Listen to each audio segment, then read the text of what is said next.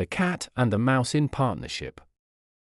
A cat had made acquaintance with a mouse, and had spoken so much of the great love and friendship she felt for her, that at last the mouse consented to live in the same house with her, and to go shares in the housekeeping. "But we must provide for the winter, or else we shall suffer hunger," said the cat. "You, little mouse, cannot venture everywhere in case you run at last into a trap." This good counsel was followed, and a little pot of fat was bought. But they did not know where to put it. At length, after long consultation, the cat said, "I know of no place where it could be better put than in the church. No one will trouble to take it away from there. We will hide it in a corner, and we won't touch it till we are in want."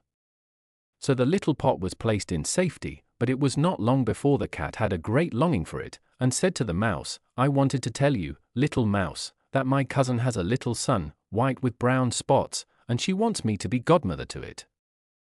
Let me go out today, and do you take care of the house alone?" "Yes, go certainly," replied the mouse, "and when you eat anything good, think of me. I should very much like a drop of the red christening wine."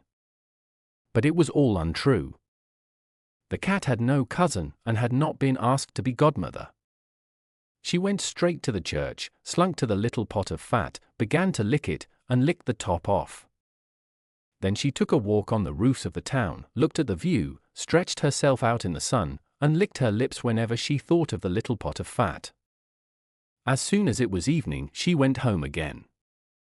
"Ah, here you are again," said the mouse. "You must certainly have had an enjoyable day."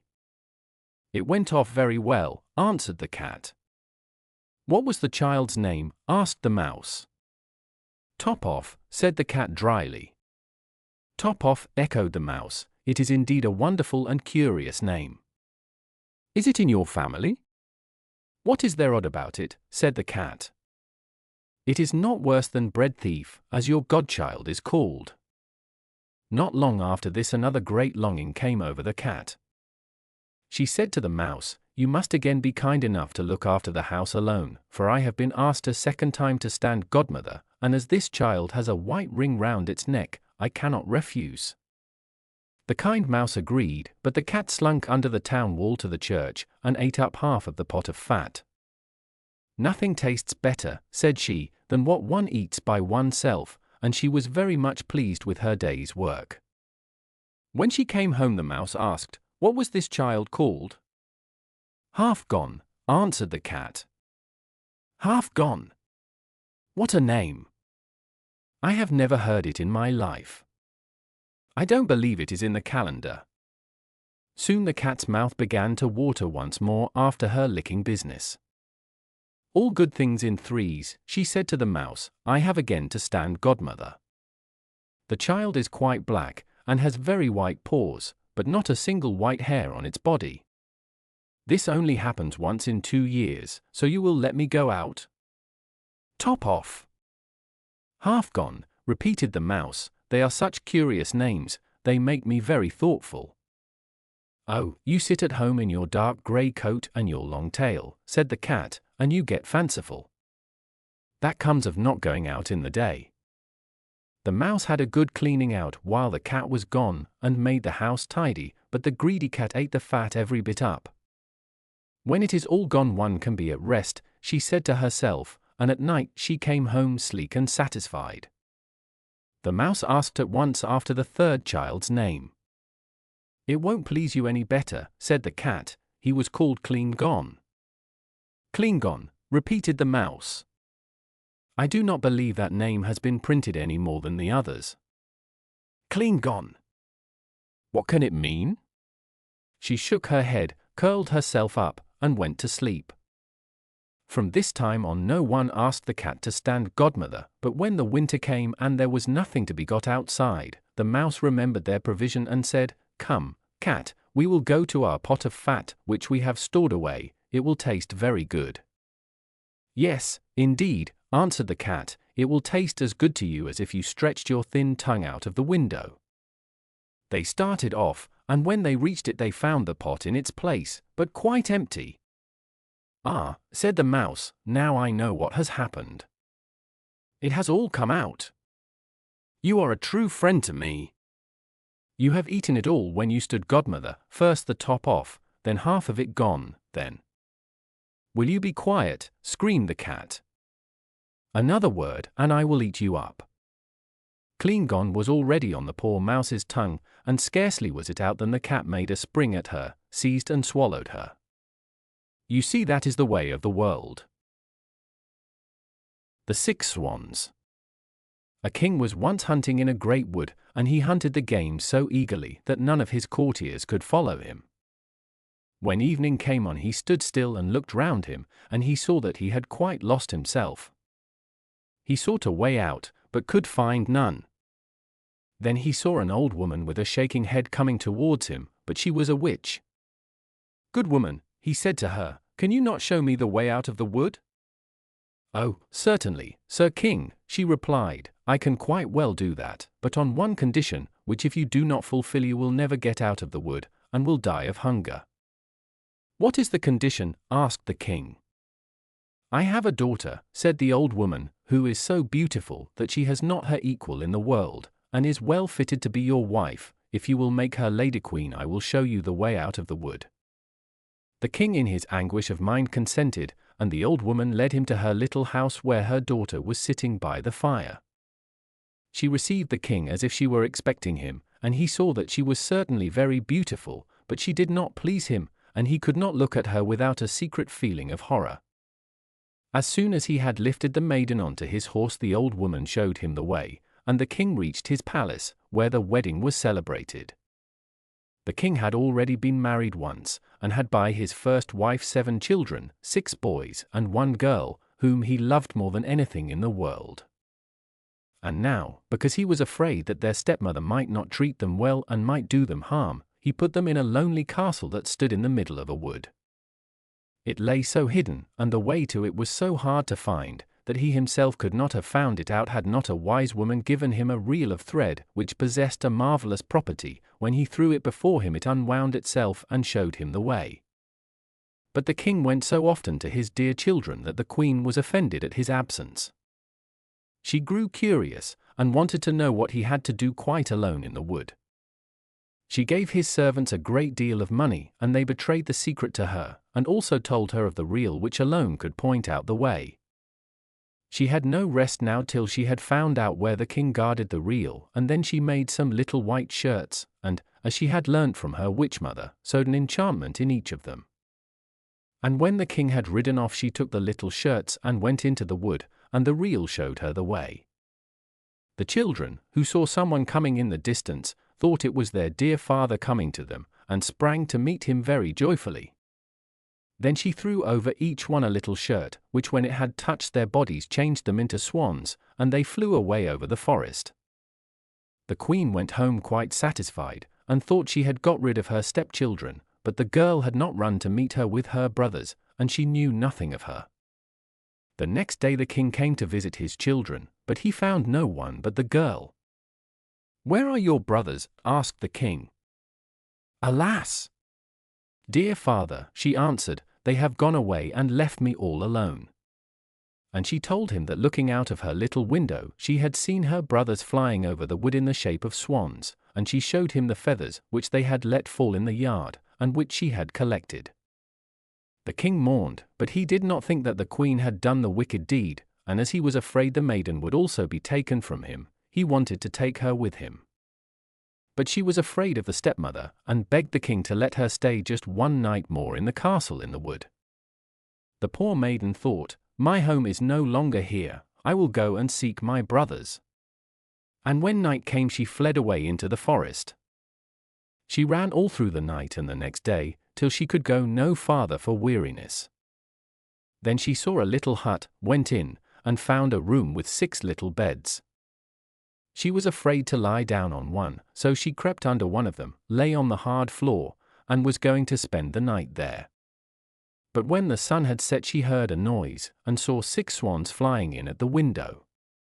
They stood on the floor, and blew at one another, and blew all their feathers off, and their swanskin came off like a shirt. Then the maiden recognized her brothers, and overjoyed she crept out from under the bed. Her brothers were not less delighted than she to see their little sister again, but their joy did not last long. "You cannot stay here," they said to her. "This is a den of robbers. If they were to come here and find you, they would kill you." "Could you not protect me?" asked the little sister. "No," they answered, "for we can only lay aside our swan skins for a quarter of an hour every evening. For this time we regain our human forms, but then we are changed into swans again." Then the little sister cried and said, "Can you not be freed?" "Oh, no," they said, "the conditions are too hard. You must not speak or laugh for 6 years, and must make in that time 6 shirts for us out of starflowers. If a single word comes out of your mouth, all your labor is vain." And when the brothers had said this, the quarter of an hour came to an end, and they flew away out of the window as swans. But the maiden had determined to free her brothers even if it should cost her her life. She left the hut, went into the forest, climbed a tree, and spent the night there. The next morning she went out, collected starflowers, and began to sew. She could speak to no one, and she had no wish to laugh, so she sat there, looking only at her work. When she had lived there some time, it happened that the king of the country was hunting in the forest, and his hunters came to the tree on which the maiden sat a day. They called to her and said, "Who are you?" But she gave no answer. "Come down to us," they said, "we will do you no harm." But she shook her head silently. As they pressed her further with questions, she threw them the golden chain from her neck. But they did not leave off, and she threw them her girdle, and when this was no use, her garters, and then her dress. The huntsman would not leave her alone, but climbed the tree, lifted the maiden down, and led her to the king. The king asked, "Who are you? What are you doing up that tree?" But she answered nothing. He asked her in all the languages he knew, but she remained as dumb as a fish. Because she was so beautiful, however, the king's heart was touched, and he was seized with a great love for her. He wrapped her up in his cloak, placed her before him on his horse, and brought her to his castle. There he had her dressed in rich clothes, and her beauty shone out as bright as day, but not a word could be drawn from her. He set her at table by his side, and her modest ways and behavior pleased him so much that he said, "I will marry this maiden and none other in the world," and after some days he married her. But the king had a wicked mother who was displeased with the marriage, and said wicked things of the young queen. "Who knows who this girl is?" she said. "She cannot speak, and is not worthy of a king." After a year, when the queen had her first child, the old mother took it away from her. Then she went to the king and said that the queen had killed it. The king would not believe it, and would not allow any harm to be done her. But she sat quietly sewing at the shirts and troubling herself about nothing.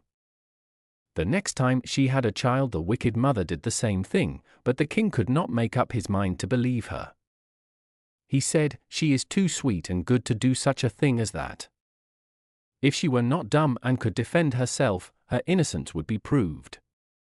But when the third child was taken away, and the queen was again accused, and could not utter a word in her own defense, the king was obliged to give her over to the law, which decreed that she must be burnt to death. When the day came on which the sentence was to be executed, it was the last day of the 6 years in which she must not speak or laugh, and now she had freed her dear brothers from the power of the enchantment.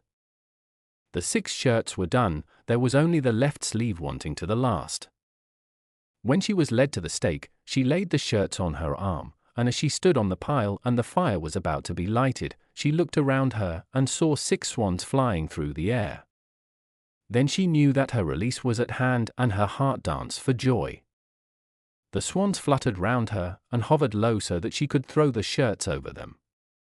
When they had touched them, the swan skins fell off, and her brothers stood before her living, well and beautiful. Only the youngest had a swan's wing instead of his left arm. They embraced and kissed each other, and the queen went to the king, who was standing by in great astonishment, and began to speak to him, saying, "Dearest husband, now I can speak and tell you openly that I am innocent and have been falsely accused." She told him of the old woman's deceit, and how she had taken the 3 children away and hidden them. Then they were fetched, to the great joy of the king, and the wicked mother came to no good end. But the king and the queen with their 6 brothers lived many years in happiness and peace. The Dragon of the North. Der Norlands Drache, from Estnish Marchen. Kreutzwald. Very long ago, as old people have told me, there lived a terrible monster who came out of the north and laid waste whole tracts of country, devouring both men and beasts, and this monster was so destructive that it was feared that unless help came no living creature would be left on the face of the earth. It had a body like an ox, and legs like a frog, 2 short forelegs, and 2 long ones behind, and besides that it had a tail like a serpent, 10 fathoms in length. When it moved it jumped like a frog, and with every spring it covered half a mile of ground. Fortunately its habit was to remain for several years in the same place, and not to move until the whole neighborhood was eaten up. Nothing could hunt it, because its whole body was covered with scales, which were harder than stone or metal. Its 2 great eyes shone by night, and even by day, like the brightest lamps, and anyone who had the ill luck to look into those eyes became as it were bewitched, and was obliged to rush of his own accord into the monster's jaws. In this way the dragon was able to feed upon both men and beasts without the least trouble to itself, as it needed not to move from the spot where it was lying. All the neighboring kings had offered rich rewards to anyone who should be able to destroy the monster, either by force or enchantment, and many had tried their luck, but all had miserably failed. Once a great forest in which the dragon lay had been set on fire. The forest was burnt down, but the fire did not do the monster the least harm. However, there was a tradition amongst the wise men of the country that the dragon might be overcome by one who possessed King Solomon's signet ring, upon which a secret writing was engraved. This inscription would enable anyone who was wise enough to interpret it to find out how the dragon could be destroyed. Only no one knew where the ring was hidden, nor was there any sorcerer or learned man to be found who would be able to explain the inscription. At last a young man, with a good heart and plenty of courage, set out to search for the ring. He took his way towards the sunrising, because he knew that all the wisdom of old time comes from the east. After some years he met with a famous Eastern magician, and asked for his advice in the matter.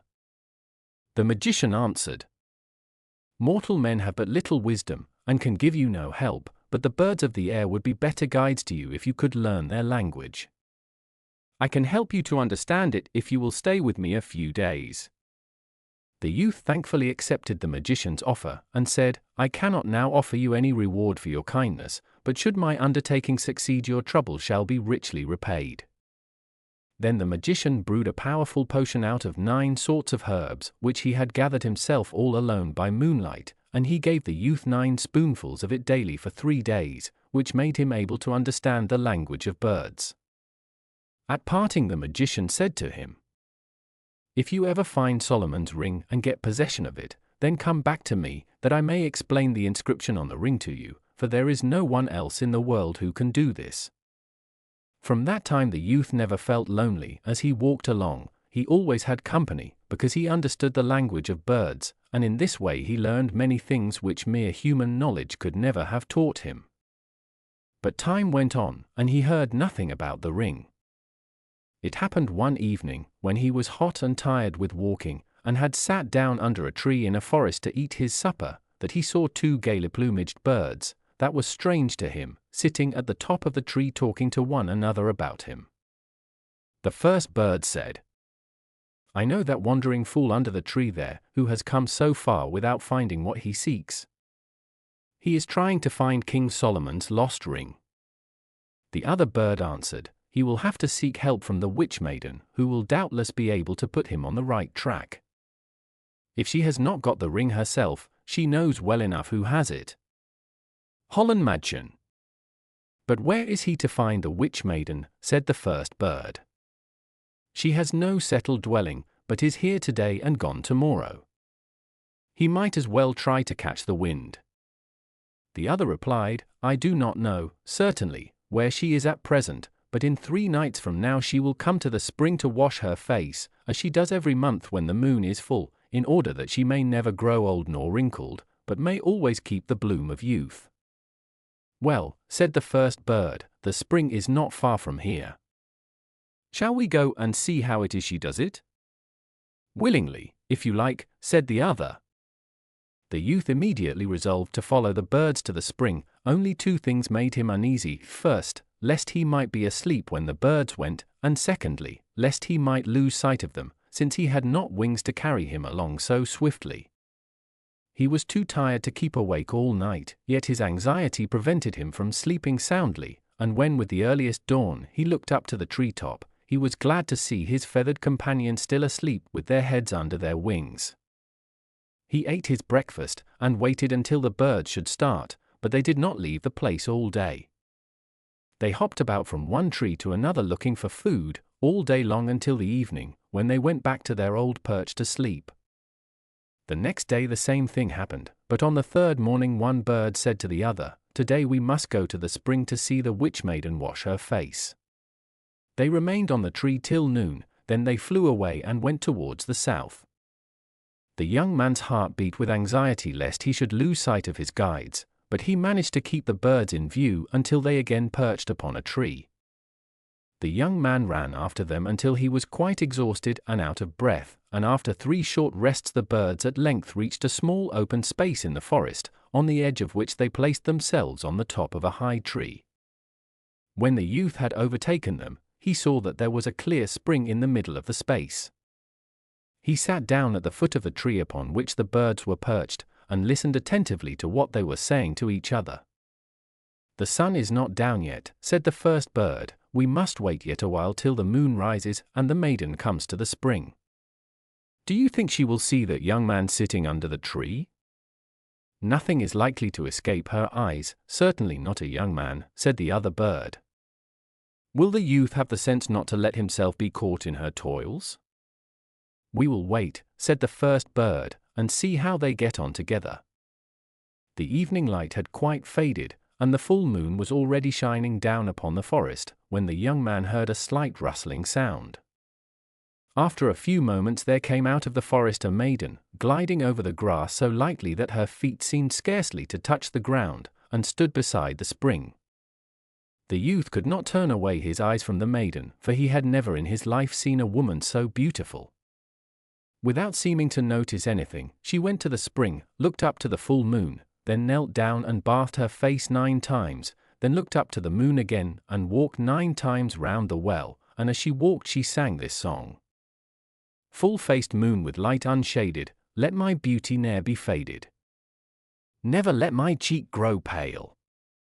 While the moon is waning nightly, may the maiden bloom more brightly, may her freshness never fail." Then she dried her face with her long hair, and was about to go away, when her eye suddenly fell upon the spot where the young man was sitting, and she turned towards the tree. The youth rose and stood waiting. Then the maiden said, "You ought to have a heavy punishment, because you have presumed to watch my secret doings in the moonlight. But I will forgive you this time, because you are a stranger and knew no better. But you must tell me truly who you are and how you came to this place, where no mortal has ever set foot before." The youth answered humbly, "Forgive me, beautiful maiden, if I have unintentionally offended you. I chanced to come here after long wandering, and found a good place to sleep under this tree. At your coming I did not know what to do, but stayed where I was, because I thought my silent watching could not offend you." The maiden answered kindly, "Come and spend this night with us. You will sleep better on a pillow than on damp moss." The youth hesitated for a little, but presently he heard the bird saying from the top of the tree, "Go where she calls you, but take care to give no blood, or you will sell your soul." So the youth went with her, and soon they reached a beautiful garden, where stood a splendid house, which glittered in the moonlight as if it was all built out of gold and silver. When the youth entered he found many splendid chambers, each one finer than the last. Hundreds of tapers burnt upon golden candlesticks, and shed a light like the brightest day.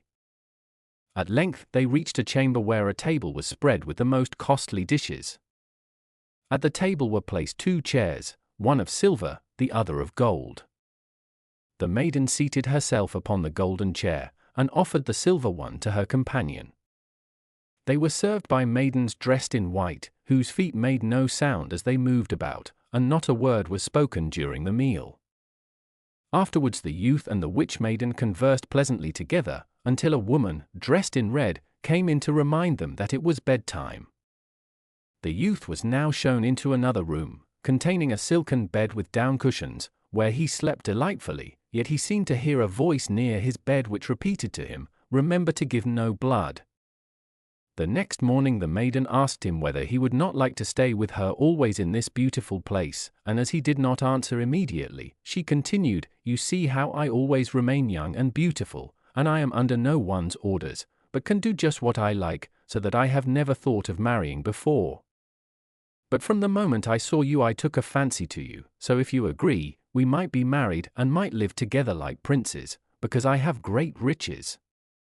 The youth could not but be tempted with the beautiful maiden's offer, but he remembered how the birds had called her the witch, and their warning always sounded in his ears.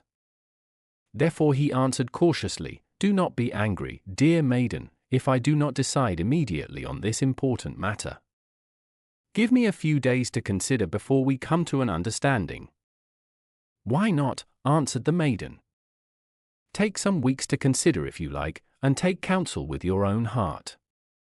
And to make the time pass pleasantly, she took the youth over every part of her beautiful dwelling, and showed him all her splendid treasures. But these treasures were all produced by enchantment, for the maiden could make anything she wished appear by the help of King Solomon's signet ring, only none of these things remained fixed, they passed away like the wind without leaving a trace behind. But the youth did not know this, he thought they were all real. One day the maiden took him into a secret chamber, where a little gold box was standing on a silver table. Pointing to the box, she said, "Here is my greatest treasure, whose like is not to be found in the whole world. It is a precious gold ring. When you marry me, I will give you this ring as a marriage gift, and it will make you the happiest of mortal men. But in order that our love may last forever, you must give me for the ring 3 drops of blood from the little finger of your left hand." When the youth heard these words a cold shudder ran over him, for he remembered that his soul was at stake. He was cunning enough, however, to conceal his feelings and to make no direct answer, but he only asked the maiden, as if carelessly, what was remarkable about the ring. She answered, "No mortal is able entirely to understand the power of this ring, because no one thoroughly understands the secret signs engraved upon it. But even with my half-knowledge I can work great wonders. If I put the ring upon the little finger of my left hand, then I can fly like a bird through the air wherever I wish to go. If I put it on the 3rd finger of my left hand I am invisible, and I can see everything that passes around me, though no one can see me. If I put the ring upon the middle finger of my left hand, then neither fire, nor water, nor any sharp weapon can hurt me.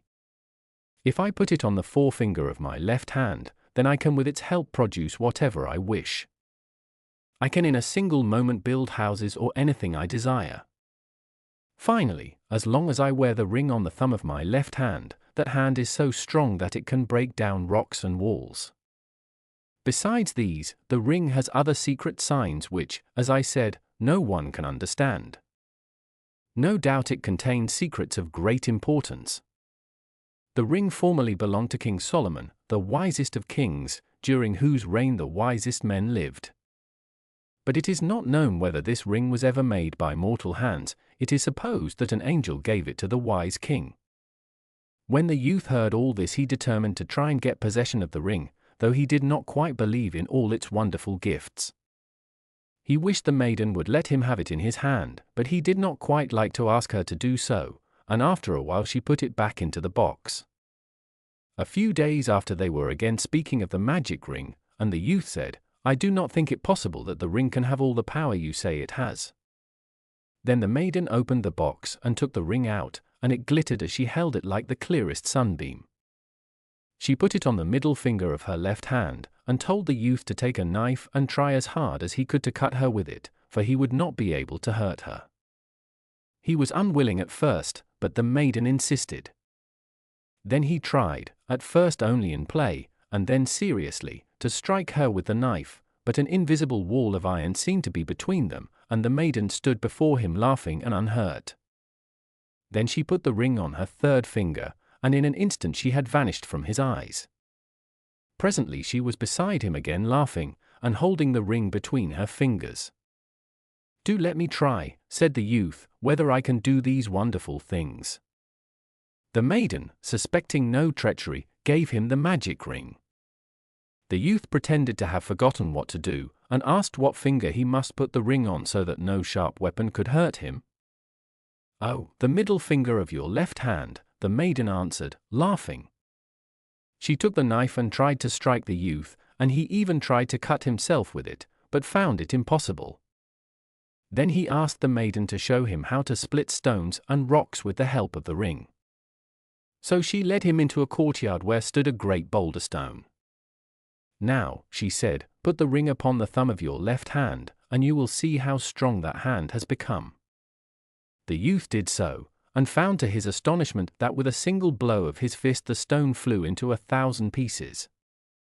Then the youth bethought him that he who does not use his luck when he has it is a fool, and that this was a chance which once lost might never return. So while they stood laughing at the shattered stone, he placed the ring, as if in play, upon the third finger of his left hand. "Now," said the maiden, "you are invisible to me until you take the ring off again." But the youth had no mind to do that. On the contrary, he went farther off, then put the ring on the little finger of his left hand, and soared into the air like a bird. When the maiden saw him flying away, she thought at first that he was still in play, and cried, "Come back, friend, for now you see I have told you the truth." But the young man never came back. Then the maiden saw she was deceived, and bitterly repented that she had ever trusted him with the ring. The young man never halted in his flight until he reached the dwelling of the wise magician who had taught him the speech of birds. The magician was delighted to find that his search had been successful, and at once set to work to interpret the secret signs engraved upon the ring, but it took him 7 weeks to make them out clearly. Then he gave the youth the following instructions how to overcome the dragon of the north. "You must have an iron horse cast, which must have little wheels under each foot. You must also be armed with a spear 2 fathoms long, which you will be able to wield by means of the magic ring upon your left thumb.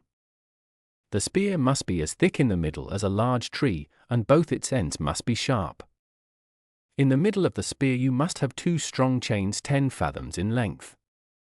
As soon as the dragon has made himself fast to the spear, which you must thrust through his jaws, you must spring quickly from the iron horse and fasten the ends of the chains firmly to the ground with iron stakes, so that he cannot get away from them. After 2 or 3 days the monster's strength will be so far exhausted that you will be able to come near him. Then you can put Solomon's ring upon your left thumb and give him the finishing stroke, but keep the ring on your third finger until you have come close to him, so that the monster cannot see you, else he might strike you dead with his long tail.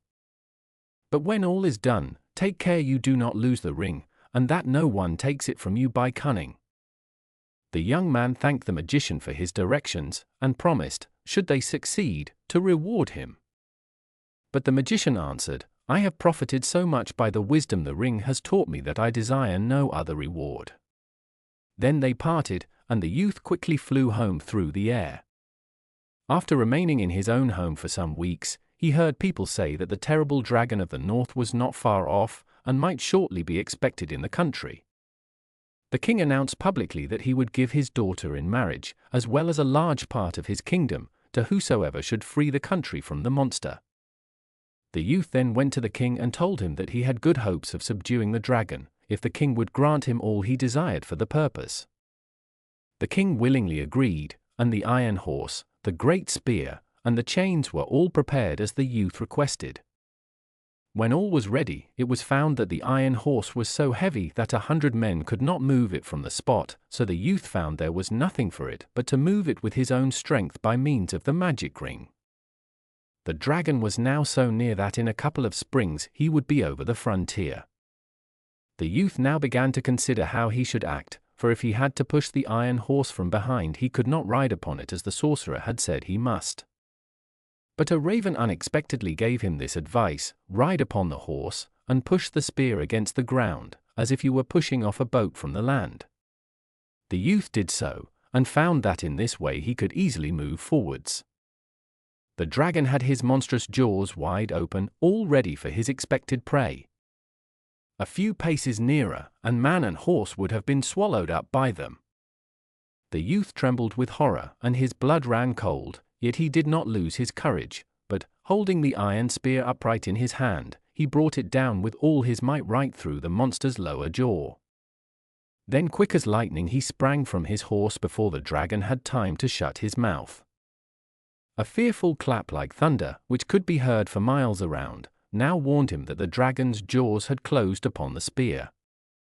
When the youth turned round he saw the point of the spear sticking up high above the dragon's upper jaw, and knew that the other end must be fastened firmly to the ground, but the dragon had got his teeth fixed in the iron horse, which was now useless.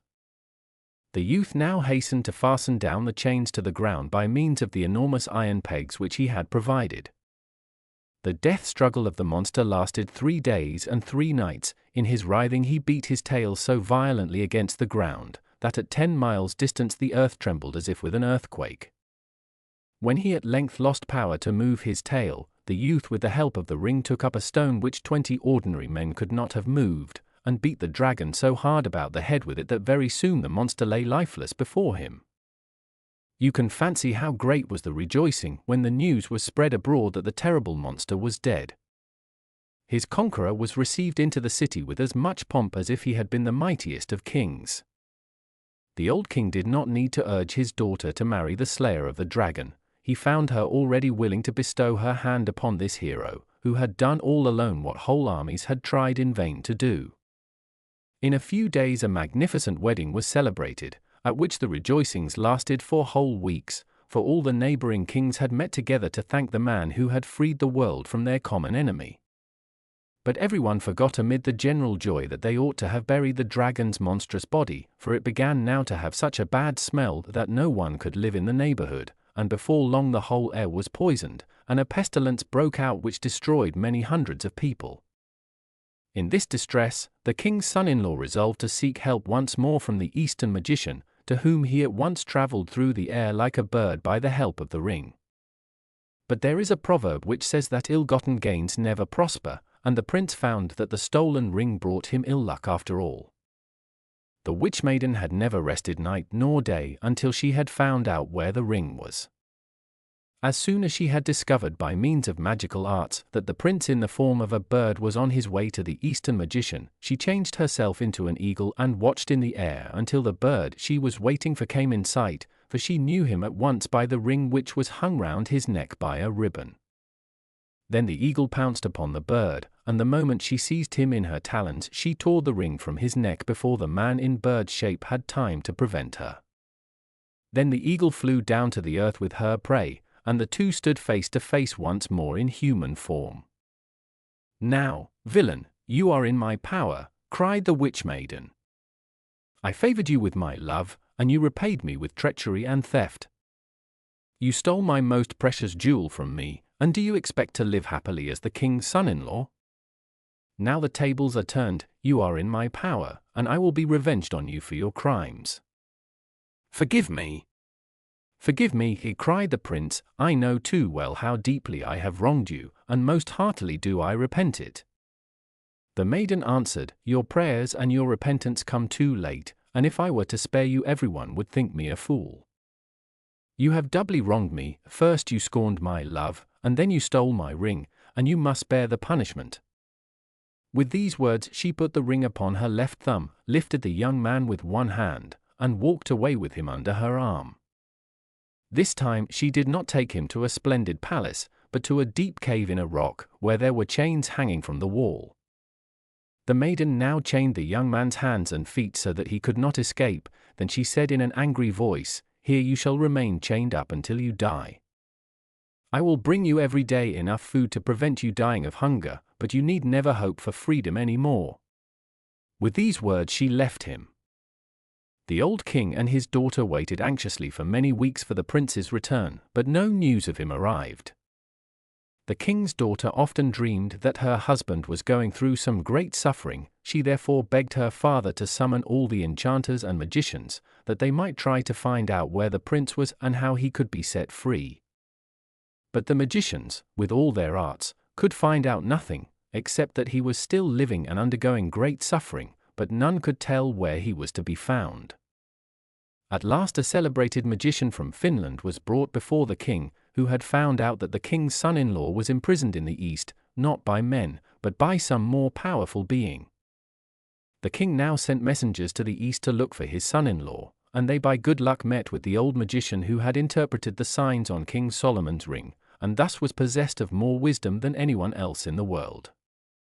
The magician soon found out what he wished to know, and pointed out the place where the prince was imprisoned, but said, "He is kept there by enchantment, and cannot be set free without my help. I will therefore go with you myself." So they all set out, guided by birds, and after some days came to the cave where the unfortunate prince had been chained up for nearly 7 years.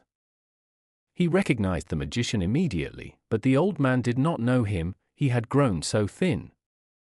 However, he undid the chains by the help of magic, and took care of the prince until he recovered and became strong enough to travel.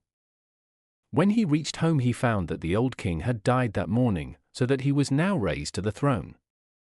And now after his long suffering came prosperity, which lasted to the end of his life, but he never got back the magic ring, nor has it ever again been seen by mortal eyes. Now, if you had been the prince, would you not rather have stayed with the pretty witch maiden? Story of the Emperor's New Clothes. Andersen. Many years ago there lived an emperor who was so fond of new clothes that he spent all his money on them in order to be beautifully dressed. He did not care about his soldiers, he did not care about the theater, he only liked to go out walking to show off his new clothes. He had a coat for every hour of the day, and just as they say of a king, he is in the council chamber, they always said here, the emperor is in the wardrobe. In the great city in which he lived there was always something going on, every day many strangers came there. One day 2 impostors arrived who gave themselves out as weavers, and said that they knew how to manufacture the most beautiful cloth imaginable. Not only were the texture and pattern uncommonly beautiful, but the clothes which were made of the stuff possessed this wonderful property that they were invisible to anyone who was not fit for his office, or who was unpardonably stupid. Those must indeed be splendid clothes, thought the emperor. If I had them on I could find out which men in my kingdom are unfit for the offices they hold, I could distinguish the wise from the stupid. Yes, this cloth must be woven for me at once. And he gave both the impostors much money so that they might begin their work. They placed 2 weaving looms, and began to do as if they were working, but they had not the least thing on the looms. They also demanded the finest silk and the best gold, which they put in their pockets, and worked at the empty looms till late into the night. I should like very much to know how far they have got on with the cloth, thought the emperor. But he remembered when he thought about it that whoever was stupid or not fit for his office would not be able to see it. Now he certainly believed that he had nothing to fear for himself, but he wanted first to send somebody else in order to see how he stood with regard to his office. Everybody in the whole town knew what a wonderful power the cloth had, and they were all curious to see how bad or how stupid their neighbor was. I will send my old and honored minister to the weavers, thought the emperor. He can judge best what the cloth is like, for he has intellect, and no one understands his office better than he. Now the good old minister went into the hall where the 2 impostors sat working at the empty weaving looms. Dear me, thought the old minister, opening his eyes wide, I can see nothing. But he did not say so. Both the impostors begged him to be so kind as to step closer, and asked him if it were not a beautiful texture and lovely colors. They pointed to the empty loom, and the poor old minister went forward rubbing his eyes, but he could see nothing, for there was nothing there. Dear, dear, thought he, can I be stupid? I have never thought that, and nobody must know it. Can I be not fit for my office? No, I must certainly not say that I cannot see the cloth. Have you nothing to say about it? Asked one of the men who was weaving. Oh, it is lovely, most lovely, answered the old minister, looking through his spectacles. What a texture! What colors! Yes, I will tell the emperor that it pleases me very much. Now we are delighted at that, said both the weavers, and thereupon they named the colors and explained the make of the texture. The old minister paid great attention, so that he could tell the same to the emperor when he came back to him, which he did. The impostors now wanted more money, more silk, and more gold to use in their weaving. They put it all in their own pockets, and there came no threads on the loom, but they went on as they had done before, working at the empty loom. The emperor soon sent another worthy statesman to see how the weaving was getting on, and whether the cloth would soon be finished. It was the same with him as the first one. He looked and looked, but because there was nothing on the empty loom he could see nothing. "Is it not a beautiful piece of cloth?" asked the two impostors, and they pointed to and described the splendid material, which was not there. "Stupid I am not," thought the man, "so it must be my good office for which I am not fitted. It is strange, certainly, but no one must be allowed to notice it." And so he praised the cloth which he did not see, and expressed to them his delight at the beautiful colors and the splendid texture. "Yes, it is quite beautiful," he said to the emperor. Everybody in the town was talking of the magnificent cloth. Now the emperor wanted to see it himself while it was still on the loom. With a great crowd of select followers, amongst whom were both the worthy statesmen who had already been there before, he went to the cunning impostors, who were now weaving with all their might, but without fibre or thread. "Is it not splendid?" said both the old statesmen who had already been there. "See, your majesty, what a texture! What colors!" And then they pointed to the empty loom, for they believed that the others could see the cloth quite well. "What?" thought the emperor, "I can see nothing. This is indeed horrible. Am I stupid? Am I not fit to be emperor? That were the most dreadful thing that could happen to me." "Oh, it is very beautiful," he said. "It has my gracious approval." And then he nodded pleasantly, and examined the empty loom, for he would not say that he could see nothing. His whole court round him looked, and saw no more than the others, but they said like the emperor, "Oh, it is beautiful." And they advised him to wear these new and magnificent clothes for the first time at the great procession which was soon to take place. "Splendid! Lovely! Most beautiful!" went from mouth to mouth. Everyone seemed delighted over them, and the emperor gave to the impostors the title of court weavers to the emperor. Throughout the whole of the night before the morning on which the procession was to take place, the impostors were up and were working by the light of over 16 candles. The people could see that they were very busy making the emperor's new clothes ready. They pretended they were taking the cloth from the loom, cut with huge scissors in the air, sewed with needles without thread, and then said at last, "Now the clothes are finished." The emperor came himself with his most distinguished knights, and each impostor held up his arm just as if he were holding something, and said, "See. Here are the breeches.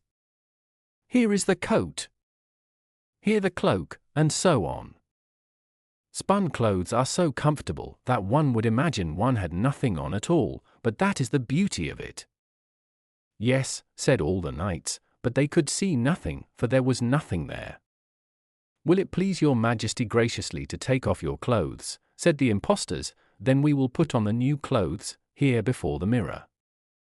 The emperor took off all his clothes, and the impostors placed themselves before him as if they were putting on each part of his new clothes which was ready, and the emperor turned and bent himself in front of the mirror. "How beautifully they fit! How well they sit," said everybody. "What material! What colors! It is a gorgeous suit."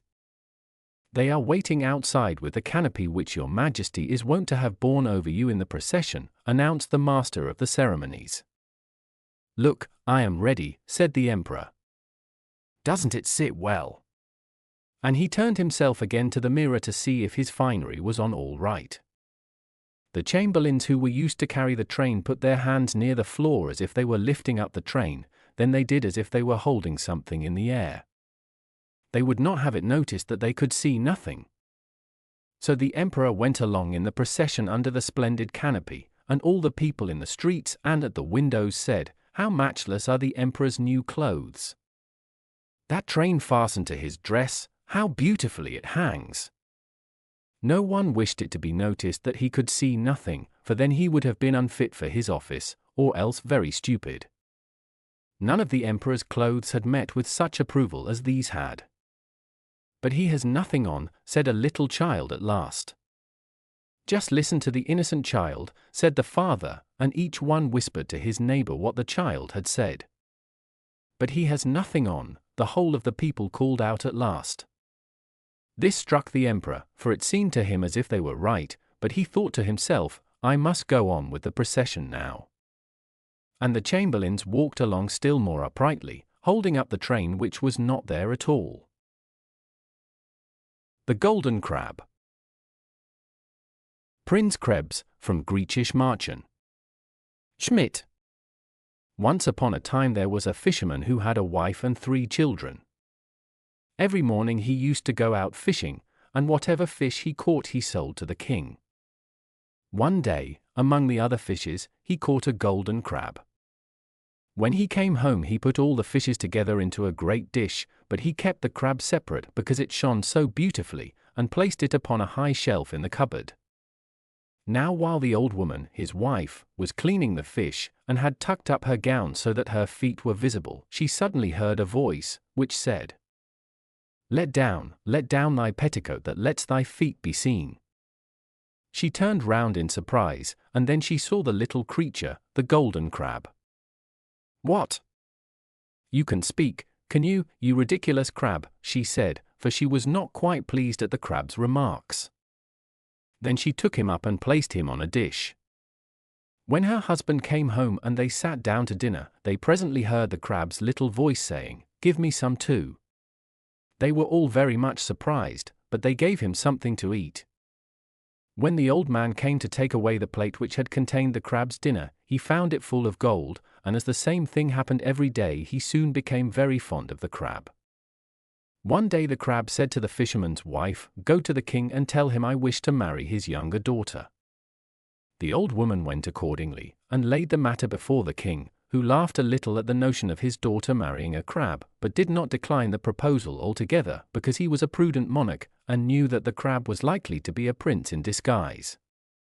He said, therefore, to the fisherman's wife, "Go, old woman, and tell the crab I will give him my daughter if by tomorrow morning he can build a wall in front of my castle much higher than my tower, upon which all the flowers of the world must grow and bloom."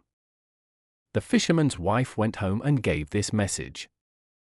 Then the crab gave her a golden rod, and said, "Go and strike with this rod 3 times upon the ground on the place which the king showed you, and tomorrow morning the wall will be there."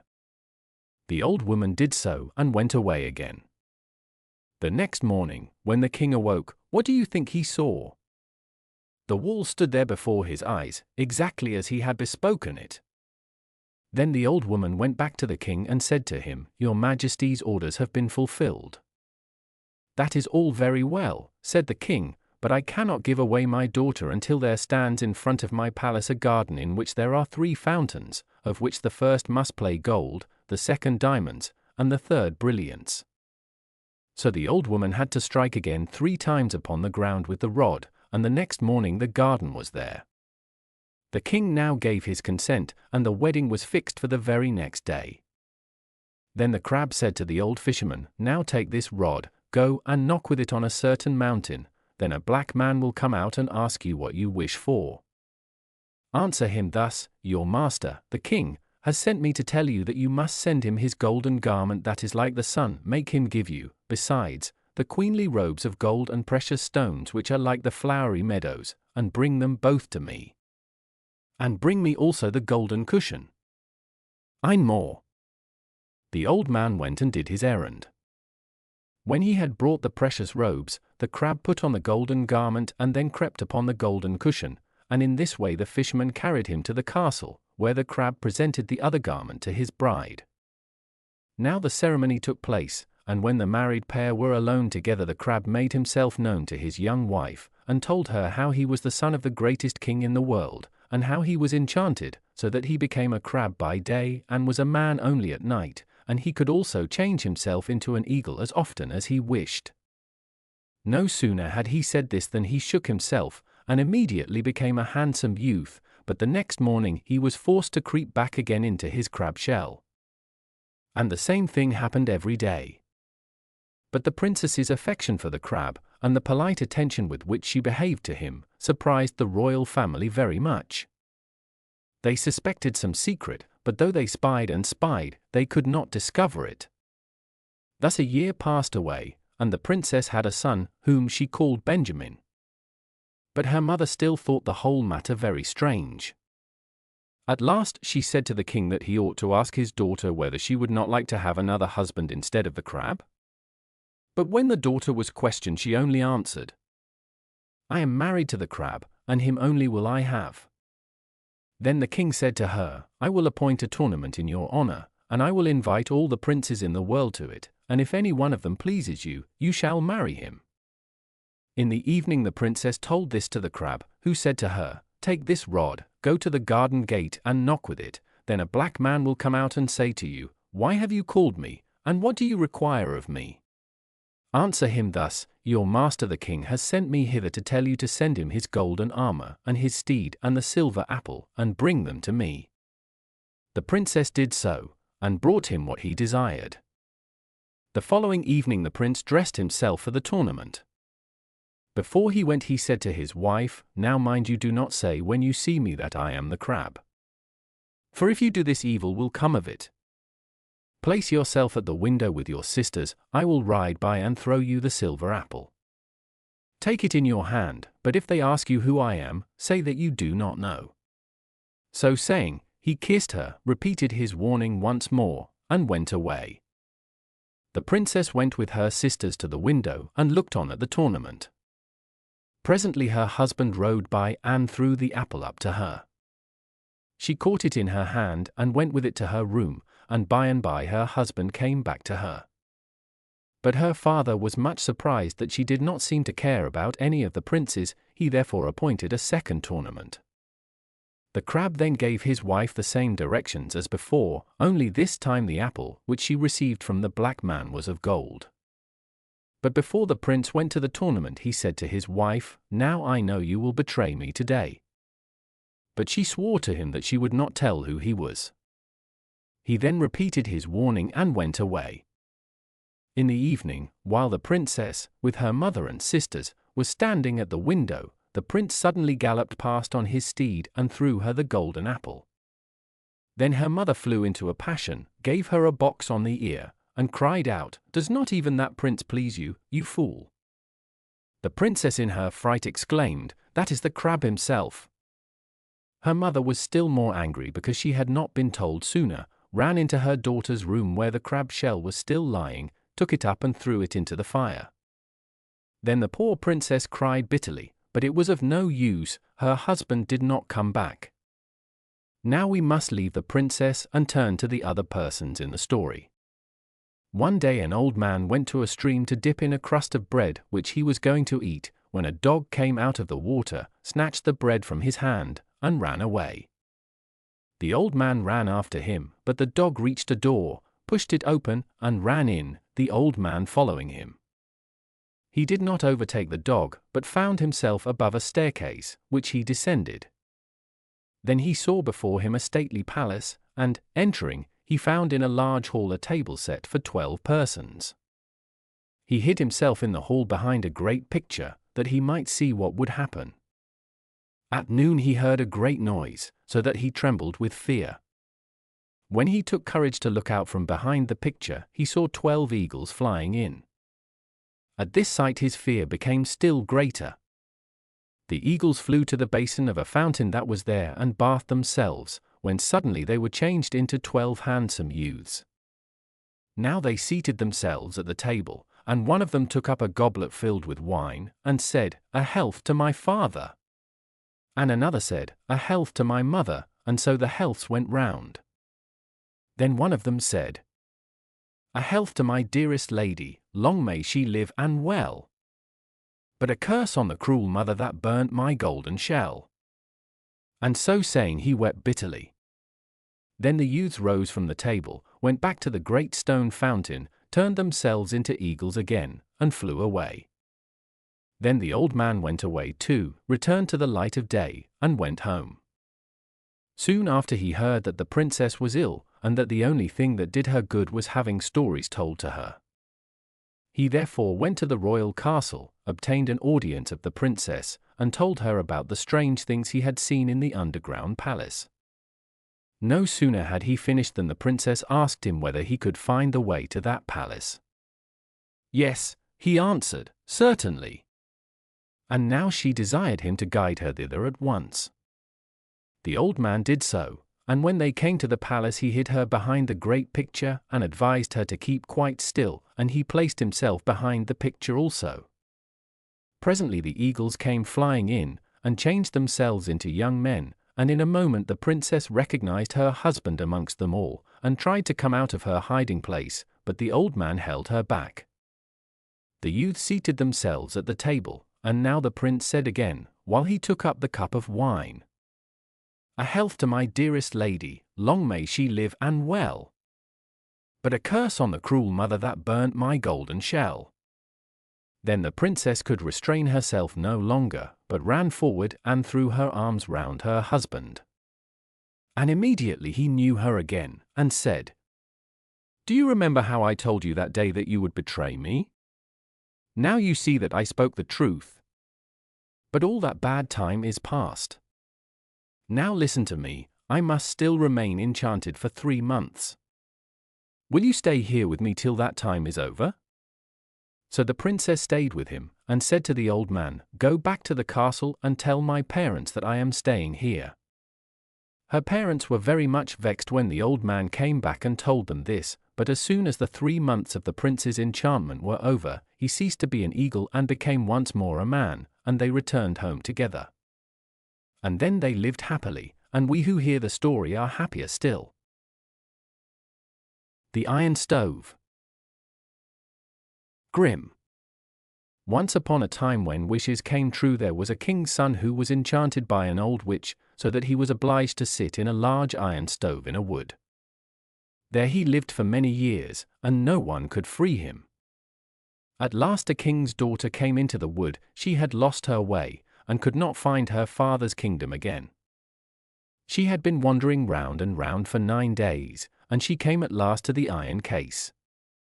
A voice came from within and asked her, "Where do you come from, and where do you want to go?" She answered, "I have lost my way to my father's kingdom, and I shall never get home again."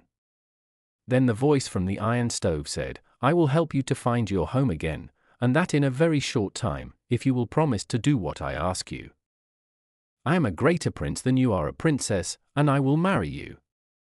Then she grew frightened, and thought, "What can a young lassie do with an iron stove?"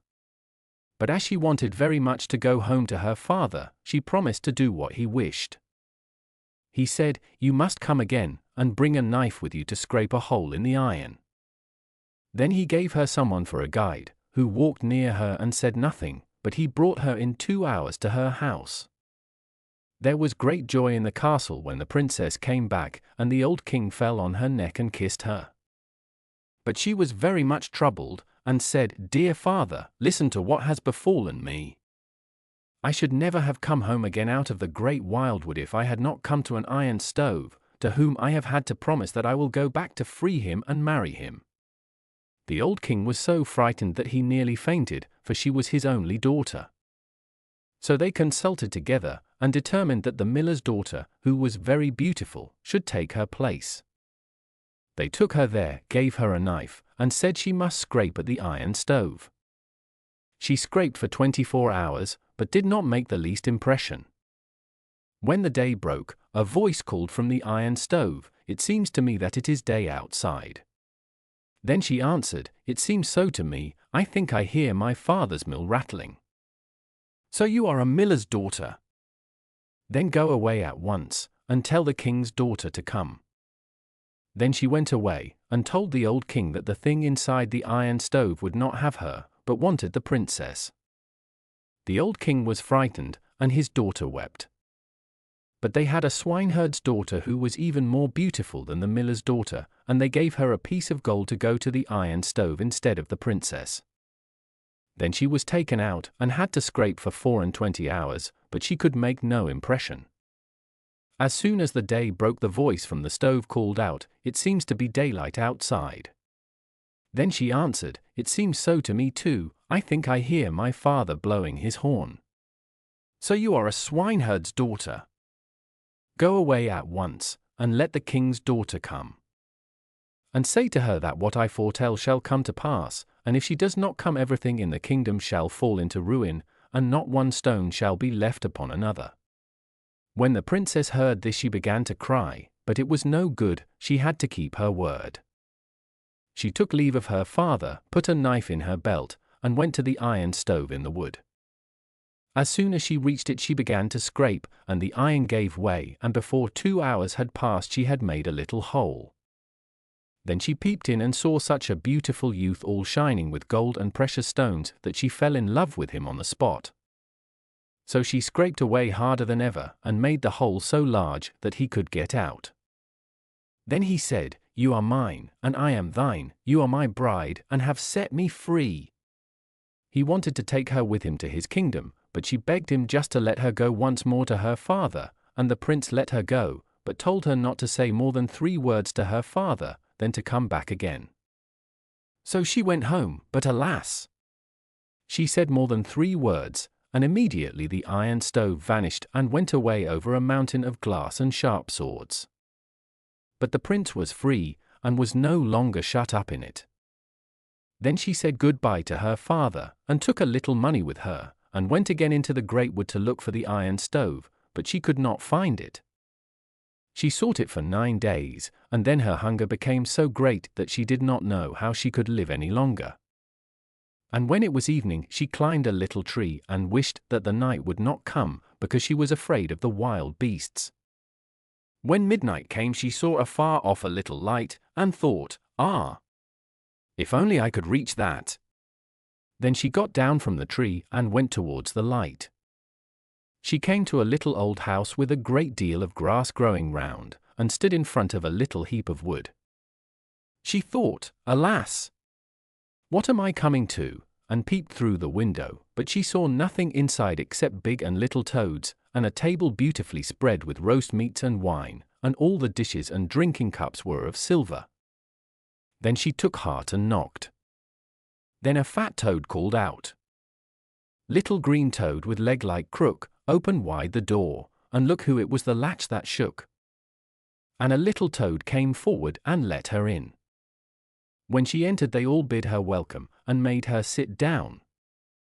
They asked her how she came there and what she wanted.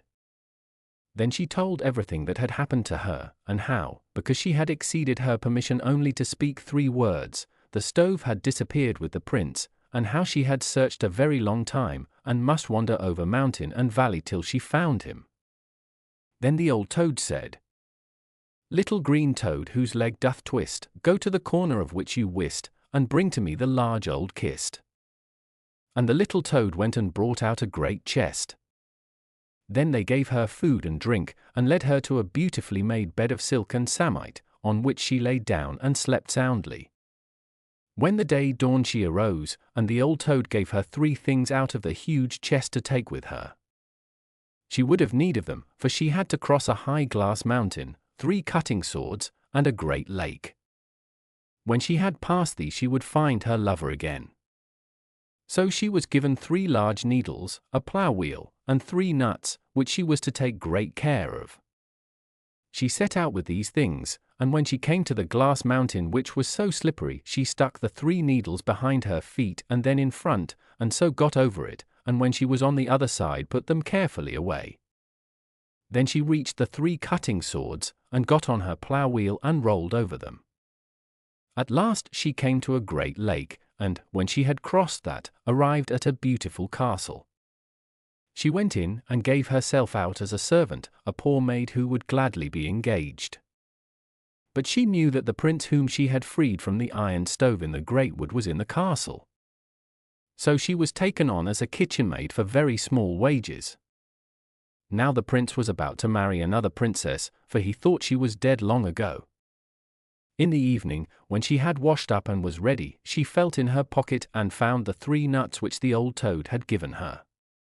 She cracked one and was going to eat the kernel, when behold, there was a beautiful royal dress inside it. When the bride heard of this, she came and begged for the dress, and wanted to buy it, saying that it was not a dress for a serving maid. Then she said she would not sell it unless she was granted one favor, namely, to sleep by the prince's door. The bride granted her this, because the dress was so beautiful and she had so few like it. When it was evening, she said to her bridegroom, "That stupid maid wants to sleep by your door." "If you are contented, I am," he said. But she gave him a glass of wine in which she had poured a sleeping draught. Then they both went to his room, but he slept so soundly that she could not wake him. The maid wept all night long, and said, "I freed you in the wildwood out of the iron stove. I have sought you, and have crossed a glassy mountain, 3 sharp swords, and a great lake before I found you, and will you not hear me now?" The servants outside heard how she cried the whole night, and they told their master in the morning. When she had washed up the next evening, she bit the 2nd nut, and there was a still more beautiful dress inside. When the bride saw it, she wanted to buy it also. But the maid did not want money, and asked that she should sleep again by the prince's door. The bride, however, gave him a sleeping draught, and he slept so soundly that he heard nothing. But the kitchen maid wept the whole night long, and said, "I have freed you in a wood and from an iron stove. I sought you and have crossed a glassy mountain, 3 sharp swords, and a great lake to find you, and now you will not hear me." The servants outside heard how she cried the whole night, and in the morning they told their master. And when she had washed up on the 3rd night, she bit the 3rd nut, and there was a still more beautiful dress inside that was made of pure gold. When the bride saw it, she wanted to have it, but the maid would only give it her on condition that she should sleep for the 3rd time by the prince's door. But the prince took care not to drink the sleeping draught. When she began to weep and to say, "Dearest sweetheart, I freed you in the horrible wild wood, and from an iron stove," he jumped up and said, "You are right. You are mine, and I am thine." Though it was still night, he got into a carriage with her, and they took the false bride's clothes away, so that she could not follow them. When they came to the great lake, they rowed across, and when they reached the 3 sharp swords, they sat on the plough wheel, and on the glassy mountain they stuck the 3 needles in. So they arrived at last at the little old house, but when they stepped inside, it turned into a large castle. The toads were all freed, and were beautiful king's children, running about for joy. There they were married, and they remained in the castle, which was much larger than that of the princess's father's. But because the old man did not like being left alone, they went and fetched him. So they had 2 kingdoms, and lived in great wealth. A mouse has run. My story's done. The Dragon and his Grandmother. There was once a great war, and the king had a great many soldiers, but he gave them so little pay that they could not live upon it. Then 3 of them took counsel together and determined to desert. One of them said to the others, "If we are caught, we shall be hanged on the gallows. How shall we set about it?" The other said, "Do you see that large cornfield there? If we were to hide ourselves in that, no one could find us. The army cannot come into it, and tomorrow it is to march on." They crept into the corn, but the army did not march on, but remained encamped close around them. They sat for 2 days and 2 nights in the corn, and grew so hungry that they nearly died, but if they were to venture out, it was certain death. They said at last, "What use was it our deserting? We must perish here miserably." Whilst they were speaking, a fiery dragon came flying through the air. It hovered near them, and asked why they were hidden there. They answered, "We are 3 soldiers, and have deserted because our pay was so small. Now if we remain here we shall die of hunger, and if we move out we shall be strung up on the gallows. If you will serve me for 7 years," said the dragon, "I will lead you through the midst of the army so that no one shall catch you." "We have no choice, and must take your offer," said they. Then the dragon seized them in his claws, took them through the air over the army, and set them down on the earth a long way from it. He gave them a little whip, saying, "Whip and slash with this, and as much money as you want will jump up before you. You can then live as great lords, keep horses, and drive about in carriages. But after 7 years you are mine." Then he put a book before them, which he made all 3 of them sign. "I will then give you a riddle," he said. "If you guess it, you shall be free and out of my power." The dragon then flew away, and they journeyed on with their little whip. They had as much money as they wanted, wore grand clothes, and made their way into the world. Wherever they went they lived in merry-making and splendor, drove about with horses and carriages, ate and drank, but did nothing wrong. The time passed quickly away, and when the 7 years were nearly ended 2 of them grew terribly anxious and frightened, but the third made light of it, saying, "Don't be afraid, brothers, I wasn't born yesterday, I will guess the riddle." They went into a field, sat down, and the 2 pulled long faces. An old woman passed by, and asked them why they were so sad. "Alas! What have you to do with it? You cannot help us." "Who knows?" she answered. "Only confide your trouble in me." Then they told her that they had become the servants of the dragon for 7 long years, and how he had given them money as plentifully as blackberries, but as they had signed their names they were his, unless when the 7 years had passed they could guess a riddle. The old woman said, "If you would help yourselves, one of you must go into the wood, and there he will come upon a tumble-down building of rocks, which looks like a little house. He must go in, and there he will find help." The 2 melancholy ones thought, "That won't save us," and they remained where they were. But the third and merry one jumped up and went into the wood till he found the rock hut. In the hut sat a very old woman, who was the dragon's grandmother. She asked him how he came, and what was his business there. He told her all that happened, and because she was pleased with him she took compassion on him, and said she would help him. She lifted up a large stone which lay over the cellar, saying, "Hide yourself there, you can hear all that is spoken in this room. Only sit still and don't stir. When the dragon comes, I will ask him what the riddle is, for he tells me everything, then listen carefully what he answers." At midnight the dragon flew in, and asked for his supper. His grandmother laid the table, and brought out food and drink till he was satisfied, and they ate and drank together. Then in the course of the conversation she asked him what he had done in the day, and how many souls he had conquered. "I haven't had much luck today," he said, "but I have a tight hold on 3 soldiers." "Indeed?" "3 soldiers," said she. "Who cannot escape you?" "They are mine," answered the dragon scornfully, "for I shall only give them one riddle which they will never be able to guess." "What sort of a riddle is it?" she asked. "I will tell you this. In the North Sea lies a dead sea cat, that shall be their roast meat, and the rib of a whale, that shall be their silver spoon, and the hollow foot of a dead horse, that shall be their wine glass."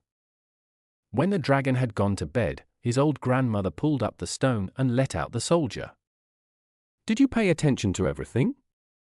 "Yes," he replied, "I know enough, and can help myself splendidly." Then he went by another way through the window secretly, and in all haste back to his comrades. He told them how the dragon had been outwitted by his grandmother, and how he had heard from his own lips the answer to the riddle. Then they were all delighted and in high spirits, took out their whip, and cracked so much money that it came jumping up from the ground. When the 7 years had quite gone, the fiend came with his book, and, pointing at the signatures, said, "I will take you underground with me, you shall have a meal there. If you can tell me what you will get for your roast meat, you shall be free, and shall also keep the whip." Then said the first soldier, "In the North Sea lies a dead sea cat, that shall be the roast meat." The dragon was much annoyed, and hummed and hawed a good deal, and asked the second, "But what shall be your spoon?" "The rib of a whale shall be our silver spoon." The dragon made a face, and growled again 3 times, hum, hum, hum, and said to the third, "Do you know what your wine glass shall be?" An old horse's hoof shall be our wineglass." Then the dragon flew away with a loud shriek, and had no more power over them. But the 3 soldiers took the little whip, whipped as much money as they wanted, and lived happily to their lives' end. The donkey cabbage. There was once a young hunter who went boldly into the forest. He had a merry and light heart, and as he went whistling along there came an ugly old woman, who said to him, "Good day, dear hunter. You are very merry and contented, but I suffer hunger and thirst, so give me a trifle." The hunter was sorry for the poor old woman, and he felt in his pocket and gave her all he could spare. He was going on then, but the old woman stopped him and said, "Listen, dear hunter, to what I say. Because of your kind heart I will make you a present. Go on your way, and in a short time you will come to a tree on which sit 9 birds who have a cloak in their claws and are quarreling over it. Then take aim with your gun and shoot in the middle of them. They will let the cloak fall, but one of the birds will be hit and will drop down dead. Take the cloak with you. It is a wishing cloak, and when you throw it on your shoulders you have only to wish yourself at a certain place, and in the twinkling of an eye you are there. Take the heart out of the dead bird and swallow it whole, and early every morning when you get up you will find a gold piece under your pillow." The hunter thanked the wise woman, and thought to himself, "These are splendid things she has promised me, if only they come to pass." So he walked on about 100 yards, and then he heard above him in the branches such a screaming and chirping that he looked up, and there he saw a heap of birds tearing a cloth with their beaks and feet, shrieking, tugging, and fighting, as if each wanted it for himself. "Well," said the hunter, "this is wonderful." It is just as the old woman said, and he took his gun on his shoulder, pulled the trigger, and shot into the midst of them, so that their feathers flew about. Then the flock took flight with much screaming, but one fell dead, and the cloak fluttered down. Then the hunter did as the old woman had told him. He cut open the bird, found its heart, swallowed it, and took the cloak home with him. The next morning when he awoke he remembered the promise, and wanted to see if it had come true. But when he lifted up his pillow, there sparkled the gold piece, and the next morning he found another, and so on every time he got up. He collected a heap of gold, but at last he thought to himself, "What good is all my gold to me if I stay at home? I will travel and look a bit about me in the world." So he took leave of his parents, slung his hunting knapsack and his gun round him, and journeyed into the world. It happened that one day he went through a thick wood, and when he came to the end of it there lay in the plain before him a large castle. At one of the windows in it stood an old woman with a most beautiful maiden by her side, looking out. But the old woman was a witch, and she said to the girl, "There comes one out of the wood who has a wonderful treasure in his body which we must manage to possess ourselves of. Darling daughter, we have more right to it than he. He has a bird's heart in him, and so every morning there lies a gold piece under his pillow." She told her how they could get hold of it, and how she was to coax it from him, and at last threatened her angrily, saying, "And if you do not obey me, you shall repent it." When the hunter came nearer he saw the maiden, and said to himself, "I have travelled so far now that I will rest, and turn into this beautiful castle's money I have in plenty." But the real reason was that he had caught sight of the lovely face. He went into the house, and was kindly received and hospitably entertained.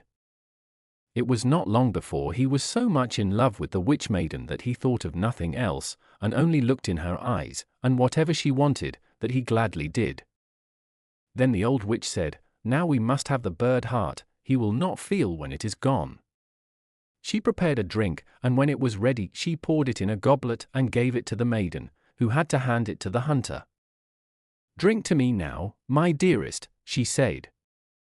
Then he took the goblet, and when he had swallowed the drink the bird heart came out of his mouth. The maiden had to get hold of it secretly and then swallow it herself, for the old witch wanted to have it. Thenceforward he found no more gold under his pillow, and it lay under the maiden's, but he was so much in love and so much bewitched that he thought of nothing except spending all his time with the maiden. Then the old witch said, "We have the bird heart, but we must also get the wishing cloak from him." The maiden answered, "We will leave him that, he has already lost his wealth." The old witch grew angry, and said, "Such a cloak is a wonderful thing, it is seldom to be had in the world, and have it I must and will." She beat the maiden, and said that if she did not obey it would go ill with her. So she did her mother's bidding, and, standing one day by the window, she looked away into the far distance as if she were very sad. "Why are you standing there looking so sad?" asked the hunter. "Alas, my love," she replied, "over there lies the granite mountain where the costly precious stones grow. I have a great longing to go there, so that when I think of it I am very sad. For who can fetch them? Only the birds who fly, a man, never." "If you have no other trouble," said the hunter, "that one I can easily remove from your heart." So he wrapped her round in his cloak and wished themselves to the granite mountain, and in an instant there they were, sitting on it. The precious stones sparkled so brightly on all sides that it was a pleasure to see them, and they collected the most beautiful and costly together. But now the old witch had through her caused the hunter's eyes to become heavy. He said to the maiden, "We will sit down for a little while and rest, I am so tired that I can hardly stand on my feet."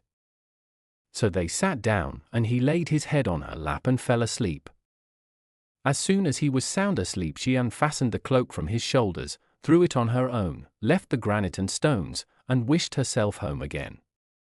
But when the hunter had finished his sleep and awoke, he found that his love had betrayed him and left him alone on the wild mountain.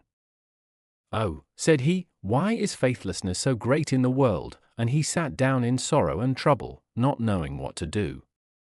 But the mountain belonged to fierce and huge giants, who lived on it and traded there, and he had not sat long before he saw 3 of them striding towards him. So he lay down as if he had fallen into a deep sleep. The giants came up, and the first pushed him with his foot, and said, "What sort of an earthworm is that?" The second said, "Crush him dead." But the third said contemptuously, "It is not worth the trouble. Let him live, he cannot remain here, and if he goes higher up the mountain the clouds will take him and carry him off." Talking thus they went away. But the hunter had listened to their talk, and as soon as they had gone he rose and climbed to the summit. When he had sat there a little while a cloud swept by, and, seizing him, carried him away. It travelled for a time in the sky, and then it sank down and hovered over a large vegetable garden surrounded by walls, so that he came safely to the ground amidst cabbages and vegetables. The hunter then looked about him, saying, "If only I had something to eat. I am so hungry, and it will go badly with me in the future, for I see here not an apple or pear or fruit of any kind, nothing but vegetables everywhere."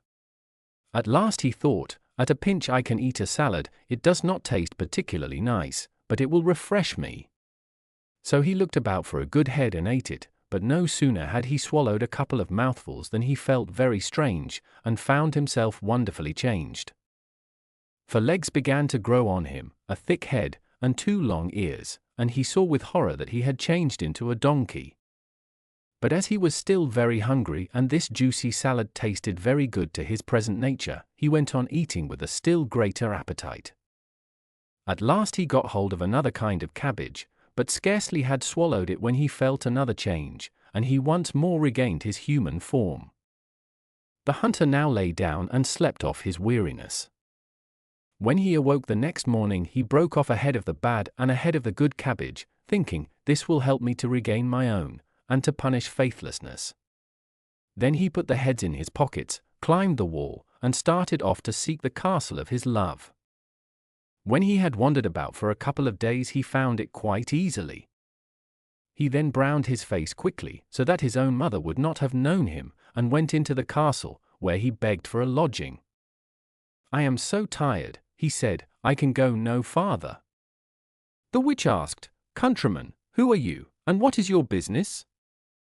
He answered, "I am a messenger of the king, and have been sent to seek the finest salad that grows under the sun. I have been so lucky as to find it, and am bringing it with me, but the heat of the sun is so great that the tender cabbage threatens to grow soft, and I do not know if I shall be able to bring it any farther." When the old witch heard of the fine salad, she wanted to eat it, and said, "Dear countryman, just let me taste the wonderful salad." "Why not?" he answered, "I have brought 2 heads with me, and will give you 1." So saying, he opened his sack and gave her the bad one. The witch suspected no evil, and her mouth watered to taste the new dish, so that she went into the kitchen to prepare it herself. When it was ready, she could not wait till it was served at the table, but she immediately took a couple of leaves and put them in her mouth. No sooner, however, had she swallowed them than she lost human form, and ran into the courtyard in the shape of a donkey. Now the servant came into the kitchen, and when she saw the salad standing there ready cooked, she was about to carry it up, but on the way, according to her old habit, she tasted it and ate a couple of leaves. Immediately the charm worked, and she became a donkey, and ran out to join the old witch, and the dish with the salad in it fell to the ground. In the meantime, the messenger was sitting with the lovely maiden, and as no one came with the salad, and she wanted very much to taste it, she said, "I don't know where the salad is." Then thought the hunter, the cabbage must have already begun to work. And he said, "I will go to the kitchen and fetch it myself." When he came there he saw the 2 donkeys running about in the courtyard, but the salad was lying on the ground. "That's all right," said he, "2 have had their share." And lifting the remaining leaves up, he laid them on the dish and brought them to the maiden. "I am bringing you the delicious food my own self," he said, "so that you need not wait any longer." Then she ate, and, as the others had done, she at once lost her human form, and ran as a donkey into the yard. When the hunter had washed his face, so that the changed ones might know him, he went into the yard, saying, "Now you shall receive a reward for your faithlessness." He tied them all 3 with a rope, and drove them away till he came to a mill. He knocked at the window, and the miller put his head out and asked what he wanted. "I have 3 tiresome animals," he answered, "which I don't want to keep any longer. If you will take them, give them food and stabling, and do as I tell you with them, I will pay you as much as you want." The miller replied, "Why not? What shall I do with them?" Then the hunter said that to the old donkey, which was the witch, 3 beatings and 1 meal, to the younger one, which was the servant, 1 beating and 3 meals, and to the youngest one, which was the maiden, no beating and 3 meals, for he could not find it in his heart to let the maiden be beaten. Then he went back into the castle, and he found there all that he wanted. After a couple of days the miller came and said that he must tell him that the old donkey, which was to have 3 beatings and only 1 meal, had died. The 2 others, he added, are certainly not dead, and get their 3 meals every day, but they are so sad that they cannot last much longer. Then the hunter took pity on them, laid aside his anger, and told the miller to drive them back again. And when they came he gave them some of the good cabbage to eat, so that they became human again. Then the beautiful maiden fell on her knees before him, saying, "Oh, my dearest, forgive me the ill I have done you. My mother compelled me to do it, it was against my will, for I love you dearly. Your wishing cloak is hanging in a cupboard, and as for the bird heart I will make a drink and give it back to you." But he changed his mind, and said, "Keep it, it makes no difference, for I will take you to be my own dear true wife." And the wedding was celebrated, and they lived happy together till death. The Little Green Frog. Cabinet des Fées. In a part of the world whose name I forget lived once upon a time 2 kings, called Peridor and Diamantino. They were cousins as well as neighbors, and both were under the protection of the fairies, though it is only fair to say that the fairies did not love them half so well as their wives did. Now it often happens that as princes can generally manage to get their own way, it is harder for them to be good than it is for common people. So it was with Peridor and Diamantino, but of the 2, the fairies declared that Diamantino was much the worst. Indeed, he behaved so badly to his wife Aglantino, that the fairies would not allow him to live any longer, and he died, leaving behind him a little daughter. As she was an only child, of course this little girl was the heiress of the kingdom, but, being still only a baby, her mother, the widow of Diamantino, was proclaimed regent. The Queen Dowager was wise and good, and tried her best to make her people happy. The only thing she had to vex her was the absence of her daughter, for the fairies, for reasons of their own, determined to bring up the little Princess Serpentine among themselves. As to the other king, he was really fond of his wife, Queen Constance, but he often grieved her by his thoughtless ways, and in order to punish him for his carelessness, the fairies caused her to die quite suddenly.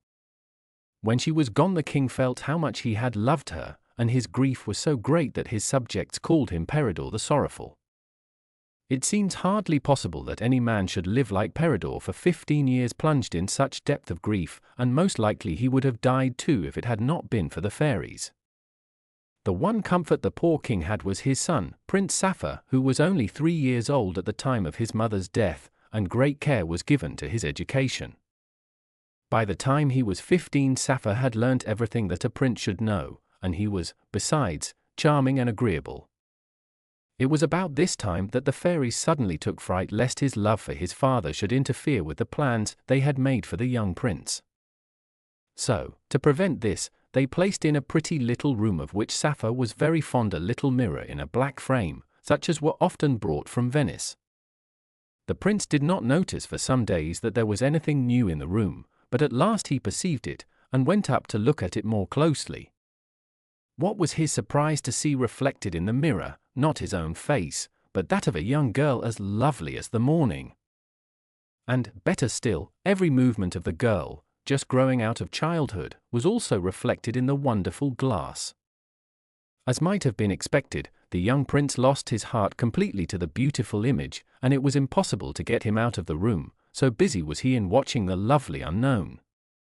Certainly it was very delightful to be able to see her whom he loved at any moment he chose, but his spirit sometimes sank when he wondered what was to be the end of this adventure. The magic mirror had been for about a year in the prince's possession, when one day a new subject of disquiet seized upon him. As usual, he was engaged in looking at the girl, when suddenly he thought he saw a second mirror reflected in the first, exactly like his own, and with the same power. And in this he was perfectly right. The young girl had only possessed it for a short time, and neglected all her duties for the sake of the mirror. Now it was not difficult for Saphir to guess the reason of the change in her, nor why the new mirror was consulted so often, but try as he would he could never see the face of the person who was reflected in it, for the young girl's figure always came between. All he knew was that the face was that of a man, and this was quite enough to make him madly jealous. This was the doing of the fairies, and we must suppose that they had their reasons for acting as they did. When these things happened, Saphir was about 18 years old, and 15 years had passed away since the death of his mother. King Peridor had grown more and more unhappy as time went on, and at last he fell so ill that it seemed as if his days were numbered. He was so much beloved by his subjects that this sad news was heard with despair by the nation, and more than all by the prince. During his whole illness the king never spoke of anything but the queen, his sorrow at having grieved her, and his hope of one day seeing her again. All the doctors and all the water cures in the kingdom had been tried, and nothing would do him any good. At last he persuaded them to let him lie quietly in his room, where no one came to trouble him. Perhaps the worst pain he had to bear was a sort of weight on his chest, which made it very hard for him to breathe.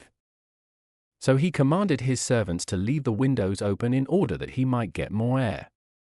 One day, when he had been left alone for a few minutes, a bird with brilliant plumage came and fluttered round the window, and finally rested on the sill. His feathers were sky blue and gold, his feet and his beak of such glittering rubies that no one could bear to look at them, his eyes made the brightest diamonds look dull, and on his head he wore a crown. I cannot tell you what the crown was made of, but I am quite certain that it was still more splendid than all the rest. As to his voice, I can say nothing about that, for the bird never sang at all. In fact, he did nothing but gaze steadily at the king, and as he gazed, the king felt his strength come back to him. In a little while the bird flew into the room, still with his eyes fixed on the king, and at every glance the strength of the sick man became greater, till he was once more as well as he used to be before the queen died. Filled with joy at his cure, he tried to seize the bird to whom he owed it all, but, swifter than a swallow, it managed to avoid him. In vain he described the bird to his attendants, who rushed at his first call. In vain they sought the wonderful creature both on horse and foot, and summoned the fowlers to their aid. The bird could nowhere be found. The love the people bore King Peridor was so strong, and the reward he promised was so large, that in the twinkling of an eye every man, woman, and child had fled into the fields, and the towns were quite empty. All this bustle, however, ended in nothing but confusion, and, what was worse, the king soon fell back into the same condition as he was in before. Prince Saphir, who loved his father very dearly, was so unhappy at this that he persuaded himself that he might succeed where the others had failed, and at once prepared himself for a more distant search. In spite of the opposition he met with, he rode away, followed by his household, trusting to chance to help him. He had formed no plan, and there was no reason that he should choose one path more than another. His only idea was to make straight for those spots which were the favorite haunts of birds. But in vain he examined all the hedges and all the thickets, in vain he questioned everyone he met along the road. The more he sought, the less he found. At last he came to one of the largest forests in all the world, composed entirely of cedars. But in spite of the deep shadows cast by the wide-spreading branches of the trees, the grass underneath was soft and green, and covered with the rarest flowers. It seemed to Saphir that this was exactly the place where the birds would choose to live, and he determined not to quit the wood until he had examined it from end to end. And he did more. He ordered some nets to be prepared and painted of the same colors as the birds' plumage, thinking that we are all easily caught by what is like ourselves. In this he had to help him not only the fowlers by profession, but also his attendants, who excelled in this art. For a man is not a courtier unless he can do everything. After searching as usual for nearly a whole day, Prince Saphir began to feel overcome with thirst. He was too tired to go any farther, when happily he discovered a little way off a bubbling fountain of the clearest water. Being an experienced traveler, he drew from his pocket a little cup, and was just about to dip it in the water, when a lovely little green frog, much prettier than frogs generally are, jumped into the cup. Far from admiring its beauty, Saphir shook it impatiently off, but it was no good, for quick as lightning the frog jumped back again. Saphir, who was raging with thirst, was just about to shake it off anew, when the little creature fixed upon him the most beautiful eyes in the world, and said, "I am a friend of the bird you are seeking, and when you have quenched your thirst, listen to me." So the prince drank his fill, and then, by the command of the little green frog, he lay down on the grass to rest himself. "Now," she began, "be sure you do exactly in every respect what I tell you. First you must call together your attendants, and order them to remain in a little hamlet close by until you want them. Then go, quite alone, down a road that you will find on your right hand, looking southwards. This road is planted all the way with cedars of Lebanon, and after going down it a long way you will come at last to a magnificent castle. And now," she went on, "attend carefully to what I am going to say. Take this tiny grain of sand, and put it into the ground as close as you can to the gate of the castle. It has the virtue both of opening the gate and also of sending to sleep all the inhabitants. Then go at once to the stable, and pay no heed to anything except what I tell you.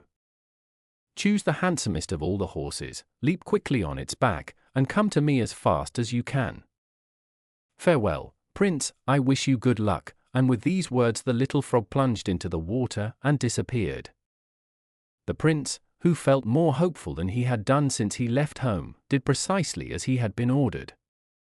He left his attendants in the hamlet, found the road the frog had described to him, and followed it all alone, and at last he arrived at the gate of the castle, which was even more splendid than he had expected, for it was built of crystal, and all its ornaments were of massive gold. However, he had no thoughts to spare for its beauty, and quickly buried his grain of sand in the earth. In one instant the gates flew open, and all the dwellers inside fell sound asleep.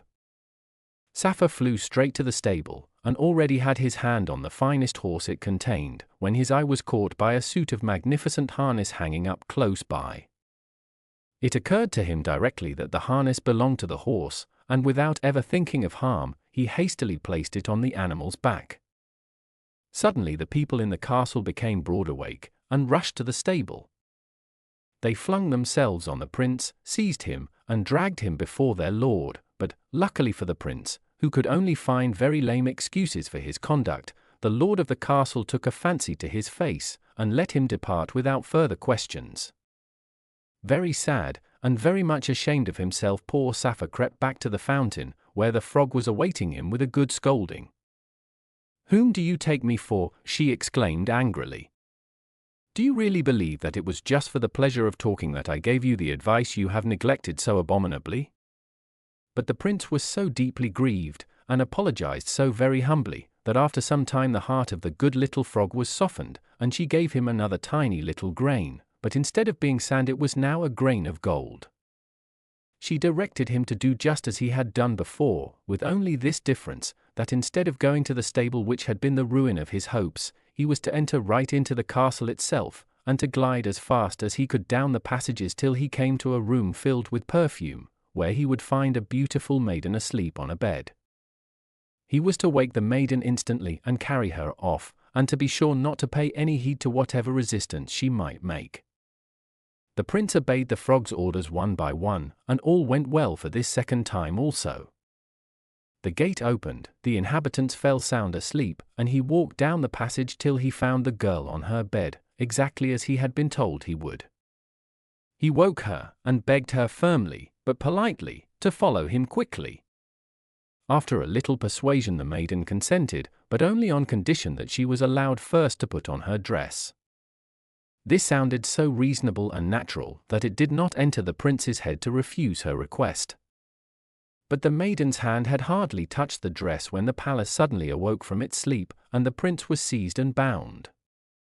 He was so vexed with his own folly, and so taken aback at the disaster, that he did not attempt to explain his conduct, and things would have gone badly with him if his friends the fairies had not softened the hearts of his captors, so that they once more allowed him to leave quietly.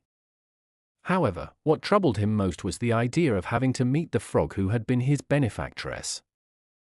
How was he ever to appear before her with this tale? Still, after a long struggle with himself, he made up his mind that there was nothing else to be done, and that he deserved whatever she might say to him. And she said a great deal, for she had worked herself into a terrible passion, but the prince humbly implored her pardon, and ventured to point out that it would have been very hard to refuse the young lady's reasonable request. "You must learn to do as you are told," was all the frog would reply.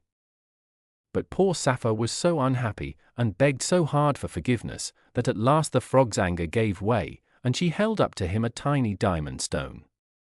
"Go back," she said, "to the castle, and bury this little diamond close to the door. But be careful not to return to the stable or to the bedroom, they have proved too fatal to you.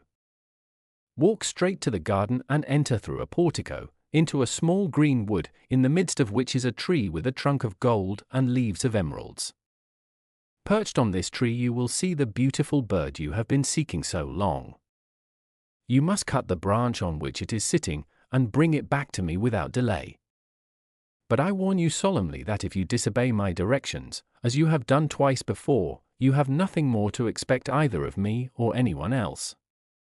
With these words she jumped into the water, and the prince, who had taken her threats much to heart, took his departure, firmly resolved not to deserve them. He found it all just as he had been told, the portico, the wood, the magnificent tree, and the beautiful bird, which was sleeping soundly on one of the branches. He speedily lopped off the branch, and though he noticed a splendid golden cage hanging close by, which would have been very useful for the bird to travel in, he left it alone, and came back to the fountain, holding his breath and walking on tiptoe all the way, for fear lest he should awake his prize. But what was his surprise, when instead of finding the fountain in the spot where he had left it, he saw in its place a little rustic palace built in the best taste, and standing in the doorway a charming maiden, at whose sight his mind seemed to give way. "What? Madam," he cried, hardly knowing what he said. "What? Is it you?" The maiden blushed and answered, "Ah, my lord, it is long since I first beheld your face, but I did not think you had ever seen mine." "Oh, "Madam," replied he, "you can never guess the days and the hours I have passed lost in admiration of you." And after these words they each related all the strange things that had happened, and the more they talked the more they felt convinced of the truth of the images they had seen in their mirrors. After some time spent in the most tender conversation, the prince could not restrain himself from asking the lovely unknown by what lucky chance she was wandering in the forest, where the fountain had gone, and if she knew anything of the frog to whom he owed all his happiness, and to whom he must give up the bird, which, somehow or other, was still sound asleep. "Ah, my lord," she replied, with rather an awkward air, "as to the frog, she stands before you. Let me tell you my story, it is not a long one. I know neither my country nor my parents, and the only thing I can say for certain is that I am called Serpentine. The fairies, who have taken care of me ever since I was born, wished me to be in ignorance as to my family, but they have looked after my education, and have bestowed on me endless kindness. I have always lived in seclusion, and for the last 2 years I have wished for nothing better. I had a mirror." Here shyness and embarrassment choked her words, but regaining her self-control, she added, "You know that fairies insist on being obeyed without questioning. It was they who changed the little house you saw before you into the fountain for which you are now asking, and, having turned me into a frog, they ordered me to say to the first person who came to the fountain exactly what I repeated to you. But, my lord, when you stood before me, it was agony to my heart, filled as it was with thoughts of you, to appear to your eyes under so monstrous a form.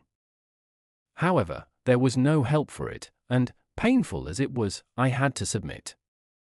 I desired your success with all my soul, not only for your own sake, but also for my own, because I could not get back my proper shape till you had become master of the beautiful bird, though I am quite ignorant as to your reason for seeking it."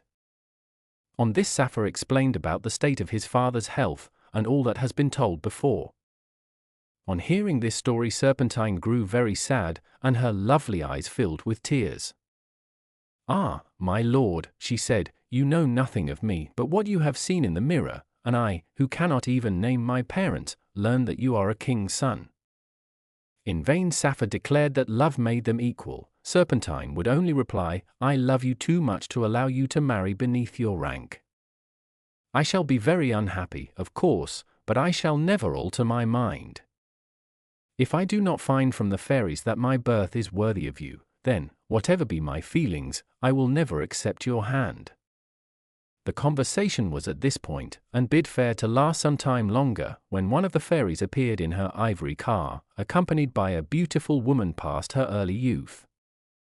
At this moment the bird suddenly awakened, and, flying on to Sappho's shoulder, began fondling him as well as a bird can do. The fairy told Serpentine that she was quite satisfied with her conduct, and made herself very agreeable to Sappho, whom she presented to the lady she had brought with her, explaining that the lady was no other than his Aunt Aglantine, widow of Diamantino. Then they all fell into each other's arms, till the fairy mounted her chariot, placed Aglantine by her side, and Sappho and Serpentine on the front seat. She also sent a message to the prince's attendants that they might travel slowly back to the court of King Peridor, and that the beautiful bird had really been found. This matter being comfortably arranged, she started off her chariot. But in spite of the swiftness with which they flew through the air, the time passed even quicker for Sappho and Serpentine, who had so much to think about. They were still quite confused with the pleasure of seeing each other when the chariot arrived at King Peridor's palace. He had had himself carried to a room on the roof, where his nurses thought that he would die at any moment. Directly the chariot drew within sight of the castle, the beautiful bird took flight, and, making straight for the dying king, at once cured him of his sickness. Then she resumed her natural shape, and he found that the bird was no other than the Queen Constance, whom he had long believed to be dead. Peridor was rejoiced to embrace his wife and his son once more, and with the help of the fairies began to make preparations for the marriage of Sappho and Serpentine, who turned out to be the daughter of Aglantine and Diamantino, and as much a princess as he was a prince. The people of the kingdom were delighted, and everybody lived happy and contented to the end of their lives. The Seven-Headed Serpent. Die Siebenkopfige Schlange, from Schmidt's Griechisch Märchen. Once upon a time there was a king who determined to take a long voyage. He assembled his fleet and all the seamen, and set out. They went straight on night and day, until they came to an island which was covered with large trees, and under every tree lay a lion. As soon as the king had landed his men, the lions all rose up together and tried to devour them. After a long battle they managed to overcome the wild beasts, but the greater number of the men were killed. Those who remained alive now went on through the forest and found on the other side of it a beautiful garden, in which all the plants of the world flourished together. There were also in the garden 3 springs, the first flowed with silver, the second with gold, and the third with pearls. The men unbuckled their knapsacks and filled them with those precious things. In the middle of the garden they found a large lake, and when they reached the edge of it the lake began to speak, and said to them, "What men are you, and what brings you here? Are you come to visit our king?" But they were too much frightened to answer. Then the lake said, "You do well to be afraid, for it is at your peril that you are come hither. Our king, who has 7 heads, is now asleep, but in a few minutes he will wake up and come to me to take his bath. Woe to anyone who meets him in the garden, for it is impossible to escape from him. This is what you must do if you wish to save your lives. Take off your clothes and spread them on the path which leads from here to the castle. The king will then glide over something soft, which he likes very much, and he will be so pleased with that he will not devour you. He will give you some punishment, but then he will let you go." The men did as the lake advised them, and waited for a time. At noon the earth began to quake, and opened in many places, and out of the openings appeared lions, tigers, and other wild beasts, which surrounded the castle, and thousands of beasts came out of the castle following their king, the 7-headed serpent. The serpent glided over the clothes which were spread for him, came to the lake, and asked it who had strewed those soft things on the path. The lake answered that it had been done by people who had come to do him homage. The king commanded that the men should be brought before him. They came humbly on their knees, and in a few words told him their story. Then he spoke to them with a mighty and terrible voice, and said, "Because you have dared to come here, I lay upon you the punishment. Every year you must bring me from among your people 12 youths and 12 maidens, that I may devour them. If you do not do this, I will destroy your whole nation." Then he desired one of his beasts to show the men the way out of the garden, and dismissed them. They then left the island and went back to their own country, where they related what had happened to them. Soon the time came round when the king of the beasts would expect the youths and maidens to be brought to him. The king therefore issued a proclamation inviting 12 youths and 12 maidens to offer themselves up to save their country, and immediately many young people, far more than enough, hastened to do so. A new ship was built, and set with black sails, and in it the youths and maidens who were appointed for the king of the beasts embarked and set out for his country. When they arrived there they went at once to the lake, and this time the lions did not stir, nor did the springs flow, and neither did the lake speak. So they waited then, and it was not long before the earth quaked even more terribly than the first time. The 7-headed serpent came without his train of beasts, saw his prey waiting for him, and devoured it at one mouthful. Then the ship's crew returned home, and the same thing happened yearly until many years had passed. Now the king of this unhappy country was growing old, and so was the queen, and they had no children. One day the queen was sitting at the window weeping bitterly because she was childless, and knew that the crown would therefore pass to strangers after the king's death. Suddenly a little old woman appeared before her, holding an apple in her hand, and said, "Why do you weep, my queen, and what makes you so unhappy?" "Alas, good mother," answered the queen, "I am unhappy because I have no children." "Is that what vexes you?" said the old woman. "Listen to me. I am a nun from the spinning convent, and my mother when she died left me this apple. Whoever eats this apple shall have a child. Convent Nothai." The queen gave money to the old woman, and bought the apple from her. Then she peeled it, ate it, and threw the rind out of the window, and it so happened that a mare that was running loose in the court below ate up the rind. After a time the queen had a little boy, and the mare also had a male foal. The boy and the foal grew up together and loved each other like brothers. In course of time the king died, and so did the queen, and their son, who was now 19 years old, was left alone. One day, when he and his horse were talking together, the horse said to him, "Listen to me, for I love you and wish for your good and that of the country. If you go on every year sending 12 youths and 12 maidens to the king of the beasts, your country will very soon be ruined. Mount upon my back, I will take you to a woman who can direct you how to kill the seven-headed serpent." Then the youth mounted his horse, who carried him far away to a mountain which was hollow, for in its side was a great underground cavern. In the cavern sat an old woman spinning. This was the cloister of the nuns, and the old woman was the abbess. They all spent their time in spinning, and that is why the convent has this name. All round the walls of the cavern there were beds cut out of the solid rock, upon which the nuns slept, and in the middle a light was burning.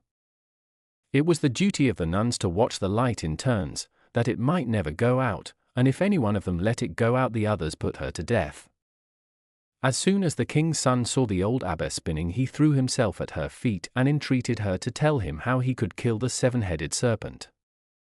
She made the youth rise, embraced him, and said, "No, my son, that it is I who sent the nun to your mother and caused you to be born, and with you the horse, with whose help you will be able to free the world from the monster. I will tell you what you have to do. Load your horse with cotton, and go by a secret passage, which I will show you, which is hidden from the wild beasts, to the serpent's palace. You will find the king asleep upon his bed, which is all hung round with bells, and over his bed you will see a sword hanging. With this sword only it is possible to kill the serpent, because even if its blade breaks a new one will grow again for every head the monster has. Thus you will be able to cut off all his 7 heads. And this you must also do in order to deceive the king. You must slip into his bedchamber very softly, and stop up all the bells which are round his bed with cotton. Then take down the sword gently, and quickly give the monster a blow on his tail with it. This will make him waken up, and if he catches sight of you he will seize you. But you must quickly cut off his first head, and then wait till the next one comes up. Then strike it off also, and so go on till you have cut off all his 7 heads.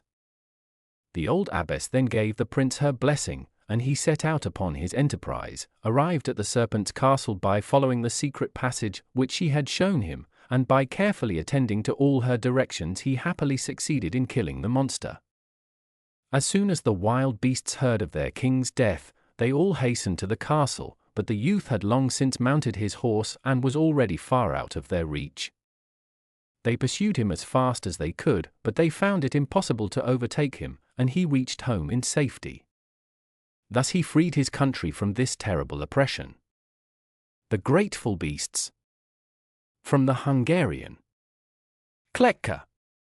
There was once upon a time a man and woman who had 3 fine-looking sons, but they were so poor that they had hardly enough food for themselves, let alone their children.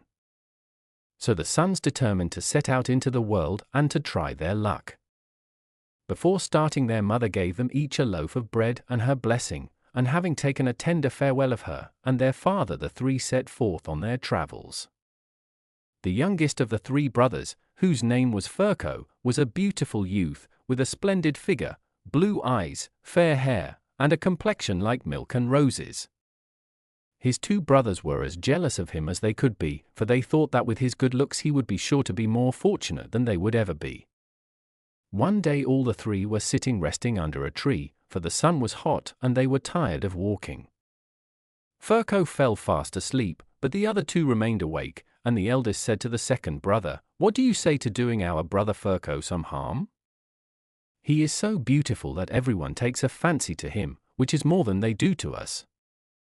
If we could only get him out of the way we might succeed better."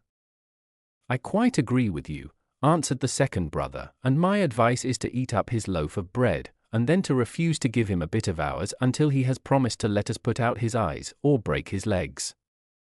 His eldest brother was delighted with this proposal, and the 2 wicked wretches seized Ferko's loaf and ate it all up, while the poor boy was still asleep. When he did awake he felt very hungry and turned to eat his bread, but his brothers cried out, "You ate your loaf in your sleep, you glutton, and you may starve as long as you like, but you won't get a scrap of ours." Furco was at a loss to understand how he could have eaten in his sleep, but he said nothing, and fasted all that day and the next night. But on the following morning he was so hungry that he burst into tears, and implored his brothers to give him a little bit of their bread. Then the cruel creatures laughed, and repeated what they had said the day before, but when Furco continued to beg and beseech them, the eldest said at last, "If you will let us put out one of your eyes, and break one of your legs, then we will give you a bit of our bread." At these words poor Furco wept more bitterly than before, and bore the torments of hunger till the sun was high in the heavens. Then he could stand it no longer, and he consented to allow his left eye to be put out and his left leg to be broken. When this was done he stretched out his hand eagerly for the piece of bread, but his brothers gave him such a tiny scrap that the starving youth finished it in a moment and besought them for a second bit. But the more Furco wept and told his brothers that he was dying of hunger, the more they laughed and scolded him for his greed. So he endured the pangs of starvation all that day, but when night came his endurance gave way, and he let his right eye be put out and his right leg broken for a second piece of bread. After his brothers had thus successfully maimed and disfigured him for life, they left him groaning on the ground and continued their journey without him. Poor Furco ate up the scrap of bread they had left him and wept bitterly, but no one heard him or came to his help. Night came on, and the poor blind youth had no eyes to close, and could only crawl along the ground, not knowing in the least where he was going. But when the sun was once more high in the heavens, Furco felt the blazing heat scorch him, and sought for some cool shady place to rest his aching limbs. He climbed to the top of a hill and lay down in the grass, and as he thought under the shadow of a big tree. But it was no tree he leant against, but a gallows on which 2 ravens were seated. The one was saying to the other as the weary youth lay down, "Is there anything the least wonderful or remarkable about this neighborhood?" "I should just think there was," replied the other, "many things that don't exist anywhere else in the world. There is a lake down there below us, and anyone who bathes in it, though he were at death's door, becomes sound and well on the spot, and those who wash their eyes with the dew on this hill become as sharp-sighted as the eagle, even if they have been blind from their youth." "Well," answered the first raven, "my eyes are in no want of this healing bath, for, heaven be praised, they are as good as ever they were, but my wing has been very feeble and weak ever since it was shot by an arrow many years ago, so let us fly at once to the lake that I may be restored to health and strength again." And so they flew away. Their words rejoiced Furco's heart, and he waited impatiently till evening should come and he could rub the precious dew on his sightless eyes. At last it began to grow dusk, and the sun sank behind the mountains. Gradually it became cooler on the hill, and the grass grew wet with dew. Then Furco buried his face in the ground till his eyes were damp with dewdrops, and in a moment he saw clearer than he had ever done in his life before. The moon was shining brightly, and lighted him to the lake where he could bathe his poor broken legs. Then Furco crawled to the edge of the lake and dipped his limbs in the water. No sooner had he done so than his legs felt as sound and strong as they had been before, and Furco thanked the kind fate that had led him to the hill where he had overheard the ravens' conversation. He filled a bottle with the healing water, and then continued his journey in the best of spirits. He had not gone far before he met a wolf, who was limping disconsolately along on 3 legs, and who on perceiving Furco began to howl dismally. "My good friend," said the youth, "be of good cheer, for I can soon heal your leg," and with these words he poured some of the precious water over the wolf's paw, and in a minute the animal was springing about sound and well on all 4s. The grateful creature thanked his benefactor warmly, and promised Furco to do him a good turn if he should ever need it. Furco continued his way till he came to a ploughed field. Here he noticed a little mouse creeping wearily along on its hind paws, for its front paws had both been broken in a trap. Furco felt so sorry for the little beast that he spoke to it in the most friendly manner, and washed its small paws with the healing water. In a moment the mouse was sound and whole, and after thanking the kind physician it scampered away over the ploughed furrows. Furco again proceeded on his journey, but he hadn't gone far before a queen bee flew against him, trailing one wing behind her, which had been cruelly torn in two by a big bird. Furco was no less willing to help her than he had been to help the wolf and the mouse, so he poured some healing drops over the wounded wing. On the spot the queen bee was cured, and turning to Furco she said, "I am most grateful for your kindness, and shall reward you some day." And with these words she flew away humming gaily. Then Furco wandered on for many a long day, and at length reached a strange kingdom. Here, he thought to himself, he might as well go straight to the palace and offer his services to the king of the country, for he had heard that the king's daughter was as beautiful as the day. So he went to the royal palace, and as he entered the door the first people he saw were his two brothers who had so shamefully ill-treated him. They had managed to obtain places in the king's service, and when they recognized Furco with his eyes and legs sound and well they were frightened to death, for they feared he would tell the king of their conduct, and that they would be hung. No sooner had Furco entered the palace than all eyes were turned on the handsome youth, and the king's daughter herself was lost in admiration, for she had never seen anyone so handsome in her life before. His brothers noticed this, and envy and jealousy were added to their fear, so much so that they determined once more to destroy him.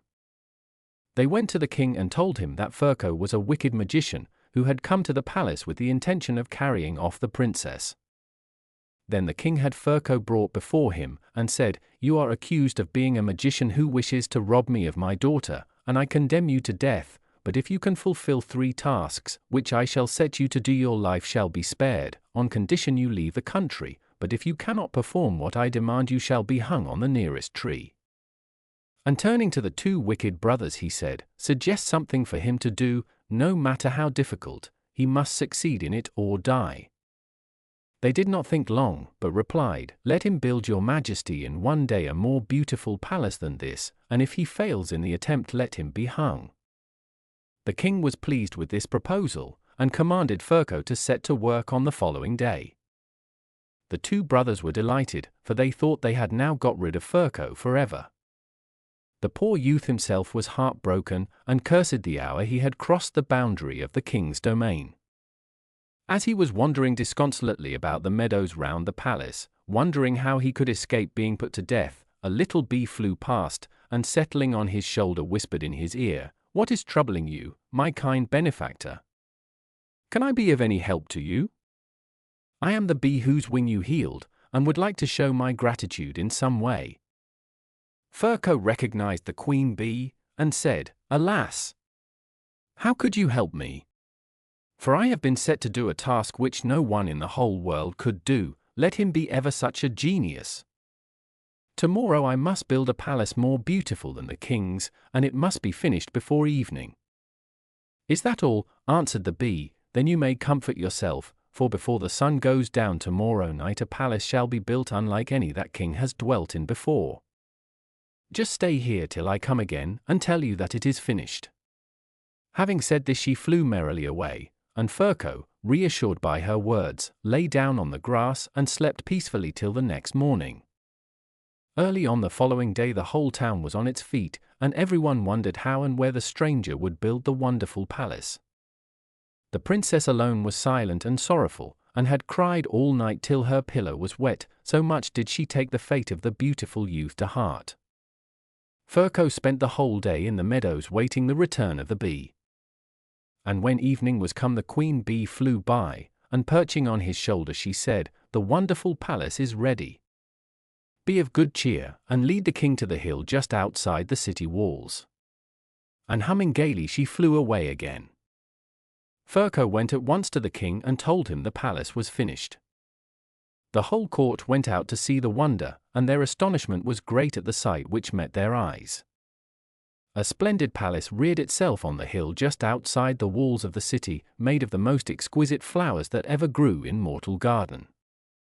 The roof was all of crimson roses, the windows of lilies, the walls of white carnations, the floors of glowing auriculas and violets, the doors of gorgeous tulips and narcissi with sunflowers for knockers, and all round hyacinths and other sweet-smelling flowers bloomed in masses, so that the air was perfumed far and near, and enchanted all who were present. This splendid palace had been built by the grateful queen bee, who had summoned all the other bees in the kingdom to help her. The king's amazement knew no bounds, and the princess's eyes beamed with delight as she turned them from the wonderful building on the delighted Furco. But the two brothers had grown quite green with envy, and only declared the more that Furco was nothing but a wicked magician. The king, although he had been surprised and astonished at the way his commands had been carried out, was very vexed that the stranger should escape with his life, and turning to the two brothers he said, "He has certainly accomplished the first task, with the aid no doubt of his diabolical magic, but what shall we give him to do now? Let us make it as difficult as possible, and if he fails he shall die."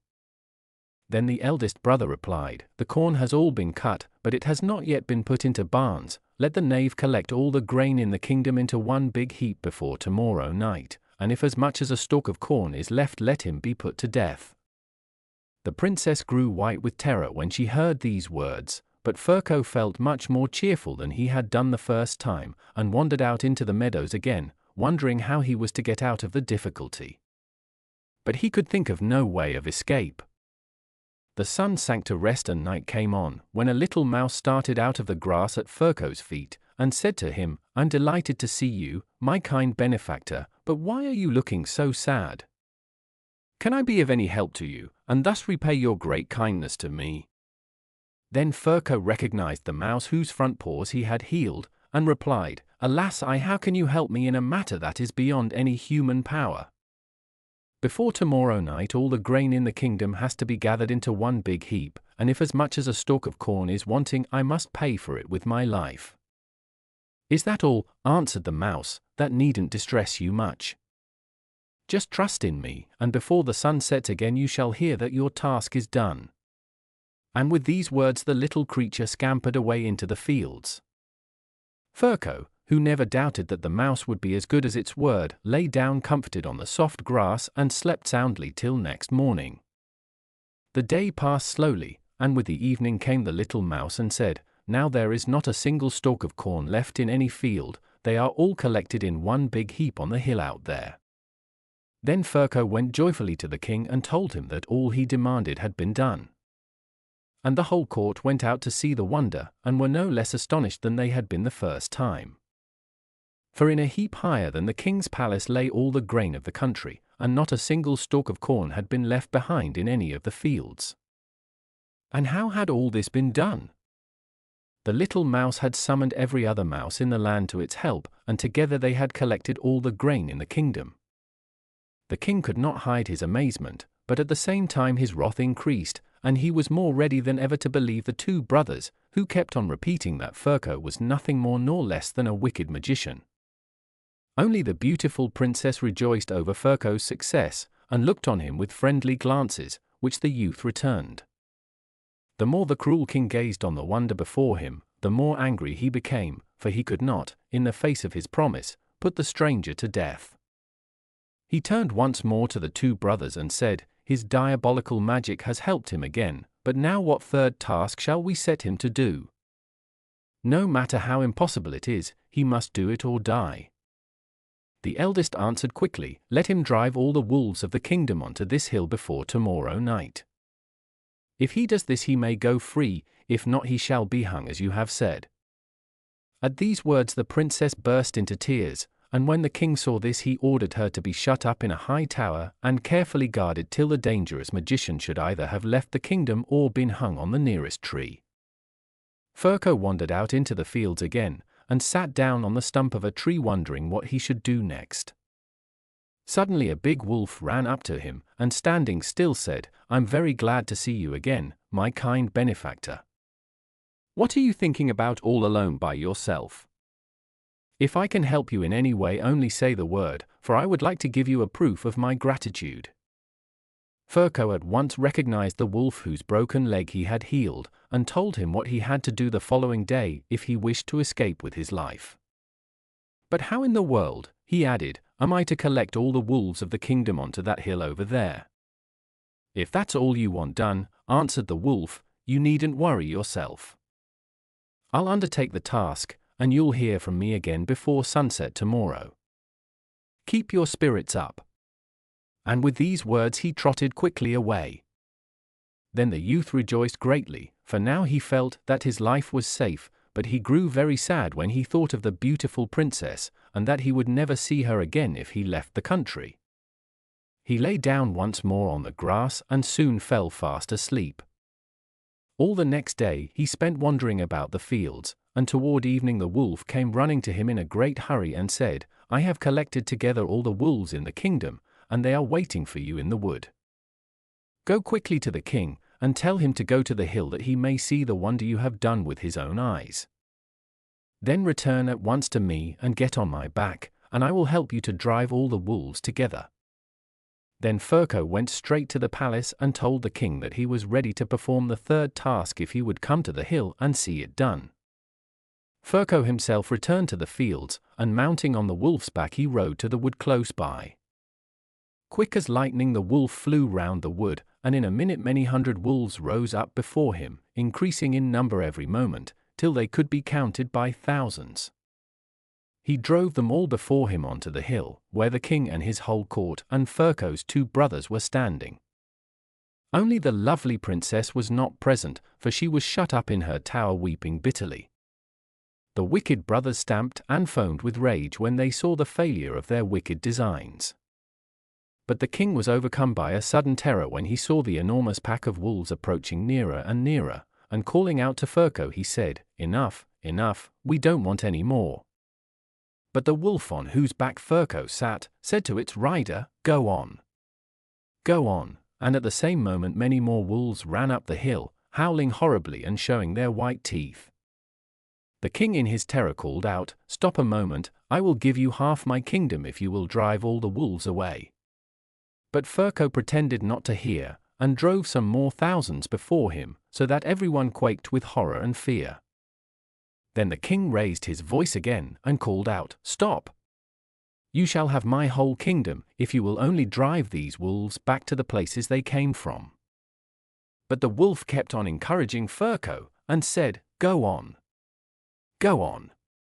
So he led the wolves on, till at last they fell on the king and on the wicked brothers, and ate them and the whole court up in a moment. Then Ferko went straight to the palace and set the princess free, and on the same day he married her, and was crowned king of the country. And the wolves all went peacefully back to their own homes, and Ferko and his bride lived for many years in peace and happiness together, and were much beloved by great and small in the land. The Giants and the Herd Boy. From the Buccaneer. Von Vliolocky. There was once upon a time a poor boy who had neither father nor mother. In order to gain a living he looked after the sheep of a great lord. Day and night he spent out in the open fields, and only when it was very wet and stormy did he take refuge in a little hut on the edge of a big forest. Now one night, when he was sitting on the grass beside his flocks, he heard not very far from him the sound as of someone crying. He rose up and followed the direction of the noise. To his dismay and astonishment he found a giant lying at the entrance of the wood. He was about to run off as fast as his legs could carry him, when the giant called out, "Don't be afraid, I won't harm you. On the contrary, I will reward you handsomely if you will bind up my foot. I hurt it when I was trying to root up an oak tree." The herd boy took off his shirt and bound up the giant's wounded foot with it. Then the giant rose up and said, "Now come and I will reward you. We are going to celebrate a marriage today, and I promise you we shall have plenty of fun. Come and enjoy yourself, but in order that my brothers mayn't see you, put this band round your waist and then you'll be invisible." With these words he handed the herd boy a belt, and walking on in front he led him to a fountain where hundreds of giants and giantesses were assembled preparing to hold a wedding. They danced and played different games till midnight. Then one of the giants tore up a plant by its roots, and all the giants and giantesses made themselves so thin that they disappeared into the earth through the hole made by the uprooting of the plant. The wounded giant remained behind to the last and called out, "Herd boy, where are you?" "Here I am, close to you," was the reply. "Touch me," said the giant, "so that you too may come with us underground." The herd boy did as he was told, and before he could have believed it possible he found himself in a big hall where even the walls were made of pure gold. Then to his astonishment he saw that the hall was furnished with the tables and chairs that belonged to his master. In a few minutes the company began to eat and drink. The banquet was a very gorgeous one, and the poor youth fell to and ate and drank lustily. When he had eaten and drunk as much as he could, he thought to himself, "Why shouldn't I put a loaf of bread in my pocket? I shall be glad of it tomorrow." So he seized a loaf when no one was looking and stowed it away under his tunic. No sooner had he done so than the wounded giant limped up to him and whispered softly, "Herd boy, where are you?" "Here I am," replied the youth. "Then hold on to me," said the giant, "so that I may lead you up above again." So the herd boy held on to the giant, and in a few moments he found himself on the earth once more, but the giant had vanished. The herd boy returned to his sheep and took off the invisible belt, which he hid carefully in his bag. The next morning the lad felt hungry and thought he would cut off a piece of the loaf he had carried away from the giant's wedding feast and eat it. But although he tried with all his might, he couldn't cut off the smallest piece. Then in despair he bit the loaf, and what was his astonishment when a piece of gold fell out of his mouth and rolled at his feet. He bit the bread a second and third time, and each time a piece of gold fell out of his mouth, but the bread remained untouched. The herd boy was very much delighted over his stroke of good fortune, and, hiding the magic loaf in his bag, he hurried off to the nearest village to buy himself something to eat, and then returned to his sheep. Now the lord whose sheep the herd boy looked after had a very lovely daughter, who always smiled and nodded to the youth when she walked with her father in his fields. For a long time the herd boy had made up his mind to prepare a surprise for this beautiful creature on her birthday. So when the day approached he put on his invisible belt, took a sack of gold pieces with him, and slipping into her room in the middle of the night, he placed the bag of gold beside her bed and returned to his sheep. The girl's joy was great, and so was her parents' next day when they found the sack full of gold pieces. The herd boy was so pleased to think what pleasure he had given that the next night he placed another bag of gold beside the girl's bed. And this he continued to do for 7 nights, and the girl and her parents made up their minds that it must be a good fairy who brought the gold every night. But one night they determined to watch and see from their hiding place who the bringer of the sack of gold really was. On the 8th night a fearful storm of wind and rain came on while the herd boy was on his way to bring the beautiful girl another bag of gold. Then for the first time he noticed, just as he reached his master's house, that he had forgotten the belt which made him invisible. He didn't like the idea of going back to his hut in the wind and wet, so he just stepped as he was into the girl's room, laid the sack of gold beside her, and was turning to leave the room when his master confronted him and said, "You young rogue, so you were going to steal the gold that a good fairy brings every night, were you?" The herd boy was so taken aback by his words that he stood trembling before him and did not dare to explain his presence. Then his master spoke. "As you have hitherto always behaved well in my service, I will not send you to prison, but leave your place instantly and never let me see your face again." So the herd boy went back to his hut, and taking his loaf and belt with him, he went to the nearest town. There he bought himself some fine clothes, and a beautiful coach with 4 horses, hired 2 servants, and drove back to his master. You may imagine how astonished he was to see his herd boy returning to him in this manner. Then the youth told him of the piece of good luck that had befallen him, and asked him for the hand of his beautiful daughter. This was readily granted, and the 2 lived in peace and happiness to the end of their lives. The Invisible Prince. Once upon a time there lived a fairy who had power over the earth, the sea, fire, and the air, and this fairy had 4 sons. The eldest, who was quick and lively, with a vivid imagination, she made Lord of Fire, which was in her opinion the noblest of all the elements. To the second son, whose wisdom and prudence made amends for his being rather dull, she gave the government of the earth. The third was wild and savage, and of monstrous stature, and the fairy, his mother, who was ashamed of his defects, hoped to hide them by creating him king of the seas. The youngest, who was the slave of his passions and of a very uncertain temper, became prince of the air. Being the youngest, he was naturally his mother's favorite, but this did not blind her to his weaknesses, and she foresaw that some day he would suffer much pain through falling in love. So she thought the best thing she could do was to bring him up with a horror of women, and, to her great delight, she saw this dislike only increased as he grew older. From his earliest childhood he heard nothing but stories of princes who had fallen into all sorts of troubles through love, and she drew such terrible pictures of poor little Cupid that the young man had no difficulty in believing that he was the root of all evil. All the time that this wise mother could spare from filling her son with hatred for all womankind, she passed in giving him a love of the pleasures of the chase, which henceforth became his chief joy. For his amusement she had made a new forest, planted with the most splendid trees, and turned loose in it every animal that could be found in any of the 4 quarters of the globe. In the midst of this forest she built a palace which had not its equal for beauty in the whole world, and then she considered that she had done enough to make any prince happy.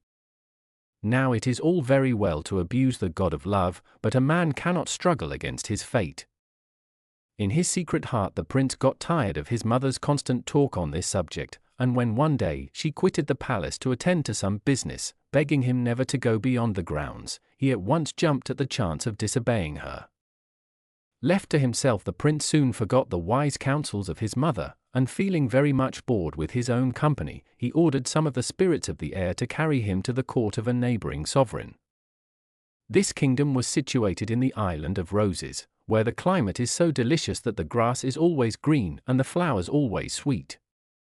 The waves, instead of beating on the rocks, seemed to die gently on the shore, clusters of golden bushes covered the land, and the vines were bent low with grapes. The king of this island had a daughter named Rosalie, who was more lovely than any girl in the whole world.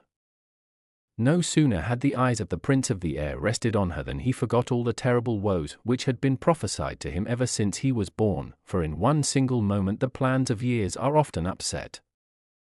He instantly began to think how best to make himself happy, and the shortest way that occurred to him was to have Rosalie carried off by his attendant spirits. It is easy to imagine the feelings of the king when he found that his daughter had vanished. He wept her loss night and day, and his only comfort was to talk over it with a young and unknown prince who had just arrived at the court. Alas! He did not know what a deep interest the stranger had in Rosalie, for he too had seen her, and had fallen a victim to her charms. One day the king, more sorrowful than usual, was walking sadly along the seashore, when after a long silence the unknown prince, who was his only companion, suddenly spoke. "There is no evil without a remedy," he said to the unhappy father, "and if you will promise me your daughter in marriage, I will undertake to bring her back to you." "You are trying to soothe me by vain promises," answered the king.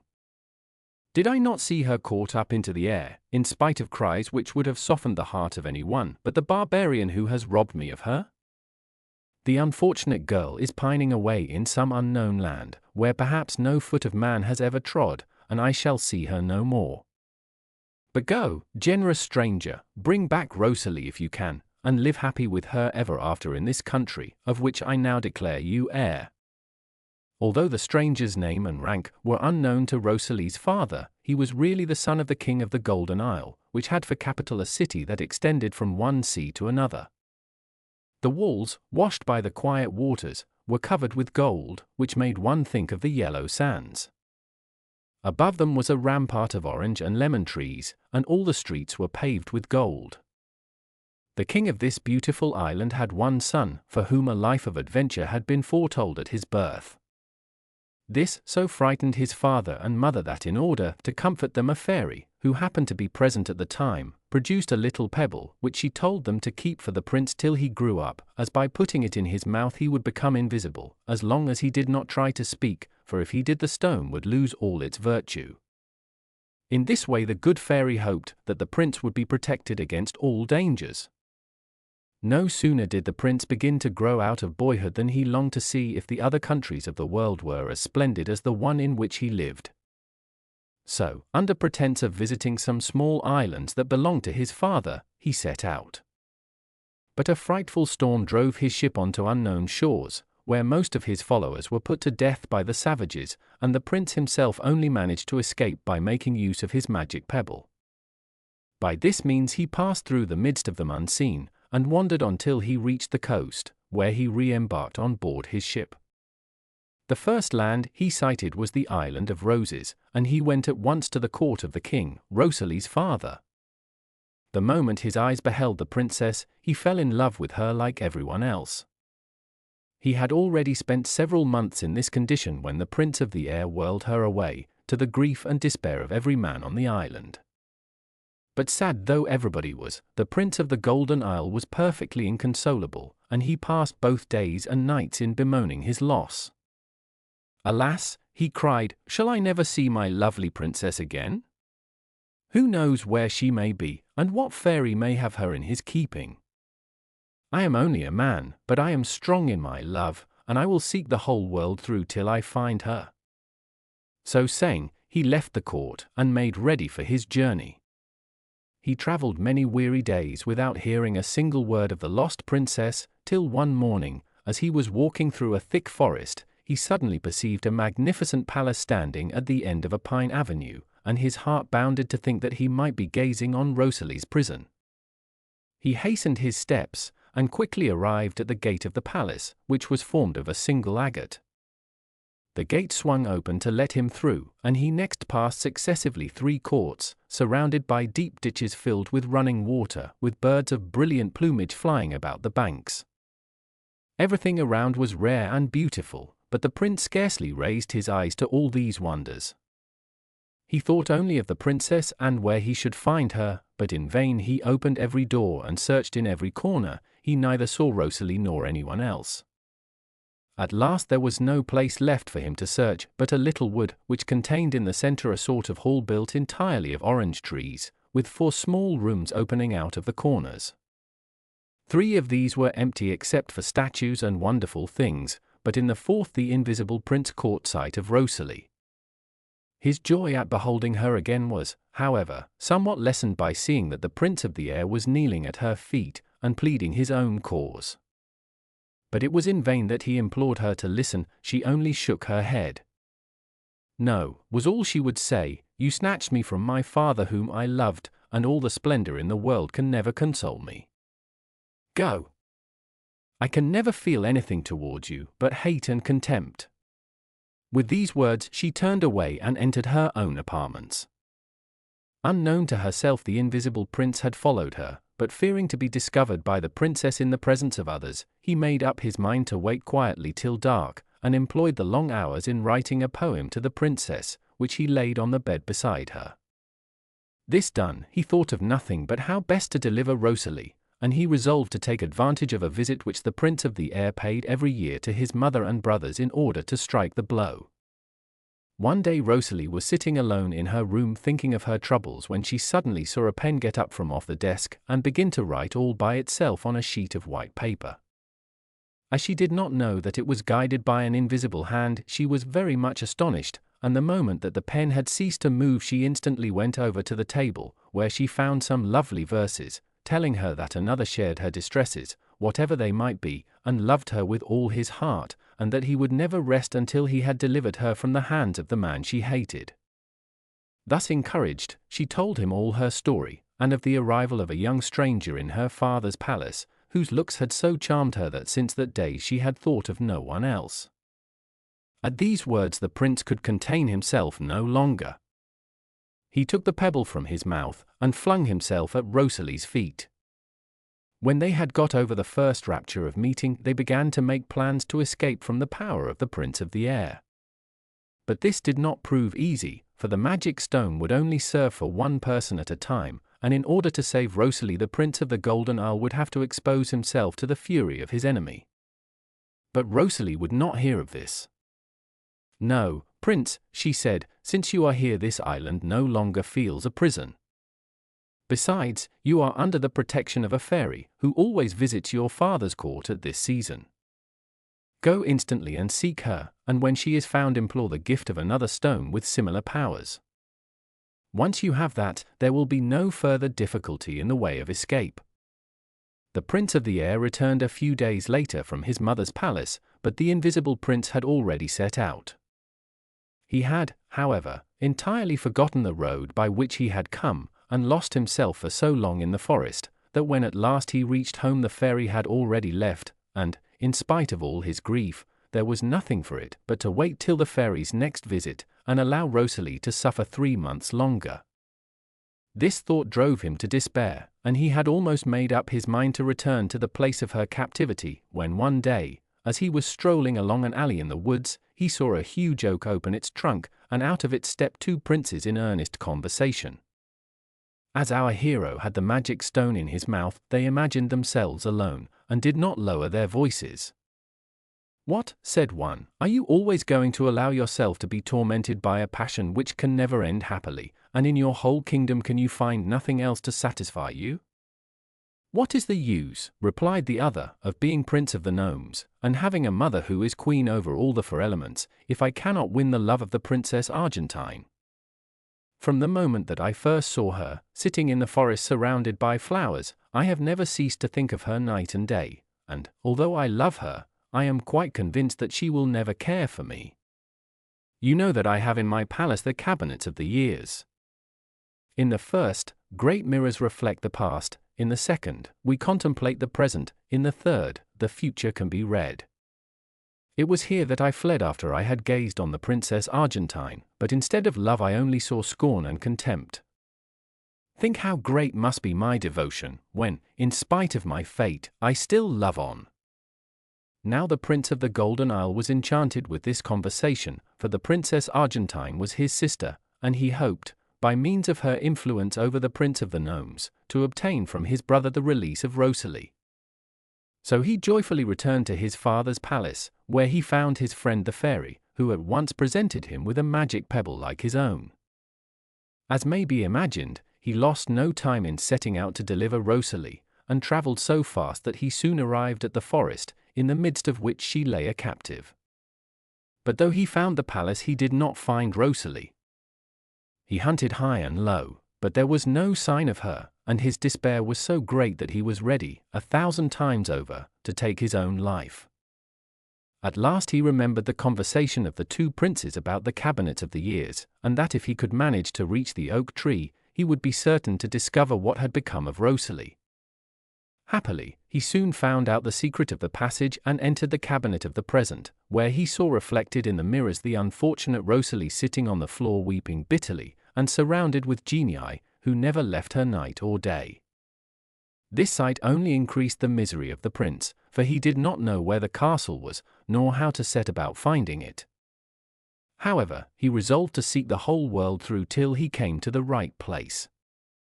He began by setting sail in a favorable wind, but his bad luck followed him even on the sea.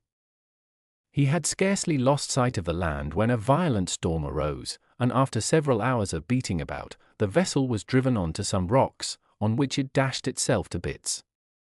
The prince was fortunate enough to be able to lay hold of a floating spar, and contrived to keep himself afloat, and, after a long struggle with the winds and waves, he was cast upon a strange island.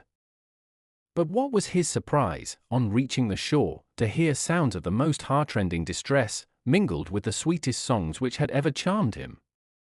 His curiosity was instantly roused, and he advanced cautiously till he saw 2 huge dragons guarding the gate of a wood. They were terrible indeed to look upon.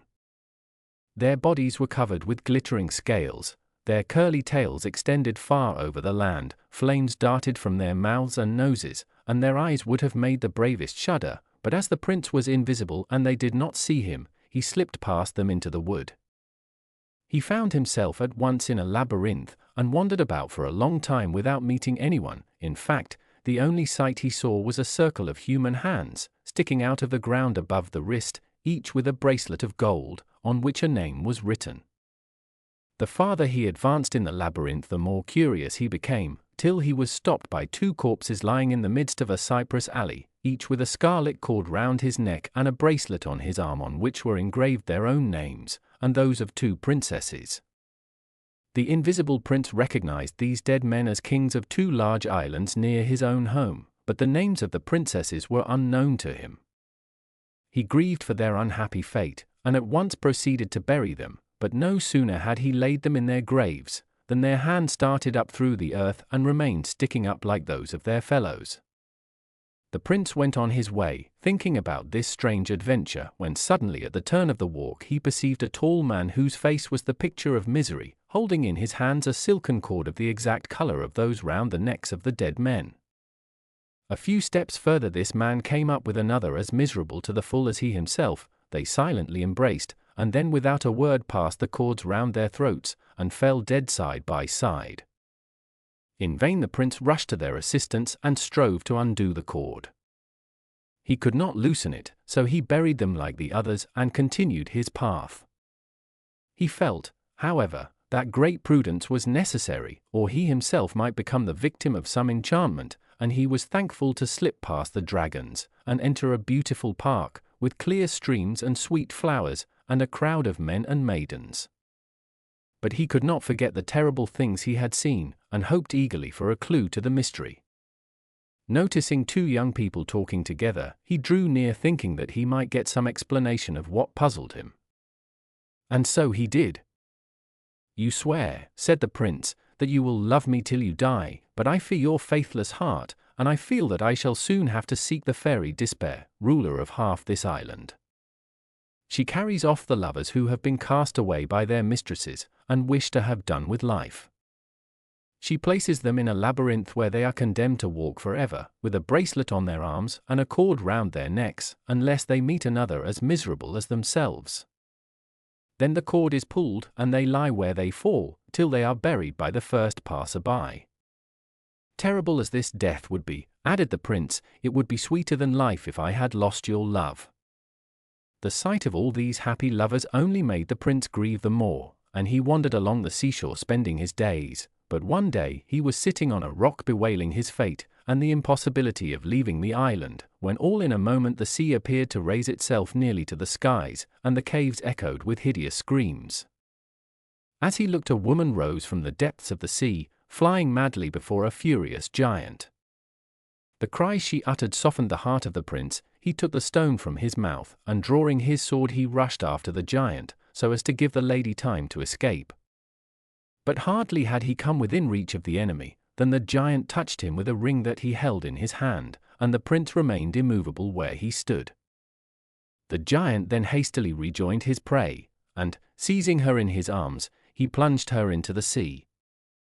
Then he sent some Tritons to bind chains about the Prince of the Golden Isle, and he too felt himself borne to the depths of the ocean, and without the hope of ever again seeing the princess. Now the giant whom the Invisible had so rashly attacked was the Lord of the Sea, and the third son of the Queen of the Elements, and he had touched the youth with a magic ring which enabled a mortal to live under water.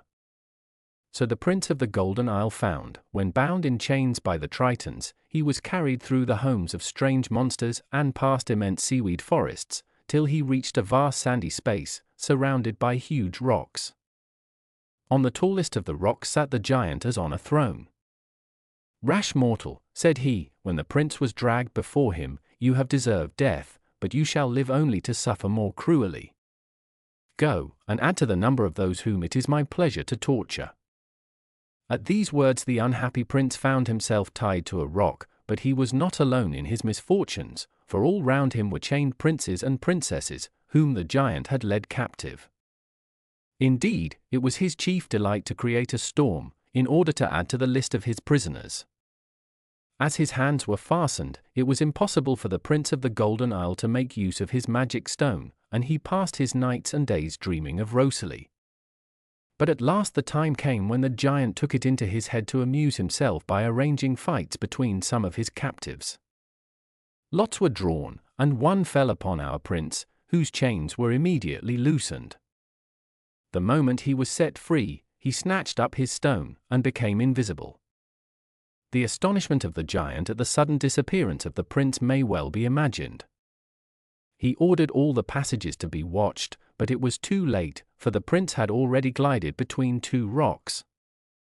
He wandered for a long while through the forests, where he met nothing but fearful monsters. He climbed rock after rock, steered his way from tree to tree, till at length he arrived at the edge of the sea, at the foot of a mountain that he remembered to have seen in the cabinet of the present, where Rosalie was held captive.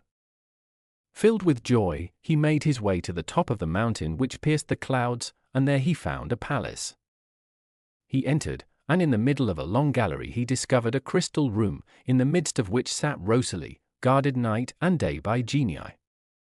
There was no door anywhere, nor any window. At this sight the prince became more puzzled than ever, for he did not know how he was to warn Rosalie of his return. Yet it broke his heart to see her weeping from dawn till dark.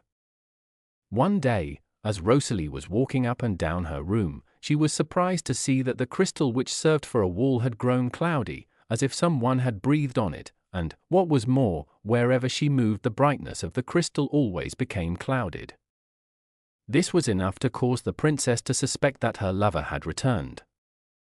In order to set the Prince of the Air's mind at rest, she began by being very gracious to him, so that when she begged that her captivity might be a little lightened she should not be refused. At first the only favor she asked was to be allowed to walk for 1 hour every day up and down the long gallery.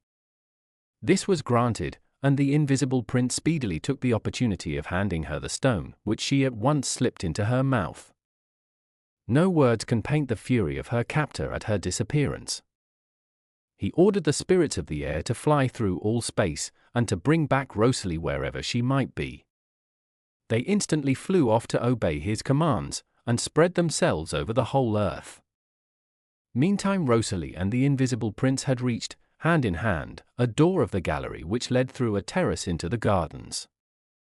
In silence they glided along, and thought themselves already safe, when a furious monster dashed itself by accident against Rosalie and the invisible prince, and in her fright she let go his hand. No one can speak as long as he is invisible, and besides, they knew that the spirits were all around them, and at the slightest sound they would be recognized, so all they could do was to feel about in the hope that their hands might once more meet. But, alas! The joy of liberty lasted but a short time. The princess, having wandered in vain up and down the forest, stopped at last on the edge of a fountain. As she walked she wrote on the trees, "If ever the prince, my lover, comes this way, let him know that it is here I dwell, and that I sit daily on the edge of this fountain, mingling my tears with its waters." These words were read by one of the genii, who repeated them to his master. The Prince of the Air, in his turn making himself invisible, was led to the fountain, and waited for Rosalie. When she drew near he held out his hand, which she grasped eagerly, taking it for that of her lover, and, seizing his opportunity, the prince passed a cord round her arms, and throwing off his invisibility cried to his spirits to drag her into the lowest pit.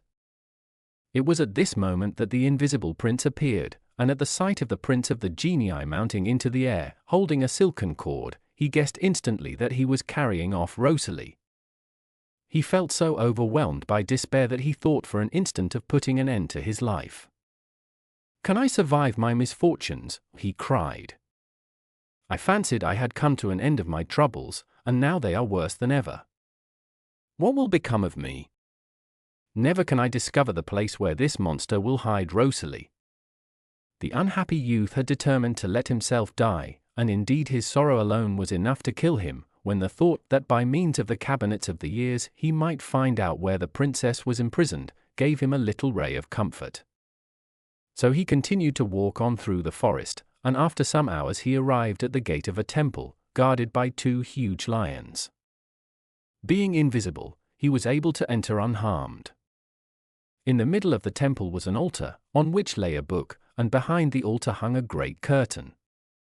The prince approached the altar and opened the book, which contained the names of all the lovers in the world, and in it he read that Rosalie had been carried off by the Prince of the Air to an abyss which had no entrance except the one that lay by way of the fountain of gold.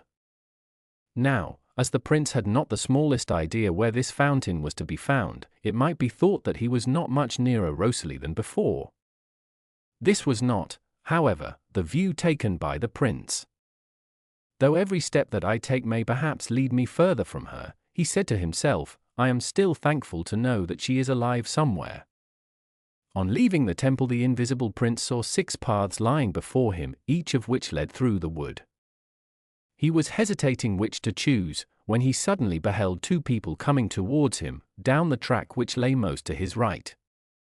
They turned out to be the Prince Gnome and his friend, and the sudden desire to get some news of his sister, Princess Argentine, caused the invisible prince to follow them and to listen to their conversation. "Do you think," the Prince Gnome was saying, "do you think that I would not break my chains if I could? I know that the Princess Argentine will never love me, yet each day I feel her dearer still. And as if this were not enough, I have the horror of feeling that she probably loves another. So I have resolved to put myself out of my pain by means of the golden fountain. A single drop of its water falling on the sand around will trace the name of my rival in her heart. I dread the test, and yet this very dread convinces me of my misfortune." It may be imagined that after listening to these words the invisible prince followed Prince Gnome like his shadow, and after walking some time they arrived at the golden fountain. The unhappy lover stooped down with a sigh, and dipping his finger in the water let fall a drop on the sand. It instantly wrote the name of Prince Flame, his brother. The shock of this discovery was so real that Prince Gnome sank fainting into the arms of his friend. Meanwhile, the invisible prince was turning over in his mind how he could best deliver Rosalie. Since he had been touched by the giant's ring, he had the power to live in the water as well as on land, he at once dived into the fountain. He perceived in one corner a door leading into the mountain, and at the foot of the mountain was a high rock on which was fixed an iron ring with a cord attached. The prince promptly guessed that the cord was used to chain the princess, and drew his sword and cut it. In a moment he felt the princess's hand in his, for she had always kept her magic pebble in her mouth, in spite of the prayers and entreaties of the Prince of the Air to make herself visible. So hand in hand the invisible prince and Rosalie crossed the mountain, but as the princess had no power of living under water, she could not pass the golden fountain. Speechless and invisible, they clung together on the brink, trembling at the frightful tempest the Prince of the Air had raised in his fury. The storm had already lasted many days when tremendous heat began to make itself felt. The lightning flashed, the thunder rattled, fire-bolts fell from heaven, burning up the forests and even the fields of corn. In one instant the very streams were dried up, and the prince, seizing his opportunity, carried the princess over the golden fountain. It took them a long time still to reach the Golden Isle, but at last they got there, and we may be quite sure they never wanted to leave it any more. The Crow. From the Polish. Klekka. Once upon a time there were 3 princesses who were all 3 young and beautiful, but the youngest, although she was not fairer than the other 2, was the most lovable of them all. About half a mile from the palace in which they lived there stood a castle, which was uninhabited and almost a ruin, but the garden which surrounded it was a mass of blooming flowers, and in this garden the youngest princess used often to walk. One day when she was pacing to and fro under the lime trees, a black crow hopped out of a rosebush in front of her. The poor beast was all torn and bleeding, and the kind little princess was quite unhappy about it. When the crow saw this it turned to her and said, "I am not really a black crow, but an enchanted prince, who has been doomed to spend his youth in misery. If you only liked, princess, you could save me. But you would have to say goodbye to all your own people and come and be my constant companion in this ruined castle.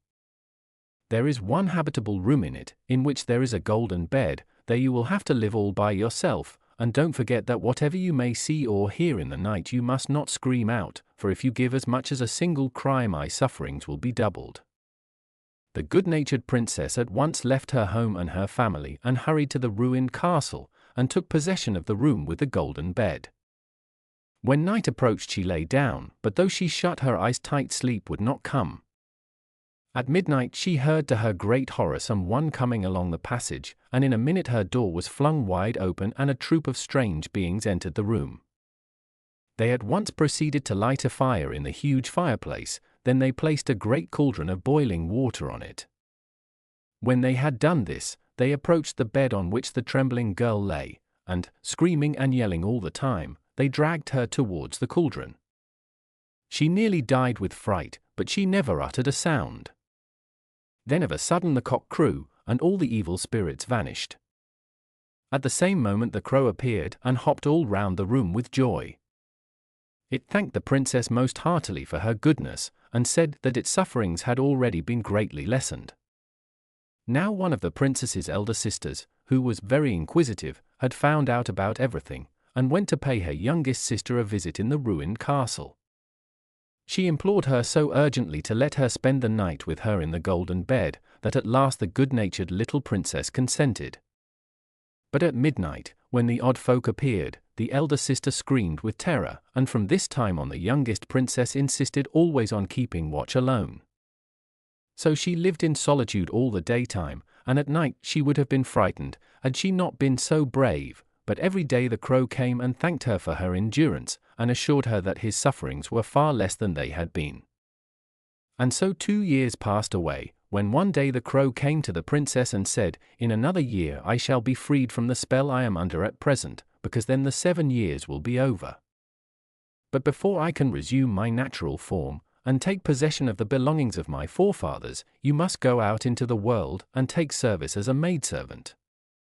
The young princess consented at once, and for a whole year she served as a maid, but in spite of her youth and beauty she was very badly treated, and suffered many things. One evening, when she was spinning flax, and had worked her little white hands weary, she heard a rustling beside her and a cry of joy. Then she saw a handsome youth standing beside her, who knelt down at her feet and kissed the little weary white hands. "I am the prince," he said, "who you in your goodness, when I was wandering about in the shape of a black crow, freed from the most awful torments. Come now to my castle with me, and let us live there happily together." So they went to the castle where they had both endured so much. But when they reached it, it was difficult to believe that it was the same, for it had all been rebuilt and done up again. And there they lived for 100 years, 100 years of joy and happiness. How 6 men traveled through the wide world.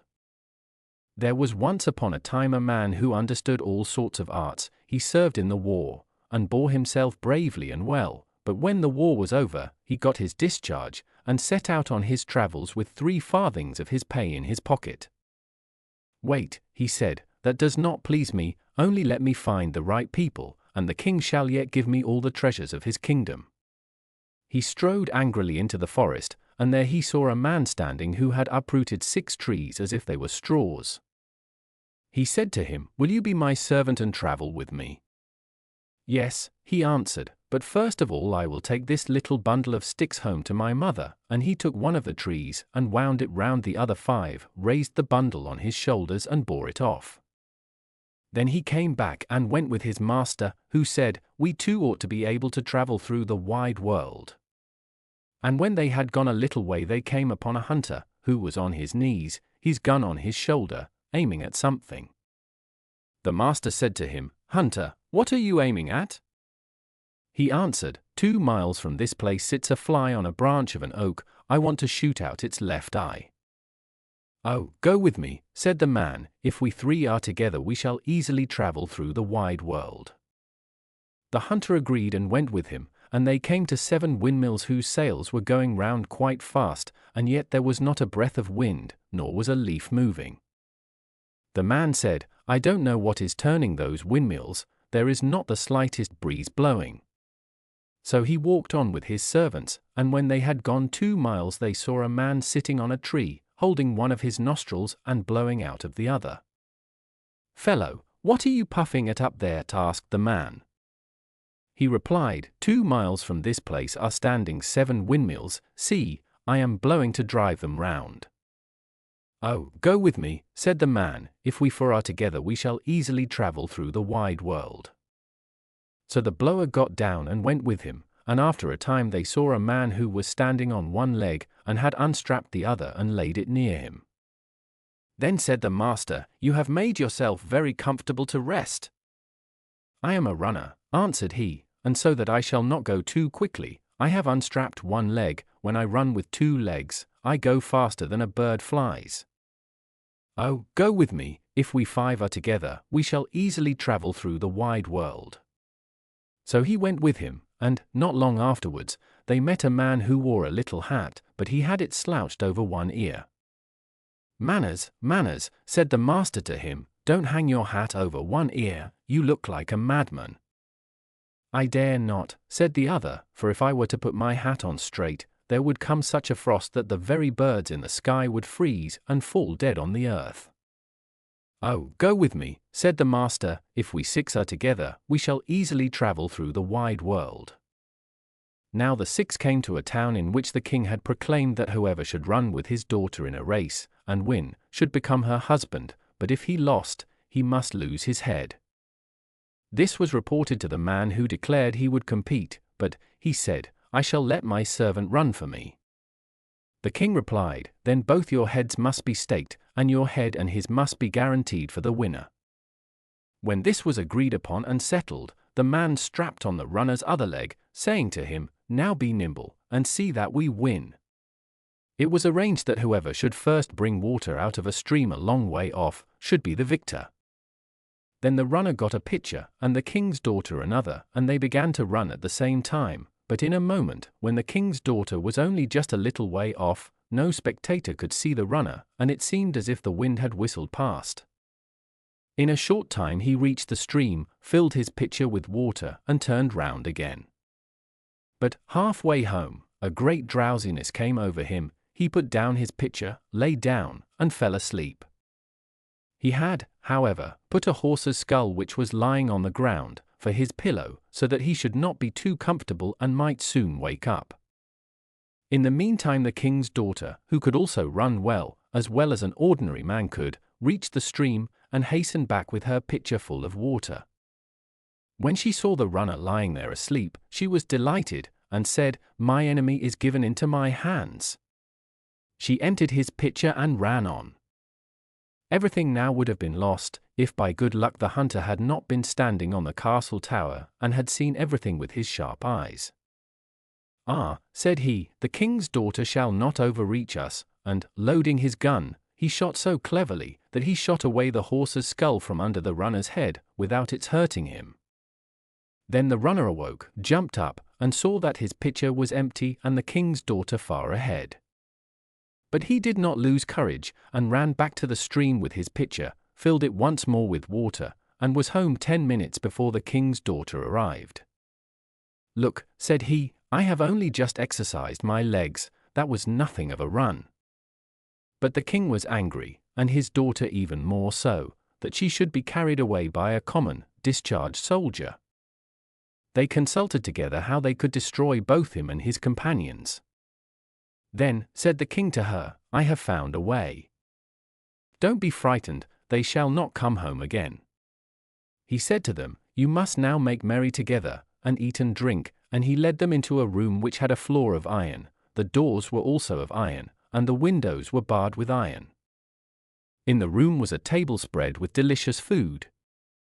The king said to them, "Go in and enjoy yourselves," and as soon as they were inside he had the doors shut and bolted. Then he made the cook come, and ordered him to keep up a large fire under the room until the iron was red hot. The cook did so, and the six sitting round the table felt it grow very warm, and they thought this was because of their good fare. But when the heat became still greater and they wanted to go out, but found the doors and windows fastened, then they knew that the king meant them harm and was trying to suffocate them. "But he shall not succeed," cried he of the little hat, "I will make a frost come which shall make the fire ashamed and die out." So he put his hat on straight, and at once there came such a frost that all the heat disappeared, and the food on the dishes began to freeze. When a couple of hours had passed, and the king thought they must be quite dead from the heat, he had the doors opened and went in himself to see. But when the doors were opened, there stood all six, alive and well, saying they were glad they could come out to warm themselves, for the great cold in the room had frozen all the food hard in the dishes. Then the king went angrily to the cook, and scolded him, and asked him why he had not done what he was told. But the cook answered, "There is heat enough there, see for yourself."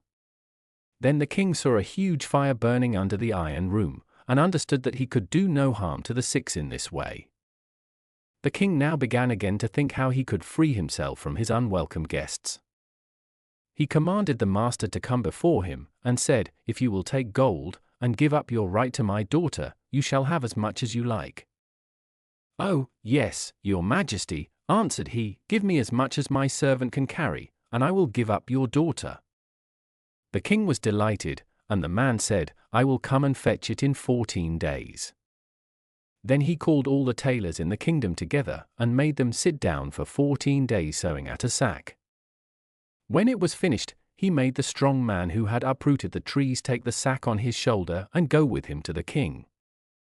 Then the king said, "What a powerful fellow that is, carrying that bale of linen as large as a house on his shoulder," and he was much frightened, and thought, "What a lot of gold he will make away with." Then he had a ton of gold brought, which 16 of the strongest men had to carry, but the strong man seized it with one hand, put it in the sack, saying, "Why don't you bring me more? That scarcely covers the bottom." Then the king had to send again and again to fetch his treasures, which the strong man shoved into the sack, and the sack was only half full. "Bring more," he cried, "these crumbs don't fill it." So 7,000 wagons of the gold of the whole kingdom were driven up, these the strong man shoved into the sack, oxen and all. "I will no longer be particular," he said, "and will take what comes, so that the sack shall be full." When everything was put in and there was not yet enough, he said, "I will make an end of this, it is easy to fasten a sack when it is not full." Then he threw it on his back and went with his companions.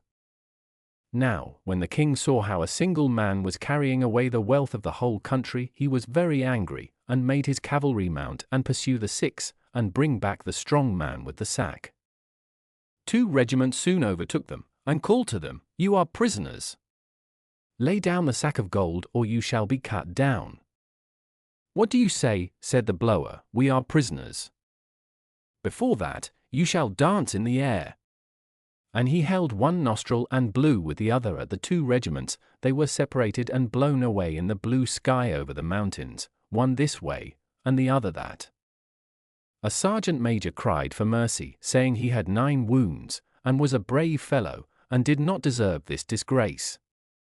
So the blower let him off, and he came down without hurt. Then he said to him, "Now go home to the king, and say that if he sends any more cavalry I will blow them all into the air." When the king received the message, he said, "Let the fellows go, they are bewitched." Then the 6 brought the treasure home, shared it among themselves, and lived contentedly till the end of their days. The Wizard King. From Les Fils Illustres.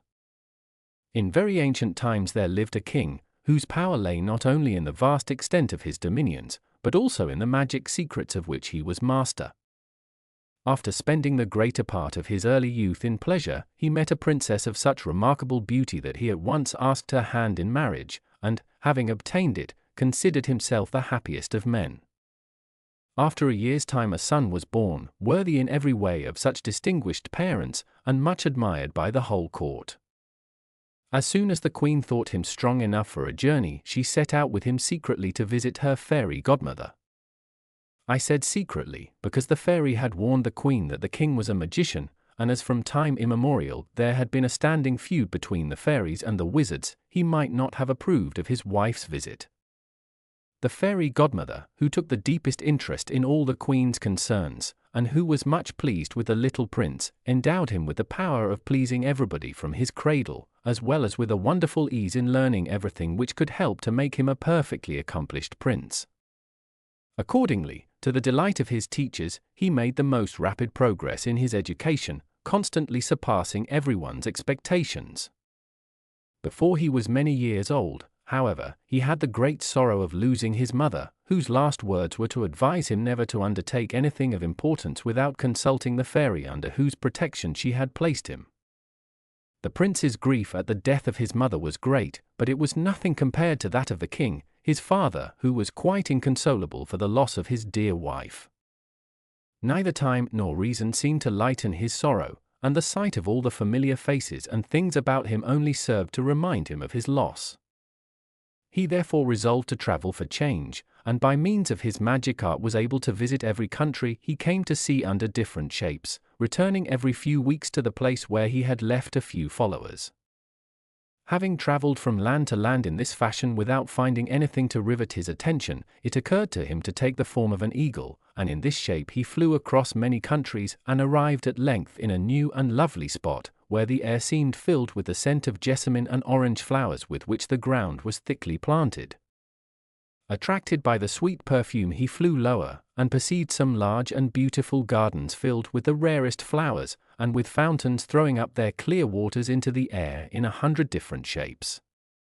A wide stream flowed through the garden, and on it floated richly ornamented barges and gondolas filled with people dressed in the most elegant manner and covered with jewels. In one of these barges sat the queen of that country with her only daughter, a maiden more beautiful than the day star, and attended by the ladies of the court. No more exquisitely lovely mortal was ever seen than this princess, and it needed all an eagle's strength of sight to prevent the king being hopelessly dazzled. He perched on the top of a large orange tree, whence he was able to survey the scene and to gaze at pleasure on the princess's charms. Now, an eagle with a king's heart in his breast is apt to be bold, and accordingly he instantly made up his mind to carry off the lovely damsel, feeling sure that having once seen her he could not live without her. He waited till he saw her in the act of stepping ashore, when, suddenly swooping down, he carried her off before her equerry in attendance had advanced to offer her his hand.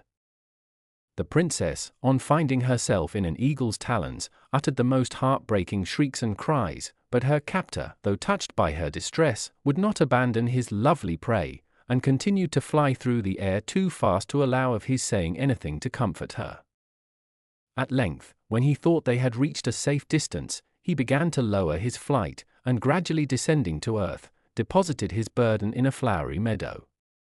He then entreated her pardon for his violence, and told her that he was about to carry her to a great kingdom over which he ruled, and where he desired she should rule with him, adding many tender and consoling expressions.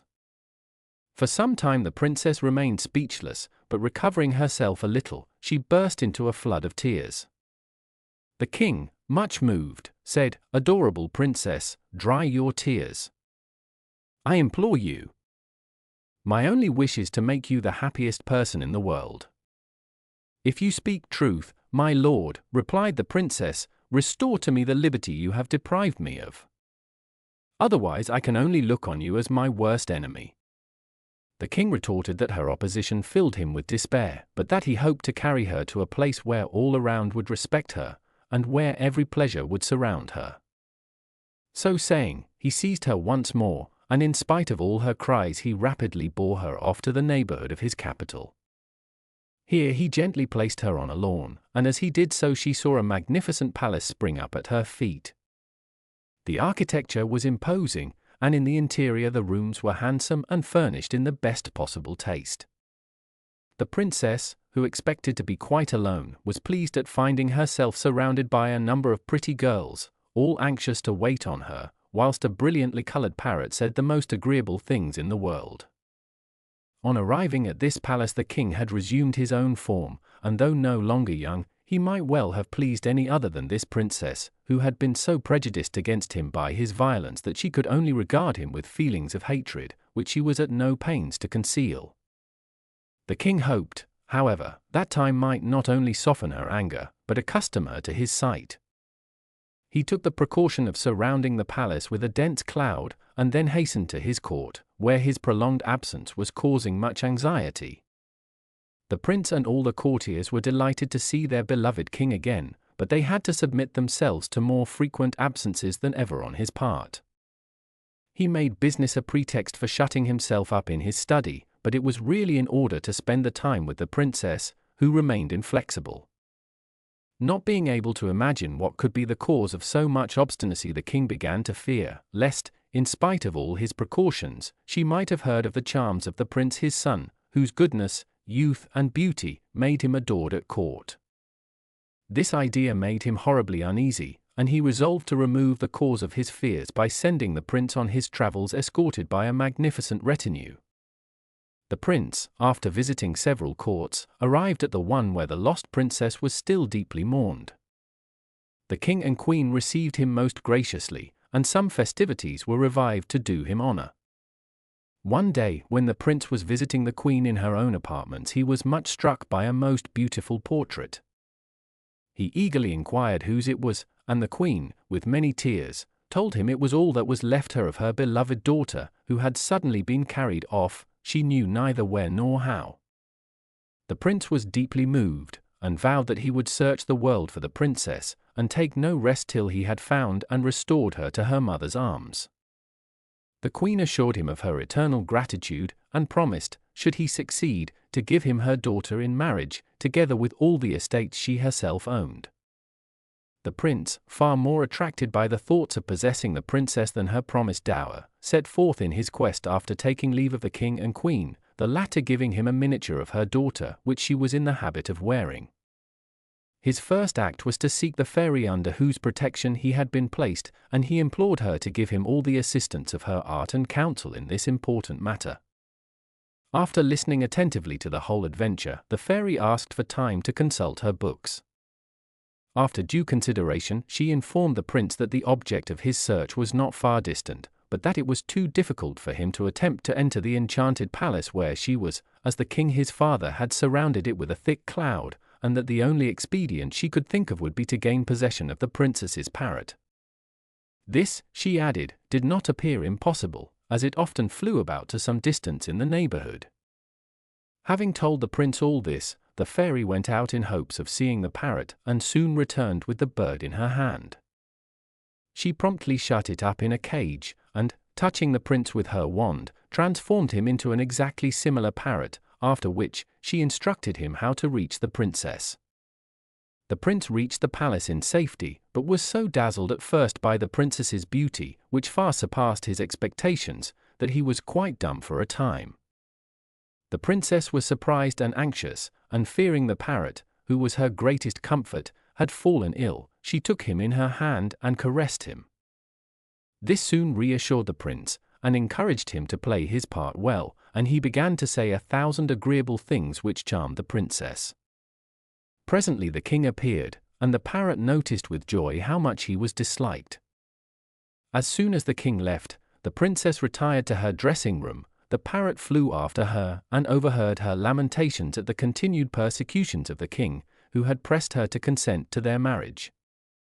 The parrot said so many clever and tender things to comfort her that she began to doubt whether this could indeed be her own parrot. When he saw her well disposed towards him, he exclaimed, "Madam, I have a most important secret to confide to you, and I beg you not to be alarmed by what I am about to say. I am here on behalf of the Queen your mother, with the object of delivering your highness, to prove which, behold this portrait, which she gave me herself." So saying, he drew forth the miniature from under his wing. The princess's surprise was great, but after what she had seen and heard it was impossible not to indulge in hope, for she had recognized the likeness of herself which her mother always wore. The parrot, finding she was not much alarmed, told her who he was, all that her mother had promised him, and the help he had already received from a fairy who had assured him that she would give him means to transport the princess to her mother's arms. When he found her listening attentively to him, he implored the princess to allow him to resume his natural shape. She did not speak, so he drew a feather from his wing, and she beheld before her a prince of such surpassing beauty that it was impossible not to hope that she might owe her liberty to so charming a person. Meantime the fairy had prepared a chariot, to which she harnessed 2 powerful eagles. Then placing the cage, with the parrot in it, she charged the bird to conduct it to the window of the princess's dressing room. This was done in a few minutes, and the princess, stepping into the chariot with the prince, was delighted to find her parrot again. As they rose through the air, the princess remarked a figure mounted on an eagle's back flying in front of the chariot. She was rather alarmed, but the prince reassured her, telling her it was the good fairy to whom she owed so much, and who was now conducting her in safety to her mother. That same morning the king woke suddenly from a troubled sleep. He had dreamt that the princess was being carried off from him, and, transforming himself into an eagle, he flew to the palace. When he failed to find her, he flew into a terrible rage, and hastened home to consult his books, by which means he discovered that it was his son who had deprived him of this precious treasure. Immediately he took the shape of a harpy, and, filled with rage, was determined to devour his son, and even the princess too, if only he could overtake them. He set out at full speed, but he started too late, and was further delayed by a strong wind which the fairy raised behind the young couple so as to baffle any pursuit. You may imagine the rapture with which the queen received the daughter she had given up for lost, as well as the amiable prince who had rescued her. The fairy entered with them, and warned the queen that the wizard king would shortly arrive, infuriated by his loss, and that nothing could preserve the prince and princess from his rage and magic unless they were actually married. The queen hastened to inform the king her husband, and the wedding took place on the spot. As the ceremony was completed, the wizard king arrived. His despair at being so late bewildered him so entirely that he appeared in his natural form and attempted to sprinkle some black liquid over the bride and bridegroom, which was intended to kill them, but the fairy stretched out her wand and the liquid dropped on the magician himself. He fell down senseless, and the princess's father, deeply offended at the cruel revenge which had been attempted, ordered him to be removed and locked up in prison. Now, as magicians lose all their power as soon as they are in prison, the king felt himself much embarrassed at being thus at the mercy of those he had so greatly offended. The prince implored and obtained his father's pardon, and the prison doors were opened. No sooner was this done than the wizard king was seen in the air under the form of some unknown bird, exclaiming as he flew off that he would never forgive either his son or the fairy the cruel wrong they had done him.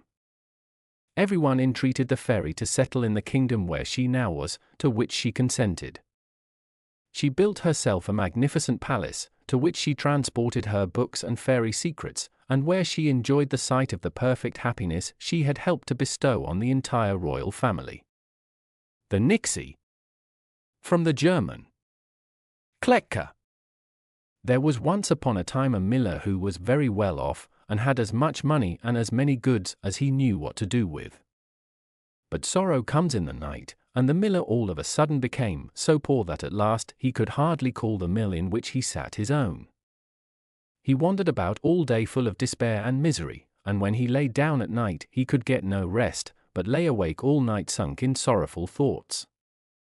One morning he rose up before dawn and went outside, for he thought his heart would be lighter in the open air.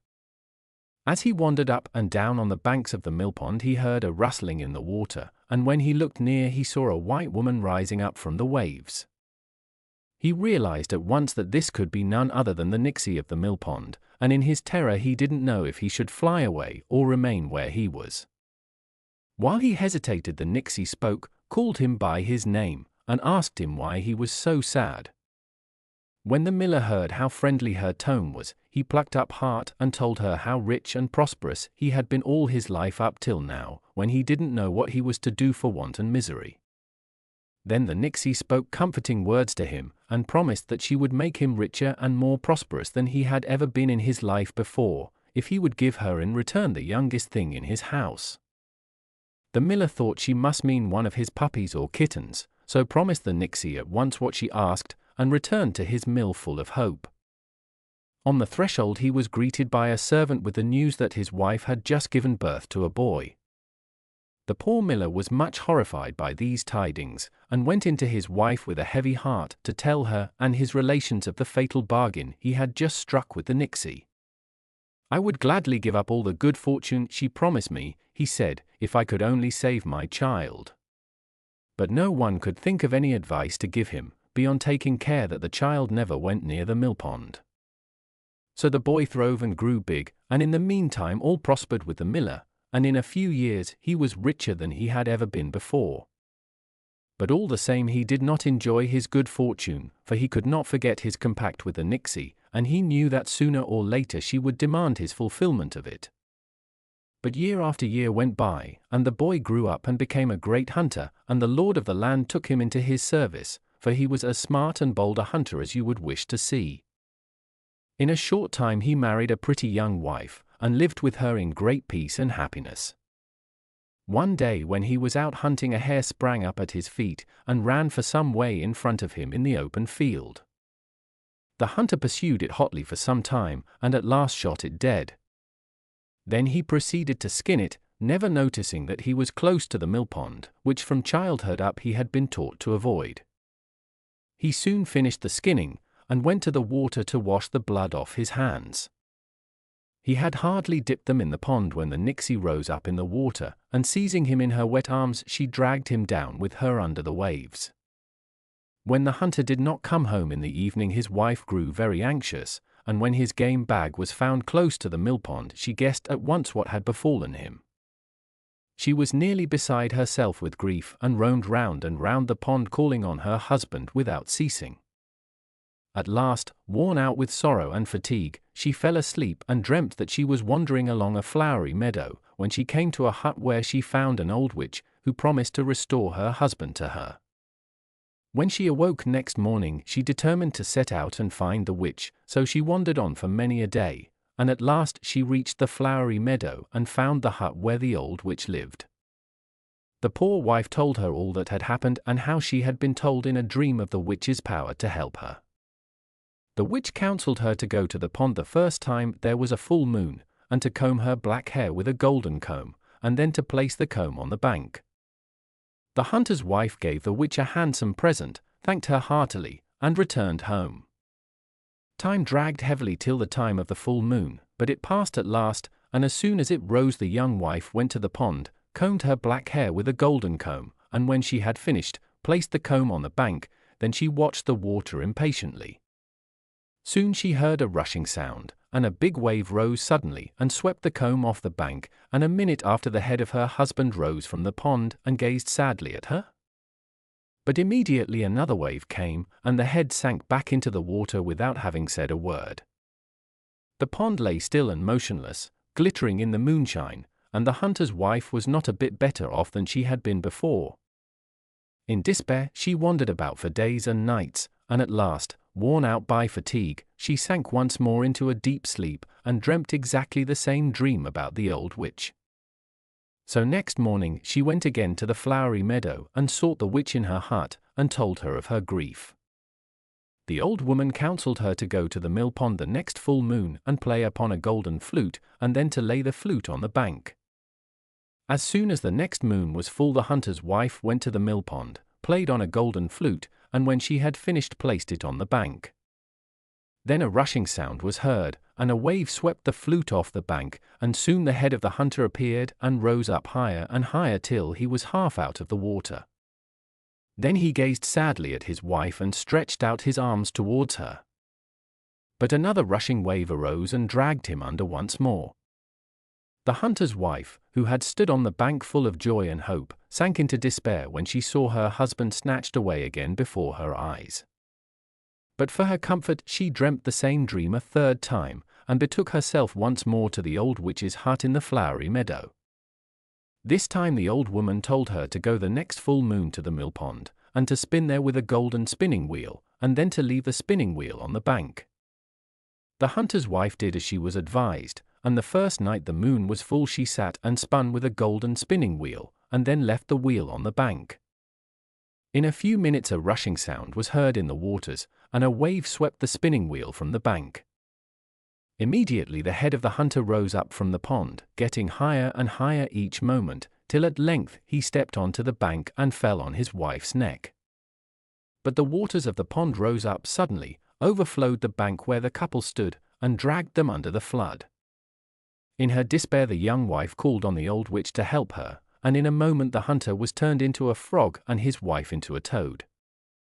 But they were not able to remain together, for the water tore them apart, and when the flood was over they both resumed their own shapes again, but the hunter and the hunter's wife found themselves each in a strange country, and neither knew what had become of the other. The hunter determined to become a shepherd, and his wife too became a shepherdess. So they herded their sheep for many years in solitude and sadness. Now it happened once that the shepherd came to the country where the shepherdess lived. The neighborhood pleased him, and he saw that the pasture was rich and suitable for his flocks. So he brought his sheep there and herded them as before. The shepherd and shepherdess became great friends, but they did not recognize each other in the least. But one evening when the moon was full they sat together watching their flocks, and the shepherd played upon his flute. Then the shepherdess thought of that evening when she had sat at the full moon by the millpond and had played on the golden flute. The recollection was too much for her, and she burst into tears. The shepherd asked her why she was crying, and left her no peace till she told him all her story. Then the scales fell from the shepherd's eyes, and he recognized his wife, and she him. So they returned joyfully to their own home, and lived in peace and happiness ever after. The Glass Mountain. From the Polish. Klekka. Once upon a time there was a glass mountain at the top of which stood a castle made of pure gold, and in front of the castle there grew an apple tree on which there were golden apples. Anyone who picked an apple gained admittance into the golden castle, and there in a silver room sat an enchanted princess of surpassing fairness and beauty. She was as rich too as she was beautiful, for the cellars of the castle were full of precious stones, and great chests of the finest gold stood round the walls of all the rooms. Many knights had come from afar to try their luck, but it was in vain they attempted to climb the mountain. In spite of having their horses shod with sharp nails, no one managed to get more than halfway up, and then they all fell back right down to the bottom of the steep, slippery hill. Sometimes they broke an arm, sometimes a leg, and many a brave man had broken his neck even. The beautiful princess sat at her window and watched the bold knights trying to reach her on their splendid horses. The sight of her always gave men fresh courage, and they flocked from the four quarters of the globe to attempt the work of rescuing her. But all in vain, and for 7 years the princess had sat now and waited for someone to scale the glass mountain. A heap of corpses both of riders and horses lay round the mountain, and many dying men lay groaning there unable to go any farther with their wounded limbs. The whole neighborhood had the appearance of a vast churchyard. In 3 more days the 7 years would be at an end, when a knight in golden armor and mounted on a spirited steed was seen making his way towards the fatal hill. Sticking his spurs into his horse he made a rush at the mountain, and got up halfway, then he calmly turned his horse's head and came down again without a slip or stumble. The following day he started in the same way, the horse trod on the glass as if it had been level earth, and sparks of fire flew from its hoofs. All the other knights gazed in astonishment, for he had almost gained the summit, and in another moment he would have reached the apple tree, but of a sudden a huge eagle rose up and spread its mighty wings, hitting as it did so the knight's horse in the eye. The beast shied, opened its wide nostrils and tossed its manet, then rearing high up in the air, its hind feet slipped and it fell with its rider down the steep mountain side. Nothing was left of either of them except their bones, which rattled in the battered golden armor like dry peas in a pod. And now there was only 1 more day before the close of the 7 years. Then there arrived on the scene a mere schoolboy, a merry, happy-hearted youth, but at the same time strong and well-grown. He saw how many knights had broken their necks in vain, but undaunted he approached the steep mountain on foot and began the ascent. For long he had heard his parents speak of the beautiful princess who sat in the golden castle at the top of the glass mountain. He listened to all he heard, and determined that he too would try his luck. But first he went to the forest and caught a lynx, and cutting off the creature's sharp claws, he fastened them onto his own hands and feet. Armed with these weapons he boldly started up the glass mountain. The sun was nearly going down, and the youth had not got more than halfway up. He could hardly draw breath, he was so worn out, and his mouth was parched by thirst. A huge black cloud passed over his head, but in vain did he beg and beseech her to let a drop of water fall on him. He opened his mouth, but the black cloud sailed past, and not as much as a drop of dew moistened his dry lips. His feet were torn and bleeding, and he could only hold on now with his hands. Evening closed in, and he strained his eyes to see if he could behold the top of the mountain. Then he gazed beneath him, and what a sight met his eyes! A yawning abyss, with certain and terrible death at the bottom, reeking with half-decayed bodies of horses and riders. And this had been the end of all the other brave men who like himself had attempted the ascent. It was almost pitch dark now, and only the stars lit up the glass mountain. The poor boy still clung on as if glued to the glass by his blood-stained hands. He made no struggle to get higher, for all his strength had left him, and seeing no hope he calmly awaited death. Then all of a sudden he fell into a deep sleep, and forgetful of his dangerous position, he slumbered sweetly. But all the same, although he slept, he had stuck his sharp claws so firmly into the glass that he was quite safe not to fall. Now the golden apple tree was guarded by the eagle, which had overthrown the golden knight and his horse. Every night it flew round the glass mountain keeping a careful lookout, and no sooner had the moon emerged from the clouds than the bird rose up from the apple tree, and circling round in the air, caught sight of the sleeping youth. Greedy for carrion, and sure that this must be a fresh corpse, the bird swooped down upon the boy. But he was awake now, and perceiving the eagle, he determined by its help to save himself. The eagle dug its sharp claws into the tender flesh of the youth, but he bore the pain without a sound, and seized the bird's 2 feet with his hands. The creature in terror lifted him high up into the air and began to circle round the tower of the castle. The youth held on bravely. He saw the glittering palace, which by the pale rays of the moon looked like a dim lamp, and he saw the high windows, and round one of them a balcony in which the beautiful princess sat lost in sad thoughts.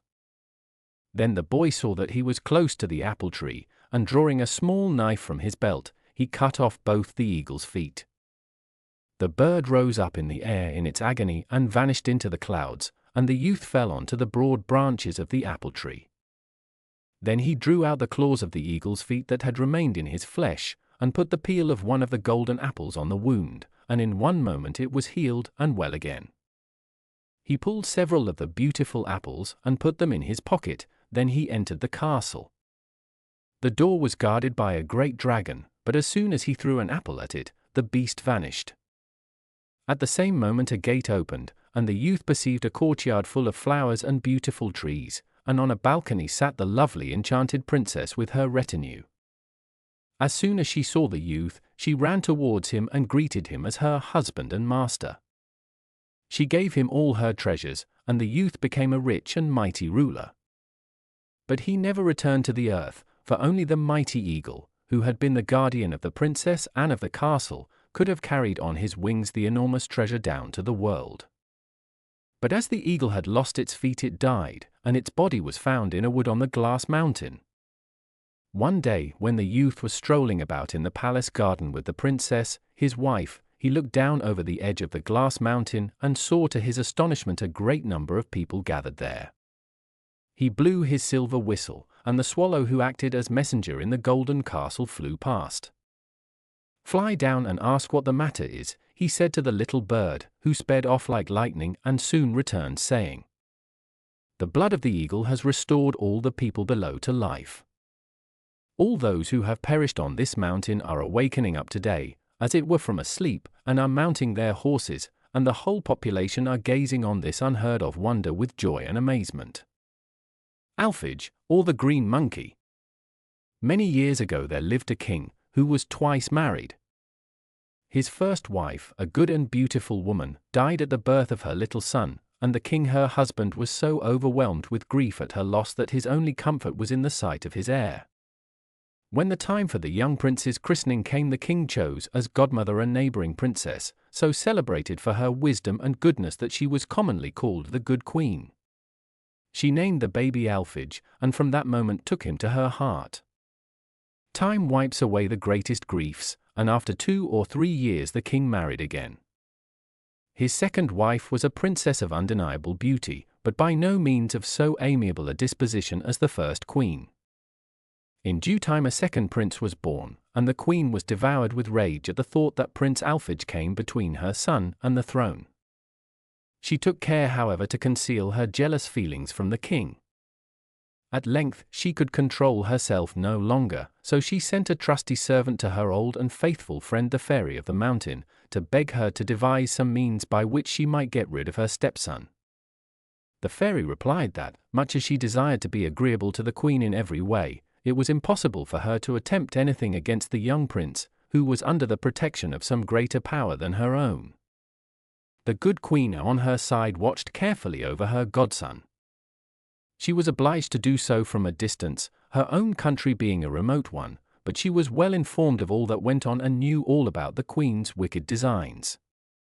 She therefore sent the prince a large and splendid ruby, with injunctions to wear it night and day, as it would protect him from all attacks, but added that the talisman only retained its power as long as the prince remained within his father's dominions.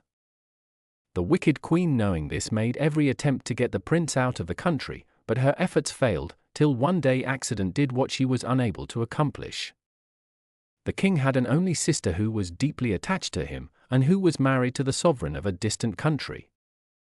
She had always kept up a close correspondence with her brother, and the accounts she heard of Prince Alphege made her long to become acquainted with so charming a nephew. She entreated the king to allow the prince to visit her, and after some hesitation, which was overruled by his wife, he finally consented. Prince Alphege was at this time 14 years old, and the handsomest and most engaging youth imaginable. In his infancy he had been placed in the charge of one of the great ladies of the court, who, according to the prevailing custom, acted first as his head nurse and then as his governess. When he outgrew her care, her husband was appointed as his tutor and governor, so that he had never been separated from this excellent couple, who loved him as tenderly as they did their only daughter Zada, and were warmly loved by him in return. When the prince set forth on his travels, it was but natural that this devoted couple should accompany him, and accordingly he started with them and attended by a numerous retinue. For some time he travelled through his father's dominions, and all went well, but soon after passing the frontier they had to cross a desert plain under a burning sun. They were glad to take shelter under a group of trees near, and here the prince complained of burning thirst. Luckily a tiny stream ran close by and some water was soon procured, but no sooner had he tasted it than he sprang from his carriage and disappeared in a moment. In vain did his anxious followers seek for him, he was nowhere to be found. As they were hunting and shouting through the trees, a black monkey suddenly appeared on a point of rock and said, "Poor sorrowing people, you are seeking your prince in vain. Return to your own country and know that he will not be restored to you till you have for some time failed to recognize him." With these words he vanished, leaving the courtiers sadly perplexed, but as all their efforts to find the prince were useless, they had no choice but to go home, bringing with them the sad news, which so greatly distressed the king that he fell ill and died not long after. The queen, whose ambition was boundless, was delighted to see the crown on her son's head and to have the power in her own hands. Her hard rule made her very unpopular, and it was commonly believed that she had made away with Prince Alphege. Indeed, had the king her son not been deservedly beloved, a revolution would certainly have arisen. Meantime the former governess of the unfortunate Alphege, who had lost her husband soon after the king's death, retired to her own house with her daughter, who grew up a lovely and most lovable girl, and both continued to mourn the loss of their dear prince. The young king was devoted to hunting, and often indulged in his favorite pastime, attended by the noblest youths in his kingdom. One day, after a long morning's chase, he stopped to rest near a brook in the shade of a little wood, where a splendid tent had been prepared for him. Whilst at luncheon he suddenly spied a little monkey of the brightest green sitting on a tree and gazing so tenderly at him that he felt quite moved. He forbade his courtiers to frighten it, and the monkey, noticing how much attention was being paid him, sprang from bough to bough, and at length gradually approached the king, who offered him some food. The monkey took it very daintily and finally came to the table. The king took him on his knees, and, delighted with his capture, brought him home with him. He would trust no one else with its care, and the whole court soon talked of nothing but the pretty green monkey. One morning, as Prince Alphege's governess and her daughter were alone together, the little monkey sprang in through an open window. He had escaped from the palace, and his manners were so gentle and caressing that Zada and her mother soon got over the first fright he had given them. He had spent some time with them and quite won their hearts by his insinuating ways, when the king discovered where he was and sent to fetch him back. But the monkey made such piteous cries, and seemed so unhappy when anyone attempted to catch him, that the two ladies begged the king to leave him a little longer with them, to which he consented.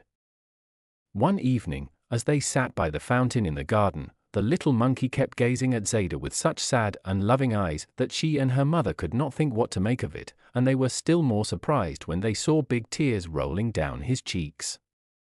Next day both mother and daughter were sitting in a jessamine bower in the garden, and they began to talk of the green monkey and his strange ways.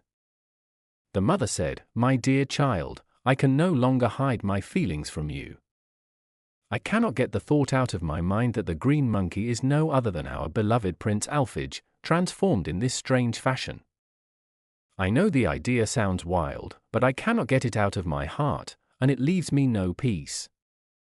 As she spoke, she glanced up, and there sat the little monkey, whose tears and gestures seemed to confirm her words. The following night the elder lady dreamt that she saw the good queen, who said, "Do not weep any longer, but follow my directions. Go into your garden and lift up the little marble slab at the foot of the great myrtle tree. You will find beneath it a crystal vase filled with a bright green liquid. Take it with you and place the thing which is at present most in your thoughts into a bath filled with roses and rub it well with the green liquid." At these words the sleeper awoke, and lost no time in rising and hurrying to the garden, where she found all as the good queen had described. Then she hastened to rouse her daughter, and together they prepared the bath, for they would not let their women know what they were about. Zada gathered quantities of roses, and when all was ready they put the monkey into a large jasper bath, where the mother rubbed him all over with the green liquid. Their suspense was not long, for suddenly the monkey skin dropped off, and there stood Prince Alphege, the handsomest and most charming of men. The joy of such a meeting was beyond words. After a time the ladies begged the prince to relate his adventures, and he told them of all his sufferings in the desert when he was first transformed. His only comfort had been in visits from the good queen, who had at length put him in the way of meeting his brother. Several days were spent in these interesting conversations, but at length Zada's mother began to think of the best means for placing the prince on the throne, which was his by right. The queen on her side was feeling very anxious. She had felt sure from the first that her son's pet monkey was no other than Prince Alphege, and she longed to put an end to him.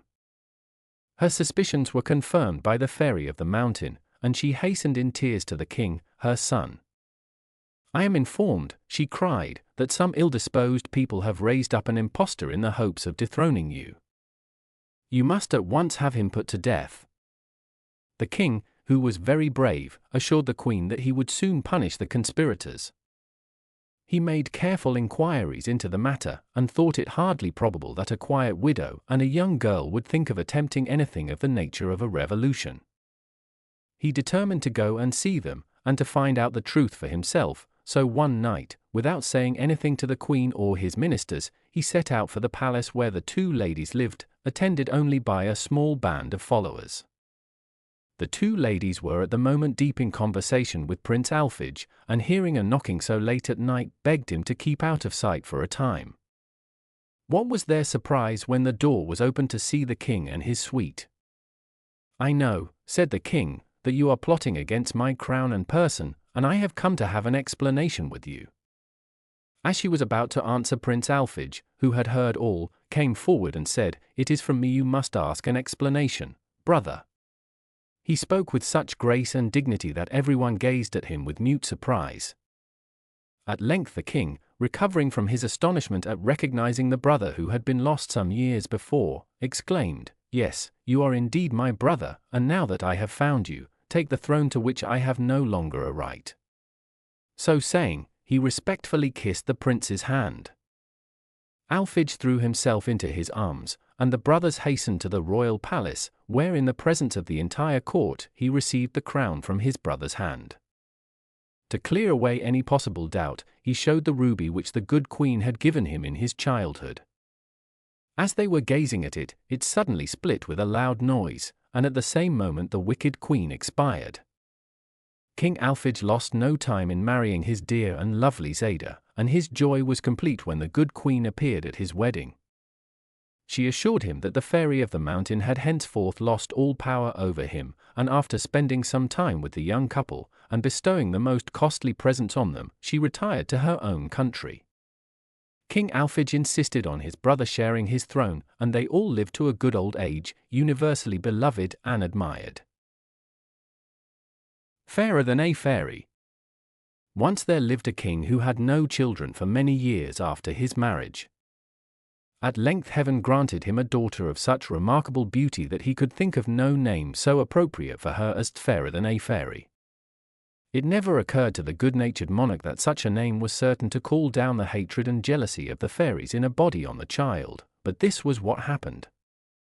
No sooner had they heard of this presumptuous name than they resolved to gain possession of her who bore it, and either to torment her cruelly, or at least to conceal her from the eyes of all men. The eldest of their tribe was entrusted to carry out their revenge. This fairy was named Legree. She was so old that she only had one eye and one tooth left, and even these poor remains she had to keep all night in a strengthening liquid. She was also so spiteful that she gladly devoted all her time to carrying out all the mean or ill-natured tricks of the whole body of fairies. With her large experience, added to her native spite, she found but little difficulty in carrying off Fairer than a Fairy. The poor child, who was only 7 years old, nearly died of fear on finding herself in the power of this hideous creature. However, when after an hour's journey underground she found herself in a splendid palace with lovely gardens, she felt a little reassured, and was further cheered when she discovered that her pet cat and dog had followed her. The old fairy led her to a pretty room, which she said should be hers, at the same time giving her the strictest orders never to let out the fire which was burning brightly in the grate. She then gave 2 glass bottles into the princess's charge, desiring her to take the greatest care of them, and having enforced her orders with the most awful threats in case of disobedience, she vanished, leaving the little girl at liberty to explore the palace and grounds, and a good deal relieved at having only 2 apparently easy tasks set her. Several years passed, during which time the princess grew accustomed to her lonely life, obeyed the fairy's orders, and by degrees forgot all about the court of the king her father. One day, whilst passing near a fountain in the garden, she noticed that the sun's rays fell on the water in such a manner as to produce a brilliant rainbow. She stood still to admire it, when, to her great surprise, she heard a voice addressing her which seemed to come from the center of its rays. The voice was that of a young man, and its sweetness of tone and the agreeable things it uttered led one to infer that its owner must be equally charming, but this had to be a mere matter of fancy, for no one was visible.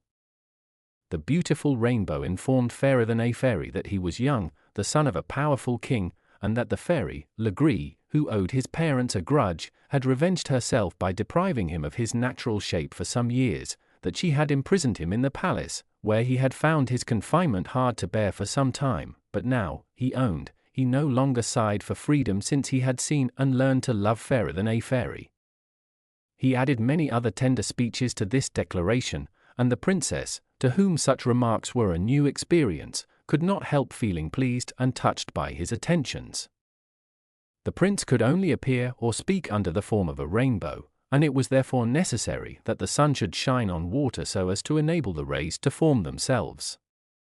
Fairer than a Fairy lost no moment in which she could meet her lover, and they enjoyed many long and interesting interviews. One day, however, their conversation became so absorbing and time passed so quickly that the princess forgot to attend to the fire, and it went out. Legree, on her return, soon found out the neglect, and seemed only too pleased to have the opportunity of showing her spite to her lovely prisoner. She ordered Fairer than a Fairy to start next day at dawn to ask Lecrinos for fire with which to relight the one she had allowed to go out. Now this Lecrinos was a cruel monster who devoured everyone he came across, and especially enjoyed a chance of catching and eating any young girls. Our heroine obeyed with great sweetness, and without having been able to take leave of her lover, she set off to go to Lecrinos as to certain death. As she was crossing a wood, a bird sang to her to pick up a shining pebble, which she would find in a fountain close by, and to use it when needed. She took the bird's advice, and in due time arrived at the house of Lecrinos. Luckily, she only found his wife at home, who was much struck by the princess's youth and beauty and sweet gentle manners, and still further impressed by the present of the shining pebble. She readily let Fairer than a Fairy have the fire, and in return for the stone she gave her another, which, she said, might prove useful some day. Then she sent her away without doing her any harm. Legree was as much surprised as displeased at the happy result of this expedition, and Fairer than a Fairy waited anxiously for an opportunity of meeting Prince Rainbow and telling him her adventures. She found, however, that he had already been told all about them by a fairy who protected him, and to whom he was related. The dread of fresh dangers to his beloved princess made him devise some more convenient way of meeting than by the garden fountain, and Fairer than a Fairy carried out his plan daily with entire success. Every morning she placed a large basin full of water on her window sill, and as soon as the sun's rays fell on the water the rainbow appeared as clearly as it had ever done in the fountain. By this means they were able to meet without losing sight of the fire or of the 2 bottles in which the old fairy kept her eye and her tooth at night, and for some time the lovers enjoyed every hour of sunshine together. One day Prince Rainbow appeared in the depths of woe. He had just heard that he was to be banished from this lovely spot, but he had no idea where he was to go. The poor young couple were in despair, and only parted with the last ray of sunshine, and in hopes of meeting next morning. Alas! Next day was dark and gloomy, and it was only late in the afternoon that the sun broke through the clouds for a few minutes. Fairer than a Fairy eagerly ran to the window, but in her haste she upset the basin, and spilt all the water with which she had carefully filled it overnight. No other water was at hand except that in the 2 bottles. It was the only chance of seeing her lover before they were separated, and she did not hesitate to break the bottle and pour their contents into the basin, when the rainbow appeared at once. Their farewells were full of tenderness. The prince made the most ardent and sincere protestations, and promised to neglect nothing which might help to deliver his dear Fairer than a Fairy from her captivity, and implored her to consent to their marriage as soon as they should both be free. The princess, on her side, vowed to have no other husband, and declared herself willing to brave death itself in order to rejoin him. They were not allowed much time for their adieus. The rainbow vanished, and the princess, resolved to run all risks, started off at once, taking nothing with her but her dog, her cat, a sprig of myrtle, and the stone which the wife of Locrinos gave her. When Legris became aware of her prisoner's flight, she was furious, and set off at full speed in pursuit. She overtook her just as the poor girl, overcome by fatigue, had lain down to rest in a cave which the stone had formed itself into to shelter her. The little dog who was watching her mistress promptly flew at Legris and bit her so severely that she stumbled against a corner of the cave and broke off her only tooth. Before she had recovered from the pain and rage this caused her, the princess had time to escape, and was some way on her road. Fear gave her strength for some time, but at last she could go no further, and sank down to rest. As she did so, the sprig of myrtle she carried touched the ground, and immediately a green and shady bower sprang up round her, in which she hoped to sleep in peace. But Legris had not given up her pursuit, and arrived just as Fairer than a Fairy had fallen fast asleep. This time she made sure of catching her victim, but the cat spied her out, and, springing from one of the boughs of the arbor, she flew at Legris' face and tore out her only eye, thus delivering the princess forever from her persecutor. One might have thought that all would now be well, but no sooner had Legris been put to fight than our heroine was overwhelmed with hunger and thirst. She felt as though she should certainly expire, and it was with some difficulty that she dragged herself as far as a pretty little green and white house, which stood at no great distance. Here she was received by a beautiful lady dressed in green and white to match the house, which apparently belonged to her, and of which she seemed the only inhabitant. She greeted the fainting princess most kindly, gave her an excellent supper, and after a long night's rest in a delightful bed told her that after many troubles she should finally attain her desire. As the green and white lady took leave of the princess, she gave her a nut, desiring her only to open it in the most urgent need. After a long and tiring journey, Fairer than a Fairy was once more received in a house, and by a lady exactly like the one she had quitted. Here again she received a present with the same injunctions, but instead of a nut this lady gave her a golden pomegranate. The mournful princess had to continue her weary way, and after many troubles and hardships she again found rest and shelter in a third house exactly similar to the 2 others. These houses belonged to 3 sisters, all endowed with fairy gifts, and also alike in mind and person, that they wished their houses and garments to be equally alike. Their occupation consisted in helping those in misfortune, and they were as gentle and benevolent as Legris had been cruel and spiteful. The third fairy comforted the poor traveller, begged her not to lose heart, and assured her that her troubles should be rewarded. She accompanied her advice by the gift of a crystal-smelling bottle, with strict orders only to open it in case of urgent need. Fairy thanked her warmly, and resumed her way cheered by pleasant thoughts. After a time her road led through a wood, full of soft airs and sweet odors, and before she had gone 100 yards she saw a wonderful silver castle suspended by strong silver chains to 4 of the largest trees. It was so perfectly hung that a gentle breeze rocked it sufficiently to send you pleasantly to sleep. Fairy felt a strong desire to enter this castle, but besides being hung a little above the ground there seemed to be neither doors nor windows. She had no doubt that the moment had come in which to use the nut which had been given her. She opened it, and out came a diminutive hall porter at whose belt hung a tiny chain, at the end of which was a golden key half as long as the smallest pin you ever saw. The princess climbed up one of the silver chains, holding in her hand the little porter who, in spite of his minute size, opened a secret door with his golden key and let her in. She entered a magnificent room which appeared to occupy the entire castle, and which was lighted by gold and jeweled stars in the ceiling. In the midst of this room stood a couch, draped with curtains of all the colors of the rainbow, and suspended by golden cords so that it swayed with the castle in a manner which rocked its occupant delightfully to sleep.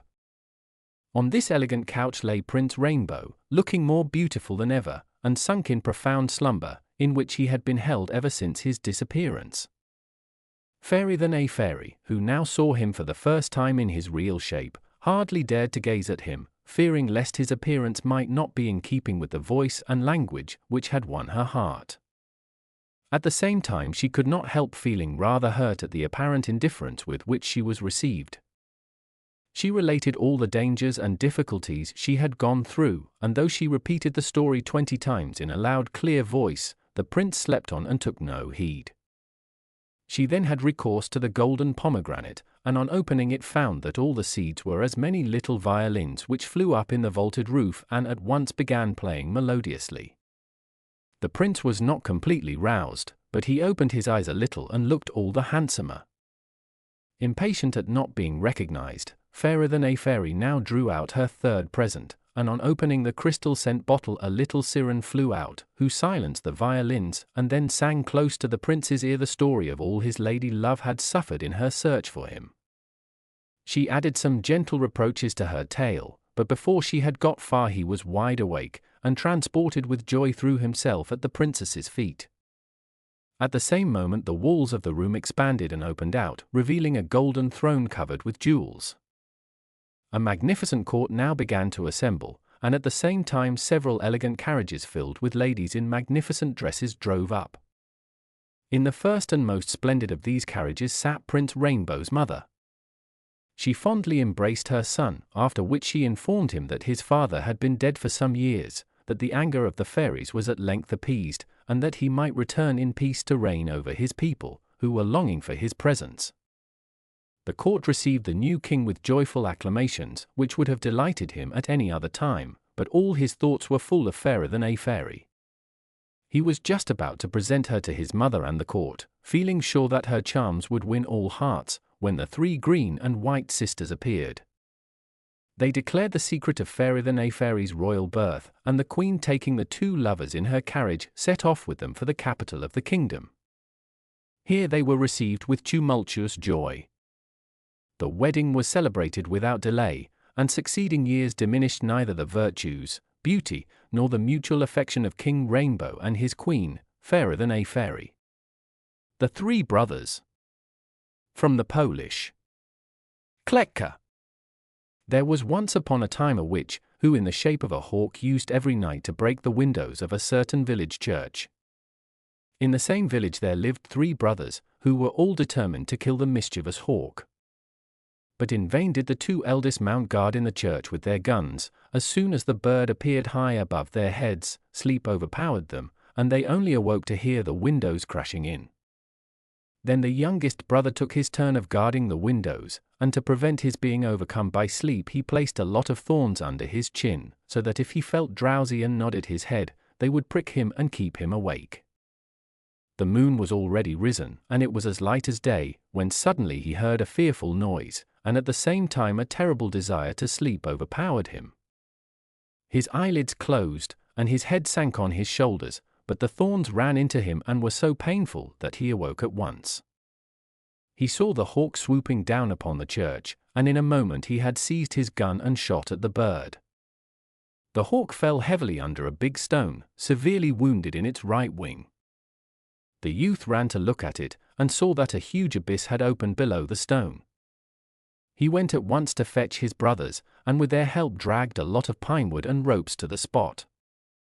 They fastened some of the burning pinewood to the end of the rope, and let it slowly down to the bottom of the abyss. At first it was quite dark, and the flaming torch only lit up dirty grey stone walls. But the youngest brother determined to explore the abyss, and letting himself down by the rope he soon reached the bottom. Here he found a lovely meadow full of green trees and exquisite flowers. In the middle of the meadow stood a huge stone castle, with an iron gate leading to it, which was wide open. Everything in the castle seemed to be made of copper, and the only inhabitant he could discover was a lovely girl, who was combing her golden hair, and he noticed that whenever one of her hairs fell on the ground it rang out like pure metal. The youth looked at her more closely, and saw that her skin was smooth and fair, her blue eyes bright and sparkling, and her hair as golden as the sun. He fell in love with her on the spot, and kneeling at her feet, he implored her to become his wife. The lovely girl accepted his proposal gladly, but at the same time she warned him that she could never come up to the world above till her mother, the old witch, was dead. And she went on to tell him that the only way in which the old creature could be killed was with the sword that hung up in the castle, but the sword was so heavy that no one could lift it. Then the youth went into a room in the castle where everything was made of silver, and here he found another beautiful girl, the sister of his bride. She was combing her silver hair, and every hair that fell on the ground rang out like pure metal. The second girl handed him the sword, but though he tried with all his strength he could not lift it. At last a third sister came to him and gave him a drop of something to drink, which she said would give him the needful strength. He drank one drop, but still he could not lift the sword. Then he drank a second, and the sword began to move, but only after he had drunk a third drop was he able to swing the sword over his head. Then he hid himself in the castle and awaited the old witch's arrival. At last, as it was beginning to grow dark, she appeared. She swooped down upon a big apple tree, and after shaking some golden apples from it, she pounced down upon the earth. As soon as her feet touched the ground, she became transformed from a hawk into a woman. This was the moment the youth was waiting for, and he swung his mighty sword in the air with all his strength, and the witch's head fell off, and her blood spurted up on the walls. Without fear of any further danger, he packed up all the treasures of the castle into great chests, and gave his brothers a signal to pull them up out of the abyss. First the treasures were attached to the rope, and then the three lovely girls. And now everything was up above, and only he himself remained below. At first they heaved with a will, but when the stone was halfway up they let it drop suddenly, and it fell to the bottom broken into 100 pieces. "So that's what would have happened to my bones had I trusted myself to them," said the youth sadly, and he began to cry bitterly, not because of the treasures, but because of the lovely girl with her swan-like neck and golden hair. For a long time he wandered sadly all through the beautiful underworld, and one day he met a magician who asked him the cause of his tears. The youth told him all that had befallen him, and the magician said, "Do not grieve, young man. If you will guard the children who are hidden in the golden apple tree, I will bring you at once up to the earth. Another magician who lives in this land always eats my children up. It is in vain that I have hidden them under the earth and locked them into the castle. Now I have hidden them in the apple tree, hide yourself there too, and at midnight you will see my enemy." The youth climbed up the tree, and picked some of the beautiful golden apples, which he ate for his supper. At midnight the wind began to rise, and a rustling sound was heard at the foot of the tree. The youth looked down and beheld a long thick serpent beginning to crawl up the tree. It wound itself round the stem and gradually got higher and higher. It stretched its huge head, in which the eyes glittered fiercely, among the branches, searching for the nest in which the little children lay. They trembled with terror when they saw the hideous creature and hid themselves beneath the leaves. Then the youth swung his mighty sword in the air, and with one blow cut off the serpent's head. He cut up the rest of the body into little bits and strewed them to the four winds. The father of the rescued children was so delighted over the death of his enemy that he told the youth to get on his back, and in this way he carried him up to the world above. With what joy did he hurry now to his brother's house! He burst into a room where they were all assembled, but no one knew who he was. Only his bride, who was serving as cook to her sisters, recognized her lover at once. His brothers, who had quite believed he was dead, yielded him up his treasures at once, and flew into the woods in terror. But the good youth forgave them all they had done, and divided his treasures with them. Then he built himself a big castle with golden windows, and there he lived happily with his golden-haired wife till the end of their lives. The Boy and the Wolves, or the Broken Promise. A North American Indian story. Once upon a time an Indian hunter built himself a house in the middle of a great forest, far away from all his tribe, for his heart was gentle and kind, and he was weary of the treachery and cruel deeds of those who had been his friends. So he left them, and took his wife and 3 children, and they journeyed on until they found a spot near to a clear stream, where they began to cut down trees, and to make ready their wigwam. For many years they lived peacefully and happily in this sheltered place, never leaving it except to hunt the wild animals, which served them both for food and clothes. At last, however, the strong man felt sick, and before long he knew he must die. So he gathered his family round him, and said his last words to them. You, my wife, the companion of my days, will follow me ere many moons have waned to the island of the blessed. But for you, O my children, whose lives are but newly begun, the wickedness, unkindness, and ingratitude from which I fled are before you. Yet I shall go hence in peace, my children, if you will promise always to love each other, and never to forsake your youngest brother. Never, they replied, holding out their hands. And the hunter died content. Scarcely 8 moons had passed when, just as he had said, the wife went forth, and followed her husband, but before leaving her children she bade the 2 elder ones think of their promise never to forsake the younger, for he was a child, and weak. And while the snow lay thick upon the ground, they tended him and cherished him, but when the earth showed green again, the heart of the young man stirred within him, and he longed to see the wigwams of the village where his father's youth was spent.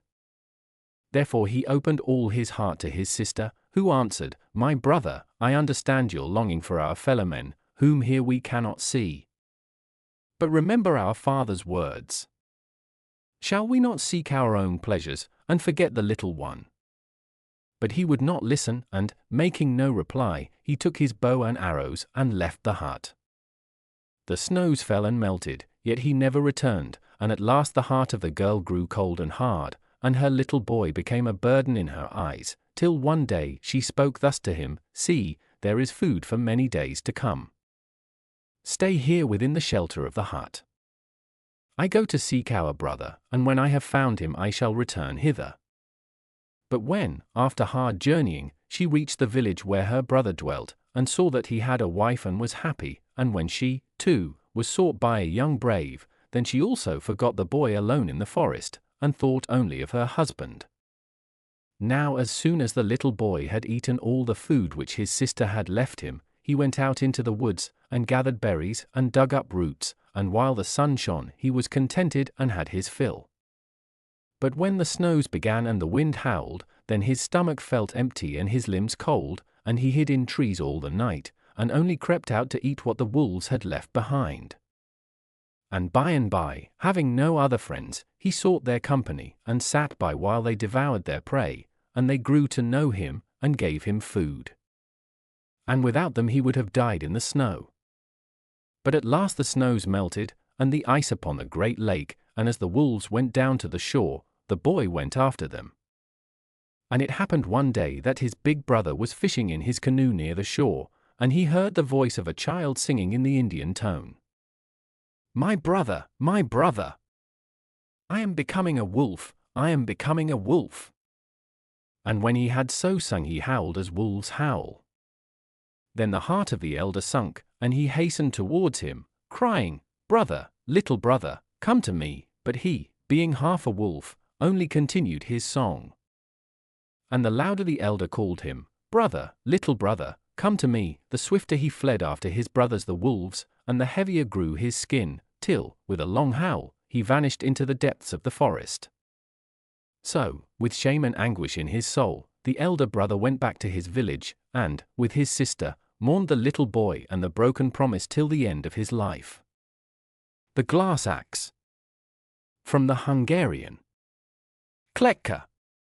There was once upon a time a king and queen who had everything they could possibly wish for in this world except a child. At last, after 12 years, the queen gave birth to a son, but she did not live long to enjoy her happiness, for on the following day she died.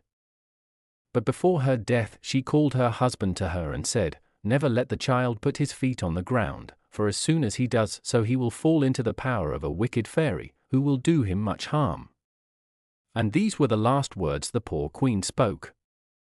The boy throve and grew big, and when he was too heavy for his nurse to carry, a chair was made for him on little wheels, in which he could wander through the palace gardens without help. At other times he was carried about on a litter, and he was always carefully watched and guarded for fear he should at any time put his feet to the ground.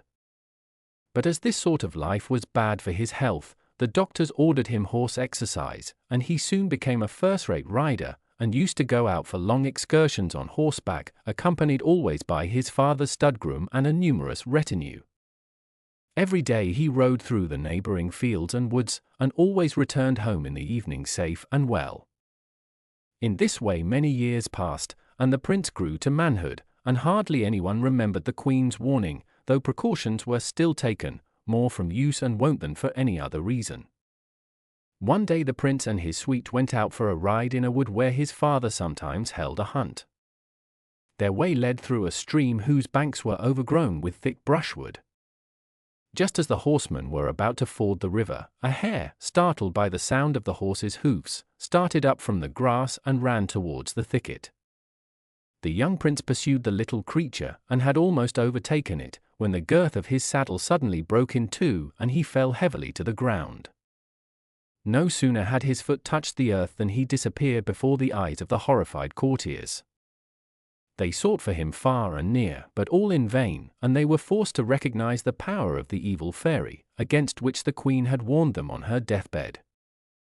The old king was much grieved when they brought him the news of his son's disappearance, but as he could do nothing to free him from his fate, he gave himself up to an old age of grief and loneliness, cherishing at the same time the hope that some lucky chance might one day deliver the youth out of the hands of his enemy.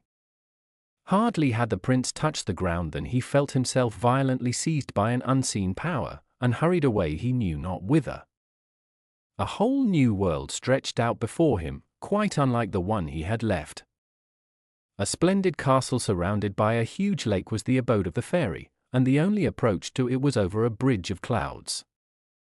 On the other side of the lake high mountains rose up, and dark woods stretched along the banks, over all hung a thick mist, and deep silence reigned everywhere. No sooner had the fairy reached her own domain than she made herself visible, and turning to the prince she told him that unless he obeyed all her commands down to the minutest detail he would be severely punished. Then she gave him an axe made of glass, and bade him cross the bridge of clouds and go into the wood beyond and cut down all the trees there before sunset. At the same time she cautioned him with many angry words against speaking to a black girl he would most likely meet in the wood. The prince listened to her words meekly, and when she had finished took up the glass axe and set out for the forest. At every step he seemed to sink into the clouds, but fear gave wings to his feet, and he crossed the lake in safety and set to work at once.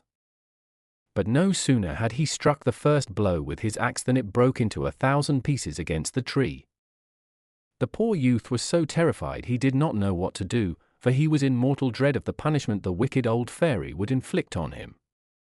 He wandered to and fro in the wood, not knowing where he was going, and at last, worn out by fatigue and misery, he sank on the ground and fell fast asleep.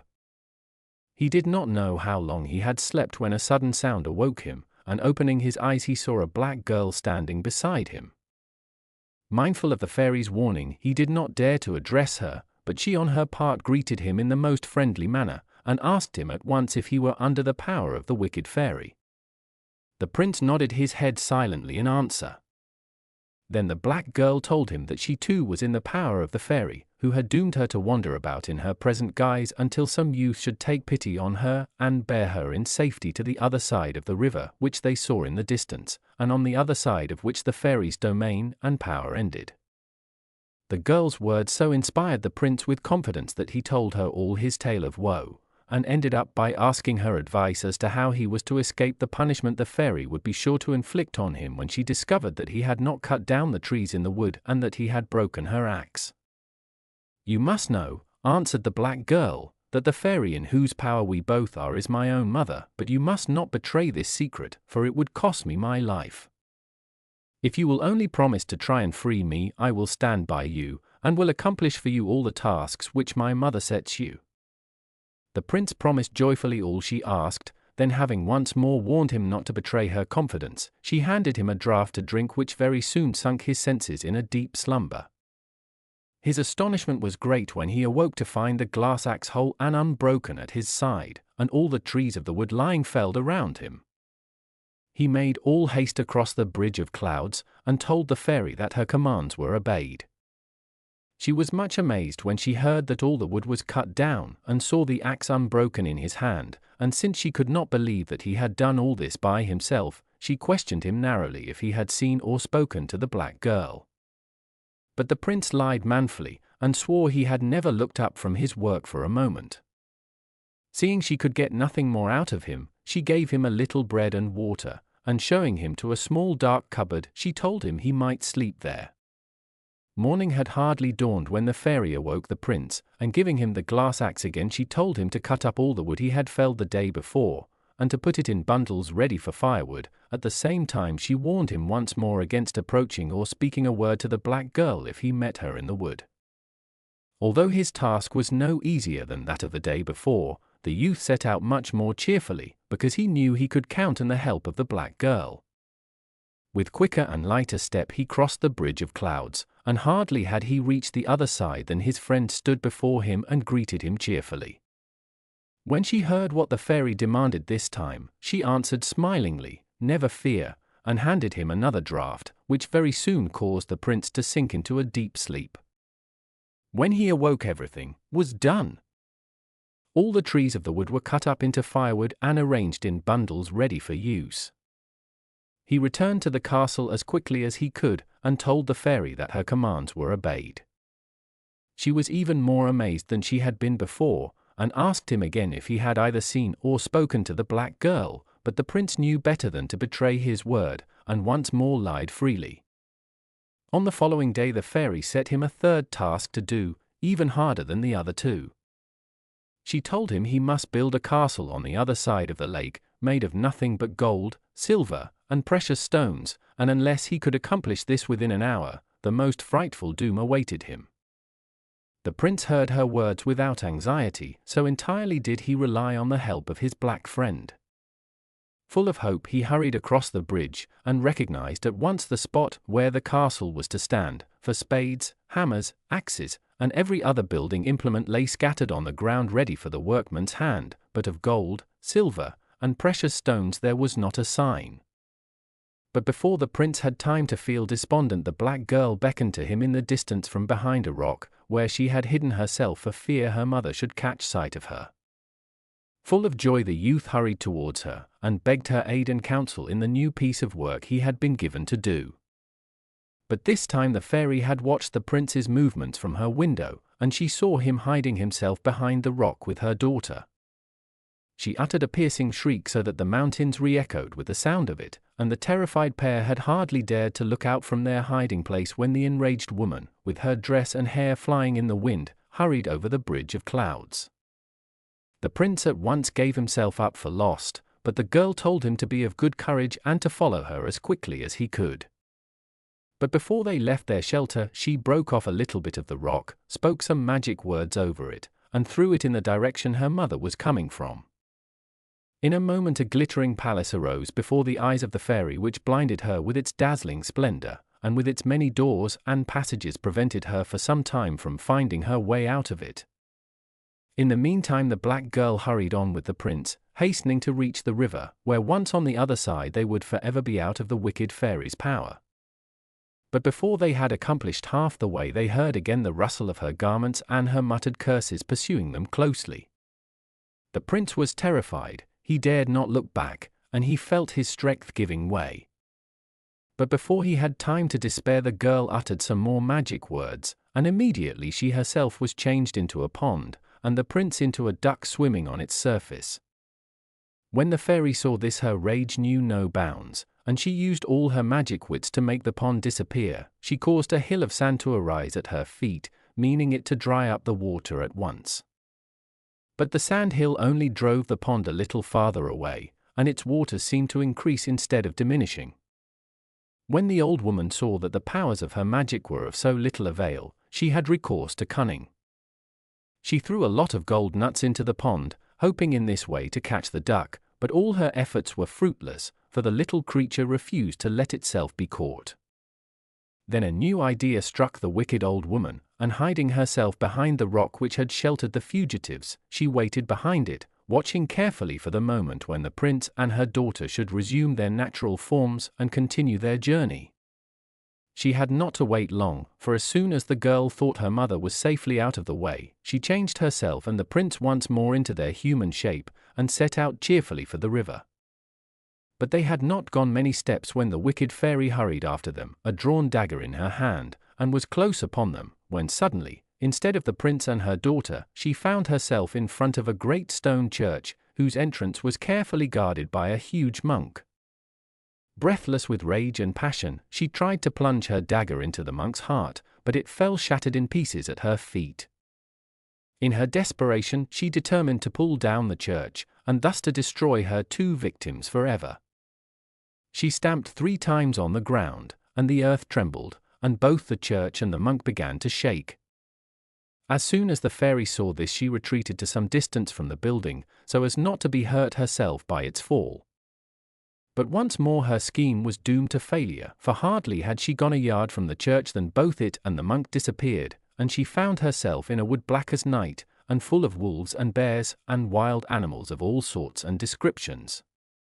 Then her wrath gave place to terror, for she feared every moment to be torn in pieces by the beasts who won and all seemed to defy her power.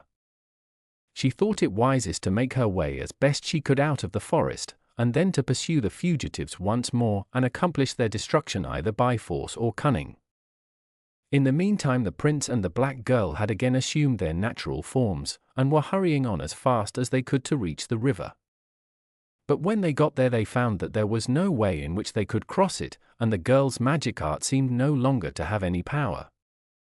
Then turning to the prince she said, "The hour for my deliverance has not yet come, but as you promised to do all you could to free me, you must do exactly as I bid you now. Take this bow and arrow and kill every beast you see with them, and be sure you spare no living creature." With these words she disappeared, and hardly had she done so than a huge wild boar started out of the thicket near, and made straight for the prince. But the youth did not lose his presence of mind, and drawing his bow he pierced the beast with his arrow right through the skull. The creature fell heavily on the ground, and out of its side sprang a little hare, which ran like the wind along the river bank. The prince drew his bow once more, and the hare lay dead at his feet, but at the same moment a dove rose up in the air, and circled round the prince's head in the most confiding manner.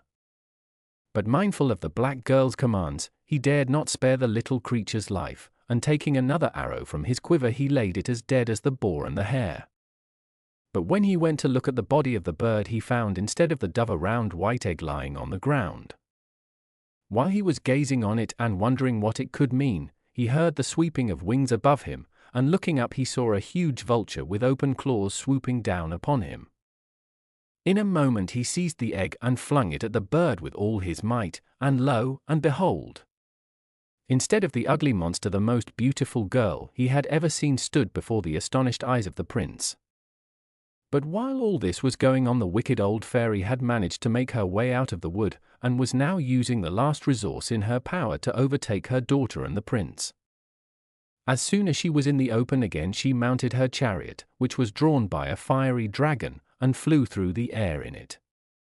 But just as she got to the river, she saw the two lovers in each other's arms swimming through the water as easily as two fishes. Quick as lightning, and forgetful of every danger, she flew down upon them. But the waters seized her chariot and sunk it in the lowest depths, and the waves bore the wicked old woman down the stream till she was caught in some thorn bushes, where she made a good meal for all the little fishes that were swimming about. And so at last the prince and his lovely bride were free. They hurried as quickly as they could to the old king, who received them with joy and gladness. On the following day a most gorgeous wedding feast was held, and as far as we know the prince and his bride lived happily forever afterwards. The Dead Wife. From the Iroquois. Once upon a time there were a man and his wife who lived in the forest, very far from the rest of the tribe. Very often they spent the day in hunting together, but after a while the wife found that she had so many things to do that she was obliged to stay at home, so he went alone, though he found that when his wife was not with him he never had any luck. One day, when he was away hunting, the woman fell ill, and in a few days she died. Her husband grieved bitterly, and buried her in the house where she had passed her life, but as the time went on he felt so lonely without her that he made a wooden doll about her height and size for company, and dressed it in her clothes. He seated it in front of the fire, and tried to think he had his wife back again. The next day he went out to hunt, and when he came home the first thing he did was to go up to the doll and brush off some of the ashes from the fire which had fallen on its face. But he was very busy now, for he had to cook and mend, besides getting food, for there was no one to help him. And so a whole year passed away. At the end of that time he came back from hunting one night and found some wood by the door and a fire within. The next night there was not only wood and fire, but a piece of meat in the kettle, nearly ready for eating. He searched all about to see who could have done this, but could find no one. The next time he went to hunt he took care not to go far, and came in quite early. And while he was still a long way off he saw a woman going into the house with wood on her shoulders.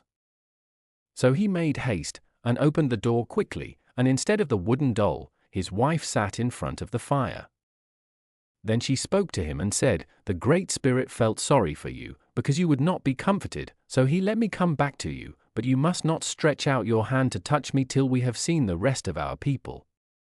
If you do, I shall die."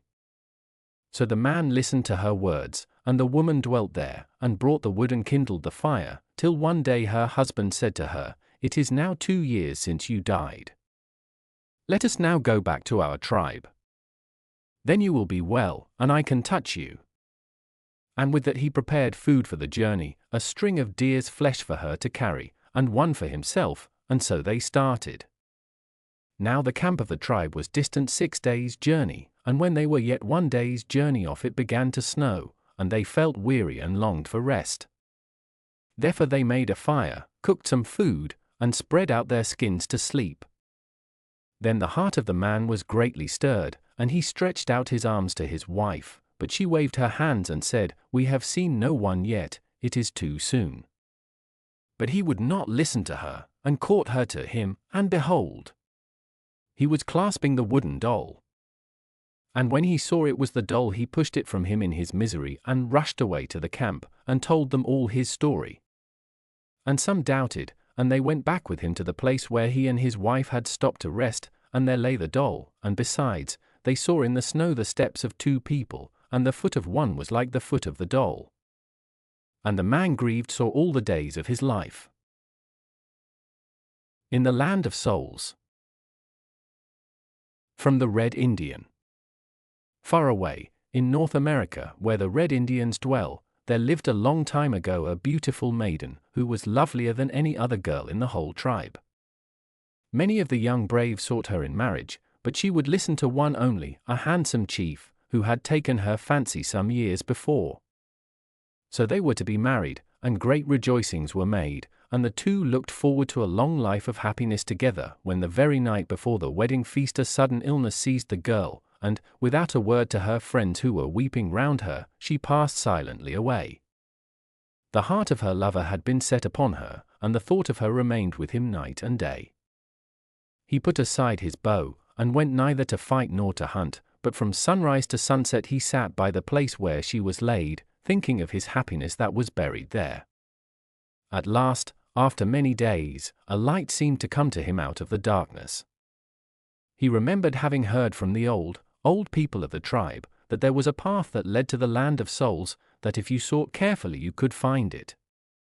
So the next morning he got up early, and put some food in his pouch and slung an extra skin over his shoulders, for he knew not how long his journey would take, nor what sort of country he would have to go through. Only one thing he knew, that if the path was there, he would find it. At first he was puzzled, as there seemed no reason he should go in one direction more than another. Then all at once he thought he had heard one of the old men say that the land of souls lay to the south, and so, filled with new hope and courage, he set his face southwards. For many, many miles the country looked the same as it did round his own home. The forests, the hills, and the rivers all seemed exactly like the ones he had left. The only thing that was different was the snow, which had lain thick upon the hills and trees when he started, but grew less and less the farther he went south, till it disappeared altogether.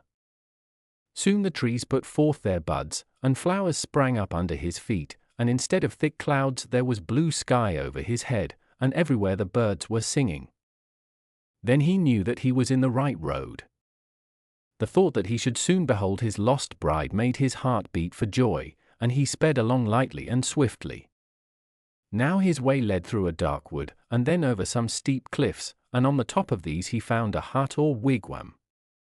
An old man clothed in skins, and holding a staff in his hand, stood in the doorway, and he said to the young chief who was beginning to tell his story, "I was waiting for you, wherefore you have come I know. It is but a short while since she whom you seek was here. Rest in my hut, as she also rested, and I will tell you what you ask, and whither you should go." On hearing these words, the young man entered the hut, but his heart was too eager within him to suffer him to rest, and when he arose, the old man rose too, and stood with him at the door. "Look," he said, "at the water which lies far out yonder, and the plains which stretch beyond. That is the land of souls, but no man enters it without leaving his body behind him. So, lay down your body here, your bow and arrows, your skin, and your dog. They shall be kept for you safely." Then he turned away, and the young chief, light as air, seemed hardly to touch the ground, and as he flew along the scents grew sweeter and the flowers more beautiful, while the animals rubbed their noses against him, instead of hiding as he approached, and birds circled round him, and fishes lifted up their heads and looked as he went by. Very soon he noticed with wonder that neither rocks nor trees barred his path. He passed through them without knowing it, for indeed, they were not rocks and trees at all, but only the souls of them, for this was the land of shadows. So he went on with winged feet till he came to the shores of a great lake, with a lovely island in the middle of it, while on the bank of the lake was a canoe of glittering stone, and in the canoe were 2 shining paddles. The chief jumped straight into the canoe, and seizing the paddles pushed off from the shore, when to his joy and wonder he saw following him in another canoe exactly like his own the maiden for whose sake he had made this long journey. But they could not touch each other, for between them rolled great waves, which looked as if they would sink the boats, yet never did. And the young man and the maiden shrank with fear, for down in the depths of the water they saw the bones of those who had died before, and in the waves themselves men and women were struggling, and but few passed over. Only the children had no fear, and reached the other side in safety. Still, though the chief and the young girl quailed in terror at these horrible sights and sounds, no harm came to them, for their lives had been free from evil, and the Master of Life had said that no evil should happen unto them. So they reached unhurt the shore of the happy island, and wandered through the flowery fields and by the banks of rushing streams, and they knew not hunger nor thirst, neither cold nor heat. The air fed them and the sun warmed them, and they forgot the dead, for they saw no graves, and the young man's thoughts turned not to wars, neither to the hunting of animals. And gladly would these two have walked thus forever, but in the murmur of the wind he heard the Master of Life saying to him, "Return whither you came, for I have work for you to do, and your people need you, and for many years you shall rule over them. At the gate my messenger awaits you, and you shall take again your body which you left behind, and he will show you what you are to do. Listen to him, and have patience, and in time to come you shall rejoin her whom you must now leave, for she is accepted, and will remain ever young and beautiful, as when I called her hence from the land of snows." The White Duck. Once upon a time a great and powerful king married a lovely princess. No couple were ever so happy, but before their honeymoon was over they were forced to part, for the king had to go on a warlike expedition to a far country, and leave his young wife alone at home. Bitter were the tears she shed, while her husband sought in vain to soothe her with words of comfort and counsel, warning her, above all things, never to leave the castle, to hold no intercourse with strangers, to beware of evil counselors, and especially to be on her guard against strange women. And the queen promised faithfully to obey her royal lord and master in these four matters. So when the king set out on his expedition, she shut herself up with her ladies in her own apartments, and spent her time in spinning and weaving, and in thinking of her royal husband. Often she was very sad and lonely, and it happened that one day, while she was seated at the window, letting salt tears drop on her work, an old woman, a kind, homely-looking old body, stepped up to the window, and, leaning upon her crutch, addressed the queen in friendly, flattering tones, saying, "Why are you sad and cast down, fair queen?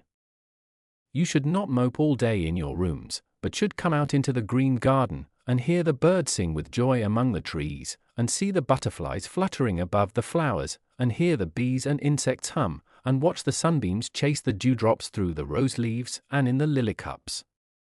All the brightness outside would help to drive away your cares, O queen."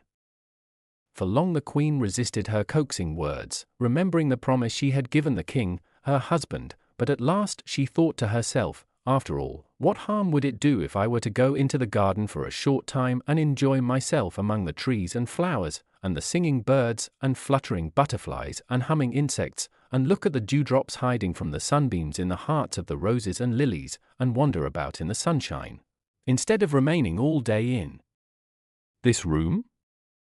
For she had no idea that the kind-looking old woman leaning on her crutch was in reality a wicked witch, who envied the queen her good fortune, and was determined to ruin her.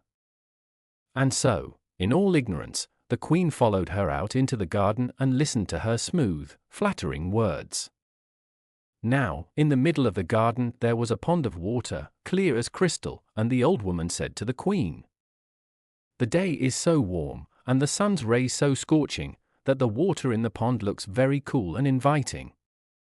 Would you not like to bathe in it, fair queen?" "No, I think not," answered the queen, but the next moment she regretted her words, and thought to herself, "Why shouldn't I bathe in that cool, fresh water? No harm could come of it." And, so saying, she slipped off her robes and stepped into the water. But scarcely had her tender feet touched the cool ripples when she felt a great shove on her shoulders, and the wicked witch had pushed her into the deep water, exclaiming, "Swim henceforth, white duck!" And the witch herself assumed the form of the queen, and decked herself out in the royal robes, and sat among the court ladies, awaiting the king's return. And suddenly the tramp of horses' hoofs was heard, and the barking of dogs, and the witch hastened forward to meet the royal carriages, and, throwing her arms round the king's neck, kissed him. And in his great joy the king did not know that the woman he held in his arms was not his own dear wife, but a wicked witch. In the meantime, outside the palace walls, the poor white duck swam up and down the pond, and near it laid 3 eggs, out of which there came one morning 2 little fluffy ducklings and a little ugly drake. And the white duck brought the little creatures up, and they paddled after her in the pond, and caught goldfish, and hopped upon the bank and waddled about, ruffling their feathers and saying quack, quack as they strutted about on the green banks of the pond. But their mother used to warn them not to stray too far, telling them that a wicked witch lived in the castle beyond the garden, adding, "She has ruined me, and she will do her best to ruin you." But the young ones did not listen to their mother, and, playing about the garden one day, they strayed close up to the castle windows. The witch at once recognized them by their smell, and ground her teeth with anger, but she hid her feelings, and, pretending to be very kind, she called them to her and joked with them, and led them into a beautiful room, where she gave them food to eat, and showed them a soft cushion on which they might sleep. Then she left them and went down into the palace kitchens, where she told the servants to sharpen the knives, and to make a great fire ready, and hang a large kettleful of water over it.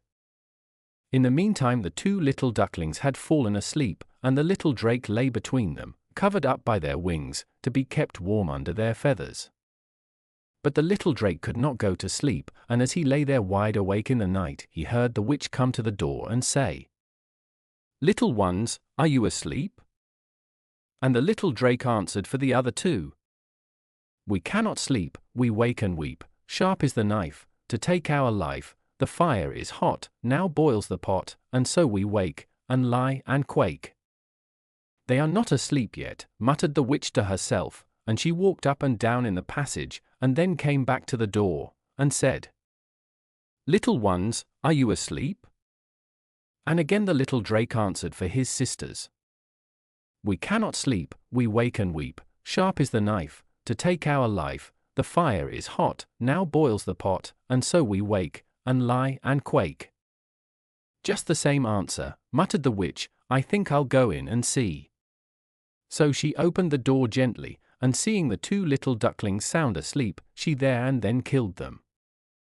The next morning the white duck wandered round the pond in a distracted manner, looking for her little ones. She called and she searched, but could find no trace of them.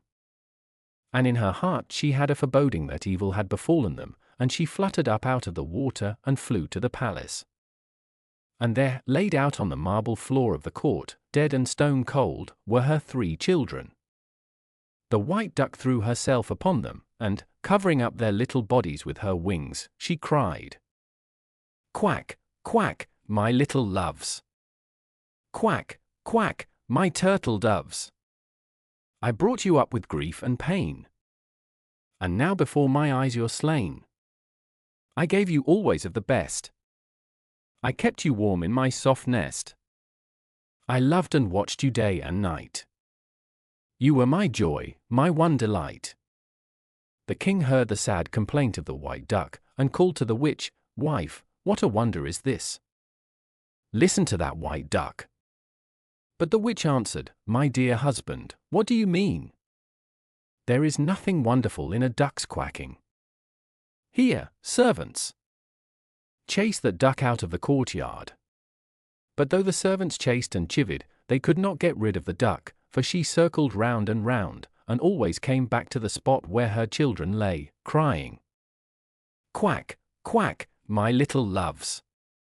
Quack, quack, my turtle doves! The wicked witch your lives did take. The wicked witch, the cunning snake.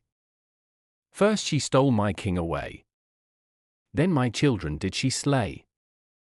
Changed me, from a happy wife, to a duck for all my life.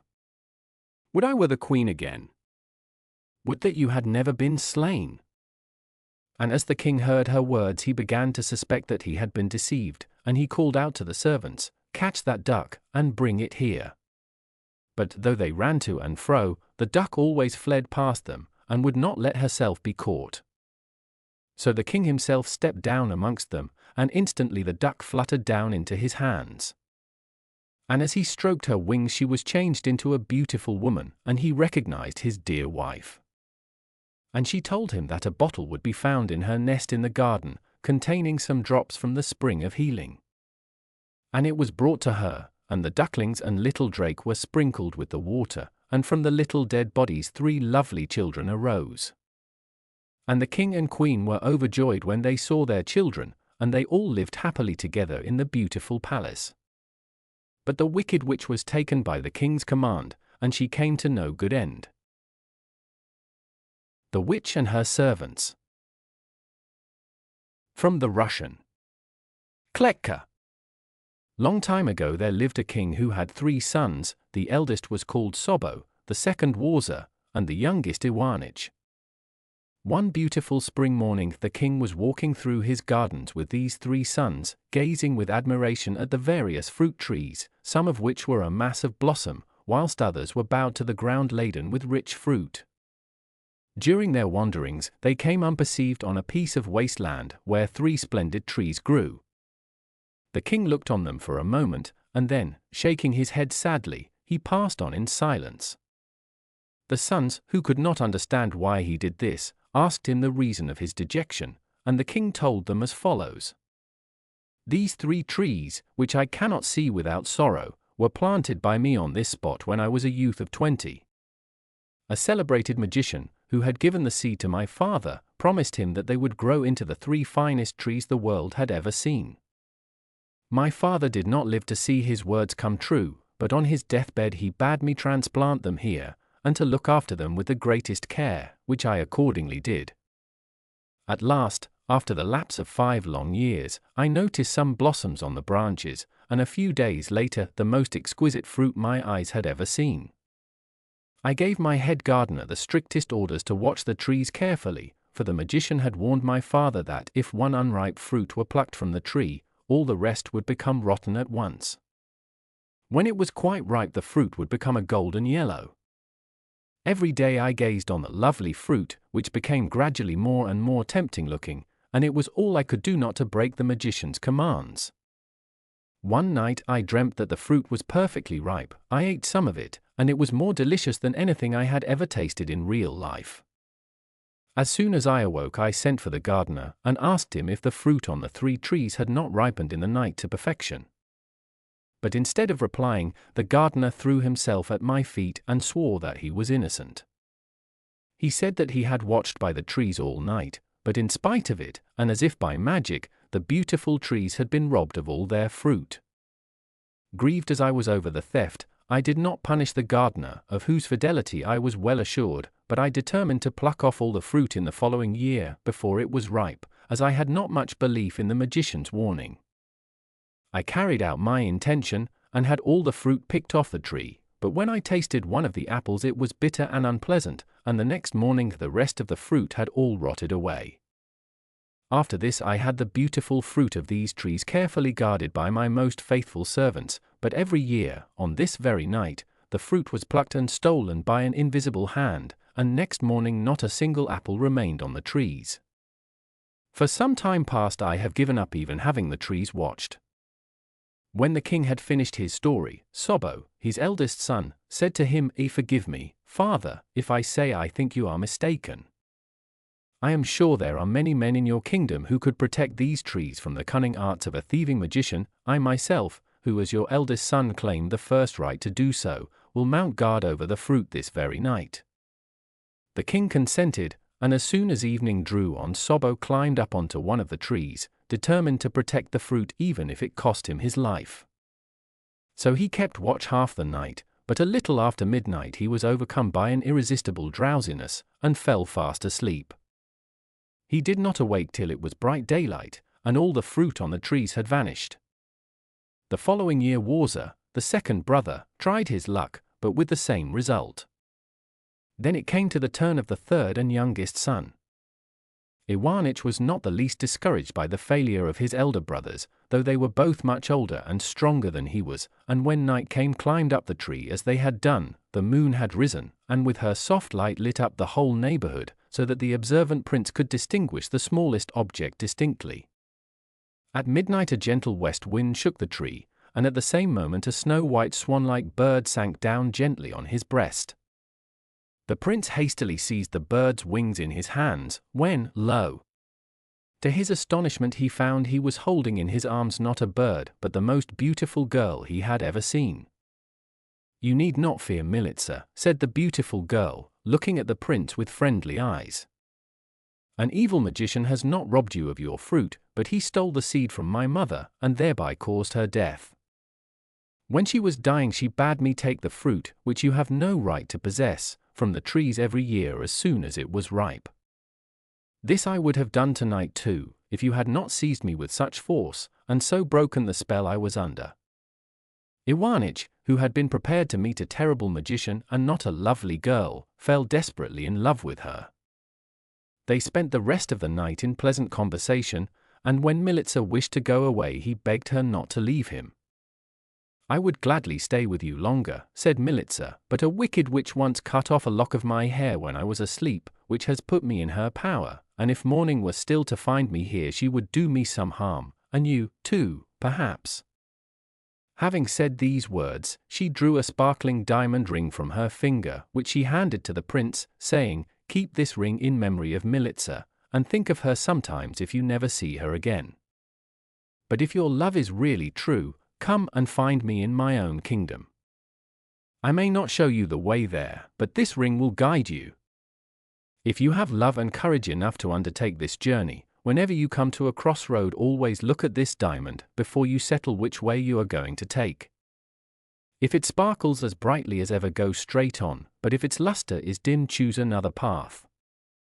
Then Milica bent over the prince and kissed him on his forehead, and before he had time to say a word she vanished through the branches of the tree in a little white cloud.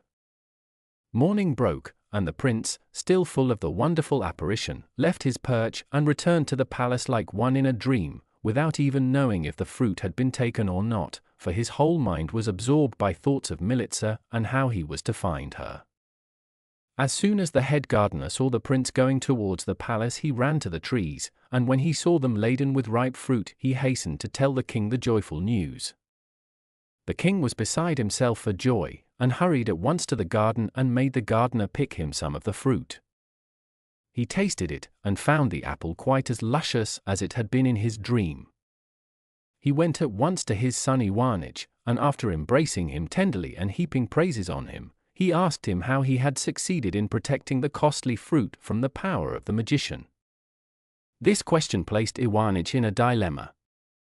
But as he did not want the real story to be known, he said that about midnight a huge wasp had flown through the branches, and buzzed incessantly round him. He had warded it off with his sword, and at dawn, when he was becoming quite worn out, the wasp had vanished as suddenly as it had appeared. The king, who never doubted the truth of this tale, bade his son go to rest at once and recover from the fatigues of the night, but he himself went and ordered many feasts to be held in honor of the preservation of the wonderful fruit. The whole capital was in a stir, and everyone shared in the king's joy. The prince alone took no part in the festivities. While the king was at a banquet, Iwanich took some purses of gold, and mounting the quickest horse in the royal stable, he sped off like the wind without a single soul being any the wiser. It was only on the next day that they missed him. The king was very distressed at his disappearance, and sent search parties all over the kingdom to look for him, but in vain, and after 6 months they gave him up as dead, and in another 6 months they had forgotten all about him. But in the meantime the prince, with the help of his ring, had had a most successful journey, and no evil had befallen him. At the end of 3 months he came to the entrance of a huge forest, which looked as if it had never been trodden by human foot before, and which seemed to stretch out indefinitely. The prince was about to enter the wood by a little path he had discovered, when he heard a voice shouting to him, "Hold, youth! Whither are you going?" Iwanich turned round, and saw a tall, gaunt-looking man, clad in miserable rags, leaning on a crooked staff and seated at the foot of an oak tree, which was so much the same color as himself that it was little wonder the prince had ridden past the tree without noticing him. "Where else should I be going," he said, "than through the wood?"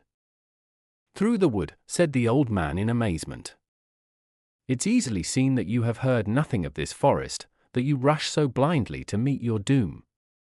Well, listen to me before you ride any further. Let me tell you that this wood hides in its depths a countless number of the fiercest tigers, hyenas, wolves, bears, and snakes, and all sorts of other monsters.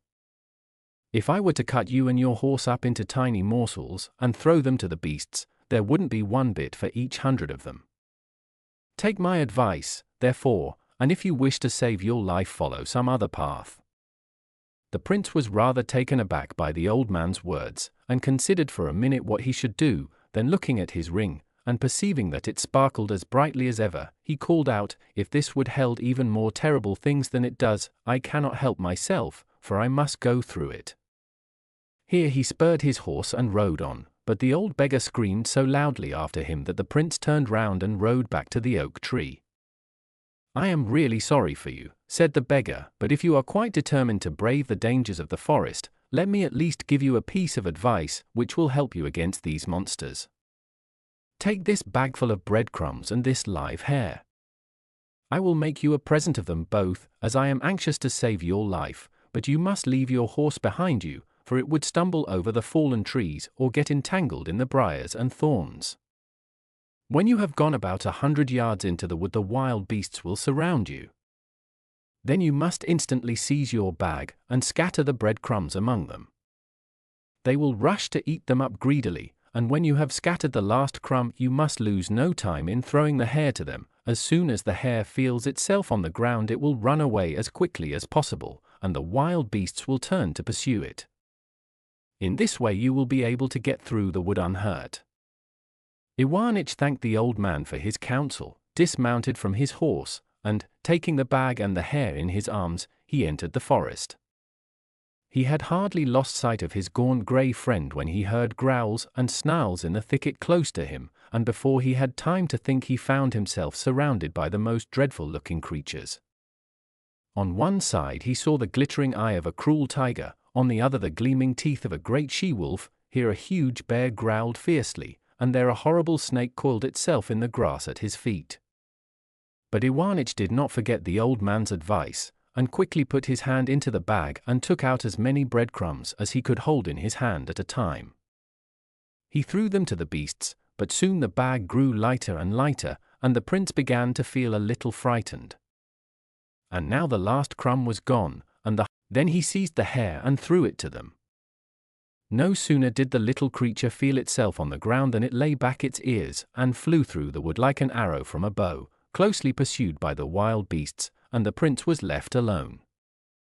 He looked at his ring, and when he saw that it sparkled as brightly as ever, he went straight on through the forest. He hadn't gone very far when he saw a most extraordinary-looking man coming towards him. He was not more than 3 feet high, his legs were quite crooked, and all his body was covered with prickles like a hedgehog. 2 lions walked with him, fastened to his side by the 2 ends of his long beard. He stopped the prince and asked him in a harsh voice, "Are you the man who has just fed my bodyguard?" Iwanich was so startled that he could hardly reply, but the little man continued, "I am most grateful to you for your kindness. What can I give you as a reward?" "All I ask," replied Iwanich, "is that I should be allowed to go through this wood in safety." "Most certainly," answered the little man, "and for greater security I will give you one of my lions as a protector. But when you leave this wood and come near a palace which does not belong to my domain, let the lion go, in order that he may not fall into the hands of an enemy and be killed." With these words he loosened the lion from his beard and bade the beast guard the youth carefully. With this new protector Iwanich wandered on through the forest, and though he came upon a great many more wolves, hyenas, leopards, and other wild beasts, they always kept at a respectful distance when they saw what sort of an escort the prince had with him. Iwanich hurried through the wood as quickly as his legs would carry him, but, nevertheless, hour after hour went by and not a trace of a green field or a human habitation met his eyes. At length, towards evening, the mass of trees grew more transparent, and through the interlaced branches a wide plain was visible. At the exit of the wood the lion stood still, and the prince took leave of him, having first thanked him warmly for his kind protection. It had become quite dark, and Iwanich was forced to wait for daylight before continuing his journey. He made himself a bed of grass and leaves, lit a fire of dry branches, and slept soundly till the next morning. Then he got up and walked towards a beautiful white palace which he saw gleaming in the distance. In about an hour he reached the building, and opening the door he walked in. After wandering through many marble halls, he came to a huge staircase made of porphyry, leading down to a lovely garden. The prince burst into a shout of joy when he suddenly perceived Militsa in the center of a group of girls who were weaving wreaths of flowers with which to deck their mistress. As soon as Militsa saw the prince, she ran up to him and embraced him tenderly, and after he had told her all his adventures, they went into the palace, where a sumptuous meal awaited them. Then the princess called her court together and introduced Iwanich to them as her future husband. Preparations were at once made for the wedding, which was held soon after with great pomp and magnificence. 3 months of great happiness followed, when Militsa received one day an invitation to visit her mother's sister. Although the princess was very unhappy at leaving her husband, she did not like to refuse the invitation, and, promising to return in 7 days at the latest, she took a tender farewell of the prince, and said, "Before I go I will hand you over all the keys of the castle. Go everywhere and do anything you like, only one thing I beg and beseech you, do not open the little iron door in the north tower, which is closed with 7 locks and 7 bolts, for if you do, we shall both suffer for it."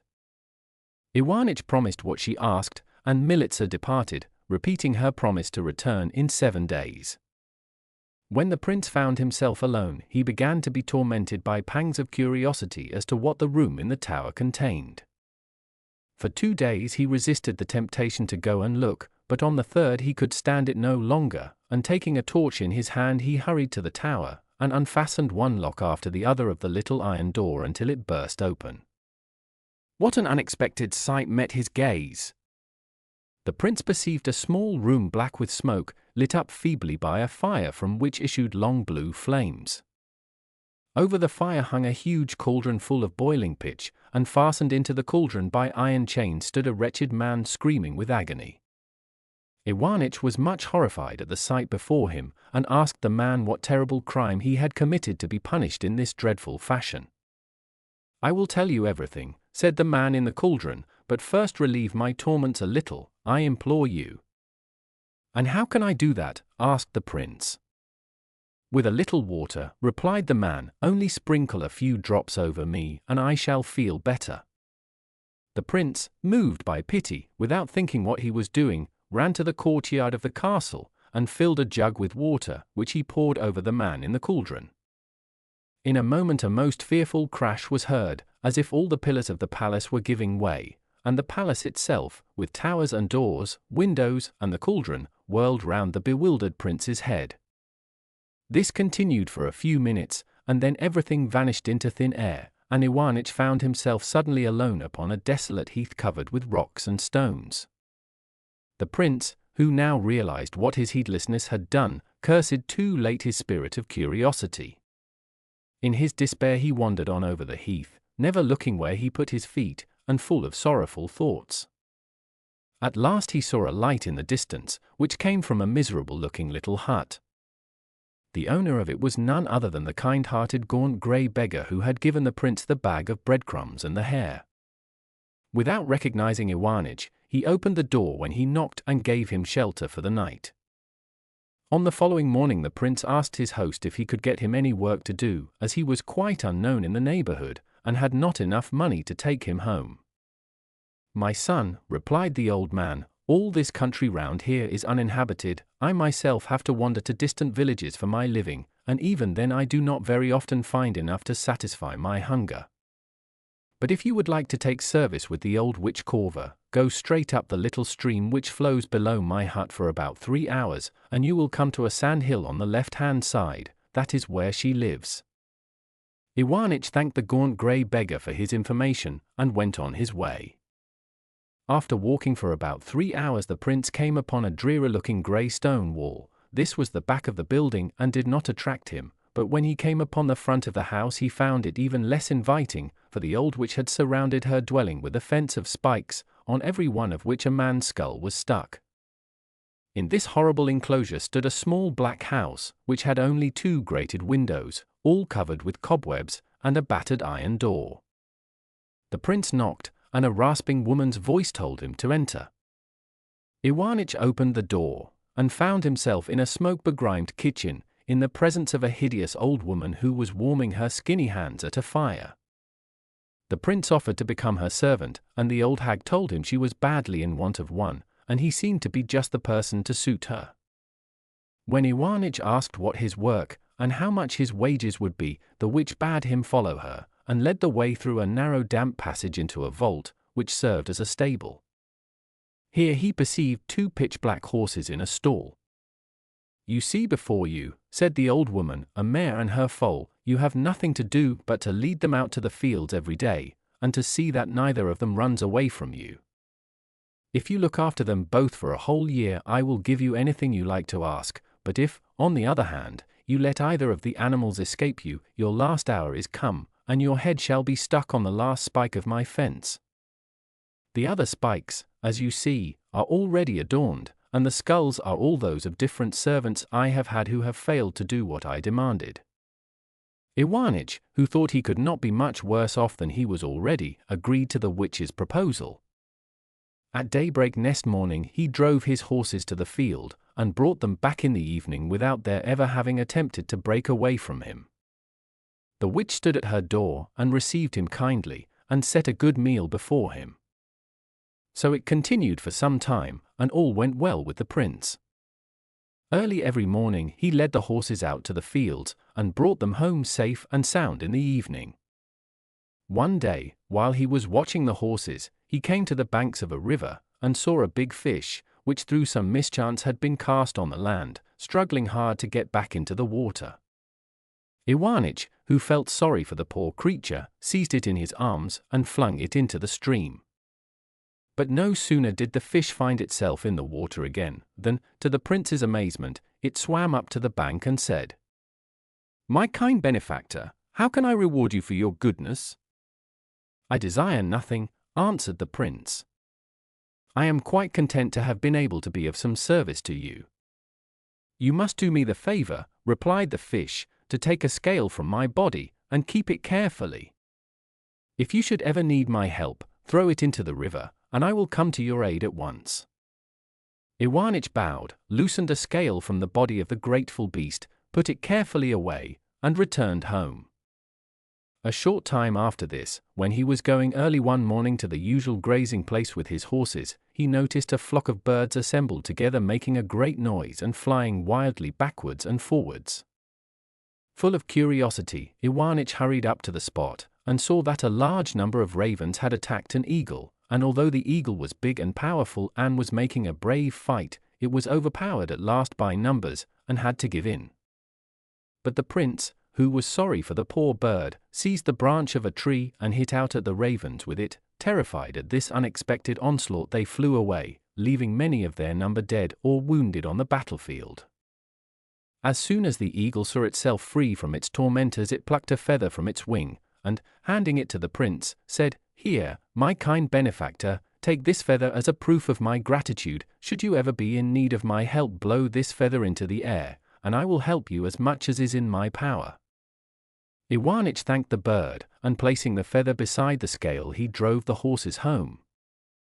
Another day he had wandered farther than usual, and came close to a farmyard. The place pleased the prince, and as there was plenty of good grass for the horses, he determined to spend the day there. Just as he was sitting down under a tree, he heard a cry close to him, and saw a fox which had been caught in a trap placed there by the farmer. In vain did the poor beast try to free itself. Then the good-natured prince came once more to the rescue, and let the fox out of the trap. The fox thanked him heartily, tore 2 hairs out of his bushy tail, and said, "Should you ever stand in need of my help, throw these 2 hairs into the fire, and in a moment I shall be at your side ready to obey you." Iwanich put the fox's hairs with the scale and the feather, and as it was getting dark he hastened home with his horses. In the meantime his service was drawing near to an end, and in 3 more days the year was up, and he would be able to get his reward and leave the witch. On the first evening of these last 3 days, when he came home and was eating his supper, he noticed the old woman stealing into the stables. The prince followed her secretly to see what she was going to do. He crouched down in the doorway and heard the wicked witch telling the horses to wait next morning till Iwanich was asleep, and then to go and hide themselves in the river, and to stay there till she told them to return, and if they didn't do as she told them, the old woman threatened to beat them till they bled. When Iwanich heard all this, he went back to his room, determined that nothing should induce him to fall asleep next day. On the following morning he led the mare and foal to the fields as usual, but bound a cord round them both, which he kept in his hand. But after a few hours, by the magic arts of the old witch, he was overpowered by sleep, and the mare and foal escaped and did as they had been told to do. The prince did not awake till late in the evening, and when he did, he found, to his horror, that the horses had disappeared. Filled with despair, he cursed the moment when he had entered the service of the cruel witch, and already he saw his head sticking up on the sharp spike beside the others. Then he suddenly remembered the fish's scale, which, with the eagle's feather and the fox's hairs, he always carried about with him. He drew the scale from his pocket, and hurrying to the river he threw it in. In a minute the grateful fish swam towards the bank on which Iwanich was standing, and said, "What do you command, my friend and benefactor?" The prince replied, "I had to look after a mare and foal, and they have run away from me and have hidden themselves in the river. If you wish to save my life, drive them back to the land." "Wait a moment," answered the fish, "and I and my friends will soon drive them out of the water." With these words the creature disappeared into the depths of the stream. Almost immediately a rushing hissing sound was heard in the waters, the waves dashed against the banks, the foam was tossed into the air, and the two horses leapt suddenly onto the dry land, trembling and shaking with fear. Iwanich sprang at once onto the mare's back, seized the foal by its bridle, and hastened home in the highest spirits. When the witch saw the prince bringing the horses home, she could hardly conceal her wrath, and as soon as she had placed Iwanich's supper before him, she stole away again to the stables. The prince followed her, and heard her scolding the beasts harshly for not having hidden themselves better. She bade them wait next morning till Iwanich was asleep, and then to hide themselves in the clouds, and to remain there till she called. If they did not do as she told them, she would beat them till they bled. The next morning, after Iwanich had led his horses to the fields, he fell once more into a magic sleep. The horses at once ran away and hid themselves in the clouds, which hung down from the mountains in soft billowy masses. When the prince awoke and found that both the mare and the foal had disappeared, he bethought him at once of the eagle, and taking the feather out of his pocket he blew it into the air. In a moment the bird swooped down beside him and asked, "What do you wish me to do?" "My mare and foal," replied the prince, "have run away from me, and have hidden themselves in the clouds. If you wish to save my life, restore both animals to me." "Wait a minute," answered the eagle, "with the help of my friends I will soon drive them back to you." With these words the bird flew up into the air and disappeared among the clouds. Almost directly Iwanich saw his two horses being driven towards him by a host of eagles of all sizes. He caught the mare and foal, and having thanked the eagle he drove them cheerfully home again. The old witch was more disgusted than ever when she saw him appearing, and having set his supper before him she stole into the stables, and Iwanich heard her abusing the horses for not having hidden themselves better in the clouds. Then she bade them hide themselves next morning, as soon as Iwanich was asleep, in the king's henhouse, which stood on a lonely part of the heath, and to remain there till she called. If they failed to do as she told them, she would certainly beat them this time till they bled. On the following morning the prince drove his horses as usual to the fields. After he had been overpowered by sleep, as on the former days, the mare and foal ran away and hid themselves in the royal hen house.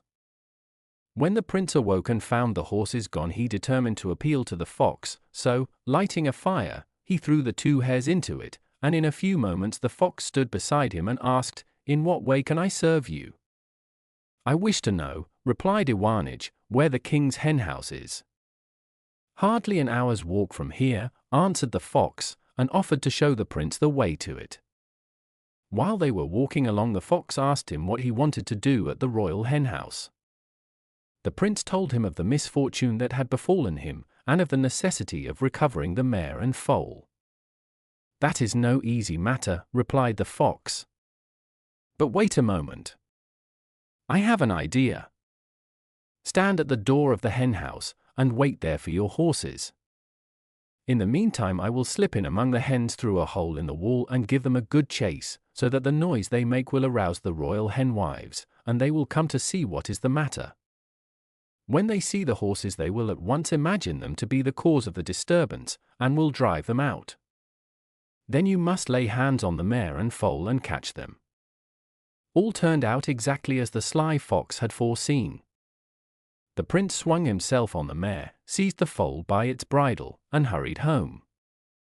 While he was riding over the heath in the highest of spirits, the mare suddenly said to her rider, "You are the first person who has ever succeeded in outwitting the old witch Corva, and now you may ask what reward you like for your service. If you promise never to betray me, I will give you a piece of advice which you will do well to follow." The prince promised never to betray her confidence, and the mare continued, "Ask nothing else as a reward than my foal, for it has not its like in the world, and is not to be bought for love or money, for it can go from one end of the earth to another in a few minutes. Of course the cunning Corva will do her best to dissuade you from taking the foal, and will tell you that it is both idle and sickly, but do not believe her, and stick to your point." Iwanich longed to possess such an animal, and promised the mare to follow her advice. This time Corva received him in the most friendly manner, and set a sumptuous repast before him. As soon as he had finished, she asked him what reward he demanded for his year's service. "Nothing more nor less," replied the prince, "than the foal of your mare." The witch pretended to be much astonished at his request, and said that he deserved something much better than the foal, for the beast was lazy and nervous, blind in one eye, and, in short, was quite worthless. But the prince knew what he wanted, and when the old witch saw that he had made up his mind to have the foal, she said, "I am obliged to keep my promise and to hand you over the foal, and as I know who you are and what you want, I will tell you in what way the animal will be useful to you. The man in the cauldron of boiling pitch, whom you set free, is a mighty magician. Through your curiosity and thoughtlessness Militza came into his power, and he has transported her and her castle and belongings into a distant country. You are the only person who can kill him, and in consequence he fears you to such an extent that he has set spies to watch you, and they report your movements to him daily. When you have reached him, beware of speaking a single word to him, or you will fall into the power of his friends. Seize him at once by the beard and dash him to the ground." Iwanich thanked the old witch, mounted his foal, put spurs to its sides, and they flew like lightning through the air. Already it was growing dark, when Iwanich perceived some figures in the distance. They soon came up to them, and then the prince saw that it was the magician and his friends who were driving through the air in a carriage drawn by owls. When the magician found himself face to face with Iwanich, without hope of escape, he turned to him with false friendliness and said, "Thrice my kind benefactor." But the prince, without saying a word, seized him at once by his beard and dashed him to the ground. At the same moment the foal sprang on the top of the magician and kicked and stamped on him with his hoofs till he died. Then Iwanich found himself once more in the palace of his bride, and Militza herself flew into his arms. From this time forward they lived in undisturbed peace and happiness till the end of their lives. The Magic Ring. Once upon a time there lived an old couple who had one son called Martin. Now when the old man's time had come, he stretched himself out on his bed and died. Though all his life long he had toiled and moiled, he only left his widow and son 200 florins. The old woman determined to put by the money for a rainy day, but alas! The rainy day was close at hand, for their meal was all consumed, and who is prepared to face starvation with 200 florins at their disposal? So the old woman counted out 100 of her florins, and giving them to Martin, told him to go into the town and lay in a store of meal for a year. So Martin started off for the town. When he reached the meat market he found the whole place in turmoil, and a great noise of angry voices and barking of dogs. Mixing in the crowd, he noticed a staghound which the butchers had caught and tied to a post, and which was being flogged in a merciless manner. Overcome with pity, Martin spoke to the butchers, saying, "Friends, why are you beating the poor dog so cruelly?" "We have every right to beat him," they replied, "he has just devoured a newly killed pig." "Leave off beating him," said Martin, "and sell him to me instead." "If you choose to buy him," answered the butchers derisively, "but for such a treasure we won't take a penny less than 100 florins. 100, exclaimed Martin. "Well, so be it, if you will not take less," and, taking the money out of his pocket, he handed it over in exchange for the dog, whose name was Shirka. When Martin got home, his mother met him with the question, "Well, what have you bought?" "Shirker, the dog," replied Martin, pointing to his new possession. Whereupon his mother became very angry and abused him roundly. He ought to be ashamed of himself, when there was scarcely a handful of meal in the house, to have spent the money on a useless brute like that. On the following day she sent him back to the town, saying, "Here, take our last 100 florins, and buy provisions with them. I have just emptied the last grains of meal out of the chest, and baked a bannock, but it won't last over tomorrow." Just as Martin was entering the town, he met a rough-looking peasant who was dragging a cat after him by a string which was fastened round the poor beast's neck. "Stop!" cried Martin. "Where are you dragging that poor cat?" "I mean to drown him," was the answer. "What harm has the poor beast done?" said Martin. "It has just killed a goose," replied the peasant. "Don't drown him, sell him to me instead," begged Martin. "Not for 100 florins, was the answer. "Surely for 100 florins you'll sell it," said Martin. "See! Here is the money," and, so saying, he handed him the 100 florins, which the peasant pocketed, and Martin took possession of the cat, which was called Waska. When he reached his home, his mother greeted him with the question, "Well, what have you brought back?" "I have brought this cat, Waska," answered Martin. "And what besides?" "I had no money over to buy anything else with," replied Martin. "You useless ne'er-do-weel," exclaimed his mother in a great passion. "Leave the house at once, and go and beg your bread among strangers," and as Martin did not dare to contradict her, he called Shirker and Waska and started off with them to the nearest village in search of work. On the way he met a rich peasant, who asked him where he was going. "I want to get work as a day laborer," he answered. "Come along with me, then." "But I must tell you I engage my laborers without wages. If you serve me faithfully for a year, I promise you it shall be for your advantage." So Martin consented, and for a year he worked diligently, and served his master faithfully, not sparing himself in any way. When the day of reckoning had come, the peasant led him into a barn, and pointing to 2 full sacks, said, "Take whichever of these you choose." Martin examined the contents of the sacks, and seeing that one was full of silver and the other of sand, he said to himself, "There must be some trick about this, I had better take the sand." And throwing the sack over his shoulders, he started out into the world, in search of fresh work. On and on he walked, and at last he reached a great gloomy wood. In the middle of the wood he came upon a meadow, where a fire was burning, and in the midst of the fire, surrounded by flames, was a lovely damsel, more beautiful than anything that Martin had ever seen, and when she saw him she called to him, "Martin, if you would win happiness, save my life. Extinguish the flames with the sand that you earned in payment of your faithful service." Truly, thought Martin to himself, it would be more sensible to save a fellow being's life with this sand than to drag it about on one's back, seeing what a weight it is. And forthwith he lowered the sack from his shoulders and emptied its contents on the flames, and instantly the fire was extinguished, but at the same moment lo! And behold, the lovely damsel turned into a serpent, and, darting upon him, coiled itself round his neck, and whispered lovingly in his ear, "Do not be afraid of me, Martin, I love you, and will go with you through the world. But first you must follow me boldly into my Father's kingdom, underneath the earth, and when we get there, remember this, he will offer you gold and silver, and dazzling gems, but do not touch them. Ask him, instead, for the ring which he wears on his little finger, for in that ring lies a magic power. You have only to throw it from one hand to the other, and at once 12 young men will appear, who will do your bidding, no matter how difficult, in a single night."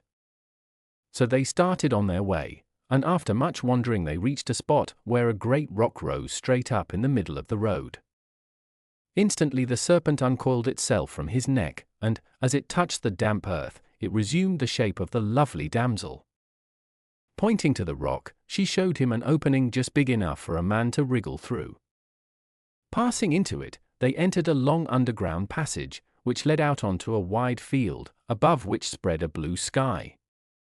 In the middle of the field stood a magnificent castle, built out of porphyry, with a roof of gold and with glittering battlements. And his beautiful guide told him that this was the palace in which her father lived and reigned over his kingdom in the underworld. Together they entered the palace and were received by the king with great kindness. Turning to his daughter, he said, "My child, I had almost given up the hope of ever seeing you again. Where have you been all these years?" "My father," she replied, "I owe my life to this youth, who saved me from a terrible death." Upon which the king turned to Martin with a gracious smile, saying, "I will reward your courage by granting you whatever your heart desires. Take as much gold, silver, and precious stones as you choose." "I thank you, mighty king, for your gracious offer," answered Martin, "but I do not covet either gold, silver, or precious stones, yet if you will grant me a favor, give me, I beg, the ring from off the little finger of your royal hand. Every time my eye falls on it I shall think of your gracious majesty, and when I marry I shall present it to my bride." So the king took the ring from his finger and gave it to Martin, saying, "Take it, good youth, but with it I make one condition: you are never to confide to anyone that this is a magic ring. If you do, you will straightway bring misfortune on yourself." Martin took the ring, and, having thanked the king, he set out on the same road by which he had come down into the underworld. When he had regained the upper air he started for his old home, and having found his mother still living in the old house where he had left her, they settled down together very happily. So uneventful was their life that it almost seemed as if it would go on in this way always, without let or hindrance. But one day it suddenly came into his mind that he would like to get married, and, moreover, that he would choose a very grand wife, a king's daughter, in short. But as he did not trust himself as a wooer, he determined to send his old mother on the mission. "You must go to the king," he said to her, "and demand the hand of his lovely daughter in marriage for me." "What are you thinking of, my son?" answered the old woman, aghast at the idea. "Why cannot you marry someone in your own rank? That would be far more fitting than to send a poor old woman like me a-wooing to the king's court for the hand of a princess. Why, it is as much as our heads are worth. Neither my life nor yours would be worth anything if I went on such a fool's errand." "Never fear, little mother," answered Martin. "Trust me, all will be well. But see that you do not come back without an answer of some kind." And so, obedient to her son's behest, the old woman hobbled off to the palace, and, without being hindered, reached the courtyard, and began to mount the flight of steps leading to the royal presence chamber. At the head of the landing rows of courtiers were collected in magnificent attire, who stared at the queer old figure, and called to her, and explained to her, with every kind of sign, that it was strictly forbidden to mount those steps. But their stern words and forbidding gestures made no impression whatever on the old woman, and she resolutely continued to climb the stairs, bent on carrying out her son's orders. Upon this some of the courtiers seized her by the arms, and held her back by sheer force, at which she set up such a yell that the king himself heard it, and stepped out onto the balcony to see what was the matter. When he beheld the old woman flinging her arms wildly about, and heard her scream that she would not leave the place till she had laid her case before the king, he ordered that she should be brought into his presence. And forthwith she was conducted into the golden presence chamber, where, leaning back amongst cushions of royal purple, the king sat, surrounded by his counselors and courtiers. Courtesying low, the old woman stood silent before him. "Well, my good old dame, what can I do for you?" asked the king. "I have come," replied Martin's mother, "and your majesty must not be angry with me, I have come a-wooing." "Is the woman out of her mind?" said the king, with an angry frown. But Martin's mother answered boldly, "If the king will only listen patiently to me, and give me a straightforward answer, he will see that I am not out of my mind. You, O king, have a lovely daughter to give in marriage. I have a son, a wooer, as clever a youth and as good a son-in-law as you will find in your whole kingdom. There is nothing that he cannot do. Now tell me, O king, plump and plain, will you give your daughter to my son as wife?" The king listened to the end of the old woman's strange request, but every moment his face grew blacker and his features sterner, till all at once he thought to himself, "Is it worth while that I, the king, should be angry with this poor old fool?" And all the courtiers and councillors were amazed when they saw the hard lines round his mouth and the frown on his brow grow smooth, and heard the mild but mocking tones in which he answered the old woman, saying, "If your son is as wonderfully clever as you say, and if there is nothing in the world that he cannot do, let him build a magnificent castle, just opposite my palace windows, in 24 hours. The palace must be joined together by a bridge of pure crystal. On each side of the bridge there must be growing trees, having golden and silver apples, and with birds of paradise among the branches. At the right of the bridge there must be a church, with 5 golden cupolas. In this church your son shall be wedded to my daughter, and we will keep the wedding festivities in the new castle. But if he fails to execute this my royal command, then, as a just but mild monarch, I shall give orders that you and he are taken, and first dipped in tar and then in feathers, and you shall be executed in the marketplace for the entertainment of my courtiers." And a smile played round the king's lips as he finished speaking, and his courtiers and councillors shook with laughter when they thought of the old woman's folly, and praised the king's wise device, and said to each other, "What a joke it will be when we see the pair of them tarred and feathered. The son is just as able to grow a beard on the palm of his hand as to execute such a task in 24 hours. Now the poor old woman was mortally afraid, and, in a trembling voice, she asked, "Is that really your royal will, O king? Must I take this order to my poor son?" "Yes, old dame, such is my command.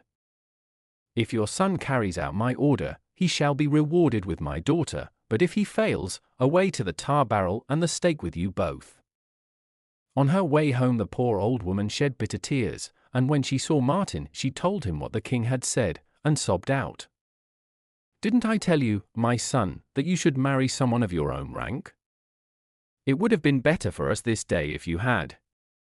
As I told you, my going to court has been as much as our lives are worth, and now we will both be tarred and feathered, and burnt in the public marketplace. It is terrible," and she moaned and cried.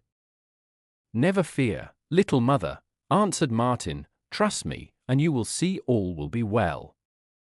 You may go to sleep with a quiet mind." And, stepping to the front of the hut, Martin threw his ring from the palm of one hand into the other, upon which 12 youths instantly appeared, and demanded what he wanted them to do. Then he told them the king's commands, and they answered that by next morning all should be accomplished exactly as the king had ordered. Next morning, when the king awoke, and looked out of his window, to his amazement he beheld a magnificent castle, just opposite his own palace, and joined to it a bridge of pure crystal.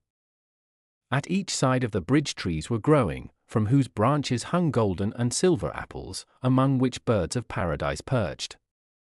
At the right, gleaming in the sun, were the 5 golden cupolas of a splendid church, whose bells rang out, as if they would summon people from all corners of the earth to come and behold the wonder. Now, though the king would much rather have seen his future son-in-law tarred, feathered, and burnt at the stake, he remembered his royal oath, and had to make the best of a bad business. So he took heart of grace, and made Martin a duke, and gave his daughter a rich dowry, and prepared the grandest wedding feast that had ever been seen, so that to this day the old people in the country still talk of it. After the wedding Martin and his royal bride went to dwell in the magnificent new palace, and here Martin lived in the greatest comfort and luxury, such luxury as he had never imagined. But though he was as happy as the day was long, and as merry as a grig, the king's daughter fretted all day, thinking of the indignity that had been done her in making her marry Martin, the poor widow's son, instead of a rich young prince from a foreign country. So unhappy was she that she spent all her time wondering how she should get rid of her undesirable husband. And first she determined to learn the secret of his power, and, with flattering, caressing words, she tried to coax him to tell her how he was so clever that there was nothing in the world that he could not do. At first he would tell her nothing, but once, when he was in a yielding mood, she approached him with a winning smile on her lovely face, and, speaking flattering words to him, she gave him a potion to drink, with a sweet, strong taste.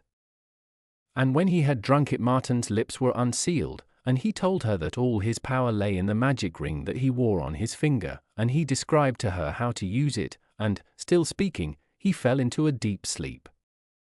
And when she saw that the potion had worked, and that he was sound asleep, the princess took the magic ring from his finger, and, going into the courtyard, she threw it from the palm of one hand into the other. On the instant the 12 youths appeared, and asked her what she commanded them to do. Then she told them that by the next morning they were to do away with the castle, and the bridge, and the church, and put in their stead the humble hut in which Martin used to live with his mother, and that while he slept her husband was to be carried to his old lowly room, and that they were to bear her away to the utmost ends of the earth, where an old king lived who would make her welcome in his palace, and surround her with the state that befitted a royal princess. "You shall be obeyed," answered the 12 youths at the same moment. And lo and behold!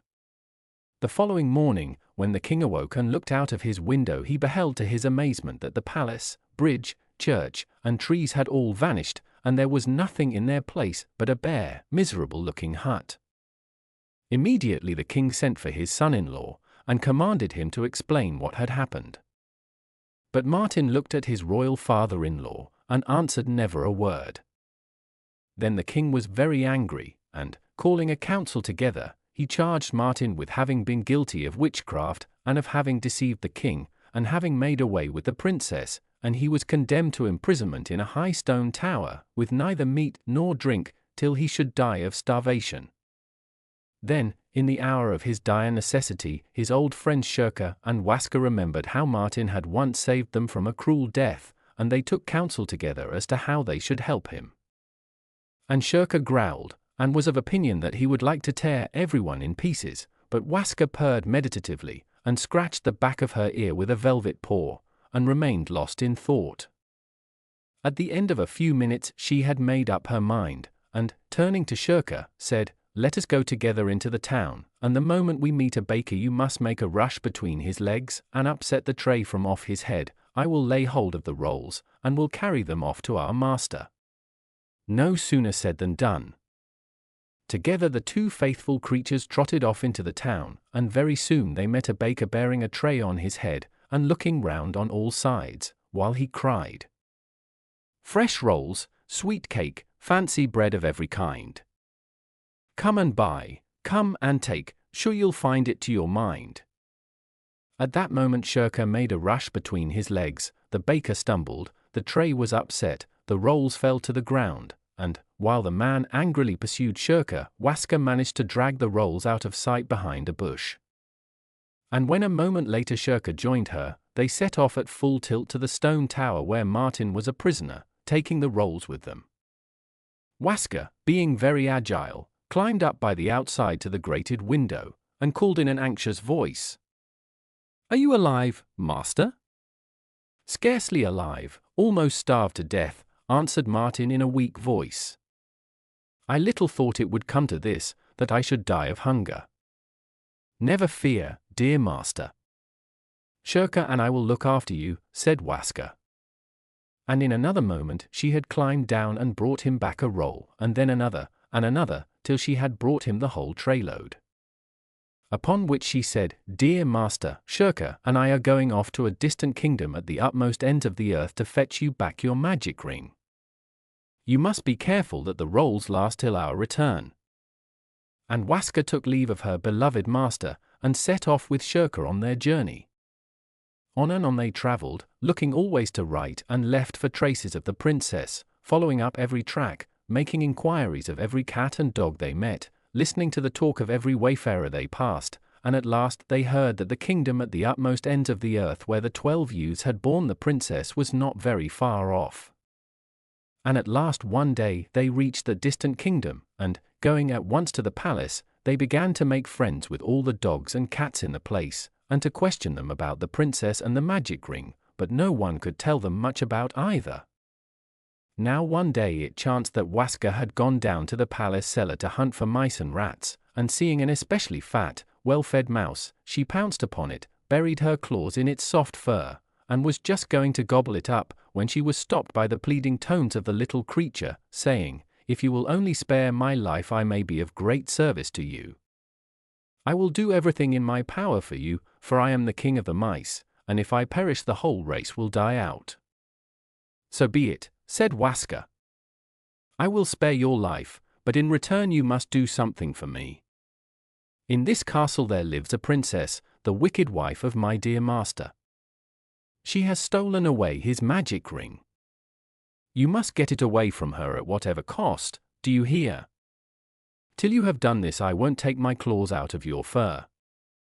"Good," replied the mouse, "I will do what you ask." And, so saying, he summoned all the mice in his kingdom together. A countless number of mice, small and big, brown and grey, assembled, and formed a circle round their king, who was a prisoner under Waska's claws. Turning to them he said, "Dear and faithful subjects, whoever among you will steal the magic ring from the strange princess will release me from a cruel death, and I shall honor him above all the other mice in the kingdom." Instantly a tiny mouse stepped forward and said, "I often creep about the princess's bedroom at night, and I have noticed that she has a ring which she treasures as the apple of her eye. All day she wears it on her finger, and at night she keeps it in her mouth. I will undertake, sire, to steal away the ring for you." And the tiny mouse tripped away into the bedroom of the princess, and waited for nightfall. Then, when the princess had fallen asleep, it crept up onto her bed, and gnawed a hole in the pillow, through which it dragged one by one little down feathers, and threw them under the princess's nose. And the fluff flew into the princess's nose, and into her mouth, and starting up she sneezed and coughed, and the ring fell out of her mouth onto the coverlet. In a flash the tiny mouse had seized it, and brought it to Waska as a ransom for the king of the mice. Thereupon Waska and Shirka started off, and travelled night and day till they reached the stone tower where Martin was imprisoned, and the cat climbed up the window, and called out to him, "Martin, dear master, are you still alive?" "Ah, Waska, my faithful little cat, is that you?" replied a weak voice. "I am dying of hunger. For 3 days I have not tasted food." "Be of good heart, dear master," replied Waska, "from this day forth you will know nothing but happiness and prosperity. If this were a moment to trouble you with riddles, I would make you guess what Shirka and I have brought you back. Only think, we have got you your ring."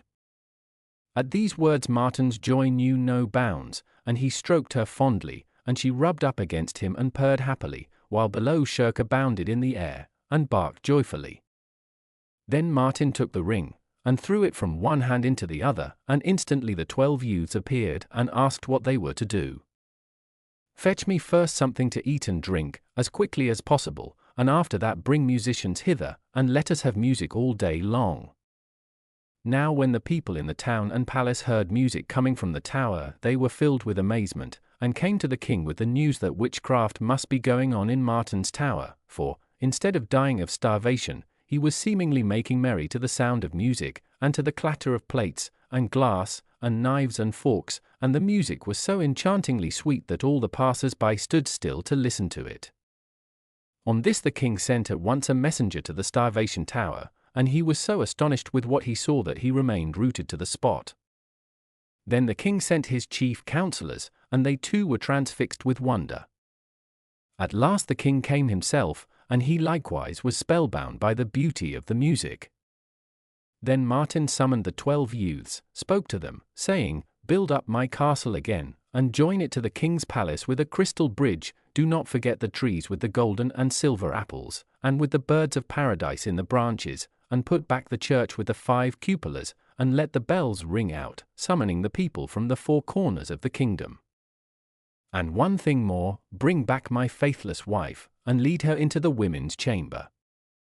And it was all done as he commanded, and, leaving the Starvation Tower, he took the king, his father-in-law, by the arm, and led him into the new palace, where the princess sat in fear and trembling, awaiting her death. And Martin spoke to the king, saying, "King and royal father, I have suffered much at the hands of your daughter. What punishment shall be dealt to her?" Then the mild king answered, "Beloved prince and son-in-law, if you love me, let your anger be turned to grace, forgive my daughter, and restore her to your heart and favor." And Martin's heart was softened and he forgave his wife, and they lived happily together ever after. And his old mother came and lived with him, and he never parted with Shirka and Waska, and I need hardly tell you that he never again let the ring out of his possession. The Flower Queen's Daughter. From the Bucher Weiner. Von Vlyalocki. A young prince was riding one day through a meadow that stretched for miles in front of him, when he came to a deep open ditch. He was turning aside to avoid it, when he heard the sound of someone crying in the ditch.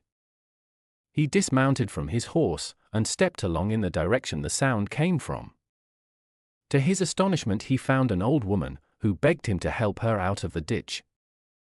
The prince bent down and lifted her out of her living grave, asking her at the same time how she had managed to get there. "My son," answered the old woman, "I am a very poor woman, and soon after midnight I set out for the neighboring town in order to sell my eggs in the market on the following morning, but I lost my way in the dark, and fell into this deep ditch, where I might have remained forever but for your kindness." Then the prince said to her, "You can hardly walk, I will put you on my horse and lead you home." "Where do you live?" "Over there, at the edge of the forest in the little hut you see in the distance," replied the old woman.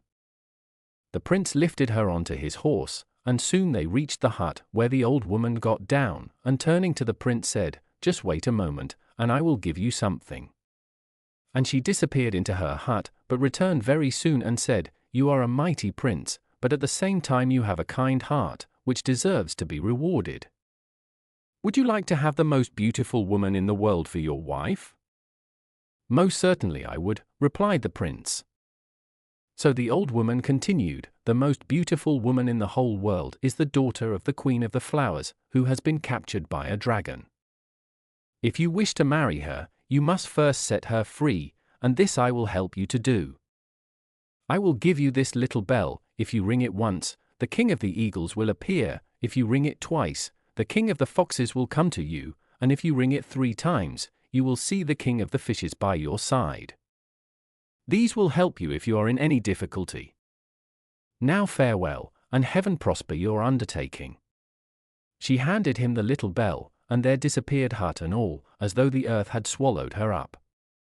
Then it dawned on the prince that he had been speaking to a good fairy, and putting the little bell carefully in his pocket, he rode home and told his father that he meant to set the daughter of the Flower Queen free, and intended setting out on the following day into the wide world in search of the maid. So the next morning the prince mounted his fine horse and left his home. He had roamed round the world for a whole year, and his horse had died of exhaustion, while he himself had suffered much from want and misery, but still he had come on no trace of her he was in search of. At last one day he came to a hut, in front of which sat a very old man. The prince asked him, "Do you not know where the dragon lives who keeps the daughter of the Flower Queen prisoner?" "No, I do not," answered the old man. "But if you go straight along this road for a year, you will reach a hut where my father lives, and possibly he may be able to tell you." The prince thanked him for his information, and continued his journey for a whole year along the same road, and at the end of it came to the little hut, where he found a very old man. He asked him the same question, and the old man answered, "No, I do not know where the dragon lives. But go straight along this road for another year, and you will come to a hut in which my father lives. I know he can tell you." And so the prince wandered on for another year, always on the same road, and at last reached the hut where he found the third old man. He put the same question to him as he had put to his son and grandson, but this time the old man answered, "The dragon lives up there on the mountain, and he has just begun his year of sleep. For 1 whole year he is always awake, and the next he sleeps. But if you wish to see the Flower Queen's daughter go up the second mountain, the dragon's old mother lives there, and she has a ball every night, to which the Flower Queen's daughter goes regularly." So the prince went up the second mountain, where he found a castle all made of gold with diamond windows. He opened the big gate leading into the courtyard, and was just going to walk in, when 7 dragons rushed on him and asked him what he wanted. The prince replied, "I have heard so much of the beauty and kindness of the dragon's mother, and would like to enter her service." They entered the castle and walked through 12 splendid halls, all made of gold and diamonds. In the 12th room they found the mother dragon seated on a diamond throne. She was the ugliest woman under the sun, and, added to it all, she had 3 heads. Her appearance was a great shock to the prince, and so was her voice, which was like the croaking of many ravens. She asked him, "Why have you come here?" The prince answered at once, "I have heard so much of your beauty and kindness, that I would very much like to enter your service." "Very well," said the mother dragon, "but if you wish to enter my service, you must first lead my mare out to the meadow and look after her for 3 days, but if you don't bring her home safely every evening, we will eat you up." The prince undertook the task and led the mare out to the meadow. But no sooner had they reached the grass than she vanished. The prince sought for her in vain, and at last in despair sat down on a big stone and contemplated his sad fate. As he sat thus lost in thought, he noticed an eagle flying over his head. Then he suddenly bethought him of his little bell, and taking it out of his pocket he rang it once. In a moment he heard a rustling sound in the air beside him, and the king of the eagles sank at his feet. "I know what you want of me," the bird said. "You are looking for the mother dragon's mare who is galloping about among the clouds. I will summon all the eagles of the air together, and order them to catch the mare and bring her to you." And with these words the king of the eagles flew away. Towards evening the prince heard a mighty rushing sound in the air, and when he looked up he saw thousands of eagles driving the mare before them. They sank at his feet onto the ground and gave the mare over to him. Then the prince rode home to the old mother dragon, who was full of wonder when she saw him, and said, "You have succeeded today in looking after my mare, and as a reward you shall come to my ball tonight." She gave him at the same time a cloak made of copper, and led him to a big room where several young he-dragons and she-dragons were dancing together. Here, too, was the Flower Queen's beautiful daughter. Her dress was woven out of the most lovely flowers in the world, and her complexion was like lilies and roses. As the prince was dancing with her he managed to whisper in her ear, "I have come to set you free." Then the beautiful girl said to him, "If you succeed in bringing the mare back safely the 3rd day, ask the mother dragon to give you a foal of the mare as a reward." The ball came to an end at midnight, and early next morning the prince again led the mother dragon's mare out into the meadow. But again she vanished before his eyes. Then he took out his little bell and rang it twice. In a moment the king of the foxes stood before him and said, "I know already what you want, and will summon all the foxes of the world together to find the mare who has hidden herself in a hill." With these words the king of the foxes disappeared, and in the evening many thousand foxes brought the mare to the prince. Then he rode home to the mother dragon, from whom he received this time a cloak made of silver, and again she led him to the ballroom. The Flower Queen's daughter was delighted to see him safe and sound, and when they were dancing together she whispered in his ear, "If you succeed again tomorrow, wait for me with the foal in the meadow. After the ball we will fly away together." On the 3rd day the prince led the mare to the meadow again, but once more she vanished before his eyes. Then the prince took out his little bell and rang it 3 times. In a moment the king of the fishes appeared, and said to him, "I know quite well what you want me to do, and I will summon all the fishes of the sea together, and tell them to bring you back the mare who is hiding herself in a river." Towards evening the mare was returned to him, and when he led her home to the mother dragon she said to him, "You are a brave youth, and I will make you my body-servant. But what shall I give you as a reward to begin with?" The prince begged for a foal of the mare, which the mother dragon at once gave him, and over and above, a cloak made of gold, for she had fallen in love with him because he had praised her beauty. So in the evening he appeared at the ball in his golden cloak, but before the entertainment was over he slipped away, and went straight to the stables, where he mounted his foal and rode out into the meadow to wait for the Flower Queen's daughter. Towards midnight the beautiful girl appeared, and placing her in front of him on his horse, the prince and she flew like the wind till they reached the Flower Queen's dwelling.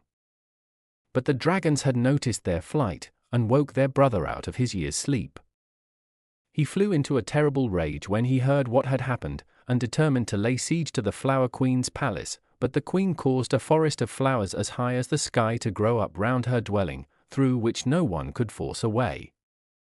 When the flower queen heard that her daughter wanted to marry the prince, she said to him, "I will give my consent to your marriage gladly, but my daughter can only stay with you in summer. In winter, when everything is dead and the ground covered with snow, she must come and live with me in my palace underground." The prince consented to this, and led his beautiful bride home, where the wedding was held with great pomp and magnificence. The young couple lived happily together till winter came, when the flower queen's daughter departed and went home to her mother. In summer she returned to her husband, and their life of joy and happiness began again, and lasted till the approach of winter, when the flower queen's daughter went back again to her mother. This coming and going continued all her life long, and in spite of it they always lived happily together. The Flying Ship. From the Russian. Once upon a time there lived an old couple who had 3 sons. The 2 elder were clever, but the 3rd was a regular dunce. The clever sons were very fond of their mother, gave her good clothes, and always spoke pleasantly to her, but the youngest was always getting in her way, and she had no patience with him. Now, one day it was announced in the village that the king had issued a decree, offering his daughter, the princess, in marriage to whoever should build a ship that could fly. Immediately, the 2 elder brothers determined to try their luck, and asked their parents' blessing. So the old mother smartened up their clothes, and gave them a store of provisions for their journey, not forgetting to add a bottle of brandy. When they had gone, the poor simpleton began to tease his mother to smarten him up and let him start off. "What would become of a dolt like you?" she answered. "Why, you would be eaten up by wolves." But the foolish youth kept repeating, "I will go, I will go, I will go." Seeing that she could do nothing with him, the mother gave him a crust of bread and a bottle of water, and took no further heed of him. So the simpleton set off on his way. When he had gone a short distance, he met a little old mannikin. They greeted one another, and the mannikin asked him where he was going. "I am off to the king's court," he answered. "He has promised to give his daughter to whoever can make a flying ship." "And can you make such a ship?" "Not I." "Then why in the world are you going?" "Can't tell," replied the simpleton. "Well, if that is the case," said the mannikin, "sit down beside me, we can rest for a little and have something to eat. Give me what you have got in your satchel." Now, the poor simpleton was ashamed to show what was in it. However, he thought it best not to make a fuss, so he opened the satchel, and could scarcely believe his own eyes, for, instead of the hard crust, he saw 2 beautiful fresh rolls and some cold meat. He shared them with the mannikin, who licked his lips and said, "Now, go into that wood, and stop in front of the first tree, bow 3 times, and then strike the tree with your axe, fall on your knees on the ground, with your face on the earth, and remain there till you are raised up. You will then find a ship at your side, step into it and fly to the king's palace. If you meet anyone on the way, take him with you." The simpleton thanked the mannikin very kindly, bade him farewell, and went into the road. When he got to the first tree he stopped in front of it, did everything just as he had been told, and, kneeling on the ground with his face to the earth, fell asleep. After a little time he was aroused, he awoke and, rubbing his eyes, saw a ready-made ship at his side, and at once got into it. And the ship rose and rose, and in another minute was flying through the air, when the simpleton, who was on the lookout, cast his eyes down to the earth and saw a man beneath him on the road, who was kneeling with his ear upon the damp ground. "Hello," he called out, "what are you doing down there?" "I am listening to what is going on in the world," replied the man. "Come with me in my ship," said the simpleton. So the man was only too glad, and got in beside him, and the ship flew, and flew, and flew through the air, till again from his outlook the simpleton saw a man on the road below, who was hopping on one leg, while his other leg was tied up behind his ear. So he hailed him, calling out, "Hello! What are you doing, hopping on one leg?" "I can't help it," replied the man. "I walk so fast that unless I tied up one leg I should be at the end of the earth in a bound." "Come with us on my ship," he answered, and the man made no objections, but joined them, and the ship flew on, and on, and on, till suddenly the simpleton, looking down on the road below, beheld a man aiming with a gun into the distance. "Hello," he shouted to him, "what are you aiming at?" "As far as I can see, there is no bird in sight." "What would be the good of my taking a near shot?" replied the man. "I can hit beast or bird at 100 miles distance. That is the kind of shot I enjoy." "Come into the ship with us," answered the simpleton, and the man was only too glad to join them, and he got in, and the ship flew on, farther and farther, till again the simpleton from his outlook saw a man on the road below, carrying on his back a basket full of bread. And he waved to him, calling out, "Hello! Where are you going?" "To fetch bread for my breakfast." "Bread? Why, you have got a whole basket-load of it on your back." "That's nothing," answered the man, "I should finish that in one mouthful." "Come along with us in my ship, then." And so the glutton joined the party, and the ship mounted again into the air, and flew up and onward, till the simpleton from his outlook saw a man walking by the shore of a great lake, and evidently looking for something. "Hello," he cried to him, "what are you seeking?" "I want water to drink, I'm so thirsty," replied the man. "Well, there's a whole lake in front of you, why don't you drink some of that?" "Do you call that enough?" answered the other. "Why, I should drink it up in one gulp." "Well, come with us in the ship."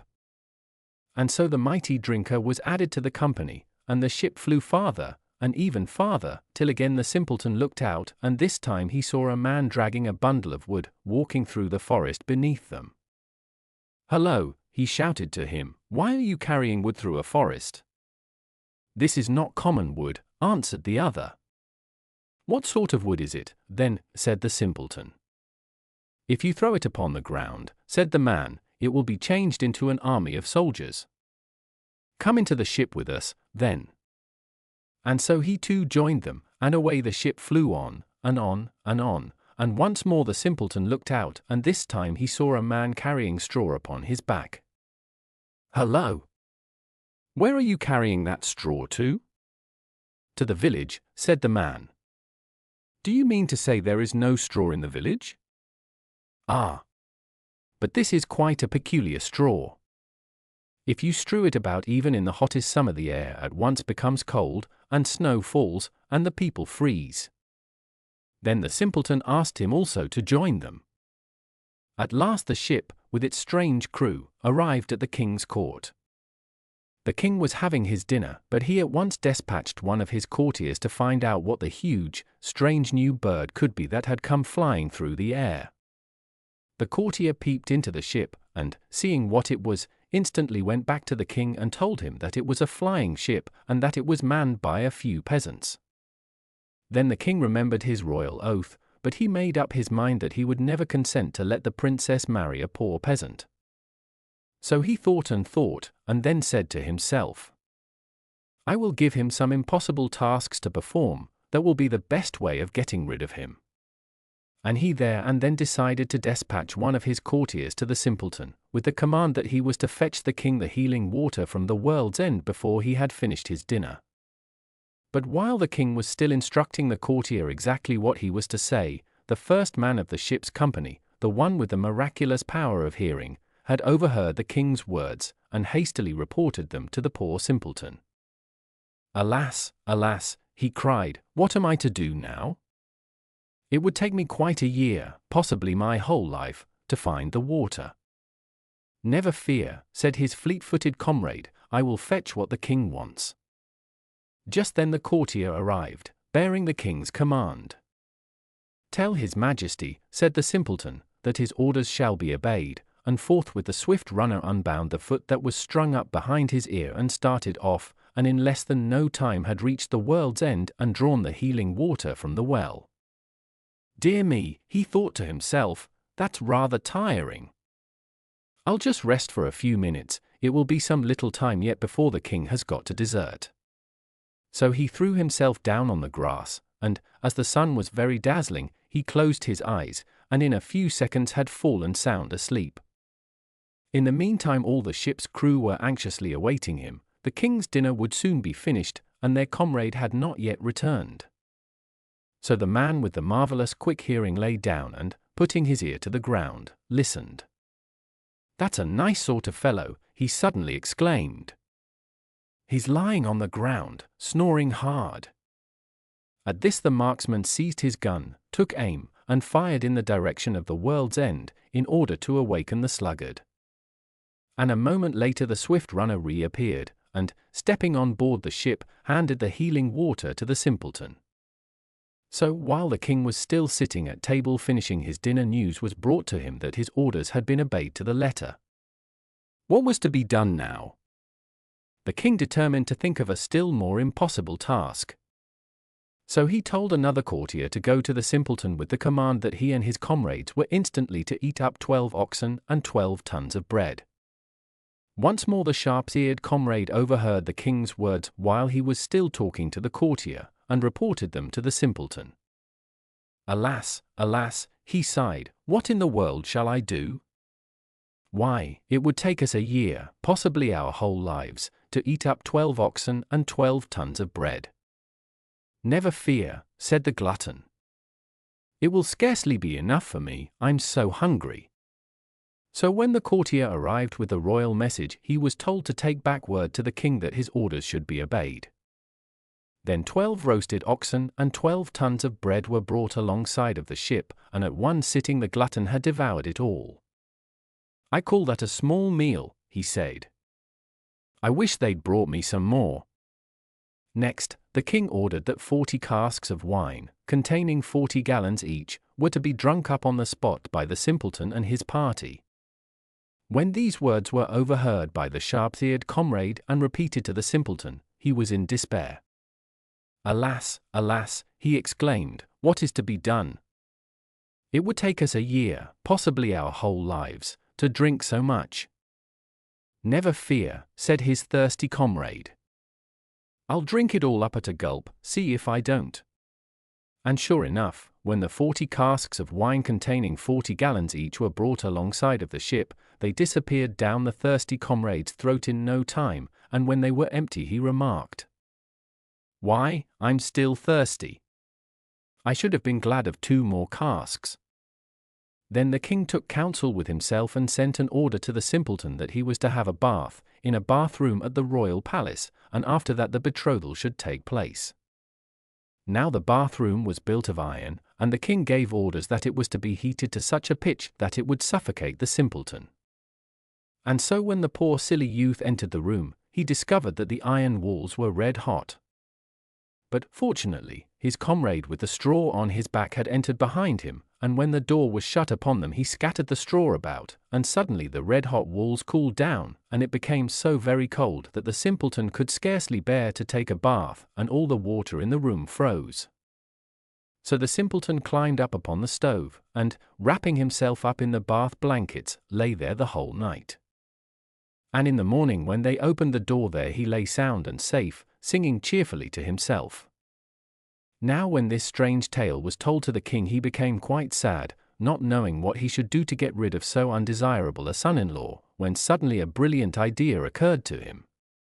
"Tell the rascal to raise me an army, now at this instant," he exclaimed to one of his courtiers.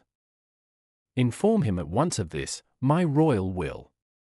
And to himself he added, "I think I shall do for him this time." As on former occasions, the quick-eared comrade had overheard the king's command and repeated it to the simpleton. "Alas, alas," he groaned, "now I am quite done for." "Not at all," replied one of his comrades. "Have you quite forgotten me?" In the meantime the courtier, who had run all the way from the palace, reached the ship panting and breathless, and delivered the king's message. "Good," remarked the simpleton. "I will raise an army for the king," and he drew himself up. "But if, after that, the king refuses to accept me as his son-in-law, I will wage war against him, and carry the princess off by force." During the night the simpleton and his comrade went, together into a big field, not forgetting to take the bundle of wood with them, which the man spread out in all directions, and in a moment a mighty army stood upon the spot, regiment on regiment of foot and horse soldiers. The bugles sounded and the drums beat, the chargers neighed, and their riders put their lances in rest, and the soldiers presented arms. In the morning when the king awoke he was startled by these warlike sounds, the bugles, and the drums, and the clatter of the horses, and the shouts of the soldiers. And, stepping to the window, he saw the lances gleam in the sunlight and the armor and weapons glitter. And the proud monarch said to himself, I am powerless in comparison with this man. So he sent him royal robes and costly jewels, and commanded him to come to the palace to be married to the princess.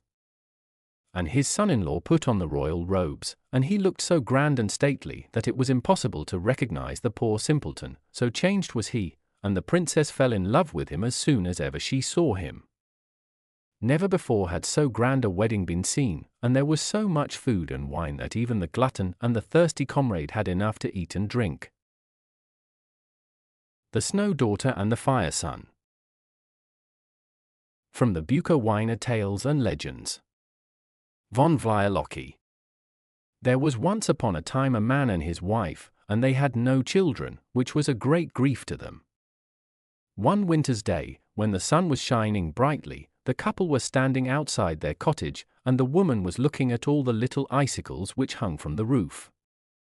She sighed, and turning to her husband said, I wish I had as many children as there are icicles hanging there.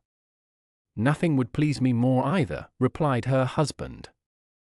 Then a tiny icicle detached itself from the roof, and dropped into the woman's mouth, who swallowed it with a smile, and said, Perhaps I shall give birth to a snow child now. Her husband laughed at his wife's strange idea, and they went back into the house. But after a short time the woman gave birth to a little girl, who was as white as snow and as cold as ice. If they brought the child anywhere near the fire, it screamed loudly till they put it back into some cool place. The little maid throve wonderfully, and in a few months she could run about and speak. But she was not altogether easy to bring up, and gave her parents much trouble and anxiety, for all summer she insisted on spending in the cellar, and in the winter she would sleep outside in the snow, and the colder it was the happier she seemed to be. Her father and mother called her simply our Snow Daughter, and this name stuck to her all her life. One day her parents sat by the fire, talking over the extraordinary behavior of their daughter, who was disporting herself in the snowstorm that raged outside. The woman sighed deeply and said, I wish I had given birth to a fire son. As she said these words, a spark from the big wood fire flew into the woman's lap, and she said with a laugh, Now perhaps I shall give birth to a fire son. The man laughed at his wife's words, and thought it was a good joke. But he ceased to think it a joke when his wife shortly afterwards gave birth to a boy, who screamed lustily till he was put quite close to the fire, and who nearly yelled himself into a fit if the Snow Daughter came anywhere near him. The Snow Daughter herself avoided him as much as she could, and always crept into a corner as far away from him as possible. The parents called the boy simply our Fire Son, a name which stuck to him all his life. They had a great deal of trouble and worry with him too, but he throve and grew very quickly, and before he was a year old he could run about and talk. He was as red as fire and as hot to touch, and he always sat on the hearth quite close to the fire, and complained of the cold. If his sister were in the room he almost crept into the flames, while the girl on her part always complained of the great heat if her brother were anywhere near. In summer the boy always lay out in the sun, while the girl hid herself in the cellar, so it happened that the brother and sister came very little into contact with each other. In fact, they carefully avoided it. Just as the girl grew up into a beautiful woman, her father and mother both died one after the other. Then the Fire Son, who had grown up in the meantime into a fine, strong young man, said to his sister, I am going out into the world, for what is the use of remaining on here? I shall go with you, she answered, for, except you, I have no one in the world, and I have a feeling that if we set out together we shall be lucky. The Fire Son said, I love you with all my heart, but at the same time I always freeze if you are near me, and you nearly die of heat if I approach you. How shall we travel about together without being odious the one to the other? Don't worry about that, replied the girl, for I've thought it all over, and have settled on a plan which will make us each able to bear with the other. See, I have had a fur cloak made for each of us, and if we put them on I shall not feel the heat so much, nor you the cold." So they put on the fur cloaks, and set out cheerfully on their way, and for the first time in their lives quite happy in each other's company. For a long time the Fire Son and the Snow Daughter wandered through the world, and when at the beginning of winter they came to a big wood they determined to stay there till spring. The Fire Son built himself a hut where he always kept up a huge fire, while his sister with very few clothes on stayed outside night and day. Now it happened one day that the king of the land held a hunt in this wood, and saw the Snow Daughter wandering about in the open air. He wondered very much who the beautiful girl clad in such garments could be, and he stopped and spoke to her. He soon learned that she could not stand heat, and that her brother could not endure cold. The king was so charmed by the Snow Daughter that he asked her to be his wife. The girl consented, and the wedding was held with much state. The king had a huge house of ice made for his wife underground, so that even in summer it did not melt. But for his brother-in-law he had a house built with huge ovens all round it, that were kept heated all day and night. The Fire Son was delighted, but the perpetual heat in which he lived made his body so hot that it was dangerous to go too close to him. One day the king gave a great feast, and asked his brother-in-law among the other guests. The Fire Son did not appear till everyone had assembled, and when he did, everyone fled outside to the open air, so intense was the heat he gave forth. Then the king was very angry and said, "If I had known what a lot of trouble you would have been, I would never have taken you into my house." Then the Fire Son replied with a laugh, "Don't be angry, dear brother. I love heat and my sister loves cold. Come here and let me embrace you, and then I'll go home at once." And before the king had time to reply, the Fire Son seized him in a tight embrace. The king screamed aloud in agony, and when his wife, the Snow Daughter, who had taken refuge from her brother in the next room, hurried to him, the king lay dead on the ground, burnt to a cinder. When the Snow Daughter saw this she turned on her brother and flew at him. Then a fight began, the like of which had never been seen on earth. When the people, attracted by the noise, hurried to the spot, they saw the Snow Daughter melting into water and the Fire Son burned to a cinder. And so ended the unhappy brother and sister. The Story of King Frost. From the Russian. There was once upon a time a peasant woman who had a daughter and a stepdaughter.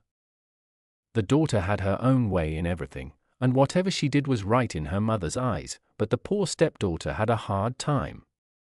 Let her do what she would, she was always blamed, and got small thanks for all the trouble she took. Nothing was right, everything wrong, and yet, if the truth were known, the girl was worth her weight in gold. She was so unselfish and good-hearted.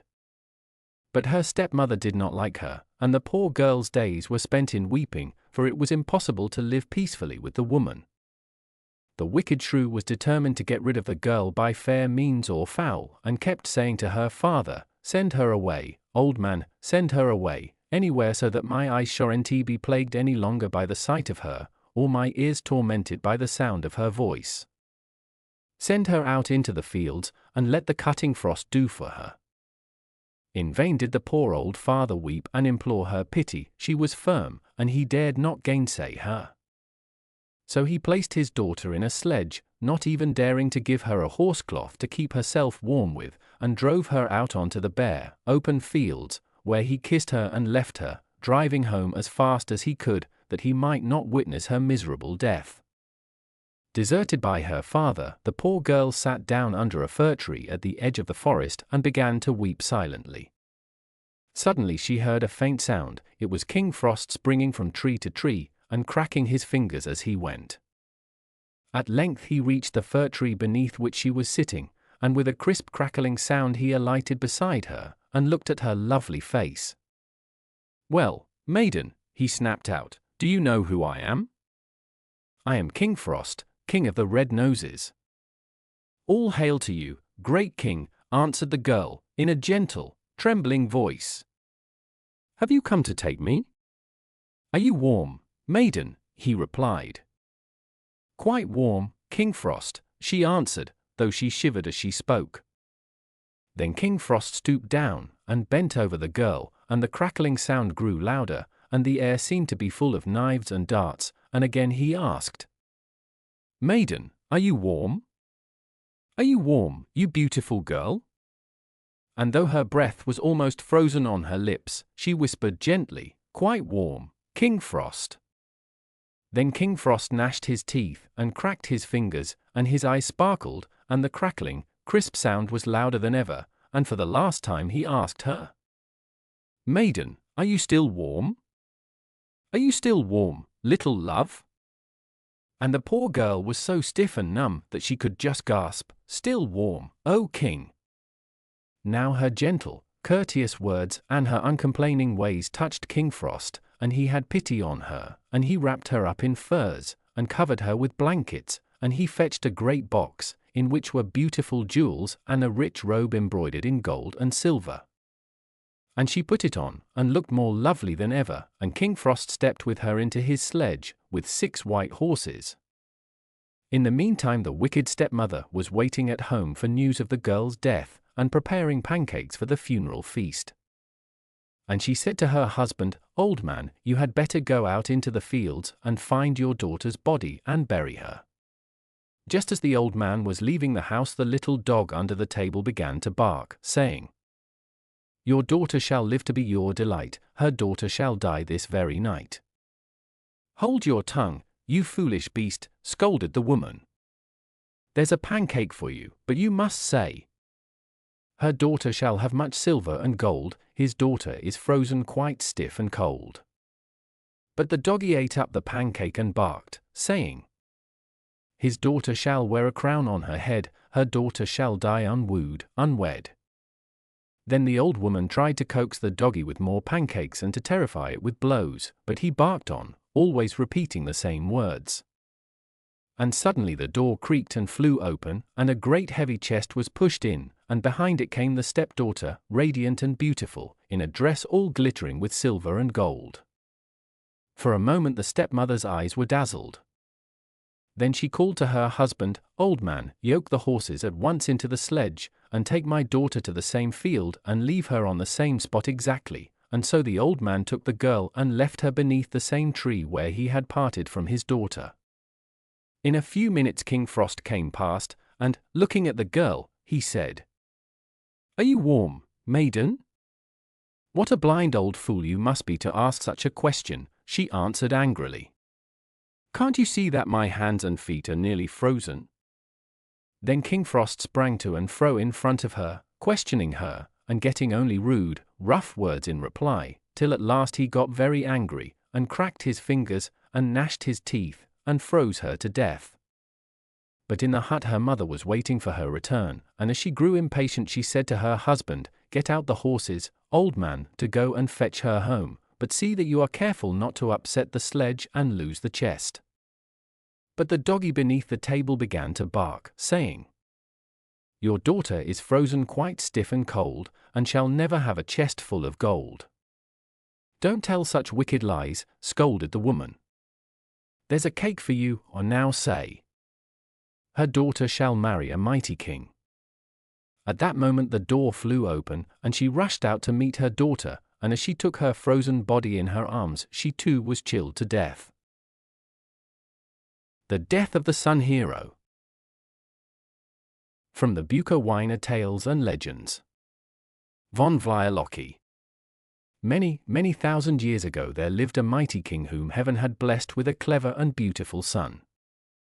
When he was only 10 years old the boy was cleverer than all the king's counselors put together, and when he was 20 he was the greatest hero in the whole kingdom. His father could not make enough of his son, and always had him clothed in golden garments, which shone and sparkled like the sun, and his mother gave him a white horse, which never slept, and which flew like the wind. All the people in the land loved him dearly, and called him the Sun Hero, for they did not think his like existed under the sun. Now it happened one night that both his parents had the same extraordinary dream. They dreamt that a girl all dressed in red had come to them and said, "If you wish that your son should really become the Sun Hero indeed and not only in name, let him go out into the world and search for the tree of the sun, and when he has found it, let him pluck a golden apple from it and bring it home." When the king and queen had each related their dreams to the other, they were much amazed that they should both have dreamt exactly the same about their son, and the king said to his wife, "This is clearly a sign from heaven that we should send our son out into the world in order that he may come home the great sun hero, as the red girl said, not only in name but in deed." The queen consented with many tears, and the king at once bade his son set forth in search of the tree of the sun, from which he was to pluck a golden apple. The prince was delighted at the prospect, and set out on his travels that very day. For a long time he wandered all through the world, and it was not till the 99th day after he started that he found an old man who was able to tell him where the tree of the sun grew. He followed his directions, and rode on his way, and after another 99 days he arrived at a golden castle, which stood in the middle of a vast wilderness. He knocked at the door, which was opened noiselessly and by invisible hands. Finding no one about, the prince rode on, and came to a great meadow, where the sun tree grew. When he reached the tree he put out his hand to pick a golden apple, but all of a sudden the tree grew higher, so that he could not reach its fruit. Then he heard someone behind him laughing. Turning round, he saw the girl in red walking towards him, who addressed him in these words: "Do you really imagine, brave son of the earth, that you can pluck an apple so easily from the tree of the sun? Before you can do that, you have a difficult task before you. You must guard the tree for 9 days and 9 nights from the ravages of 2 wild black wolves, who will try to harm it. Do you think you can undertake this?" "Yes," answered the sun hero, "I will guard the tree of the sun 9 days and 9 nights." Then the girl continued, "Remember, though, if you do not succeed the sun will kill you. Now begin your watch." With these words the red girl went back into the golden castle.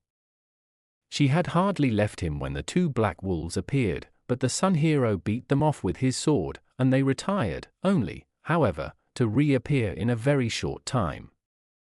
The sun hero chased them away once more, but he had hardly sat down to rest when the 2 black wolves were on the scene again. This went on for 7 days and nights, when the white horse, who had never done such a thing before, turned to the sun hero and said in a human voice, "Listen to what I am going to say. A fairy gave me to your mother in order that I might be of service to you, so let me tell you, that if you go to sleep and let the wolves harm the tree, the sun will surely kill you." The fairy, foreseeing this, put everyone in the world under a spell, which prevents their obeying the sun's command to take your life. But all the same, she has forgotten one person, who will certainly kill you if you fall asleep and let the wolves damage the tree. So watch and keep the wolves away. Then the sun hero strove with all his might and kept the black wolves at bay, and conquered his desire to sleep, but on the 8th night his strength failed him, and he fell fast asleep. When he awoke a woman in black stood beside him, who said, "You have fulfilled your task very badly, for you have let the 2 black wolves damage the tree of the sun. I am the mother of the sun, and I command you to ride away from here at once, and I pronounce sentence of death upon you, for you proudly let yourself be called the sun hero without having done anything to deserve the name." The youth mounted his horse sadly, and rode home. The people all thronged round him on his return, anxious to hear his adventures, but he told them nothing, and only to his mother did he confide what had befallen him. But the old queen laughed, and said to her son, "Don't worry, my child, you see, the fairy has protected you so far, and the sun has found no one to kill you. So cheer up and be happy."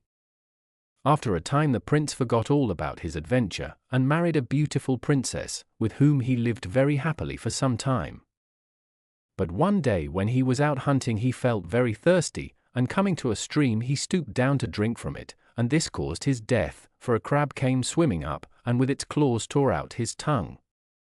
He was carried home in a dying condition, and as he lay on his deathbed the black woman appeared and said, "So the sun has, after all, found someone, who was not under the fairy spell, who has caused your death. And a similar fate will overtake everyone under the sun who wrongfully assumes a title to which he has no right." The Witch. From the Russian.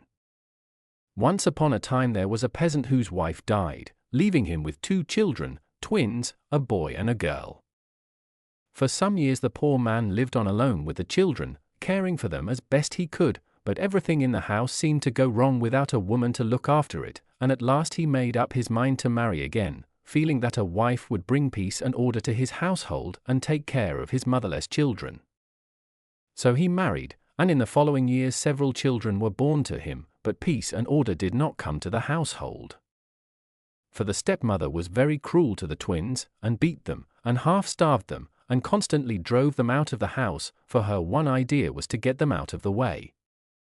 All day she thought of nothing but how she should get rid of them, and at last an evil idea came into her head, and she determined to send them out into the great gloomy wood where a wicked witch lived. And so one morning she spoke to them, saying, "You have been such good children that I am going to send you to visit my granny, who lives in a dear little hut in the wood. You will have to wait upon her and serve her, but you will be well rewarded, for she will give you the best of everything." So the children left the house together, and the little sister, who was very wise for her years, said to the brother, "We will first go and see our own dear grandmother, and tell her where our stepmother is sending us."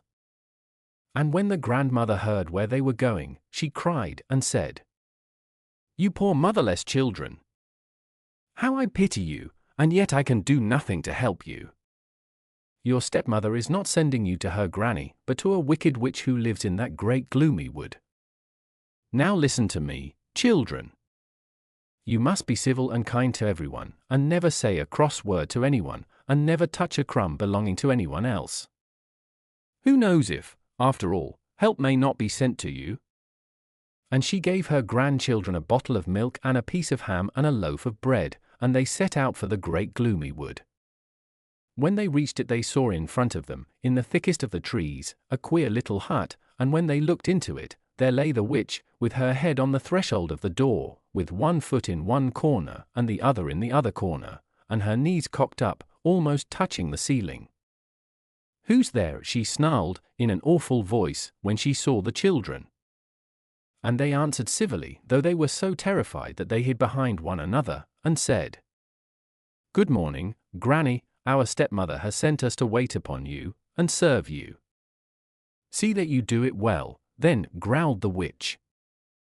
"If I am pleased with you, I'll reward you, but if I am not, I'll put you in a pan and fry you in the oven. That's what I'll do with you, my pretty dears. You have been gently reared, but you'll find my work hard enough. See if you don't." And, so saying, she set the girl down to spin yarn, and she gave the boy a sieve in which to carry water from the well, and she herself went out into the wood.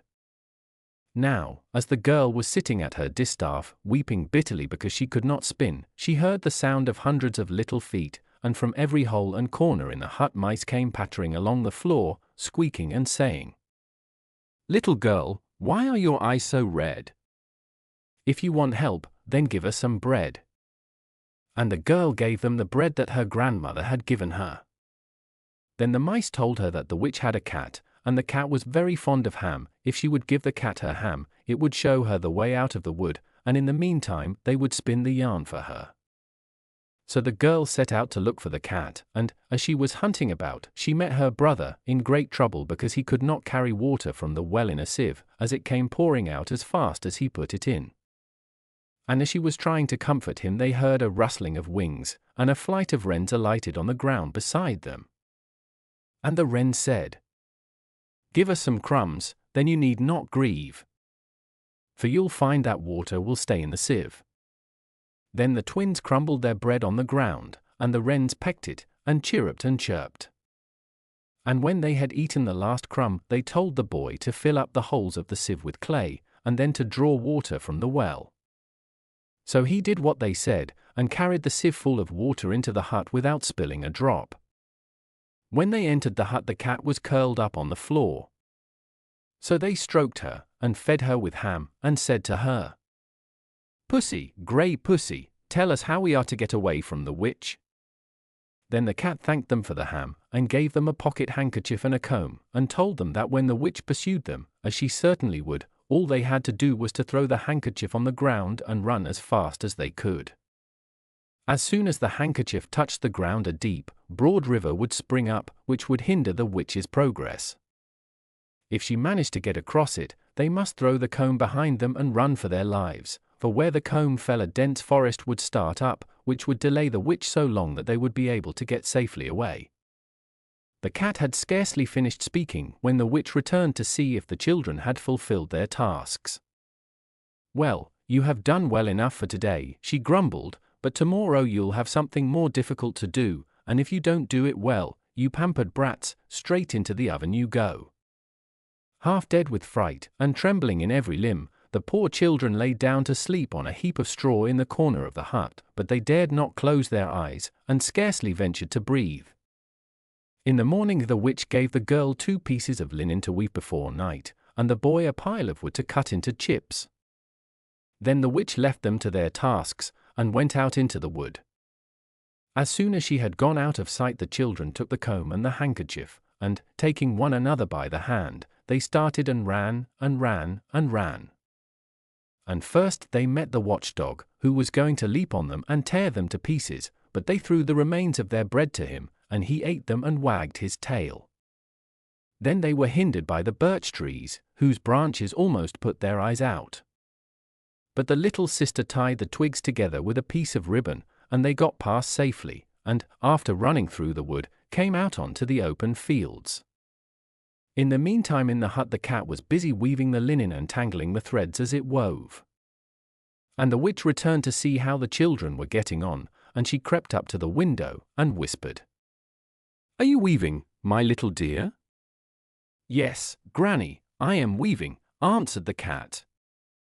When the witch saw that the children had escaped her, she was furious, and, hitting the cat with a porringer, she said, "Why did you let the children leave the hut? Why did you not scratch their eyes out?" But the cat curled up its tail and put its back up, and answered, "I have served you all these years, and you never even threw me a bone, but the dear children gave me their own piece of ham." Then the witch was furious with the watchdog and with the birch trees, because they had let the children pass. But the dog answered, "I have served you all these years, and you never gave me so much as a hard crust, but the dear children gave me their own loaf of bread." And the birch rustled its leaves, and said, "I have served you longer than I can say, and you never tied a bit of twine even round my branches, and the dear children bound them up with their brightest ribbons." So the witch saw there was no help to be got from her old servants, and that the best thing she could do was to mount on her broom and set off in pursuit of the children. And as the children ran they heard the sound of the broom sweeping the ground close behind them, so instantly they threw the handkerchief down over their shoulder, and in a moment a deep, broad river flowed behind them. When the witch came up to it, it took her a long time before she found a place which she could ford over on her broomstick, but at last she got across, and continued the chase faster than before. And as the children ran they heard a sound, and the little sister put her ear to the ground, and heard the broom sweeping the earth close behind them, so, quick as thought, she threw the comb down on the ground, and in an instant, as the cat had said, a dense forest sprung up, in which the roots and branches were so closely intertwined, that it was impossible to force a way through it. So when the witch came up to it on her broom, she found that there was nothing for it but to turn round and go back to her hut. But the twins ran straight on till they reached their own home.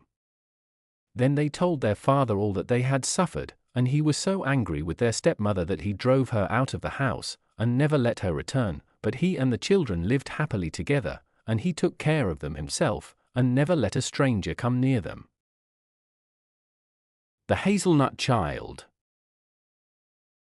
From the Buchaunia. Van Vliolocki. There was once upon a time a couple who had no children, and they prayed heaven every day to send them a child, though it were no bigger than a hazelnut. At last heaven heard their prayer, and sent them a child exactly the size of a hazelnut, and it never grew an inch. The parents were very devoted to the little creature, and nursed and tended it carefully. Their tiny son too was as clever as he could be, and so sharp and sensible that all the neighbors marveled over the wise things he said and did. When the hazelnut child was 15 years old, and was sitting one day in an eggshell on the table beside his mother, she turned to him and said, "You are now 15 years old, and nothing can be done with you. What do you intend to be?" "A messenger," answered the hazelnut child. Then his mother burst out laughing and said, "What an idea! You a messenger? Why, your little feet would take an hour to go the distance an ordinary person could do in a minute." But the hazelnut child replied, "Nevertheless, I mean to be a messenger. Just send me a message and you'll see that I shall be back in next to no time." So his mother said, "Very well, go to your aunt in the neighboring village, and fetch me a comb." The hazelnut child jumped quickly out of the eggshell and ran out into the street. Here he found a man on horseback who was just setting out for the neighboring village. He crept up the horse's leg, sat down under the saddle, and then began to pinch the horse and to prick it with a pin. The horse plunged and reared and then set off at a hard gallop, which it continued in spite of its rider's efforts to stop it. When they reached the village, the hazelnut child left off pricking the horse, and the poor tired creature pursued its way at a snail's pace. The hazelnut child took advantage of this, and crept down the horse's leg. Then he ran to his aunt and asked her for a comb. On the way home he met another rider, and did the return journey in exactly the same way. When he handed his mother the comb that his aunt had given him, she was much amazed and asked him, "But how did you manage to get back so quickly?" "Ah, Mother," he replied, "you see I was quite right when I said I knew a messenger was the profession for me." His father too possessed a horse which he often used to take out into the fields to graze. One day he took the hazelnut child with him. At midday the father turned to his small son and said, "Stay here and look after the horse. I must go home and give your mother a message, but I shall be back soon." When his father had gone, a robber passed by and saw the horse grazing without any one watching it, for of course he could not see the hazelnut child hidden in the grass. So he mounted the horse and rode away. But the hazelnut child, who was the most active little creature, climbed up the horse's tail and began to bite it on the back, enraging the creature to such an extent that it paid no attention to the direction the robber tried to make it go in, but galloped straight home. The father was much astonished when he saw a stranger riding his horse, but the hazelnut child climbed down quickly and told him all that had happened, and his father had the robber arrested at once and put into prison.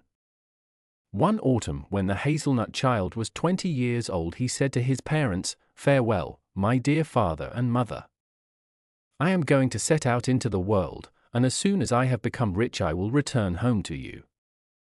The parents laughed at the little man's words, but did not believe him for a moment. In the evening the hazelnut child crept onto the roof, where some storks had built their nest. The storks were fast asleep, and he climbed onto the back of the father stork and bound a silk cord round the joint of one of its wings. Then he crept among its soft downy feathers and fell asleep. The next morning the storks flew towards the south, for winter was approaching. The hazelnut child flew through the air on the stork's back, and when he wanted to rest he bound his silk cord onto the joint of the bird's other wing, so that it could not fly any farther. In this way he reached the country of the black people, where the storks took up their abode close to the capital. When the people saw the hazelnut child, they were much astonished, and took him with the stork to the king of the country.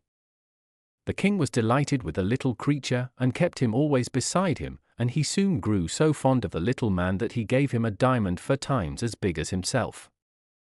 The hazelnut child fastened the diamond firmly under the stork's neck with a ribbon, and when he saw that the other storks were getting ready for their northern flight, he untied the silk cord from his stork's wings, and away they went, getting nearer home every minute.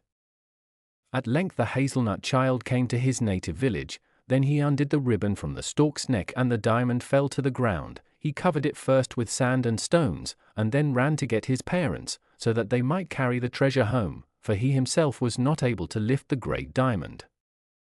So the hazelnut child and his parents lived in happiness and prosperity after this till they died. The story of Big Klaus and Little Klaus. In a certain village there lived 2 people who had both the same name. Both were called Klaus, but one owned 4 horses and the other only 1. In order to distinguish the one from the other, the one who had 4 horses was called Big Klaus, and the one who had only one horse, little KLAUS. Now you shall hear what befell them both, for this is a true story. The whole week through little KLAUS had to plough for big KLAUS, and lend him his one horse, then big KLAUS lent him his 4 horses, but only once a week, and that was on Sunday. Hurrah! How loudly little KLAUS cracked his whip over all the 5 horses! For they were indeed as good as his on this one day. The sun shone brightly, and all the bells in the church towers were pealing. The people were dressed in their best clothes, and were going to church, with their hymn books under their arms, to hear the minister preach. They saw little KLAUS ploughing with the 5 horses, but he was so happy that he kept on cracking his whip, and calling out the "Gee up, my 5 horses!" "You mustn't say that," said big KLAUS. "Only one horse is yours." But as soon as someone else was going by, little KLAUS forgot that he must not say it, and called out, "Gee up, my 5 horses!" "Now you had better stop that," said big KLAUS, "for if you say it once more I will give your horse such a crack on the head that it will drop down dead on the spot." "I really won't say it again," said little KLAUS. But as soon as more people passed by, and nodded him good morning, he became so happy in thinking how well it looked to have 5 horses ploughing his field that, cracking his whip, he called out, "Gee up, my 5 horses!" "I'll see to your horses," said big KLAUS, and, seizing an iron bar, he struck little KLAUS' one horse such a blow on the head that it fell down and died on the spot. "Alas! Now I have no horse," said little KLAUS, beginning to cry. Then he flayed the skin off his horse, dried it, and put it in a sack, which he threw over his shoulder, and went into the town to sell it. He had a long way to go, and had to pass through a great dark forest. A dreadful storm came on, in which he lost his way, and before he could get onto the right road night came on, and it was impossible to reach the town that evening. Right in front of him was a large farmhouse. The window shutters were closed, but the light came through the chinks. "I should very much like to be allowed to spend the night there," thought little KLAUS, and he went and knocked at the door. The farmer's wife opened it, but when she heard what he wanted she told him to go away. Her husband was not at home, and she took in no strangers. "Well, I must lie down outside," said little KLAUS, and the farmer's wife shut the door in his face. Close by stood a large haystack, and between it and the house a little outhouse, covered with a flat thatched roof. "I can lie down there," thought little KLAUS, looking at the roof. "It will make a splendid bed, if only the stork won't fly down and bite my legs." For a live stork was standing on the roof, where it had its nest. So little KLAUS crept up into the outhouse, where he lay down, and made himself comfortable for the night. The wooden shutters over the windows were not shut at the top, and he could just see into the room. There stood a large table, spread with wine and roast meat and a beautiful fish. The farmer's wife and the sexton sat at the table, but there was no one else. She was filling up his glass, while he stuck his fork into the fish, which was his favorite dish. "If one could only get some of that," thought little KLAUS, stretching his head towards the window. Ah, what delicious cakes he saw standing there! It was a feast! Then he heard someone riding along the road towards the house. It was the farmer coming home. He was a very worthy man, but he had one great peculiarity, namely, that he could not bear to see a sexton. If he saw one he was made quite mad. That was why the sexton had gone to say good day to the farmer's wife when he knew that her husband was not at home, and the good woman therefore put in front of him the best food she had. But when they heard the farmer coming they were frightened, and the farmer's wife begged the sexton to creep into a great empty chest. He did so, as he knew the poor man could not bear to see a sexton. The wife hastily hid all the beautiful food and the wine in her oven, for if her husband had seen it, he would have been sure to ask what it all meant. "Oh, dear! Oh, dear!" groaned little KLAUS up in the shed, when he saw the good food disappearing. "Is anybody up there?" asked the farmer, catching sight of little KLAUS. "Why are you lying there? Come with me into the house." Then little KLAUS told him how he had lost his way, and begged to be allowed to spend the night there. "Yes, certainly," said the farmer, "but we must first have something to eat." The wife received them both very kindly, spread a long table, and gave them a large plate of porridge. The farmer was hungry, and ate with a good appetite, but little Klaus could not help thinking of the delicious dishes of fish and roast meats and cakes which he knew were in the oven.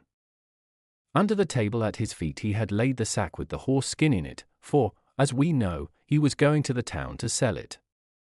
The porridge did not taste good to him, so he trod upon his sack, and the dry skin in the sack squeaked loudly. "Hush," said little Klaus to his sack, at the same time treading on it again so that it squeaked even louder than before. "Hello! What have you got in your sack?" asked the farmer. "Oh, it is a wizard," said little Klaus. "He says we should not eat porridge, for he has conjured the whole oven full of roast meats and fish and cakes." "Goodness me," said the farmer, and opening the oven he saw all the delicious, tempting dishes his wife had hidden there, but which he now believed the wizard in the sack had conjured up for them.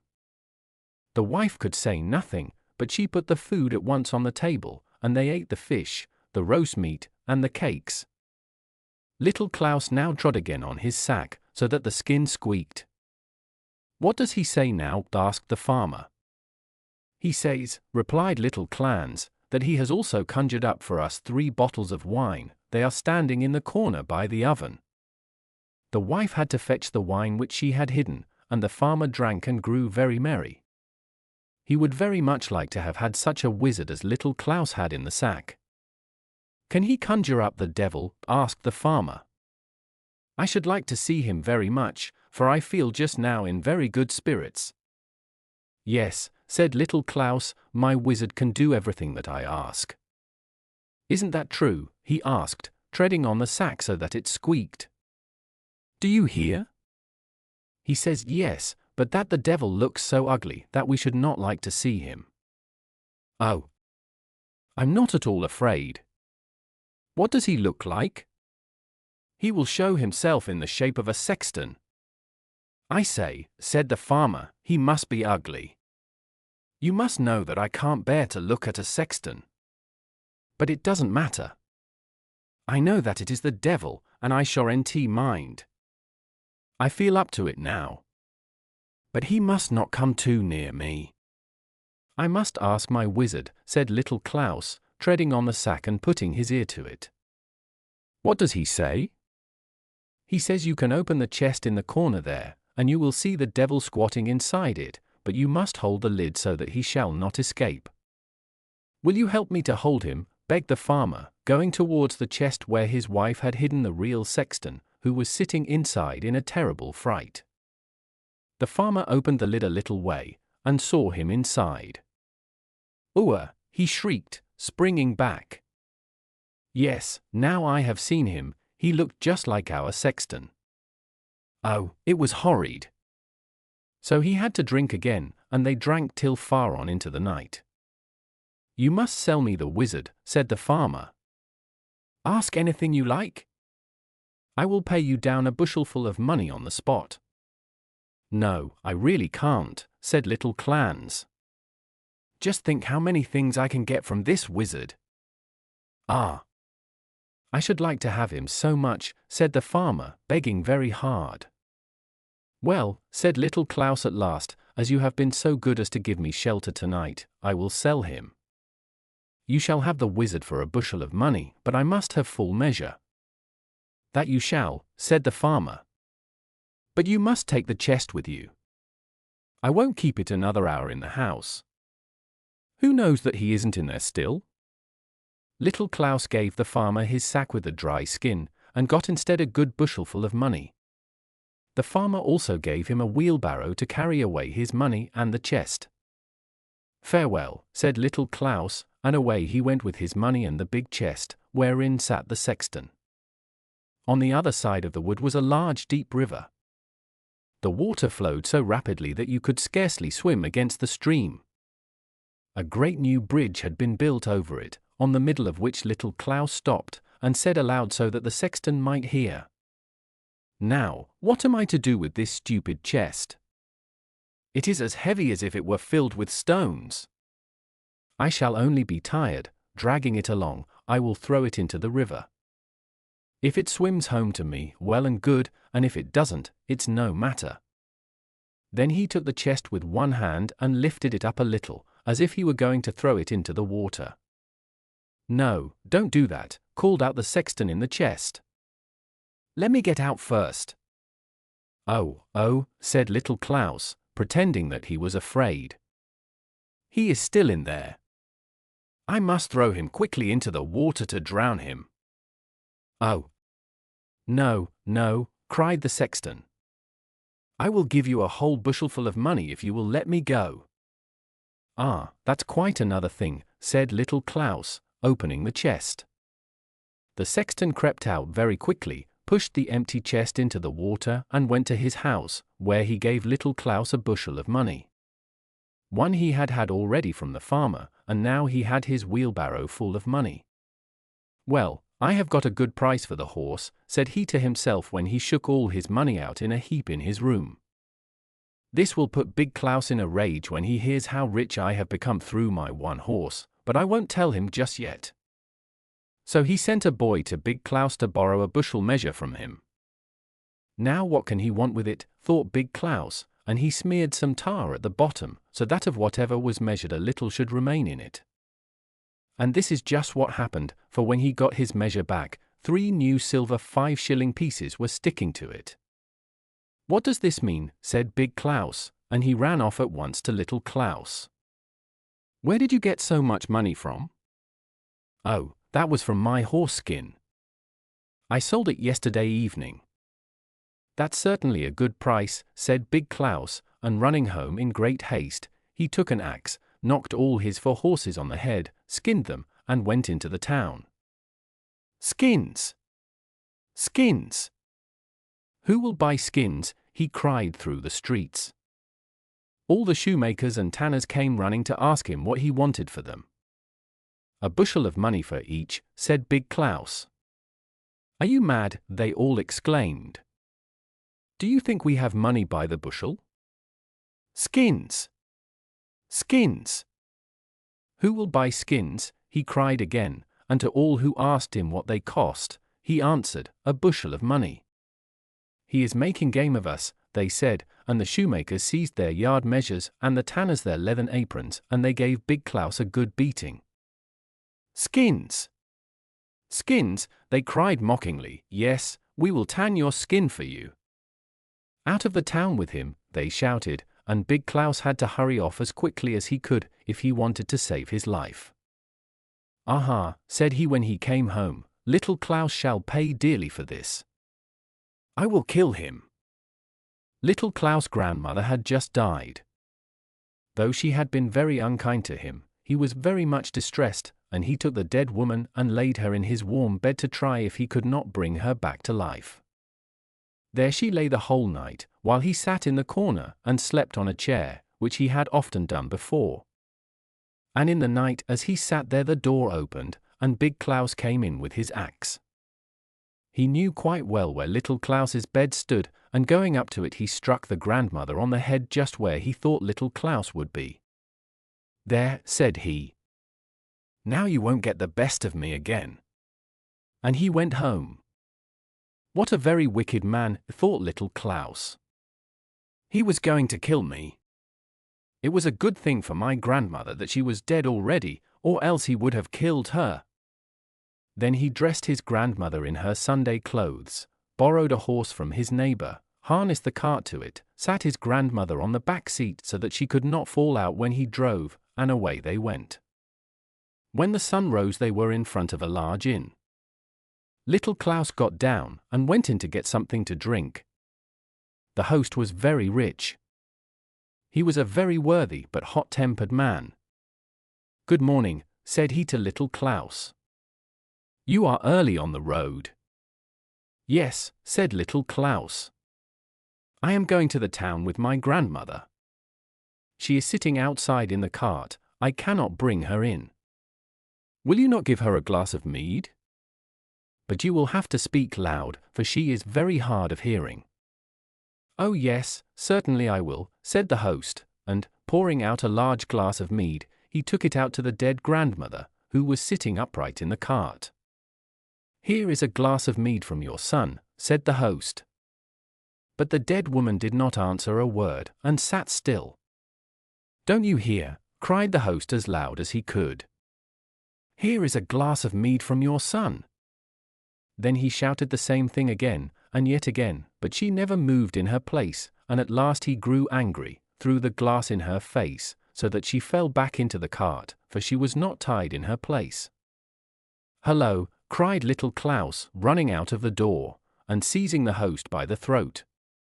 "You have killed my grandmother. Look! There is a great hole in her forehead." "Oh, what a misfortune!" cried the host, wringing his hands. "It all comes from my hot temper. Dear little Klaus, I will give you a bushel of money, and will bury your grandmother as if she were my own, only don't tell about it, or I shall have my head cut off, and that would be very uncomfortable." So little Klaus got a bushel of money, and the host buried his grandmother as if she had been his own. Now when little Klaus again reached home with so much money, he sent his boy to Big Klaus to borrow his bushel measure. "What's this?" said Big Klaus. "Didn't I kill him? I must see to this myself." So he went himself to little Klaus with the measure. "Well, now, where did you get all this money?" asked he, opening his eyes at the heap. "You killed my grandmother, not me," said little Klaus. "I sold her, and got a bushel of money for her." "That is indeed a good price," said Big Klaus, and, hurrying home, he took an axe and killed his grandmother, laid her in the cart, and drove off to the apothecary's, and asked whether he wanted to buy a dead body. "Who is it, and how did you get it?" asked the apothecary. "It is my grandmother," said Big Klaus. "I killed her in order to get a bushel of money." "You are mad," said the apothecary. "Don't mention such things, or you will lose your head." And he began to tell him what a dreadful thing he had done, and what a wicked man he was, and that he ought to be punished, till Big Klaus was so frightened that he jumped into the cart and drove home as hard as he could. The apothecary and all the people thought he must be mad, so they let him go. "You shall pay for this," said Big Klaus as he drove home. "You shall pay for this dearly, little Klaus." So as soon as he got home he took the largest sack he could find, and went to little Klaus and said, "You have fooled me again. First I killed my horses, then my grandmother. It is all your fault, but you shan't do it again." And he seized little Klaus, pushed him in the sack, threw it over his shoulder, crying out, "Now I am going to drown you." He had to go a long way before he came to the river, and little Klaus was not very light. The road passed by the church, the organ was sounding, and the people were singing most beautifully. Big Klaus put down the sack with little Klaus in it by the church door, and thought that he might as well go in and hear a psalm before going on farther.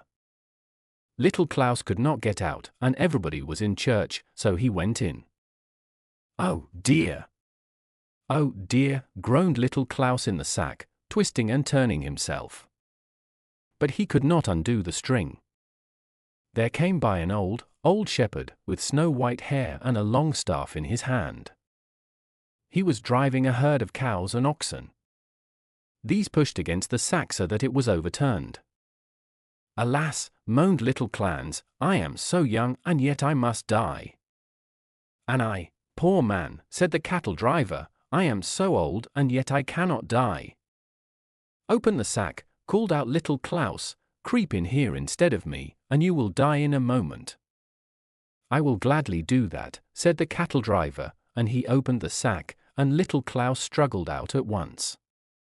"You will take care of the cattle, won't you?" asked the old man, creeping into the sack, which little Klaus fastened up and then went on with the cows and oxen. Soon after Big Klaus came out of the church, and taking up the sack on his shoulders it seemed to him as if it had become lighter, for the old cattle driver was not half as heavy as little Klaus. "How easy he is to carry now! That must be because I heard part of the service." So he went to the river, which was deep and broad, threw in the sack with the old driver, and called after it, for he thought little Klaus was inside. "Down you go! You won't mock me any more now." Then he went home, but when he came to the crossroads, there he met little Klaus, who was driving his cattle. "What's this?" said Big Klaus. "Haven't I drowned you?" "Yes," replied little Klaus, "you threw me into the river a good half-hour ago." "But how did you get those splendid cattle?" asked Big Klaus. "They are sea cattle," said little Klaus. "I will tell you the whole story, and I thank you for having drowned me, because now I am on dry land and really rich. How frightened I was when I was in the sack! How the wind whistled in my ears as you threw me from the bridge into the cold water! I sank at once to the bottom, but I did not hurt myself, for underneath was growing the most beautiful soft grass. I fell on this, and immediately the sack opened. The loveliest maiden in snow-white garments, with a green garland round her wet hair, took me by the hand, and said, 'Are you little Klaus? Here are some cattle for you to begin with, and a mile farther down the road there is another herd, which I will give you as a present.' Now I saw that the river was a great high road for the sea people. Along it they travel underneath from the sea to the land till the river ends. It was so beautiful, full of flowers and fresh grass, the fishes which were swimming in the water shot past my ears as the birds do here in the air. What lovely people there were, and what fine cattle were grazing in the ditches and dikes." "But why did you come up to us again?" asked Big Klaus. "I should not have done so, if it is so beautiful down below." "Oh," said little Klaus, "that was just so politic of me. You heard what I told you, that the sea maiden said to me a mile farther along the road, and by the road she meant the river, for she can go by no other way, there was another herd of cattle waiting for me. But I know what windings the river makes, now here, now there, so that it is a long way round. Therefore it makes it much shorter if one comes on the land and drives across the field to the river. Thus I have spared myself quite half a mile, and have come much quicker to my sea cattle." "Oh, you're a lucky fellow," said Big Klaus. "Do you think I should also get some cattle if I went to the bottom of the river?" "Oh, yes." "I think so," said little Klaus. "But I can't carry you in a sack to the river, you are too heavy for me.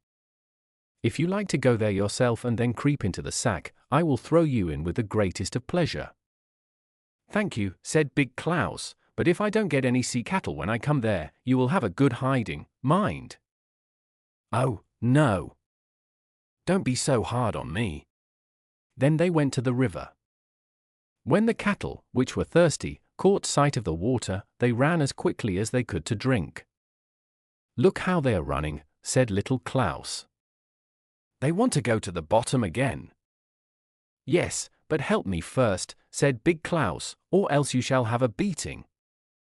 And so he crept into the large sack, which was lying on the back of one of the oxen.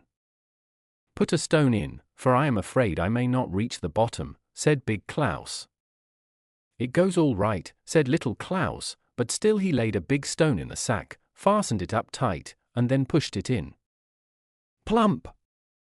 There was Big Klaus in the water, and he sank like lead to the bottom. "I doubt if he will find any cattle," said little Klaus as he drove his own home. Print Ring. From the Icelandic. Once upon a time there was a king and his queen in their kingdom.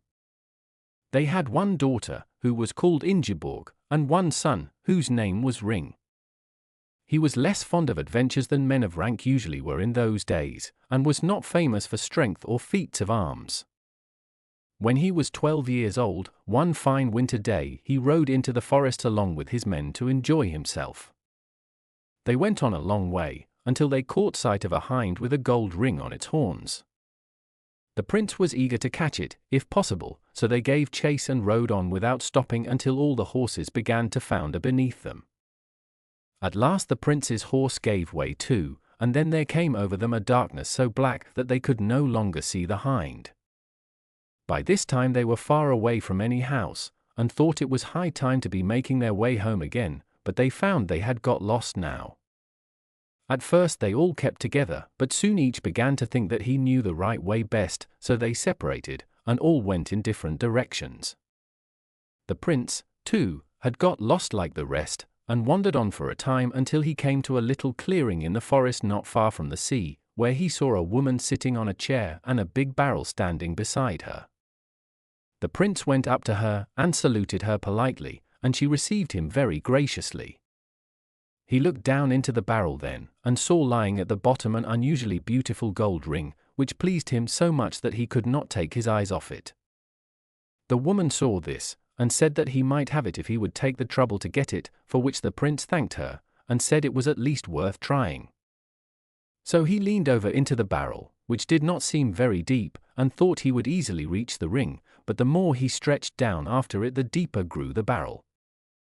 As he was thus bending down into it, the woman suddenly rose up and pushed him in head first, saying that now he could take up his quarters there. Then she fixed the top on the barrel and threw it out into the sea. The prince thought himself in a bad plight now, as he felt the barrel floating out from the land and tossing about on the waves.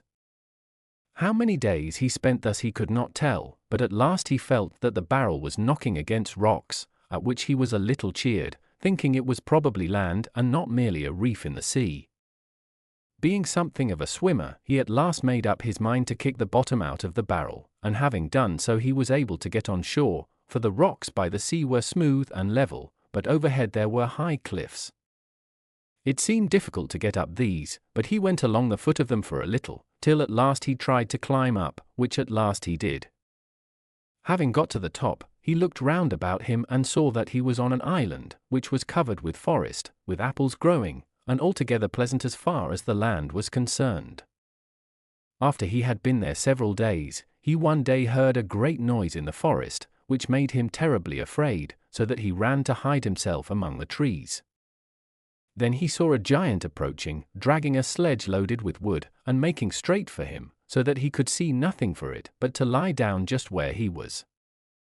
When the giant came across him, he stood still and looked at the prince for a little, then he took him up in his arms and carried him home to his house, and was exceedingly kind to him.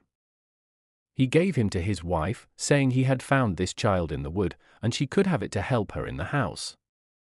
The old woman was greatly pleased, and began to fondle the prince with the utmost delight. He stayed there with them, and was very willing and obedient to them in everything, while they grew kinder to him every day. One day the giant took him round and showed him all his rooms except the parlour. This made the prince curious to have a look into it, thinking there must be some very rare treasure there. So one day, when the giant had gone into the forest, he tried to get into the parlour, and managed to get the door open halfway. Then he saw that some living creature moved inside and ran along the floor towards him and said something, which made him so frightened that he sprang back from the door and shut it again. As soon as the fright began to pass off he tried it again, for he thought it would be interesting to hear what it said, but things went just as before with him. He then got angry with himself, and, summoning up all his courage, tried it a third time, and opened the door of the room and stood firm.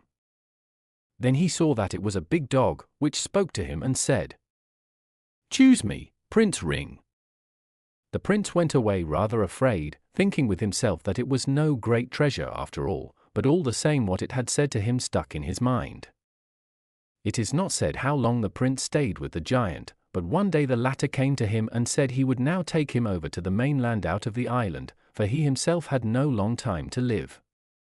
He also thanked him for his good service, and told him to choose some one of his possessions, for he would get whatever he wanted. Ring thanked him heartily, and said there was no need to pay him for his services, they were so little worth, but if he did wish to give him anything he would choose what was in the parlour.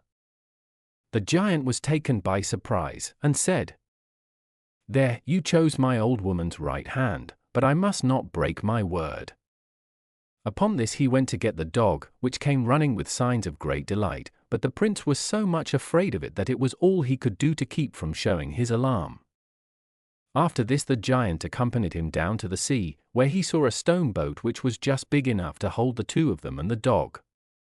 On reaching the mainland the giant took a friendly farewell of Ring, and told him he might take possession of all that was in the island after he and his wife died, which would happen within 2 weeks from that time. The prince thanked him for this and for all his other kindnesses, and the giant returned home, while Ring went up some distance from the sea, but he did not know what land he had come to, and was afraid to speak to the dog. After he had walked on in silence for a time, the dog spoke to him and said, "You don't seem to have much curiosity, seeing you never ask my name." The prince then forced himself to ask, "What is your name?" "You had best call me Snarty Snarty," said the dog. "Now we are coming to a king's seat, and you must ask the king to keep us all winter, and to give you a little room for both of us." The prince now began to be less afraid of the dog. They came to the king and asked him to keep them all the winter, to which he agreed. When the king's men saw the dog, they began to laugh at it, and make as if they would tease it, but when the prince saw this, he advised them not to do it, or they might have the worst of it. They replied that they didn't care a bit what he thought.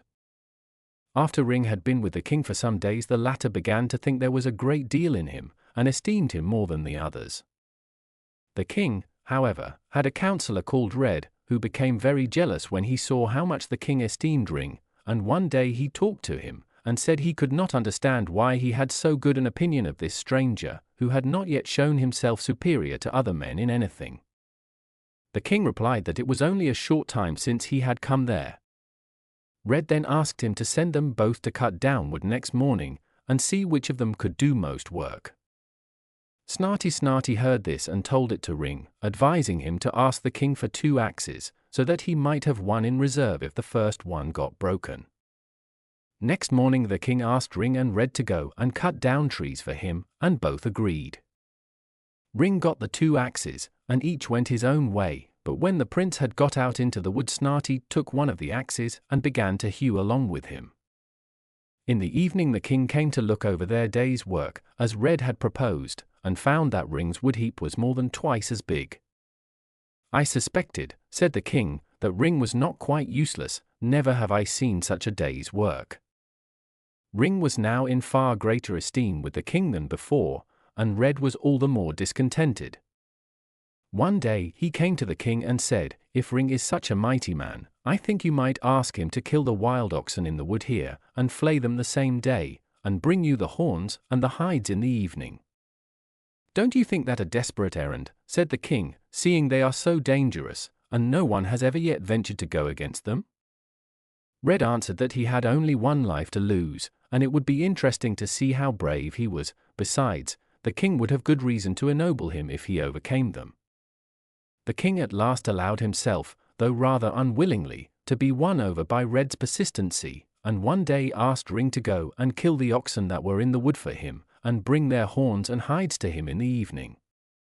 Not knowing how dangerous the oxen were, Ring was quite ready, and went off at once, to the great delight of Red, who was now sure of his death. As soon as Ring came in sight of the oxen, they came bellowing to meet him. One of them was tremendously big, the other rather less. Ring grew terribly afraid. "How do you like them?" asked Snarty. "Not well at all," said the prince. "We can do nothing else," said Snarty, "than attack them. If it is to go well, you will go against the little one, and I shall take the other." With this Snarty leapt at the big one, and was not long in bringing him down. Meanwhile the prince went against the other with fear and trembling, and by the time Snarty came to help him, the ox had nearly got him under, but Snarty was not slow in helping his master to kill it. Each of them then began to flay their own ox, but Ring was only half through by the time Snarty had finished his. In the evening, after they had finished this task, the prince thought himself unfit to carry all the horns and both the hides, so Snarty told him to lay them all on his back until they got to the palace gate. The prince agreed, and laid everything on the dog except the skin of the smaller ox, which he staggered along with himself. At the palace gate he left everything lying, went before the king, and asked him to come that length with him, and there handed over to him the hides and horns of the oxen. The king was greatly surprised at his valor, and said he knew no one like him, and thanked him heartily for what he had done.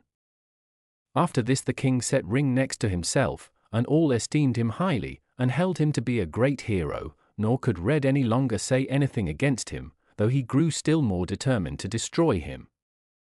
One day a good idea came into his head. He came to the king and said he had something to say to him. "What is that?" said the king. Red said that he had just remembered the gold cloak, gold chessboard, and bright gold piece that the king had lost about a year before. "Don't remind me of them," said the king. Red, however, went on to say that, since Ring was such a mighty man that he could do everything, it had occurred to him to advise the king to ask him to search for these treasures, and come back with them before Christmas. In return the king should promise him his daughter. The king replied that he thought it altogether unbecoming to propose such a thing to Ring, seeing that he could not tell him where the things were, but Red pretended not to hear the king's excuses, and went on talking about it until the king gave in to him. One day, a month or so before Christmas, the king spoke to Ring, saying that he wished to ask a great favor of him. "What is that?" said Ring. "It is this," said the king, "that you find for me my gold cloak, my gold chessboard, and my bright gold piece, that were stolen from me about a year ago. If you can bring them to me before Christmas, I will give you my daughter in marriage." "Where am I to look for them, then?" said Ring. "That you must find out for yourself," said the king, "I don't know." Ring now left the king, and was very silent, for he saw he was in a great difficulty, but, on the other hand, he thought it was excellent to have such a chance of winning the king's daughter. Snarty noticed that his master was at a loss, and said to him that he should not disregard what the king had asked him to do, but he would have to act upon his advice, otherwise he would get into great difficulties. The prince assented to this, and began to prepare for the journey. After he had taken leave of the king, and was setting out on the search, Snarty said to him, "Now you must first of all go about the neighborhood, and gather as much salt as ever you can." The prince did so, and gathered so much salt that he could hardly carry it, but Snarty said, "Throw it on my back," which he accordingly did, and the dog then ran on before the prince, until they came to the foot of a steep cliff. "We must go up here," said Snarty. "I don't think that will be child's play," said the prince. "Hold fast by my tail," said Snarty, and in this way he pulled Ring up on the lowest shelf of the rock. The prince began to get giddy, but up went Snarty onto the second shelf. Ring was nearly swooning by this time, but Snarty made a third effort and reached the top of the cliff, where the prince fell down in a faint. After a little, however, he recovered again, and they went a short distance along a level plain, until they came to a cave. This was on Christmas Eve. They went up above the cave, and found a window in it, through which they looked, and saw 4 trolls lying asleep beside the fire, over which a large porridge pot was hanging. "Now you must empty all the salt into the porridge pot," said Snarty. Ring did so, and soon the trolls wakened up. The old hag, who was the most frightful of them all, went first to taste the porridge. "How comes this?" she said, "the porridge is salt. I got the milk by witchcraft yesterday out of 4 kingdoms, and now it is salt." All the others then came to taste the porridge, and thought it nice, but after they had finished it the old hag grew so thirsty that she could stand it no longer, and asked her daughter to go out and bring her some water from the river that ran nearby. "I won't go," said she, "unless you lend me your bright gold piece." "Though I should die you shan't have that," said the hag. "Die, then," said the girl. "Well, then, take it, you brat," said the old hag, "and be off with you, and make haste with the water." The girl took the gold and ran out with it, and it was so bright that it shone all over the plain. As soon as she came to the river, she lay down to take a drink of the water, but meanwhile the 2 of them had got down off the roof and thrust her, head first, into the river. The old hag began now to long for the water, and said that the girl would be running about with the gold piece all over the plain, so she asked her son to go and get her a drop of water. "I won't go," said he, "unless I get the gold cloak." "Though I should die you shan't have that," said the hag. "Die, then," said the son. "Well, then, take it," said the old hag, "and be off with you, but you must make haste with the water." He put on the cloak, and when he came outside it shone so bright that he could see to go with it. On reaching the river he went to take a drink like his sister, but at that moment Ring and Snarty sprang upon him, took the cloak from him, and threw him into the river. The old hag could stand the thirst no longer, and asked her husband to go for a drink for her. The brats, she said, were of course running about and playing themselves, just as she had expected they would, little wretches that they were. "I won't go," said the old troll, "unless you lend me the gold chessboard." "Though I should die you shan't have that," said the hag. "I think you may just as well do that," said he, "since you won't grant me such a little favor." "Take it, then, you utter disgrace," said the old hag, "since you are just like these two brats." The old troll now went out with the gold chessboard, and down to the river, and was about to take a drink, when Ring and Snarty came upon him, took the chessboard from him, and threw him into the river. Before they had got back again, however, and up on top of the cave, they saw the poor old fellow's ghost come marching up from the river. Snarty immediately sprang upon him, and Ring assisted in the attack, and after a hard struggle, they mastered him a second time. When they got back again to the window, they saw that the old hag was moving towards the door.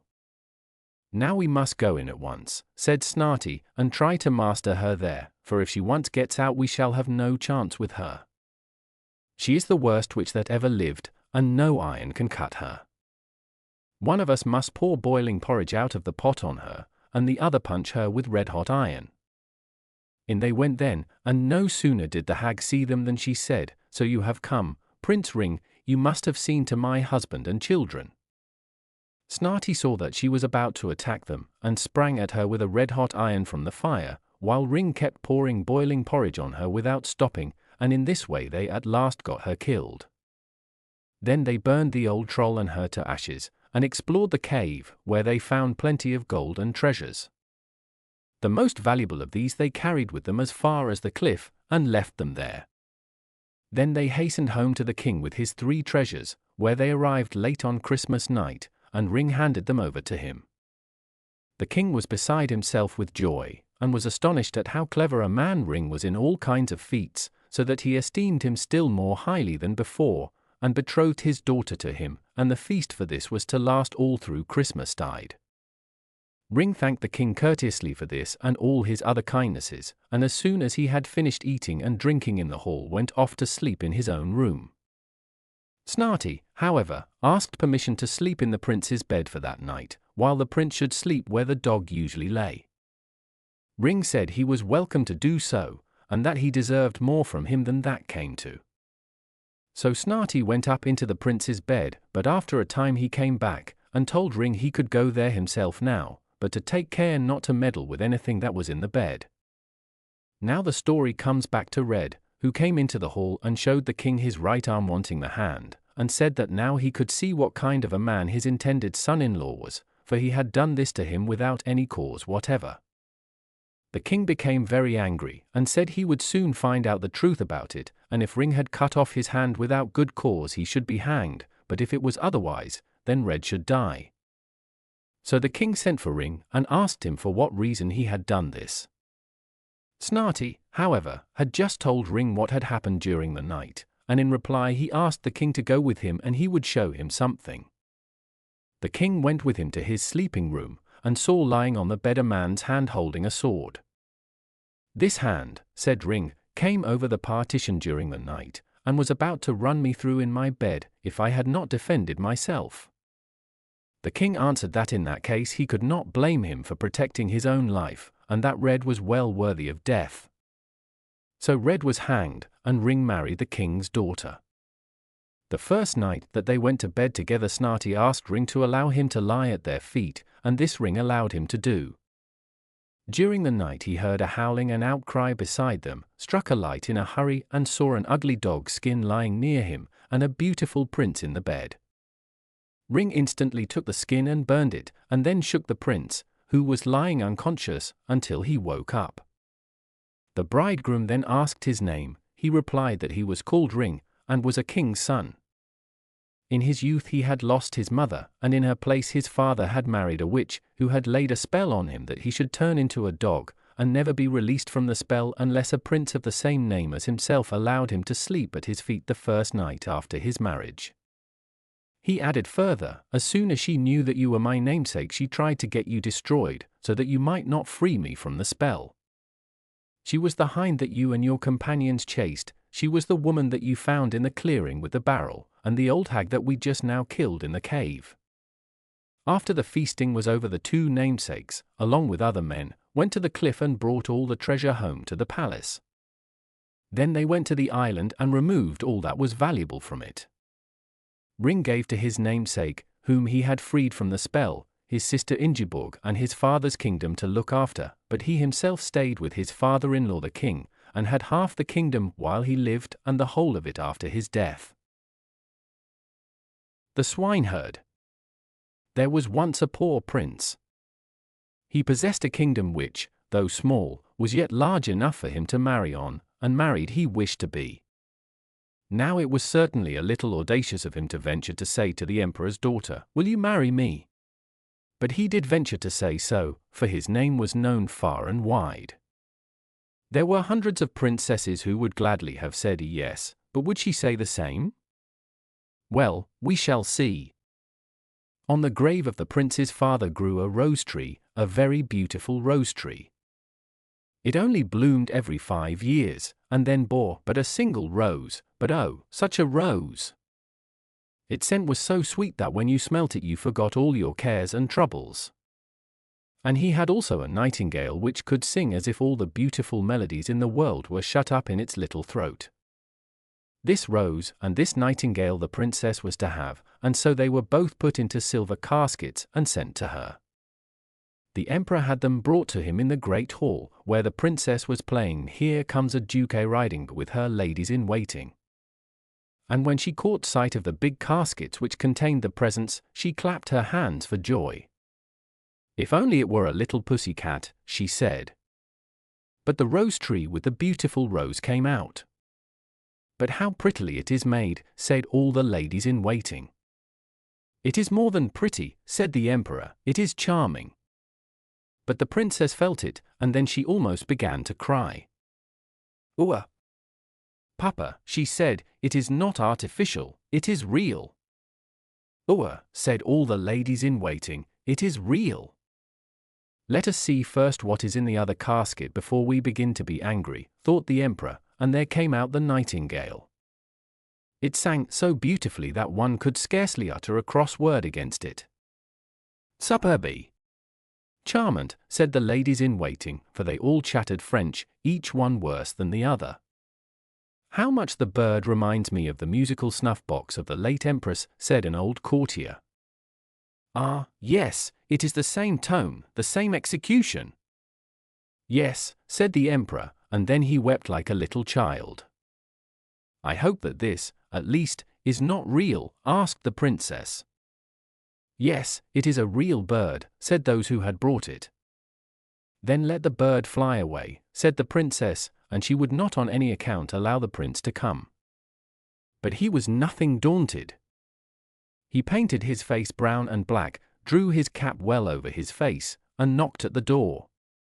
"Good day, Emperor," he said.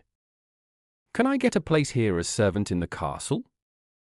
"Yes," said the emperor, "but there are so many who ask for a place that I don't know whether there will be one for you, but, still, I will think of you. Stay, it has just occurred to me that I want someone to look after the swine, for I have so very many of them." And the prince got the situation of imperial swineherd. He had a wretched little room close to the pigsties, here he had to stay, but the whole day he sat working, and when evening was come he had made a pretty little pot. All round it were little bells, and when the pot boiled they jingled most beautifully and played the old tune. "Where is Augustus dear? Alas!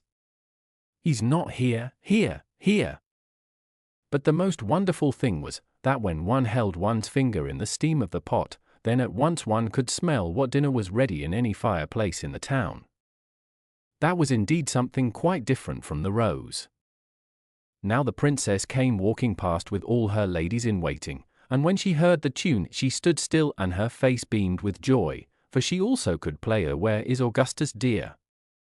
It was the only tune she knew, but that she could play with one finger. "Why, that is what I play," she said. "He must be a most accomplished swineherd. Listen." Go down and ask him what the instrument costs. And one of the ladies in waiting had to go down, but she put on wooden clogs. What will you take for the pot? Asked the lady in waiting. I will have 10 kisses from the princess, answered the swineherd. Heaven forbid, said the lady in waiting. Yes, I will sell it for nothing less, replied the swineherd. Well, what does he say? Asked the princess. I really hardly like to tell you, answered the lady in waiting. Oh, then you can whisper it to me. He is disobliging, said the princess, and went away. But she had only gone a few steps when the bells rang out so prettily. Where is Augustus dear? Alas! He's not here, here. Listen, said the princess. Ask him whether he will take 10 kisses from my ladies in waiting. No, thank you, said the swineherd. 10 kisses from the princess, or else I keep my pot. That is very tiresome, said the princess. But you must put yourselves in front of me, so that no one can see. And the ladies in waiting placed themselves in front and then spread out their dresses, so the swineherd got his 10 kisses, and she got the pot. What happiness that was! The whole night and the whole day the pot was made to boil. There was not a fireplace in the whole town where they did not know what was being cooked, whether it was at the chancellor's or at the shoemaker's. The ladies in waiting danced and clapped their hands. We know who is going to have soup and pancakes. We know who is going to have porridge and sausages. Isn't it interesting? Yes, very interesting, said the first lady in waiting. But don't say anything about it, for I am the emperor's daughter. Oh, no, of course we won't, said everyone. The swineherd, that is to say, the prince, let no day pass without making something, and one day he made a rattle which, when it was turned round, played all the waltzes, galops, and polkas which had ever been known since the world began. But that is superby, said the princess as she passed by. I have never heard a more beautiful composition. Listen. Go down and ask him what this instrument costs, but I won't kiss him again. He wants 100 kisses from the princess, said the lady in waiting who had gone down to ask him. I believe he is mad, said the princess, and then she went on, but she had only gone a few steps when she stopped. One ought to encourage art, she said. I am the emperor's daughter. Tell him he shall have, as before, 10 kisses, the rest he can take from my ladies in waiting. But we don't at all like being kissed by him, said the ladies in waiting. That's nonsense, said the princess, and if I can kiss him, you can too. Besides, remember that I give you board and lodging. So the ladies in waiting had to go down to him again. 100 kisses from the princess, said he, or each keeps his own. Put yourselves in front of us, she said then, and so all the ladies in waiting put themselves in front, and he began to kiss the princess. What can that commotion be by the pigsties? Asked the emperor, who was standing on the balcony. He rubbed his eyes and put on his spectacles. Why, those are the ladies in waiting playing their games. I must go down to them. So he took off his shoes, which were shoes though he had trodden them down into slippers. What a hurry he was in, to be sure. As soon as he came into the yard he walked very softly, and the ladies in waiting were so busy counting the kisses and seeing fair play that they never noticed the emperor. He stood on tiptoe. What is that? He said, when he saw the kissing, and then he threw one of his slippers at their heads just as the swineherd was taking his 86th kiss. Be off with you, said the emperor, for he was very angry. And the princess and the swineherd were driven out of the empire. Then she stood still and wept. The swineherd was scolding, and the rain was streaming down. Alas, what an unhappy creature I am, sobbed the princess. If only I had taken the beautiful prince. Alas, how unfortunate I am. And the swineherd went behind a tree, washed the black and brown off his face, threw away his old clothes, and then stepped forward in his splendid dress, looking so beautiful that the princess was obliged to courtesy. I now come to this. "I despise you," he said. "You would have nothing to do with a noble prince, you did not understand the rose or the nightingale, but you could kiss the swineherd for the sake of a toy. This is what you get for it." And he went into his kingdom and shut the door in her face, and she had to stay outside singing, "Where's my Augustus dear? Alas! He's not here, here, here." How to tell a true princess. There was once upon a time a prince who wanted to marry a princess, but she must be a true princess. So he traveled through the whole world to find one, but there was always something against each. There were plenty of princesses, but he could not find out if they were true princesses. In every case there was some little defect, which showed the genuine article was not yet found. So he came home again in very low spirits, for he had wanted very much to have a true princess. One night there was a dreadful storm, it thundered and lightened, and the rain streamed down in torrents. It was fearful. There was a knocking heard at the palace gate, and the old king went to open it. There stood a princess outside the gate, but oh, in what a sad plight she was from the rain and the storm. The water was running down from her hair and her dress into the points of her shoes and out at the heels again. And yet she said she was a true princess. Well, we shall soon find that, thought the old queen. But she said nothing, and went into the sleeping room, took off all the bedclothes, and laid a pea on the bottom of the bed. Then she put 20 mattresses on top of the pea, and 20 eider-down quilts on the top of the mattresses. And this was the bed in which the princess was to sleep. The next morning she was asked how she had slept. "Oh, very badly," said the princess. "I scarcely closed my eyes all night. I am sure I don't know what was in the bed. I laid on something so hard that my whole body is black and blue. It is dreadful." Now they perceived that she was a true princess, because she had felt the pea through the 20 mattresses and the 20 eider-down quilts. No one but a true princess could be so sensitive. So the prince married her, for now he knew that at last he had got hold of a true princess. And the pea was put into the Royal Museum, where it is still to be seen if no one has stolen it. Now this is a true story. The Blue Mountains. There were once a Scotsman and an Englishman and an Irishman serving in the army together, who took it into their heads to run away on the first opportunity they could get. The chance came and they took it. They went on traveling for 2 days through a great forest, without food or drink, and without coming across a single house, and every night they had to climb up into the trees through fear of the wild beasts that were in the wood. On the second morning the Scotsman saw from the top of his tree a great castle far away. He said to himself that he would certainly die if he stayed in the forest without anything to eat but the roots of grass, which would not keep him alive very long. As soon, then, as he got down out of the tree he set off towards the castle, without so much as telling his companions that he had seen it at all. Perhaps the hunger and want they had suffered had changed their nature so much that the one did not care what became of the other if he could save himself. He travelled on most of the day, so that it was quite late when he reached the castle, and to his great disappointment found nothing but closed doors and no smoke rising from the chimneys. He thought there was nothing for it but to die after all, and had lain down beside the wall, when he heard a window being opened high above him.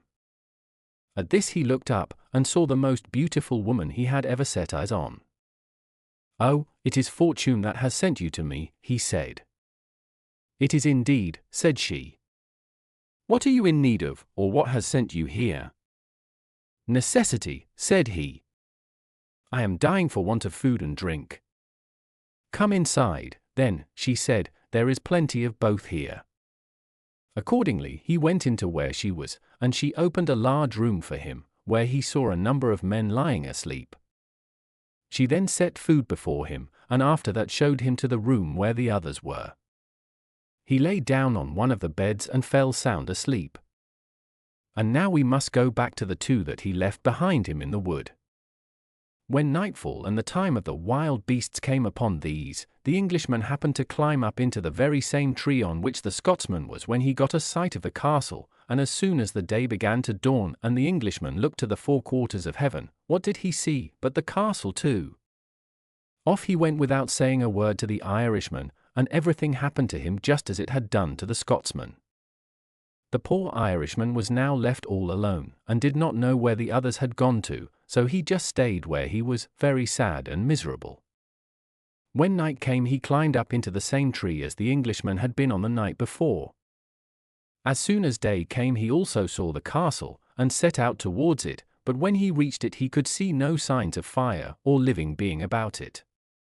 Before long, however, he heard the window opened above his head, looked up, and beheld the most beautiful woman he had ever seen. He asked if she would give him food and drink, and she answered kindly and heartily that she would, if he would only come inside. This he did very willingly, and she set before him food and drink that he had never seen the like of before. In the room there was a bed, with diamond rings hanging at every loop of the curtains, and everything that was in the room besides astonished him so much that he actually forgot that he was hungry.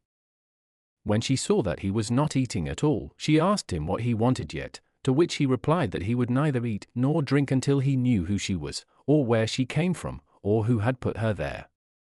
"I shall tell you that," said she.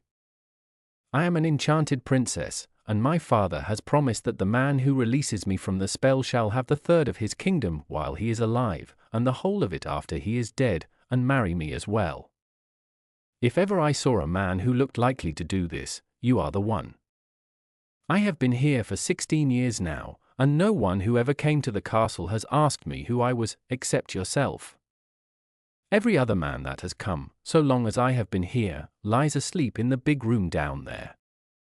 Tell me, then," said the Irishman, "what is the spell that has been laid on you, and how you can be freed from it." "There is a little room there," said the princess, "and if I could get a man to stay in it from 10 o'clock till midnight for 3 nights on end I should be freed from the spell." "I am the man for you, then," said he, "I will take on hand to do it."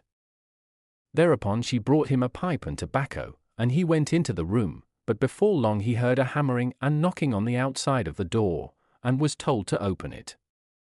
"I won't," he said. The next moment the door came flying in, and those outside along with it. They knocked him down, and kicked him, and knelt on his body till it came to midnight, but as soon as the cock crew they all disappeared. The Irishman was little more than alive by this time. As soon as daylight appeared the princess came, and found him lying full length on the floor, unable to speak a word. She took a bottle, rubbed him from head to foot with something from it, and thereupon he was as sound as ever, but after what he had got that night he was very unwilling to try it a second time. The princess, however, entreated him to stay, saying that the next night would not be so bad, and in the end he gave in and stayed. When it was getting near midnight, he heard them ordering him to open the door, and there were 3 of them for every one that there had been the previous evening. He did not make the slightest movement to go out to them or to open the door, but before long they broke it up, and were in on top of him. They laid hold of him, and kept throwing him between them up to the ceiling, or jumping above him, until the cock crew, when they all disappeared. When day came the princess went to the room to see if he was still alive, and taking the bottle put it to his nostrils, which soon brought him to himself.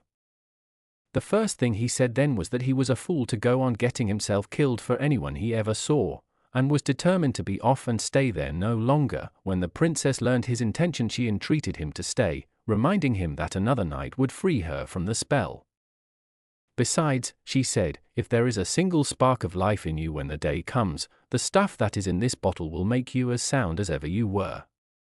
With all this the Irishman decided to stay, but that night there were 3 at him for every one that was there the 2 nights before, and it looked very unlikely that he would be alive in the morning after all that he got. When morning dawned, and the princess came to see if he was still alive, she found him lying on the floor as if dead. She tried to see if there was breath in him, but could not quite make it out. Then she put her hand on his pulse, and found a faint movement in it. Accordingly, she poured what was in the bottle on him, and before long he rose up on his feet, and was as well as ever he was. So that business was finished, and the princess was freed from the spell. The princess then told the Irishman that she must go away for the present, but would return for him in a few days in a carriage drawn by 4 grey horses. He told her to be easy, and not speak like that to him. "I have paid dear for you for the last 3 nights, he said, "if I have to part with you now," but in the twinkling of an eye she had disappeared. He did not know what to do with himself when he saw that she was gone, but before she went she had given him a little rod, with which he could, when he pleased, waken the men who had been sleeping there, some of them for 16 years.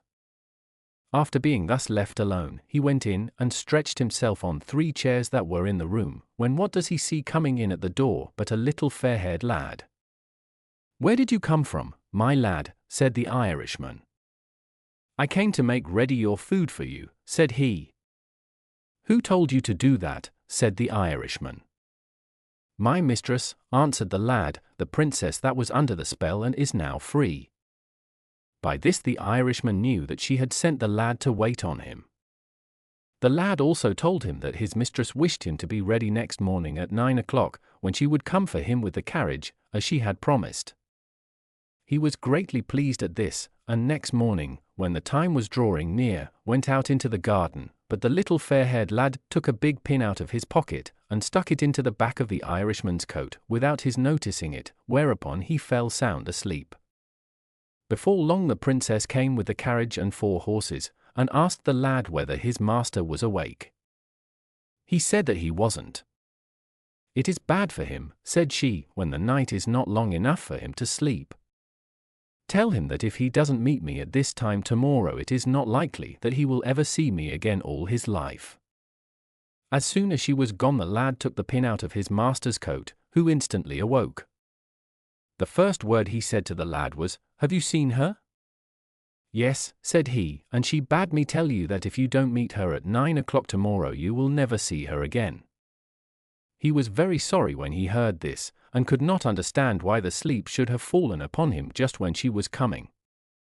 He decided, however, to go early to bed that night, in order to rise in time next morning, and so he did. When it was getting near 9 o'clock he went out to the garden to wait till she came, and the fair-haired lad along with him, but as soon as the lad got the chance he stuck the pin into his master's coat again, and he fell asleep as before. Precisely at 9 o'clock came the princess in the carriage with 4 horses, and asked the lad if his master had got up yet, but he said no, he was asleep, just as he was the day before. "Dear," said the princess, "I am sorry for him. Was the sleep he had last night not enough for him? Tell him that he will never see me here again, and here is a sword that you will give him in my name, and my blessing along with it." With this she went off, and as soon as she had gone the lad took the pin out of his master's coat. He awoke instantly, and the first word he said was, "Have you seen her?" The lad said that he had, and there was the sword she had left for him. The Irishman was ready to kill the lad out of sheer vexation, but when he gave a glance over his shoulder not a trace of the fair-haired lad was left. Being thus left all alone, he thought of going into the room where all the men were lying asleep, and there among the rest he found his 2 comrades who had deserted along with him. Then he remembered what the princess had told him, that he had only to touch them with the rod she had given him and they would all awake, and the first he touched were his own comrades. They started to their feet at once, and he gave them as much silver and gold as they could carry when they went away. There was plenty to do before he got all the others wakened, for the 2 doors of the castle were crowded with them all the day long. The loss of the princess, however, kept rankling in his mind day and night, till finally he thought he would go about the world to see if he could find anyone to give him news of her. So he took the best horse in the stable and set out. 3 years he spent traveling through forests and wildernesses, but could find no one able to tell him anything of the princess. At last he fell into so great despair that he thought he would put an end to his own life, and for this purpose laid hold of the sword that she had given him by the hands of the fair-haired lad, but on drawing it from its sheath he noticed that there was some writing on one side of the blade. He looked at this, and read there, "You will find me in the Blue Mountains." This made him take heart again, and he gave up the idea of killing himself, thinking that he would go on in hope of meeting someone who could tell him where the Blue Mountains were. After he had gone a long way without thinking where he was going, he saw at last a light far away, and made straight for it. On reaching it, he found it came from a little house, and as soon as the man inside heard the noise of the horse's feet, he came out to see who was there. Seeing a stranger on horseback, he asked what brought him there and where he was going. "I have lived here," said he, "for 300 years, and all that time I have not seen a single human being but yourself." "I have been going about for the last 3 years," said the Irishman, "to see if I could find anyone who can tell me where the Blue Mountains are." "Come in," said the old man, "and stay with me all night. I have a book which contains the history of the world, which I shall go through tonight, and if there is such a place as the Blue Mountains in it, we shall find it out." The Irishman stayed there all night, and as soon as morning came rose to go. The old man said he had not gone to sleep all night for going through the book, but there was not a word about the Blue Mountains in it. "But I'll tell you what," he said, "if there is such a place on earth at all, I have a brother who lives 900 miles from here, and he is sure to know where they are, if anyone in this world does." The Irishman answered that he could never go these 900 miles, for his horse was giving in already. "That doesn't matter," said the old man, "I can do better than that. I have only to blow my whistle and you will be at my brother's house before nightfall." So he blew the whistle, and the Irishman did not know where on earth he was until he found himself at the other old man's door, who also told him that it was 300 years since he had seen anyone, and asked him where he was going. "I am going to see if I can find anyone that can tell me where the Blue Mountains are," he said. "If you will stay with me tonight," said the old man, "I have a book of the history of the world, and I shall know where they are before daylight, if there is such a place in it at all." He stayed there all night, but there was not a word in the book about the Blue Mountains. Seeing that he was rather cast down, the old man told him that he had a brother 900 miles away, and that if information could be got about them from anyone it would be from him, "and I will enable you," he said, "to reach the place where he lives before night." So he blew his whistle, and the Irishman landed at the brother's house before nightfall. When the old man saw him, he said he had not seen a single man for 300 years, and was very much surprised to see anyone come to him now. "Where are you going to?" he said.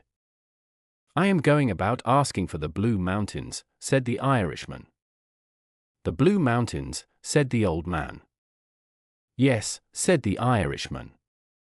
"I never heard the name before, but if they do exist I shall find them out.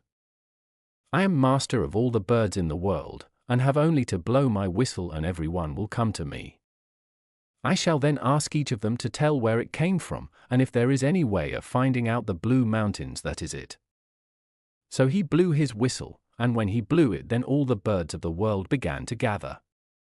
The old man questioned each of them as to where they had come from, but there was not one of them that had come from the Blue Mountains. After he had run over them all, however, he missed a big eagle that was wanting, and wondered that it had not come.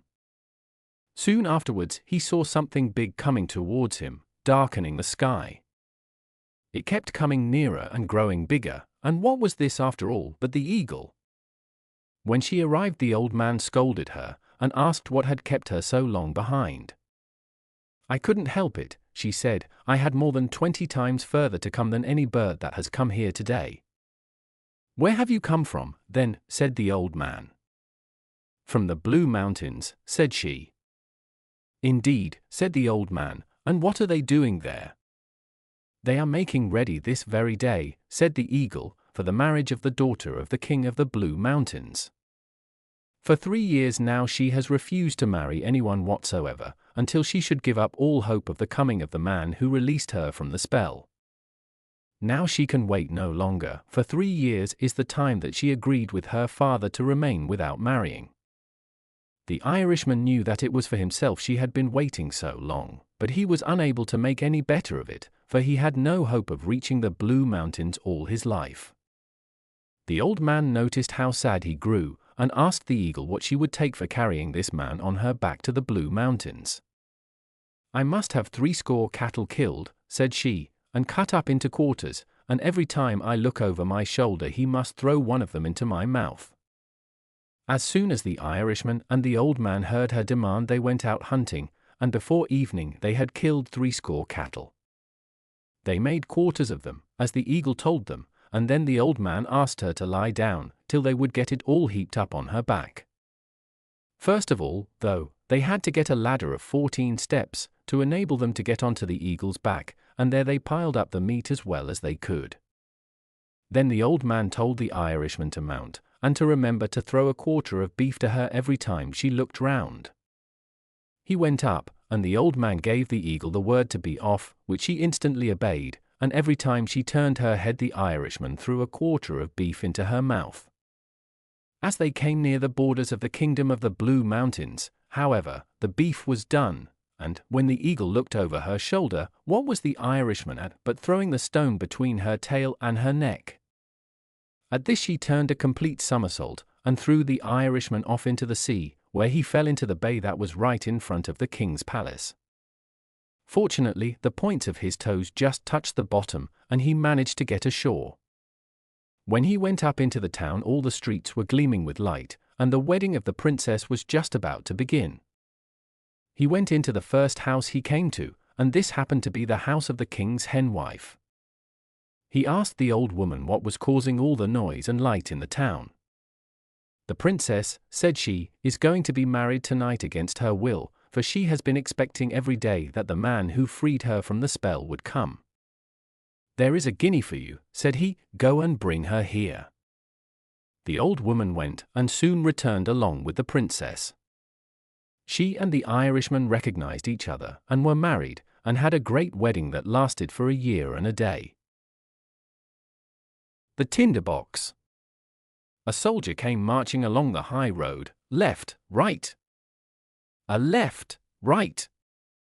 He had his knapsack on his back and a sword by his side, for he had been to the wars and was now returning home. An old witch met him on the road. She was very ugly to look at, her underlip hung down to her breast. "Good evening, soldier," she said. "What a fine sword and knapsack you have. You are something like a soldier. You ought to have as much money as you would like to carry." "Thank you, old witch," said the soldier. "Do you see that great tree there?" said the witch, pointing to a tree beside them. "It is hollow within. You must climb up to the top, and then you will see a hole through which you can let yourself down into the tree. I will tie a rope round your waist, so that I may be able to pull you up again when you call." "What shall I do down there?" asked the soldier. "Get money," answered the witch. "Listen. When you reach the bottom of the tree you will find yourself in a large hall. It is light there, for there are more than 300 lamps burning. Then you will see 3 doors, which you can open. The keys are in the locks. If you go into the first room, you will see a great chest in the middle of the floor with a dog sitting upon it. He has eyes as large as saucers, but you needn't trouble about him. I will give you my blue check apron, which you must spread out on the floor, and then go back quickly and fetch the dog and set him upon it, open the chest and take as much money as you like. It is copper there.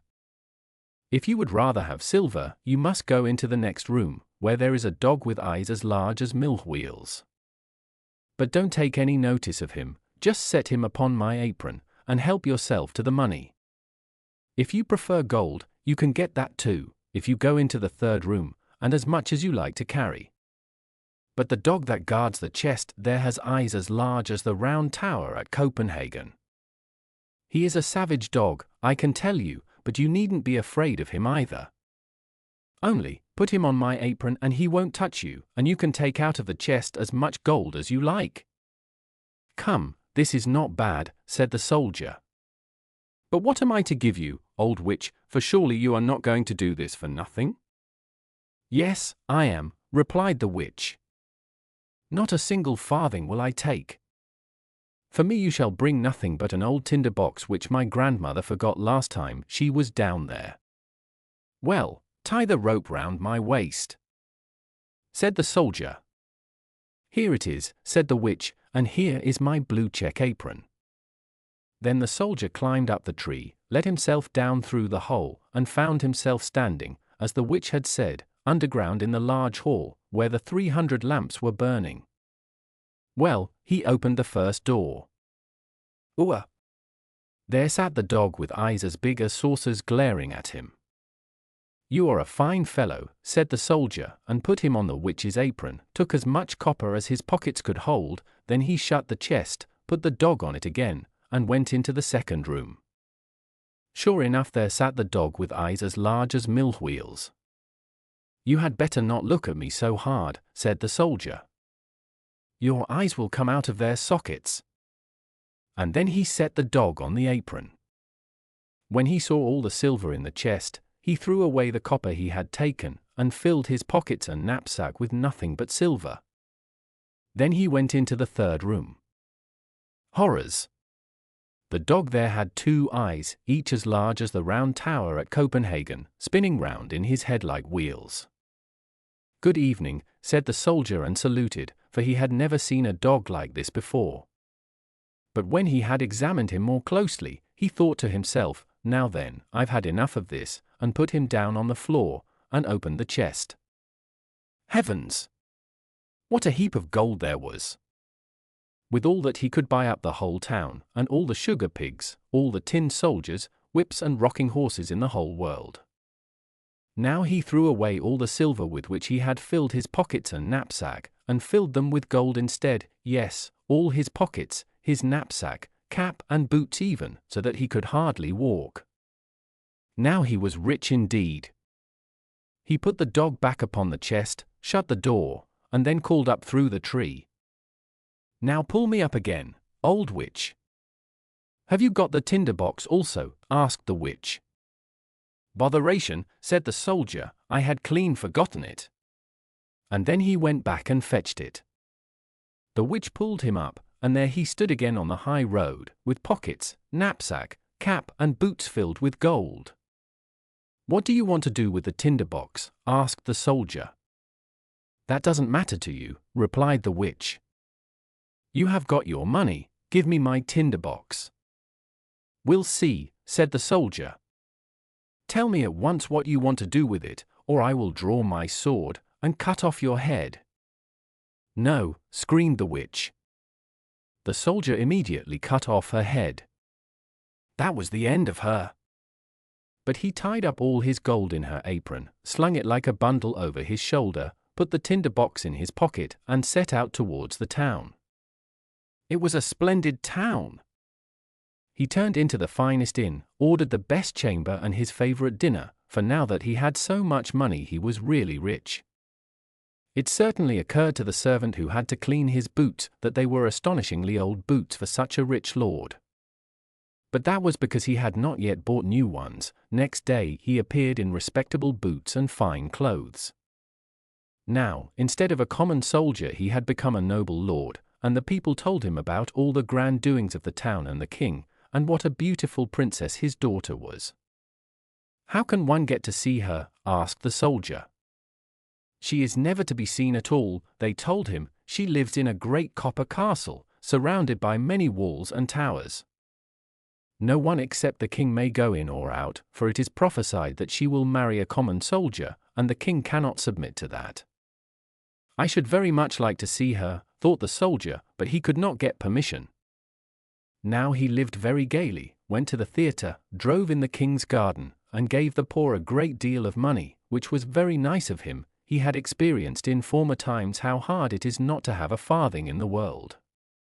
Now he was rich, wore fine clothes, and made many friends, who all said that he was an excellent man, a real nobleman.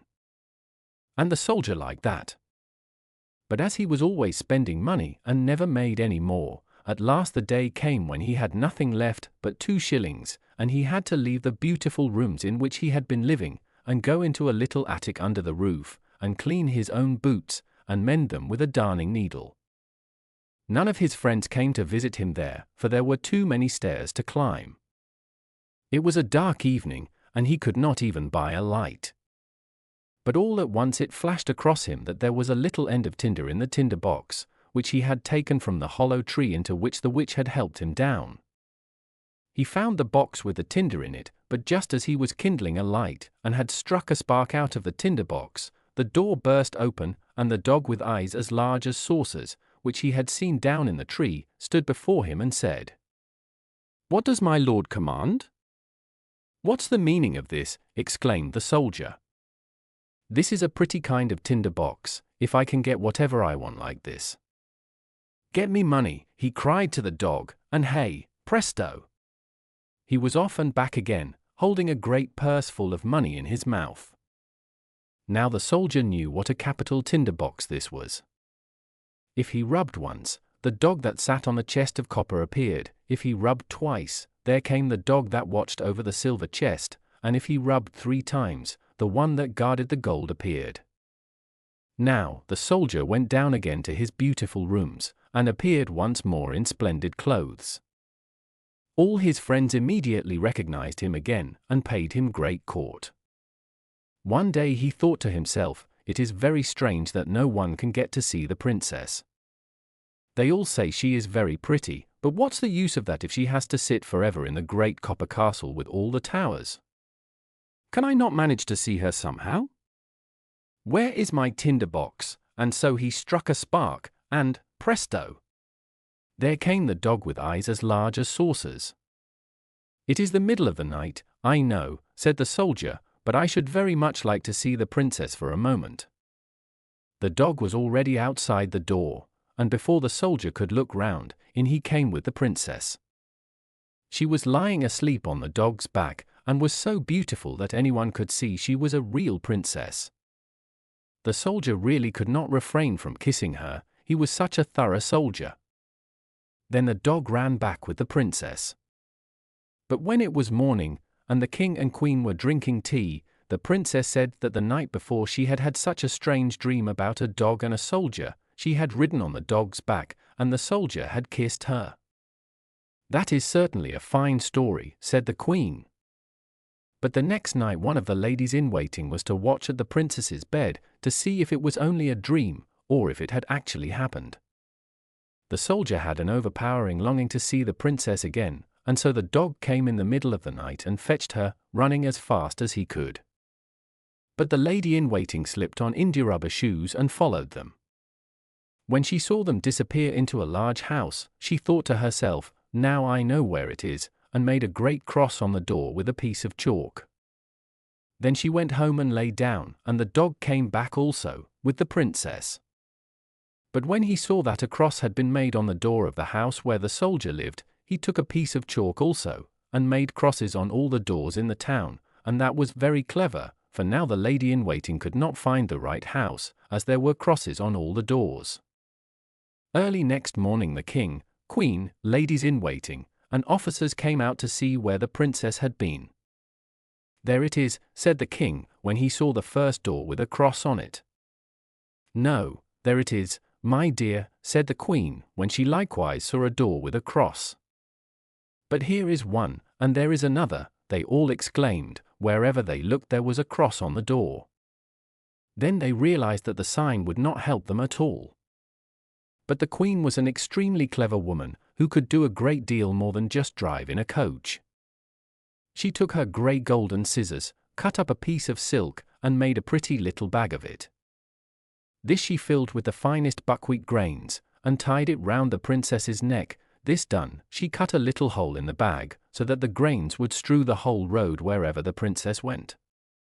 In the night the dog came again, took the princess on his back and ran away with her to the soldier, who was very much in love with her, and would have liked to have been a prince, so that he might have had her for his wife.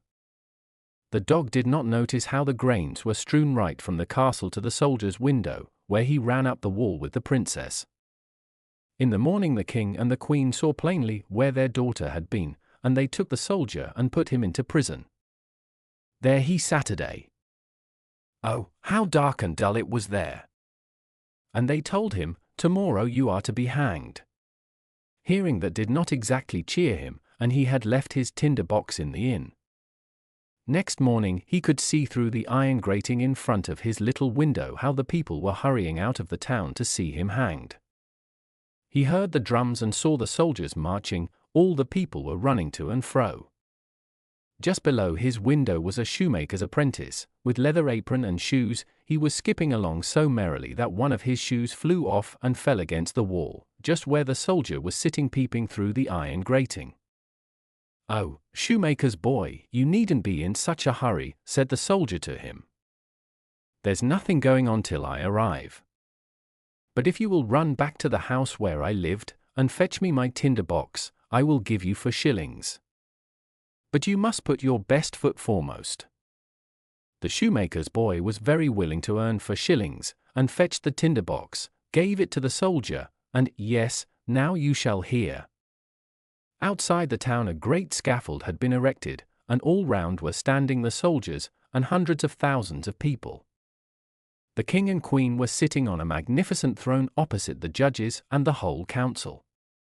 The soldier was already standing on the top of the ladder, but when they wanted to put the rope round his neck, he said that the fulfillment of one innocent request was always granted to a poor criminal before he underwent his punishment. He would so much like to smoke a small pipe of tobacco, it would be his last pipe in this world. The king could not refuse him this, and so he took out his tinder-box, and rubbed it once, twice, 3 times. And lo, and behold, there stood all 3 dogs, the one with eyes as large as saucers, the second with eyes as large as mill wheels, and the third with eyes each as large as the round tower of Copenhagen. "Help me now, so that I may not be hanged," cried the soldier. And thereupon the dogs fell upon the judges and the whole council, seized some by the legs, others by the nose, and threw them so high into the air that they fell and were smashed into pieces. "I won't stand this," said the king, but the largest dog seized him too, and the queen as well, and threw them up after the others. This frightened the soldiers, and all the people cried, "Good soldier, you shall be our king, and marry the beautiful princess." Then they put the soldier into the king's coach, and the 3 dogs danced in front, crying a hurrah. And the boys whistled, and the soldiers presented arms. The princess came out of the copper castle, and became queen, and that pleased her very much. The wedding festivities lasted for 8 days, and the dog sat at table and made eyes at everyone. The Witch in the Stone Boat. From the Icelandic. There were once a king and a queen, and they had a son called Sigurd, who was very strong and active, and good-looking. When the king came to be bowed down with the weight of years, he spoke to his son, and said that now it was time for him to look out for a fitting match for himself, for he did not know how long he might last now, and he would like to see him married before he died. Sigurd was not averse to this, and asked his father where he thought it best to look for a wife. The king answered that in a certain country there was a king who had a beautiful daughter, and he thought it would be most desirable if Sigurd could get her. So the two parted, and Sigurd prepared for the journey, and went to where his father had directed him. He came to the king and asked his daughter's hand, which he readily granted him, but only on the condition that he should remain there as long as he could, for the king himself was not strong and not very able to govern his kingdom. Sigurd accepted this condition, but added that he would have to get leave to go home again to his own country when he heard news of his father's death. After that, Sigurd married the princess, and helped his father-in-law to govern the kingdom. He and the princess loved each other dearly, and after a year a son came to them, who was 2 years old when word came to Sigurd that his father was dead. Sigurd now prepared to return home with his wife and child, and went on board ship to go by sea. They had sailed for several days, when the breeze suddenly fell, and there came a dead calm, at a time when they needed only 1 day's voyage to reach home. Sigurd and his queen were 1 day on deck, when most of the others on the ship had fallen asleep. There they sat and talked for a while, and had their little son along with them. After a time Sigurd became so heavy with sleep that he could no longer keep awake, so he went below and lay down, leaving the queen alone on the deck, playing with her son. A good while after Sigurd had gone below, the queen saw something black on the sea, which seemed to be coming nearer. As it approached, she could make out that it was a boat, and could see the figure of someone sitting in it and rowing it. At last the boat came alongside the ship, and now the queen saw that it was a stone boat, out of which there came up on board the ship a fearfully ugly witch. The queen was more frightened than words can describe, and could neither speak a word nor move from the place so as to awaken the king or the sailors. The witch came right up to the queen, took the child from her, and laid it on the deck. Then she took the queen, and stripped her of all her fine clothes, which she proceeded to put on herself, and looked then like a human being. Last of all she took the queen, put her into the boat, and said, "This spell I lay upon you, that you slacken not your course until you come to my brother in the underworld." The queen sat stunned and motionless, but the boat at once shot away from the ship with her, and before long she was out of sight. When the boat could no longer be seen, the child began to cry, and though the witch tried to quiet it, she could not manage it, so she went below to where the king was sleeping with the child on her arm, and awakened him, scolding him for leaving them alone on deck, while he and all the crew were asleep. It was great carelessness of him, she said, to leave no one to watch the ship with her. Sigurd was greatly surprised to hear his queen scold him so much, for she had never said an angry word to him before, but he thought it was quite excusable in this case, and tried to quiet the child along with her, but it was no use. Then he went and wakened the sailors, and bade them hoist the sails, for a breeze had sprung up and was blowing straight towards the harbour. They soon reached the land which Sigurd was to rule over, and found all the people sorrowful for the old king's death, but they became glad when they got Sigurd back to the court, and made him king over them.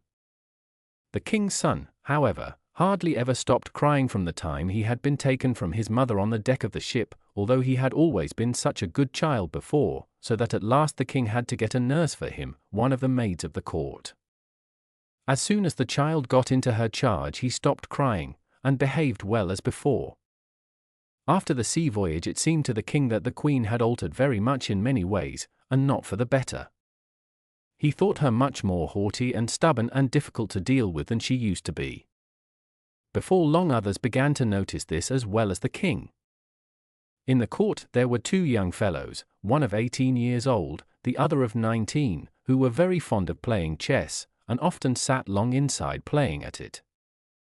Their room was next the queen's, and often during the day they heard the queen talking.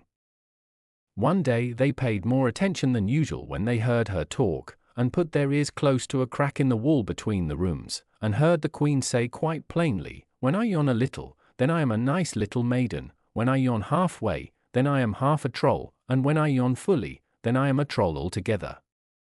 As she said this she yawned tremendously, and in a moment had put on the appearance of a fearfully ugly troll. Then there came up through the floor of the room a three-headed giant with a trough full of meat, who saluted her as his sister and set down the trough before her. She began to eat out of it, and never stopped till she had finished it. The young fellow saw all this going on, but did not hear the two of them say anything to each other. They were astonished though at how greedily the queen devoured the meat, and how much she ate of it, and were no longer surprised that she took so little when she sat at table with the king. As soon as she had finished it the giant disappeared with the trough by the same way as he had come, and the queen returned to her human shape. Now we must go back to the king's son after he had been put in charge of the nurse. One evening, after she had lit a candle and was holding the child, several planks sprang up in the floor of the room, and out at the opening came a beautiful woman dressed in white, with an iron belt round her waist, to which was fastened an iron chain that went down into the ground. The woman came up to the nurse, took the child from her, and pressed it to her breast, then she gave it back to the nurse and returned by the same way as she had come, and the floor closed over her again. Although the woman had not spoken a single word to her, the nurse was very much frightened, but told no one about it. Next evening the same thing happened again, just as before, but as the woman was going away she said in a sad tone, "Two are gone, and one only is left," and then disappeared as before. The nurse was still more frightened when she heard the woman say this, and thought that perhaps some danger was hanging over the child, though she had no ill opinion of the unknown woman, who, indeed, had behaved towards the child as if it were her own. The most mysterious thing was the woman saying, "And only one is left," but the nurse guessed that this must mean that only one day was left, since she had come for 2 days already.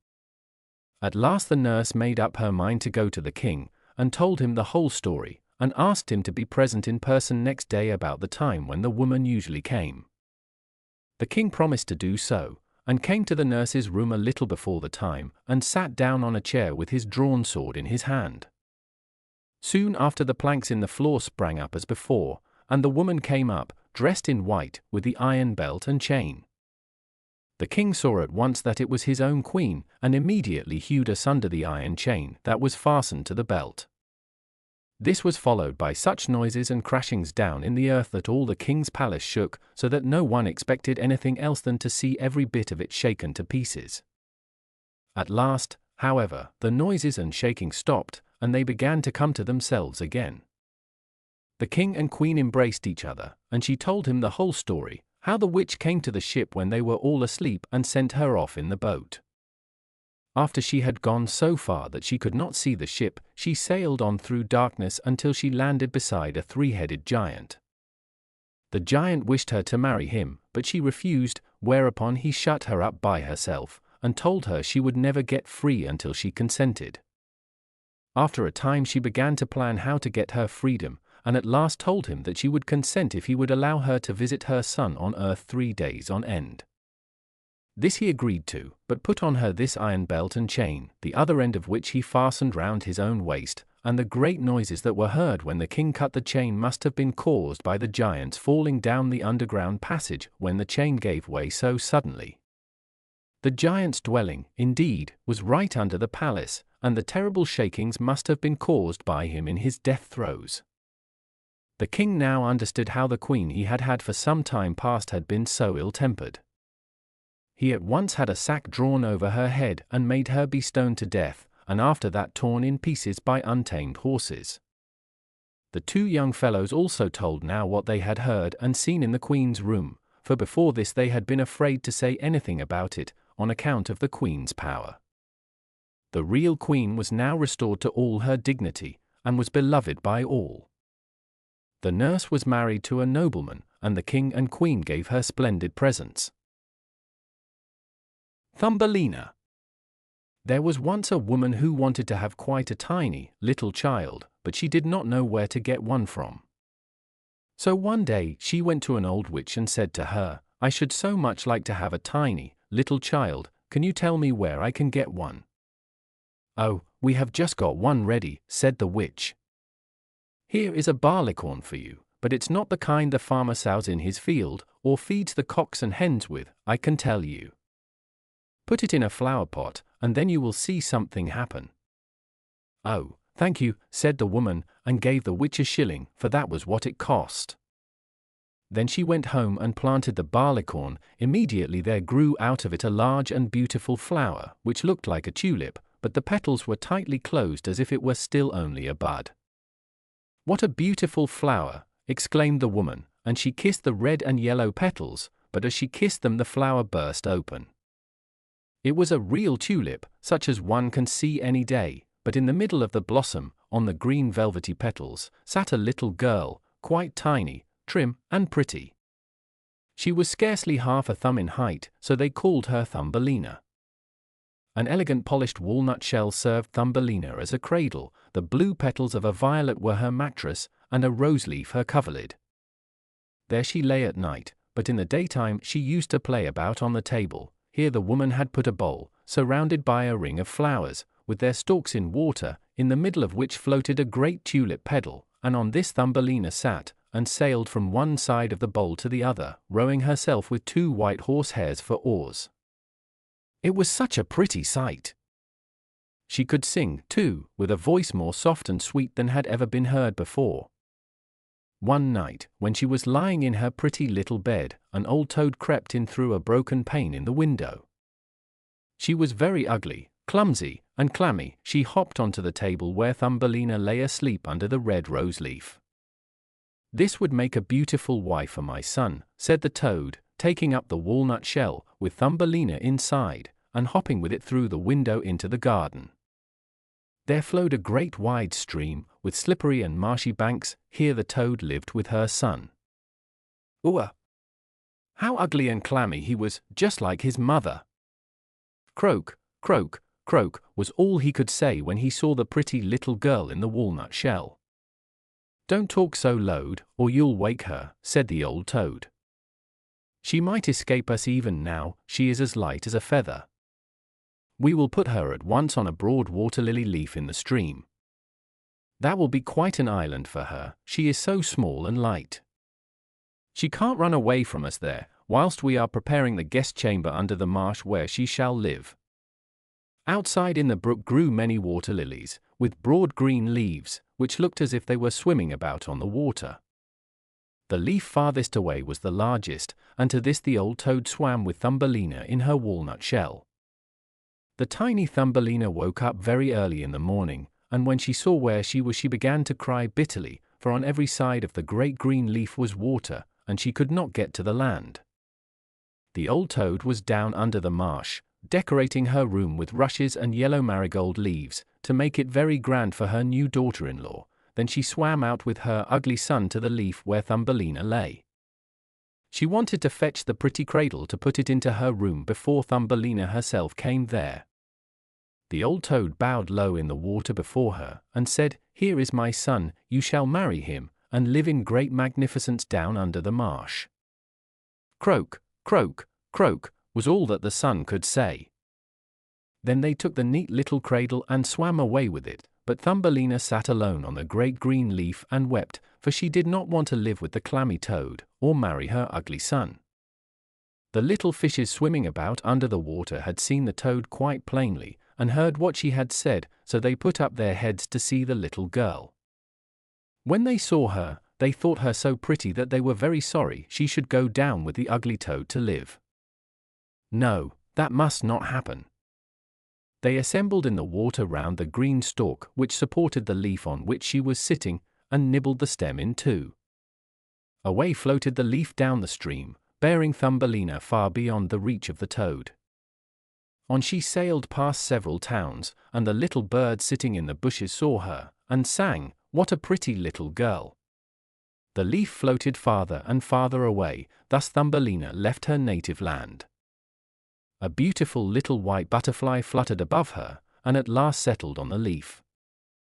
Thumbelina pleased him, and she, too, was delighted, for now the toads could not reach her, and it was so beautiful where she was travelling. The sun shone on the water and made it sparkle like the brightest silver. She took off her sash, and tied one end round the butterfly, the other end she fastened to the leaf, so that now it glided along with her faster than ever. A great cockchafer came flying past. He caught sight of Thumbelina, and in a moment had put his arms round her slender waist, and had flown off with her to a tree. The green leaf floated away down the stream, and the butterfly with it, for he was fastened to the leaf and could not get loose from it. Oh, dear!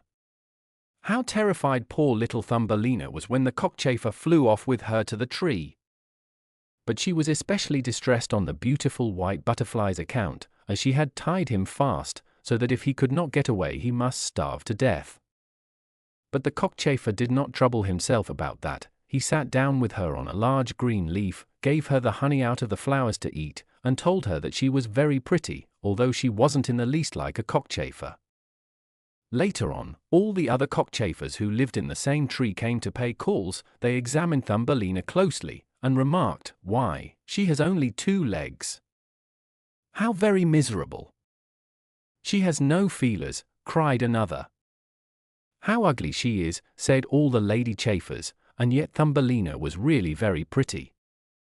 The cockchafer who had stolen her knew this very well, but when he heard all the ladies saying she was ugly, he began to think so too, and would not keep her. She might go wherever she liked. So he flew down from the tree with her, and put her on a daisy.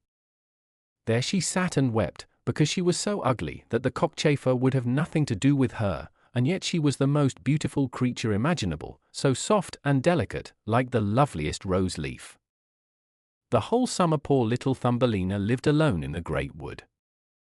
She plaited a bed for herself of blades of grass, and hung it up under a clover leaf, so that she was protected from the rain. She gathered honey from the flowers for food, and drank the dew on the leaves every morning. Thus the summer and autumn passed, but then came winter, the long, cold winter. All the birds who had sung so sweetly about her had flown away, the trees shed their leaves, the flowers died, the great clover leaf under which she had lived curled up, and nothing remained of it but the withered stalk. She was terribly cold, for her clothes were ragged, and she herself was so small and thin. Poor little Thumbelina! She would surely be frozen to death. It began to snow, and every snowflake that fell on her was to her as a whole shovelful thrown on one of us, for we are so big, and she was only an inch high. She wrapped herself round in a dead leaf, but it was torn in the middle and gave her no warmth. She was trembling with cold. Just outside the wood where she was now living lay a great cornfield. But the corn had been gone a long time, only the dry, bare stubble was left standing in the frozen ground. This made a forest for her to wander about in. All at once she came across the door of a field mouse, who had a little hole under a cornstalk. There the mouse lived warm and snug, with a storeroom full of corn, a splendid kitchen and dining room. Poor little Thumbelina went up to the door and begged for a little piece of barley, for she had not had anything to eat for the last 2 days. Poor little creature, said the field mouse, for she was a kind-hearted old thing at the bottom. Come into my warm room and have some dinner with me. As Thumbelina pleased her, she said, as far as I am concerned you may spend the winter with me, but you must keep my room clean and tidy, and tell me stories, for I like that very much. And Thumbelina did all that the kind old field mouse asked, and did it remarkably well too. Now I am expecting a visitor, said the field mouse. My neighbor comes to call on me once a week. He is in better circumstances than I am, has great, big rooms, and wears a fine black velvet coat. If you could only marry him, you would be well provided for. But he is blind. You must tell him all the prettiest stories you know. But Thumbelina did not trouble her head about him, for he was only a mole. He came and paid them a visit in his black velvet coat. He is so rich and so accomplished, the field mouse told her. His house is 20 times larger than mine, he possesses great knowledge, but he cannot bear the sun and the beautiful flowers, and speaks slightingly of them, for he has never seen them. Thumbelina had to sing to him, so she sang a ladybird, fly away home, and other songs so prettily that the mole fell in love with her, but he did not say anything. He was a very cautious man. A short time before he had dug a long passage through the ground from his own house to that of his neighbor. In this he gave the field mouse and Thumbelina permission to walk as often as they liked. But he begged them not to be afraid of the dead bird that lay in the passage. It was a real bird with beak and feathers, and must have died a little time ago, and now laid buried just where he had made his tunnel.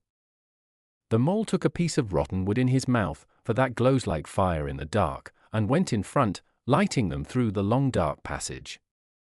When they came to the place where the dead bird lay, the mole put his broad nose against the ceiling and pushed a hole through, so that the daylight could shine down. In the middle of the path lay a dead swallow, his pretty wings pressed close to his sides, his claws and head drawn under his feathers. The poor bird had evidently died of cold. Thumbelina was very sorry, for she was very fond of all little birds. They had sung and twittered so beautifully to her all through the summer. But the mole kicked him with his bandy legs and said, "Now he can't sing any more. It must be very miserable to be a little bird. I'm thankful that none of my little children are. Birds always starve in winter." "Yes, you speak like a sensible man," said the field mouse. "What has a bird, in spite of all his singing, in the winter time?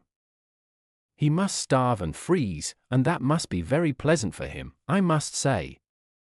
Thumbelina did not say anything, but when the other two had passed on she bent down to the bird, brushed aside the feathers from his head, and kissed his closed eyes gently. "Perhaps it was he that sang to me so prettily in the summer," she thought. "How much pleasure he did give me, dear little bird." The mole closed up the hole again, which let in the light, and then escorted the ladies home. But Thumbelina could not sleep that night, so she got out of bed, and plaited a great big blanket of straw, and carried it off, and spread it over the dead bird, and piled upon it thistledown as soft as cotton wool, which she had found in the field mouse room, so that the poor little thing should lie warmly buried. "Farewell, pretty little bird," she said. "Farewell, and thank you for your beautiful songs in the summer, when the trees were green, and the sun shone down warmly on us. Then she laid her head against the bird's heart. But the bird was not dead, he had been frozen, but now that she had warmed him, he was coming to life again. In autumn the swallows fly away to foreign lands, but there are some who are late in starting, and then they get so cold that they drop down as if dead, and the snow comes and covers them over. Thumbelina trembled, she was so frightened, for the bird was very large in comparison with herself, only an inch high. But she took courage, piled up the down more closely over the poor swallow, fetched her own coverlid and laid it over his head. Next night she crept out again to him.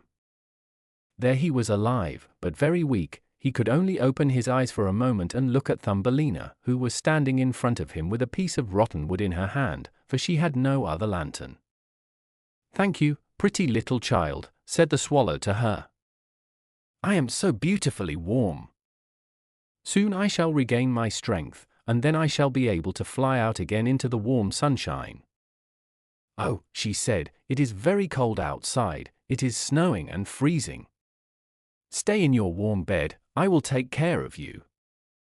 Then she brought him water in a petal, which he drank, after which he related to her how he had torn one of his wings on a bramble, so that he could not fly as fast as the other swallows, who had flown far away to warmer lands. So at last he had dropped down exhausted, and then he could remember no more. The whole winter he remained down there, and Thumbelina looked after him and nursed him tenderly. Neither the mole nor the field mouse learnt anything of this, for they could not bear the poor swallow. When the spring came, and the sun warmed the earth again, the swallow said farewell to Thumbelina, who opened the hole in the roof for him which the mole had made. The sun shone brightly down upon her, and the swallow asked her if she would go with him, she could sit upon his back. Thumbelina wanted very much to fly far away into the green wood, but she knew that the old field mouse would be sad if she ran away. "No, I mustn't come," she said. "Farewell, dear good little girl," said the swallow, and flew off into the sunshine. Thumbelina gazed after him with the tears standing in her eyes, for she was very fond of the swallow. "Tweet, tweet," sang the bird, and flew into the green wood. Thumbelina was very unhappy. She was not allowed to go out into the warm sunshine. The corn which had been sowed in the field over the field mouse home grew up high into the air, and made a thick forest for the poor little girl, who was only an inch high. "Now you are to be a bride, Thumbelina," said the field mouse, "for our neighbor has proposed for you. What a piece of fortune for a poor child like you! Now you must set to work at your linen for your dowry, for nothing must be lacking if you are to become the wife of our neighbor, the mole." Thumbelina had to spin all day long, and every evening the mole visited her, and told her that when the summer was over the sun would not shine so hot, now it was burning the earth as hard as a stone. Yes, when the summer had passed, they would keep the wedding. But she was not at all pleased about it, for she did not like the stupid mole. Every morning when the sun was rising, and every evening when it was setting, she would steal out of the house door, and when the breeze parted the ears of corn so that she could see the blue sky through them, she thought how bright and beautiful it must be outside, and longed to see her dear swallow again. But he never came, no doubt he had flown away far into the great green wood. By the autumn Thumbelina had finished the dowry. "In 4 weeks you will be married," said the field mouse, "don't be obstinate, or I shall bite you with my sharp white teeth. You will get a fine husband. The king himself has not such a velvet coat. His storeroom and cellar are full, and you should be thankful for that." Well, the wedding day arrived.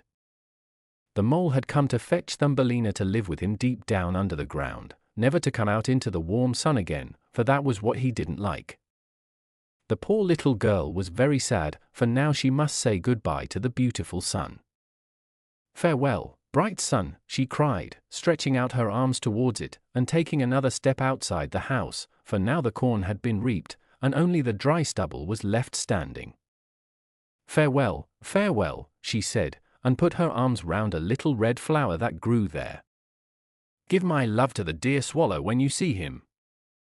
Tweet, tweet, sounded in her ear all at once. She looked up. There was the swallow flying past. As soon as he saw Thumbelina, he was very glad.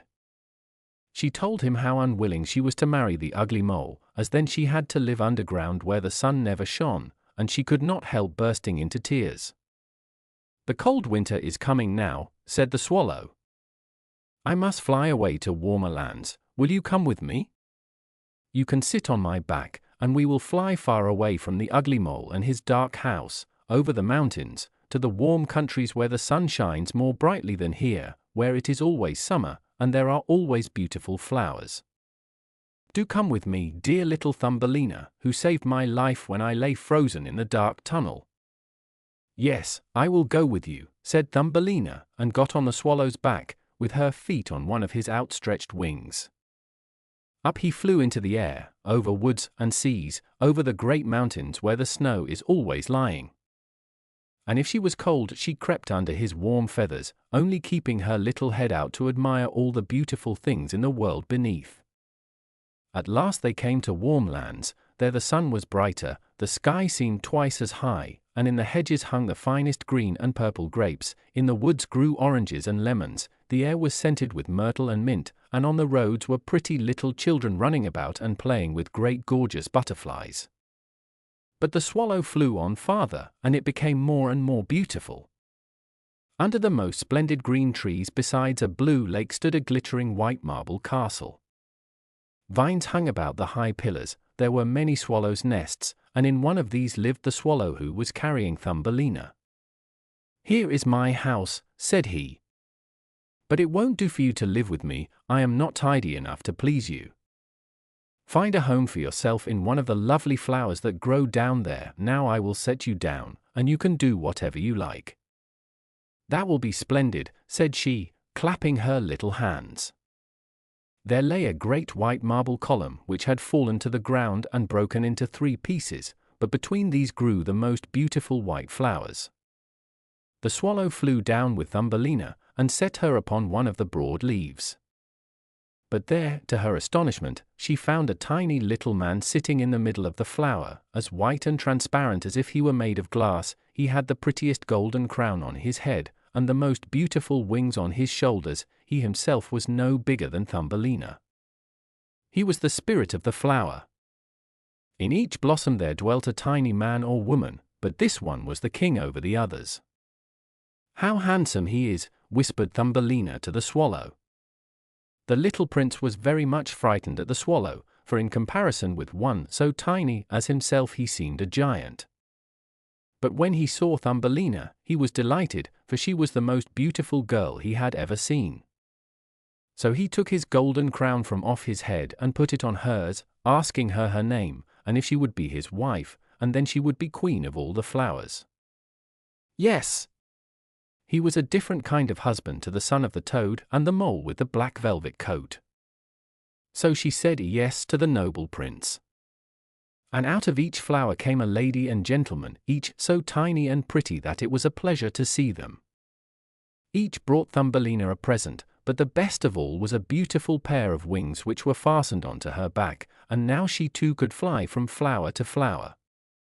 They all wished her joy, and the swallow sat above in his nest and sang the wedding march, and that he did as well as he could, but he was sad, because he was very fond of Thumbelina, and did not want to be separated from her. "You shall not be called Thumbelina," said the spirit of the flower to her, "that is an ugly name, and you are much too pretty for that. We will call you May Blossom." "Farewell, farewell," said the little swallow with a heavy heart, and flew away to farther lands, far, far away, right back to Denmark. There he had a little nest above a window, where his wife lived, who can tell fairy stories. Tweet, tweet, he sang to her. And that is the way we learnt the whole story. The Nightingale. In China, as I dare say you know, the emperor is a Chinaman, and all his courtiers are also Chinamen. The story I am going to tell you happened many years ago, but it is worth while for you to listen to it, before it is forgotten. The emperor's palace was the most splendid in the world, all made of priceless porcelain, but so brittle and delicate that you had to take great care how you touched it.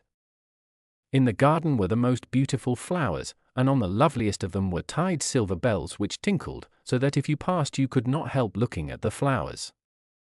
Everything in the emperor's garden was admirably arranged with a view to effect, and the garden was so large that even the gardener himself did not know where it ended. If you ever got beyond it, you came to a stately forest with great trees and deep lakes in it. The forest sloped down to the sea, which was a clear blue. Large ships could sail under the boughs of the trees, and in these trees there lived a nightingale. She sang so beautifully that even the poor fisherman who had so much to do stood and listened when he came at night to cast his nets. "How beautiful it is," he said, but he had to attend to his work and forgot about the bird. But when she sang the next night and the fisherman came there again, he said the same thing, "How beautiful it is." From all the countries round came travellers to the emperor's town, who were astonished at the palace and the garden. But when they heard the nightingale they all said, "This is the finest thing after all."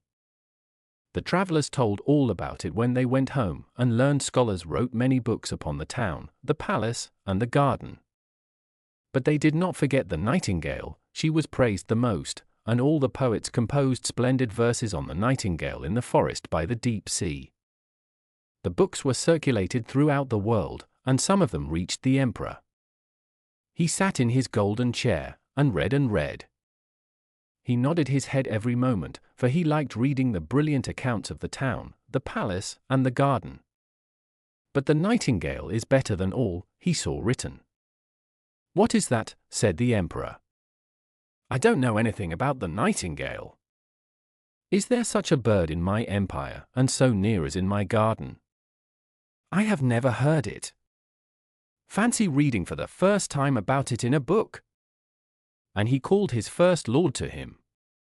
He was so proud that if anyone of lower rank than his own ventured to speak to him or ask him anything, he would say nothing but "P," and that does not mean anything. "Here is a most remarkable bird which is called a nightingale," said the emperor. "They say it is the most glorious thing in my kingdom. Why has no one ever said anything to me about it?" "I have never before heard it mentioned," said the first lord. "I will look for it and find it." But where was it to be found? The first lord ran up and down stairs, through the halls and corridors, but none of those he met had ever heard of the nightingale. And the first lord ran again to the emperor, and told him that it must be an invention on the part of those who had written the books. "Your Imperial Majesty cannot really believe all that is written. There are some inventions called the black art. But the book in which I read this," said the emperor, "is sent me by His Great Majesty the Emperor of Japan, so it cannot be untrue, and I will hear the nightingale. She must be here this evening. She has my gracious permission to appear, and if she does not, the whole court shall be trampled underfoot after supper." "Zing pe," said the first lord, and he ran up and down stairs, through the halls and corridors, and half the court ran with him, for they did not want to be trampled underfoot. Everyone was asking after the wonderful nightingale which all the world knew of, except those at court. At last they met a poor little girl in the kitchen, who said, "Oh, I know the nightingale well. How she sings! I have permission to carry the scraps over from the court meals to my poor sick mother, and when I am going home at night, tired and weary, and rest for a little in the wood, then I hear the nightingale singing. It brings tears to my eyes, and I feel as if my mother were kissing me." "Little kitchen maid," said the first lord, "I will give you a place in the kitchen, and you shall have leave to see the emperor at dinner, if you can lead us to the nightingale, for she is invited to come to court this evening." And so they all went into the wood where the nightingale was wont to sing, and half the court went too. When they were on the way there they heard a cow mooing. "Oh," said the courtiers, "now we have found her. What a wonderful power for such a small beast to have. I am sure we have heard her before." "No, that is a cow mooing," said the little kitchen maid. "We are still a long way off." Then the frogs began to croak in the marsh.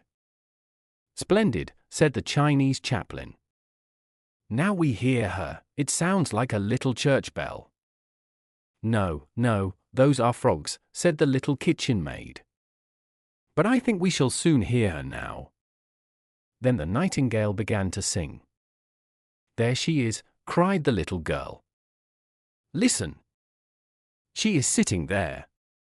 And she pointed to a little dark grey bird up in the branches. "Is it possible?" said the First Lord. "I should never have thought it.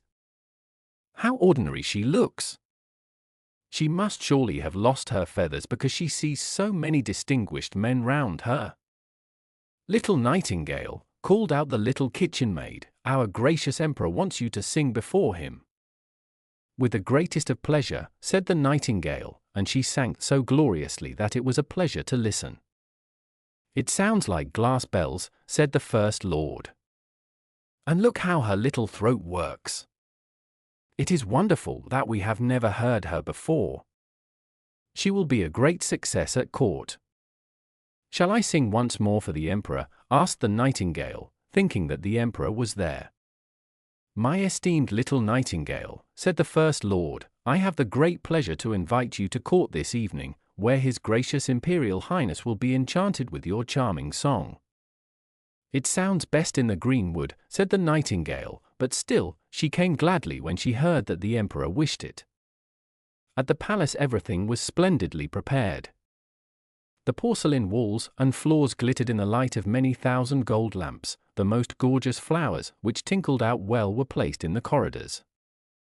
There was such a hurrying and draught that all the bells jingled so much that one could not hear oneself speak.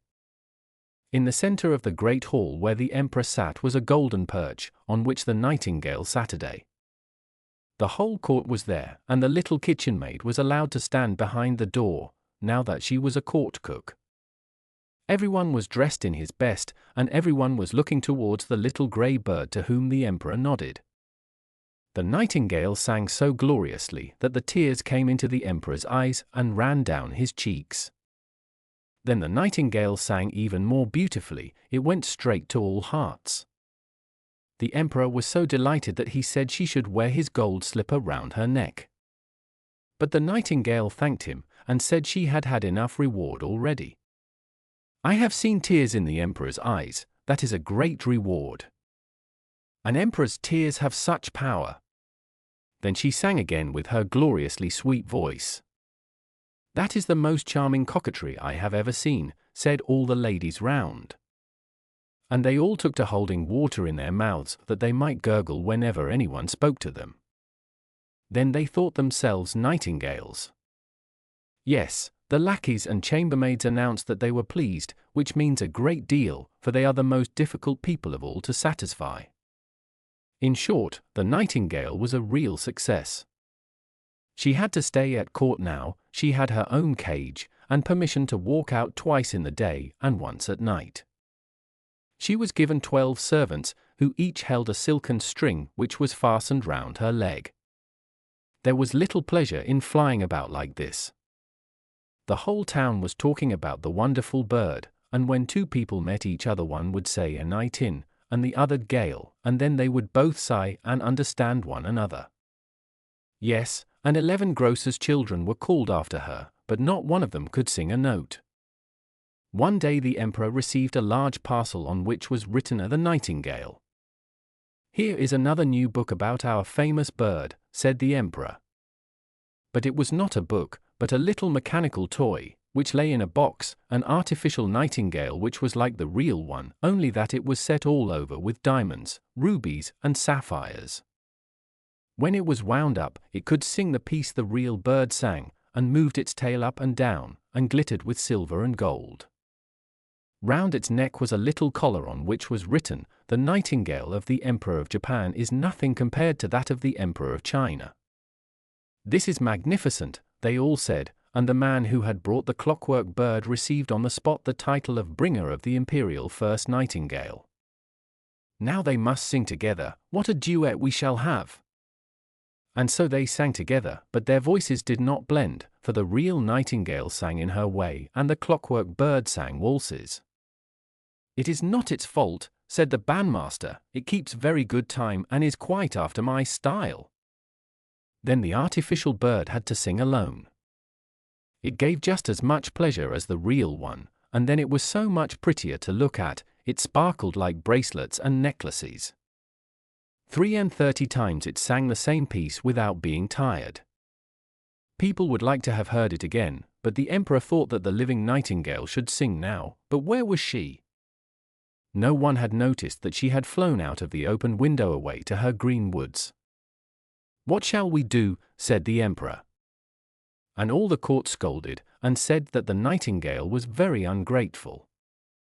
"But we have still the best bird," they said, and the artificial bird had to sing again, and that was the 34th time they had heard the same piece.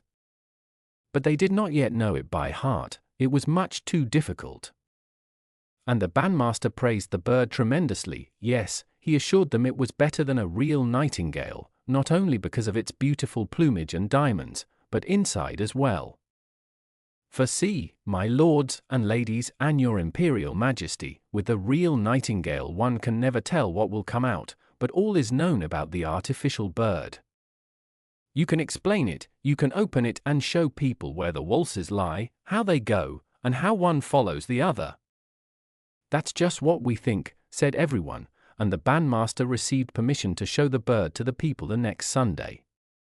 They should hear it sing, commanded the emperor. And they heard it, and they were as pleased as if they had been intoxicated with tea, after the Chinese fashion, and they all said "Oh," and held up their forefingers and nodded time. But the poor fisherman who had heard the real nightingale said, "This one sings well enough, the tunes glide out, but there is something wanting, I don't know what." The real nightingale was banished from the kingdom.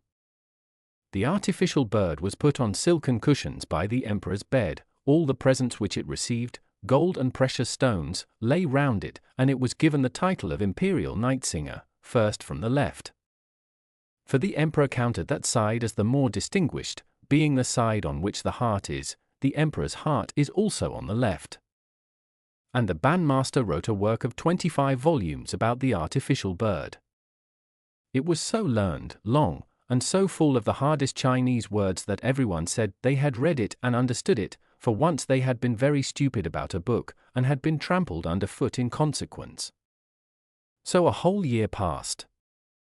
The emperor, the court, and all the Chinese knew every note of the artificial bird song by heart. But they liked it all the better for this, they could even sing with it, and they did. The street boys sang a tra-la-la-la-la, and the emperor sang too sometimes. It was indeed delightful. But one evening, when the artificial bird was singing its best, and the emperor lay in bed listening to it, something in the bird went crack. Something snapped. Whir-ah-ah! All the wheels ran down and then the music ceased. The emperor sprang up, and had his physicians summoned, but what could he do? Then the clockmaker came, and, after a great deal of talking and examining, he put the bird somewhat in order, but he said that it must be very seldom used as the works were nearly worn out, and it was impossible to put in new ones. Here was a calamity! Only once a year was the artificial bird allowed to sing, and even that was almost too much for it. But then the bandmaster made a little speech full of hard words, saying that it was just as good as before. And so, of course, it was just as good as before. So 5 years passed, and then a great sorrow came to the nation. The Chinese look upon their emperor as everything, and now he was ill, and not likely to live, it was said. Already a new emperor had been chosen, and the people stood outside in the street and asked the first lord how the old emperor was. "P," said he, and shook his head. Cold and pale lay the emperor in his splendid great bed, the whole court believed him dead, and one after the other left him to pay their respects to the new emperor. Everywhere in the halls and corridors cloth was laid down so that no footstep could be heard, and everything was still, very, very still. And nothing came to break the silence. The emperor longed for something to come and relieve the monotony of this death-like stillness. If only someone would speak to him. If only someone would sing to him. Music would carry his thoughts away, and would break the spell lying on him. The moon was streaming in at the open window, but that, too, was silent, quite silent. Music! Music! Cried the emperor. You little bright golden bird, sing! Do sing! I gave you gold and jewels, I have hung my gold slipper round your neck with my own hand, sing! Do sing! But the bird was silent. There was no one to wind it up, and so it could not sing. And all was silent, so terribly silent. All at once there came in at the window the most glorious burst of song. It was the little living nightingale, who, sitting outside on a bough, had heard the need of her emperor and had come to sing to him of comfort and hope. And as she sang, the blood flowed quicker and quicker in the emperor's weak limbs, and life began to return. Thank you, said the emperor. You divine little bird. I know you. I chased you from my kingdom, and you have given me life again. How can I reward you? You have done that already, said the nightingale. I brought tears to your eyes the first time I sang. I shall never forget that. They are jewels that rejoice a singer's heart. But now sleep and get strong again, I will sing you a lullaby. And the emperor fell into a deep, calm sleep as she sang. The sun was shining through the window when he awoke, strong and well. None of his servants had come back yet, for they thought he was dead. But the nightingale sat and sang to him. You must always stay with me, said the emperor. You shall sing whenever you like, and I will break the artificial bird into 1,000 pieces. Don't do that, said the nightingale. He did his work as long as he could. Keep him as you have done. I cannot build my nest in the palace and live here, but let me come whenever I like. I will sit in the evening on the bough outside the window, and I will sing you something that will make you feel happy and grateful. I will sing of joy, and of sorrow, I will sing of the evil and the good which lies hidden from you. The little singing bird flies all around, to the poor fisherman's hut, to the farmer's cottage, to all those who are far away from you and your court. I love your heart more than your crown, though that has about it a brightness as of something holy. Now I will sing to you again, but you must promise me one thing.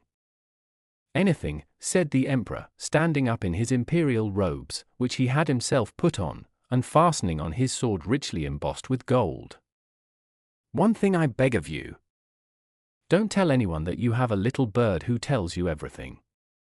It will be much better not to. Then the nightingale flew away. The servants came in to look at their dead emperor. The emperor said, "Good morning." HERMOD and HADVOR. From the Icelandic. Once upon a time there were a king and a queen who had an only daughter, called HADVOR, who was fair and beautiful, and being an only child, was heir to the kingdom. The king and queen had also a foster son, named HERMOD, who was just about the same age as HADVOR, and was good-looking, as well as clever at most things. HERMOD and HADVOR often played together while they were children, and liked each other so much that while they were still young they secretly plighted their troth to each other. As time went on, the queen fell sick, and suspecting that it was her last illness, sent for the king to come to her. When he came, she told him that she had no long time to live, and therefore wished to ask one thing of him, which was, that if he married another wife, he should promise to take no other one than the Queen of Hetland the Good. The king gave the promise, and thereafter the queen died. Time went past, and the king, growing tired of living alone, fitted out his ship and sailed out to sea. As he sailed, there came upon him so thick a mist that he altogether lost his bearings, but after long trouble he found land. There he laid his ship to, and went on shore all alone. After walking for some time he came to a forest, into which he went a little way and stopped. Then he heard sweet music from a harp, and went in the direction of the sound until he came to a clearing, and there he saw 3 women, one of whom sat on a golden chair, and was beautifully and grandly dressed. She held a harp in her hands, and was very sorrowful. The second was also finely dressed, but younger in appearance, and also sat on a chair, but it was not so grand as the first ones. The third stood beside them, and was very pretty to look at. She had a green cloak over her other clothes, and it was easy to see that she was maid to the other 2. After the king had looked at them for a little, he went forward and saluted them. The one that sat on the golden chair asked him who he was and where he was going, and he told her all the story, how he was a king, and had lost his queen, and was now on his way to Hetland the Good, to ask the queen of that country in marriage. She answered that fortune had contrived this wonderfully, for pirates had plundered Hetland and killed the king, and she had fled from the land in terror, and had come hither after great trouble, and she was the very person he was looking for, and the others were her daughter and maid. The king immediately asked her hand. She gladly received his proposal and accepted him at once.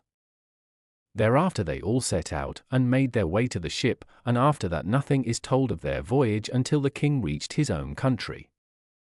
There he made a great feast and celebrated his marriage with this woman, and after that things are quiet for a time. HERMOD and HADVOR took but little notice of the queen and her daughter, but, on the other hand, HADVOR and the queen's maid, whose name was Olaf, were very friendly, and Olaf came often to visit HADVOR in her castle. Before long the king went out to war, and no sooner was he away than the queen came to talk with HERMOD, and said that she wanted him to marry her daughter. HERMOD told her straight and plain that he would not do so, at which the queen grew terribly angry, and said that in that case neither should he have HADVOR, for she would now lay this spell on him, that he should go to a desert island and there be a lion by day and a man by night. He should also think always of HADVOR, which would cause him all the more sorrow, and from this spell he should never be freed until HADVOR burned the lion's skin, and that would not happen very soon. As soon as the queen had finished her speech, HERMOD replied that he also laid a spell on her, and that was, that as soon as he was freed from her enchantment she should become a rat and her daughter a mouse, and fight with each other in the hall until he killed them with his sword. After this HERMOD disappeared, and no one knew what had become of him. The queen caused search to be made for him, but he could nowhere be found.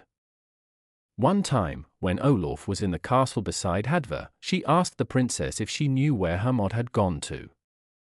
At this HADVOR became very sad, and said that she did not. "I shall tell you then," said Olaf, "for I know all about it.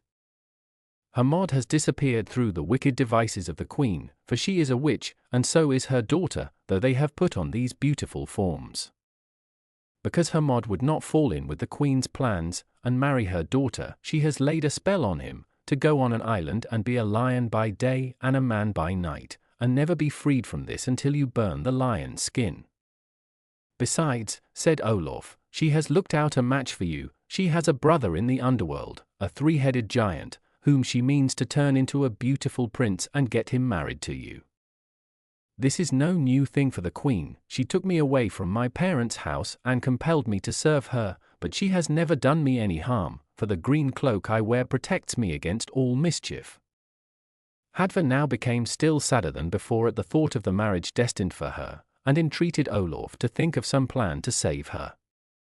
"I think," said Olaf, "that your wooer will come up through the floor of the castle to you, and so you must be prepared when you hear the noise of his coming and the floor begins to open, and have at hand blazing pitch, and pour plenty of it into the opening.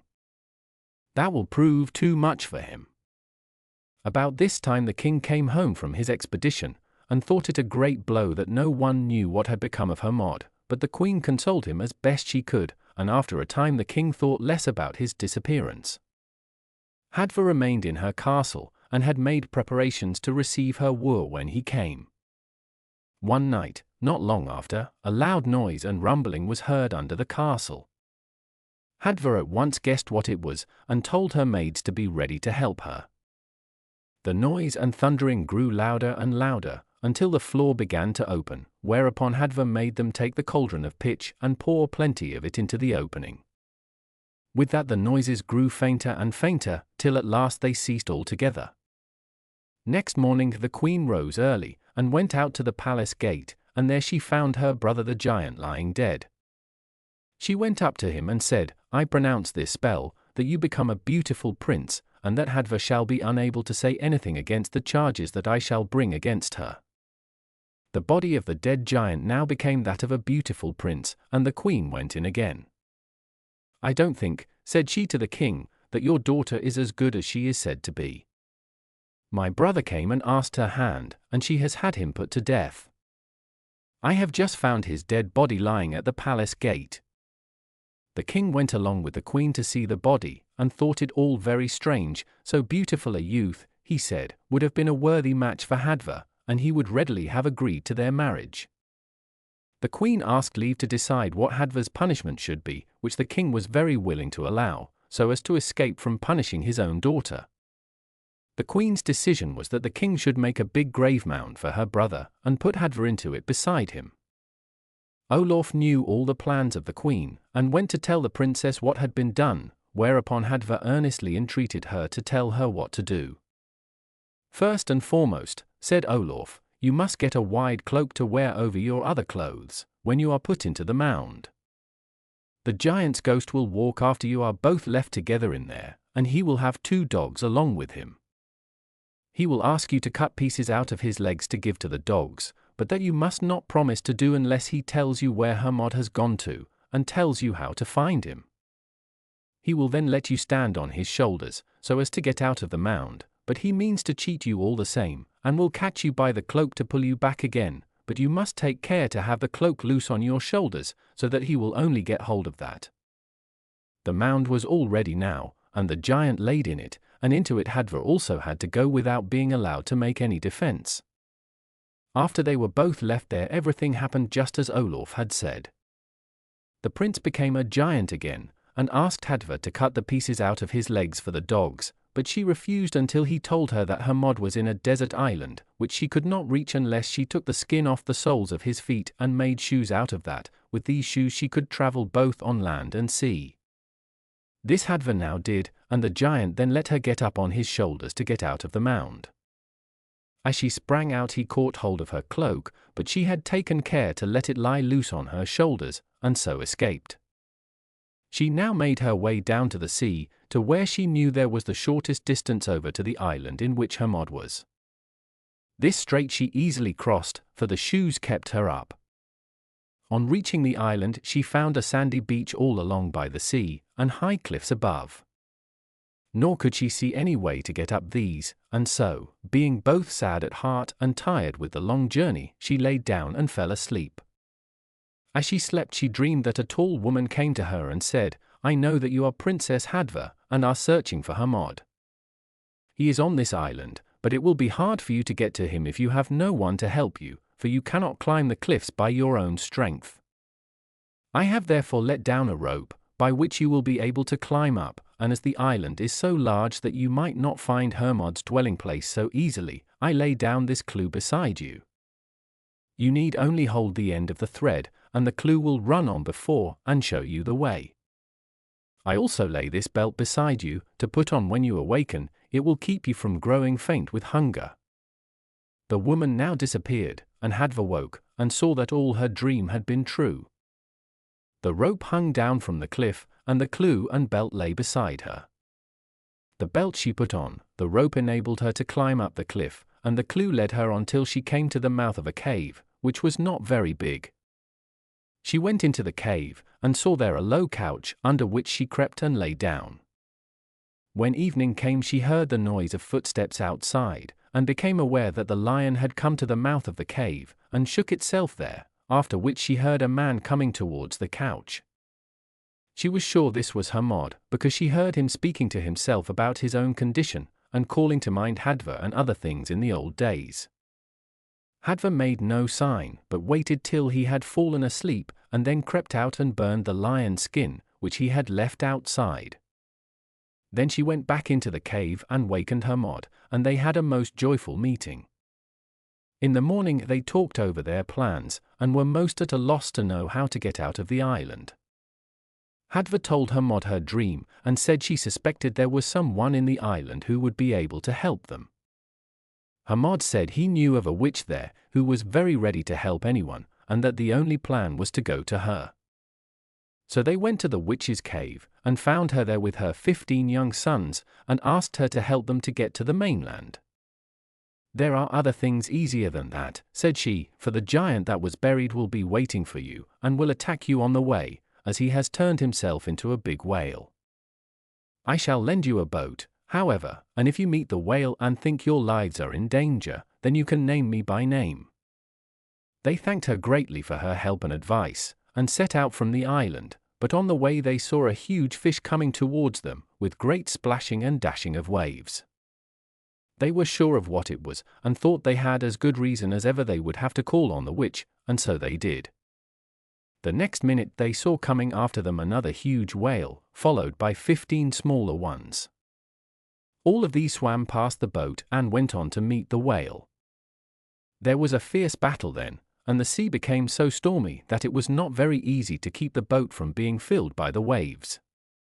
After this fight had gone on for some time, they saw that the sea was dyed with blood, the big whale and the 15 smaller ones disappeared, and they got to land safe and sound. Now the story goes back to the king's hall, where strange things had happened in the meantime.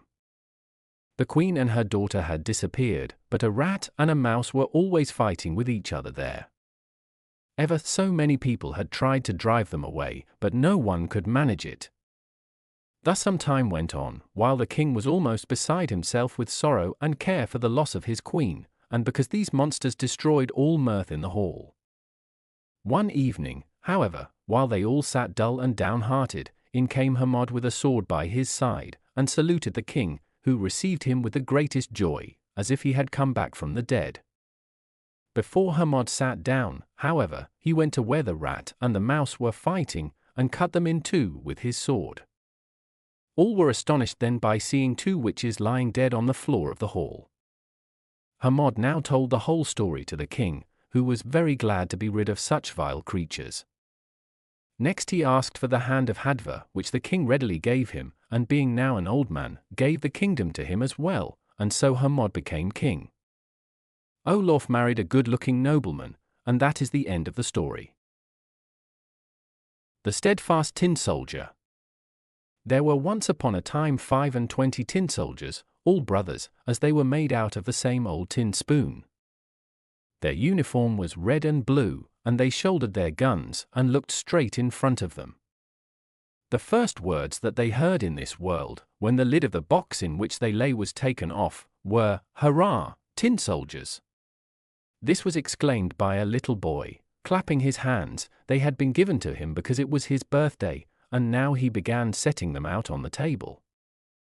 Each soldier was exactly like the other in shape, except just one, who had been made last when the tin had run short, but there he stood as firmly on his one leg as the others did on two, and he is the one that became famous.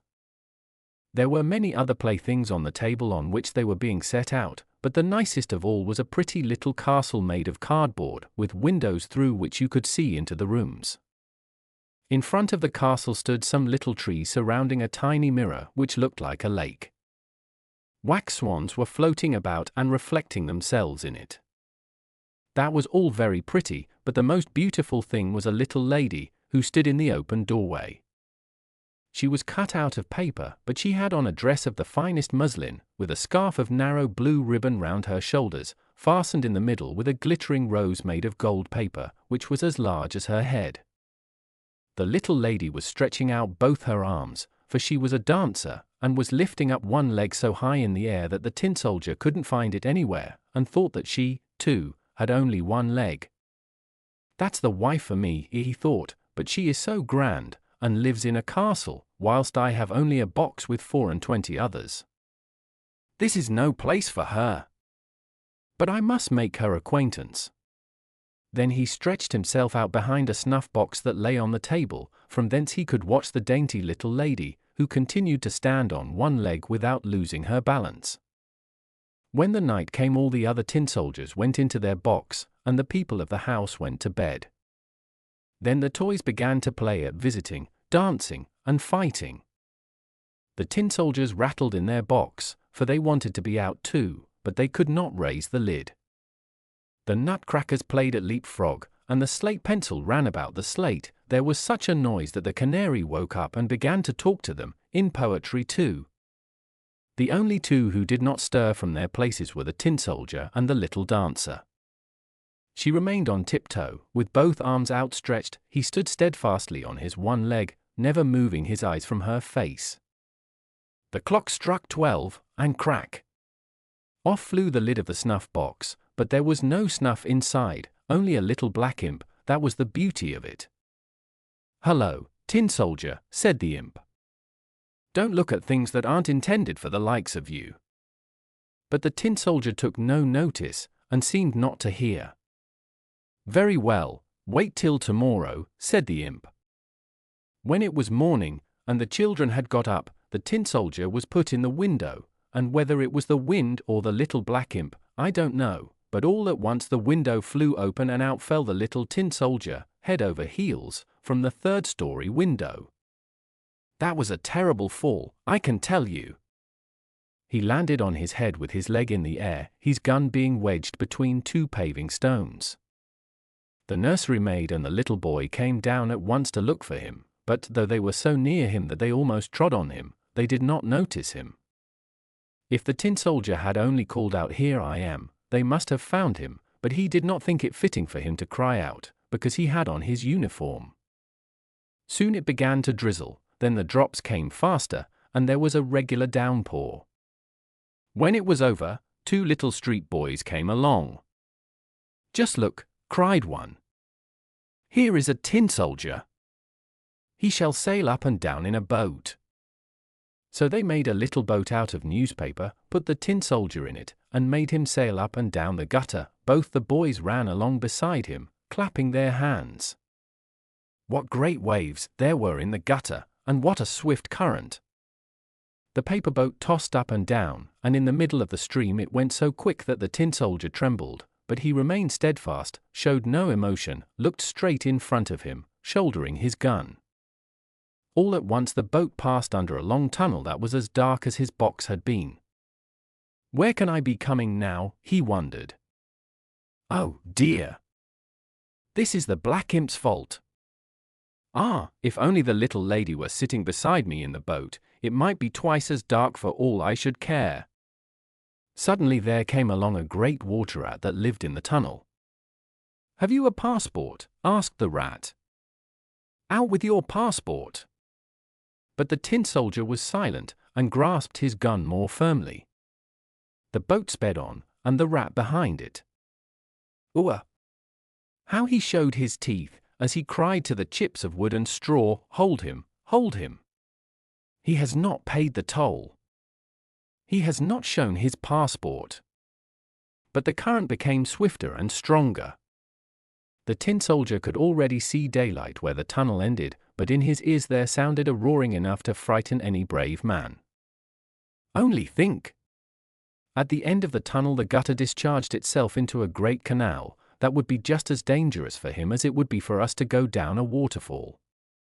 Now he was so near to it that he could not hold on any longer.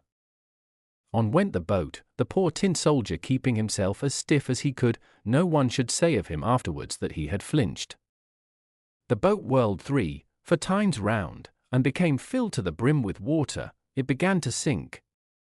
The tin soldier was standing up to his neck in water, and deeper sank the boat, and softer grew the paper. Now the water was over his head.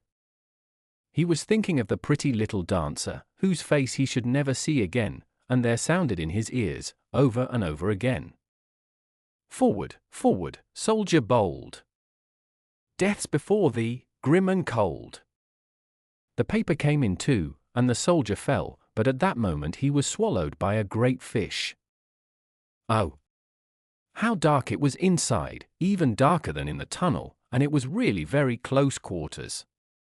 But there the steadfast little tin soldier lay full length, shouldering his gun.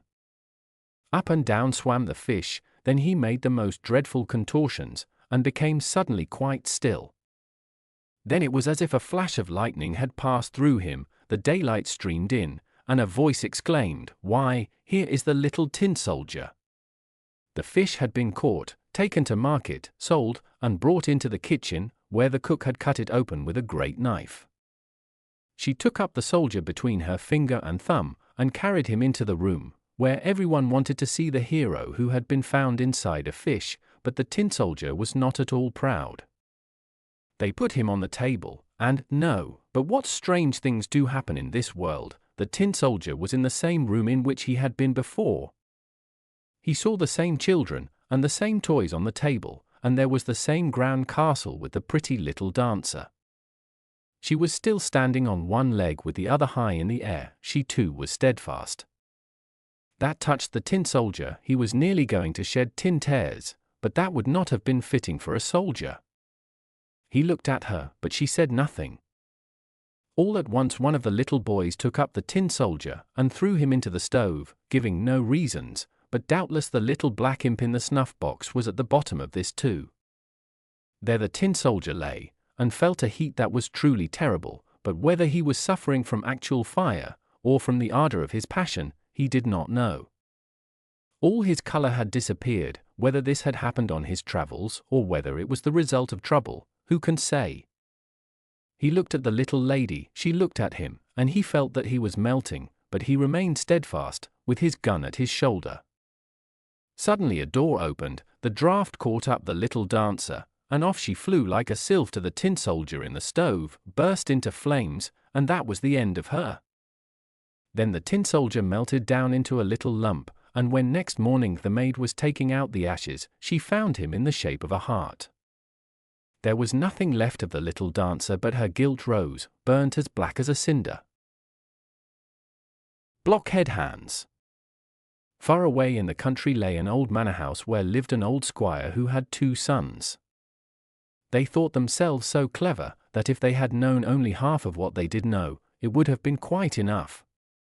They both wanted to marry the king's daughter, for she had proclaimed that she would have for her husband the man who knew best how to choose his words.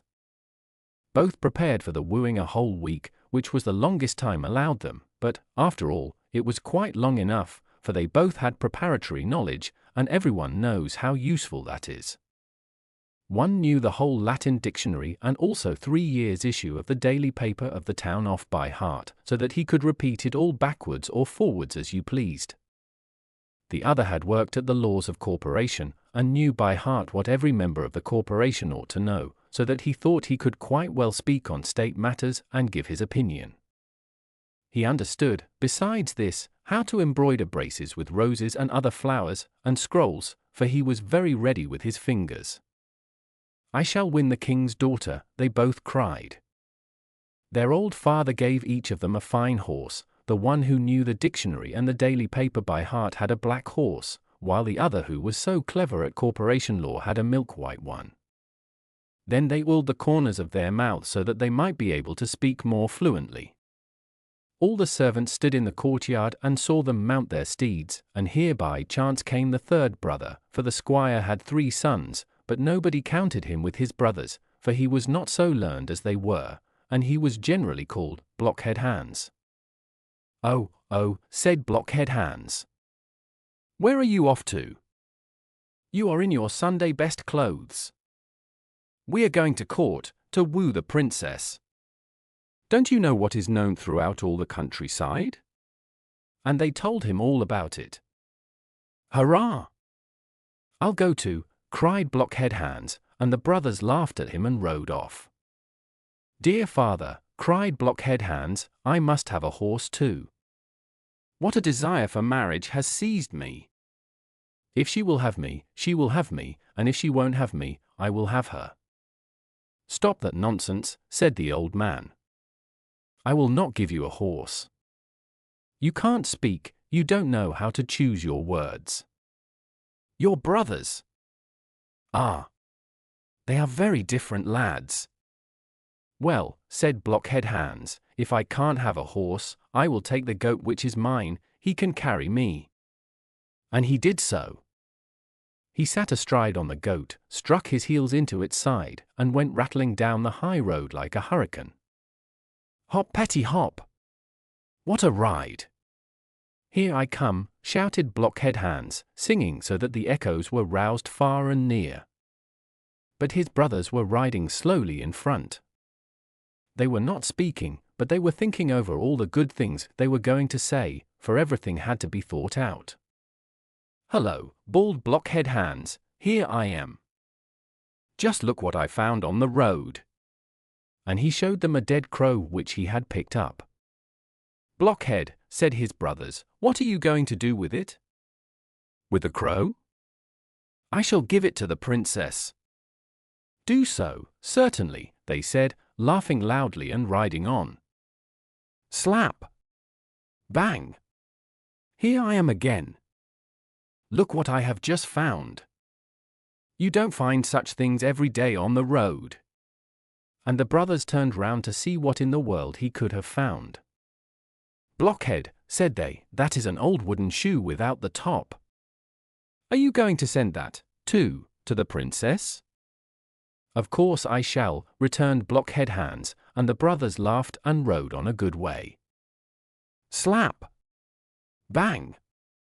Here I am, cried Blockhead Hans, better and better, it is really famous. What have you found now? Asked the brothers. Oh, said Blockhead Hans, it is really too good. How pleased the princess will be. Why, said the brothers, this is pure mud, straight from the ditch. Of course it is, said Blockhead Hans, and it is the best kind. Look how it runs through one's fingers, and, so saying, he filled his pocket with the mud. But the brothers rode on so fast that dust and sparks flew all around, and they reached the gate of the town a good hour before Blockhead Hans. Here came the suitors numbered according to their arrival, and they were ranged in rows, 6 in each row, and they were so tightly packed that they could not move their arms. This was a very good thing, for otherwise they would have torn each other in pieces, merely because the one was in front of the other. All the country people were standing round the king's throne and were crowded together in thick masses almost out of the windows to see the princess receive the suitors, and as each one came into the room all his fine phrases went out like a candle. It doesn't matter, said the princess. Away! Out with him! At last she came to the row in which the brother who knew the dictionary by heart was, but he did not know it any longer, he had quite forgotten it in the rank and file. And the floor creaked, and the ceiling was all made of glass mirrors, so that he saw himself standing on his head, and by each window were standing 3 reporters and an editor, and each of them was writing down what was said, to publish it in the paper that came out and was sold at the street corners for a penny. It was fearful, and they had made up the fire so hot that it was grilling. It is hot in here, isn't it? Said the suitor. Of course it is. My father is roasting young chickens today, said the princess. Ahum! There he stood like an idiot. He was not prepared for such a speech, he did not know what to say, although he wanted to say something witty. Ahum! It doesn't matter, said the princess. Take him out, and out he had to go. Now the other brother entered. How hot it is, he said. Of course. We are roasting young chickens today, remarked the princess. How do you of em, he said, and the reporters wrote down. How do you of em? It doesn't matter, said the princess. Take him out. Now Blockhead Hans came in, he rode his goat right into the hall. I say. How roasting hot it is here, said he. Of course. I am roasting young chickens today, said the princess. That's good, replied Blockhead Hans, then can I roast a crow with them? With the greatest of pleasure, said the princess, but have you anything you can roast them in? For I have neither pot nor saucepan. Oh, rather, said Blockhead Hans. Here is a cooking implement with tin rings, and he drew out the old wooden shoe, and laid the crow in it. That is quite a meal, said the princess, but where shall we get the soup from?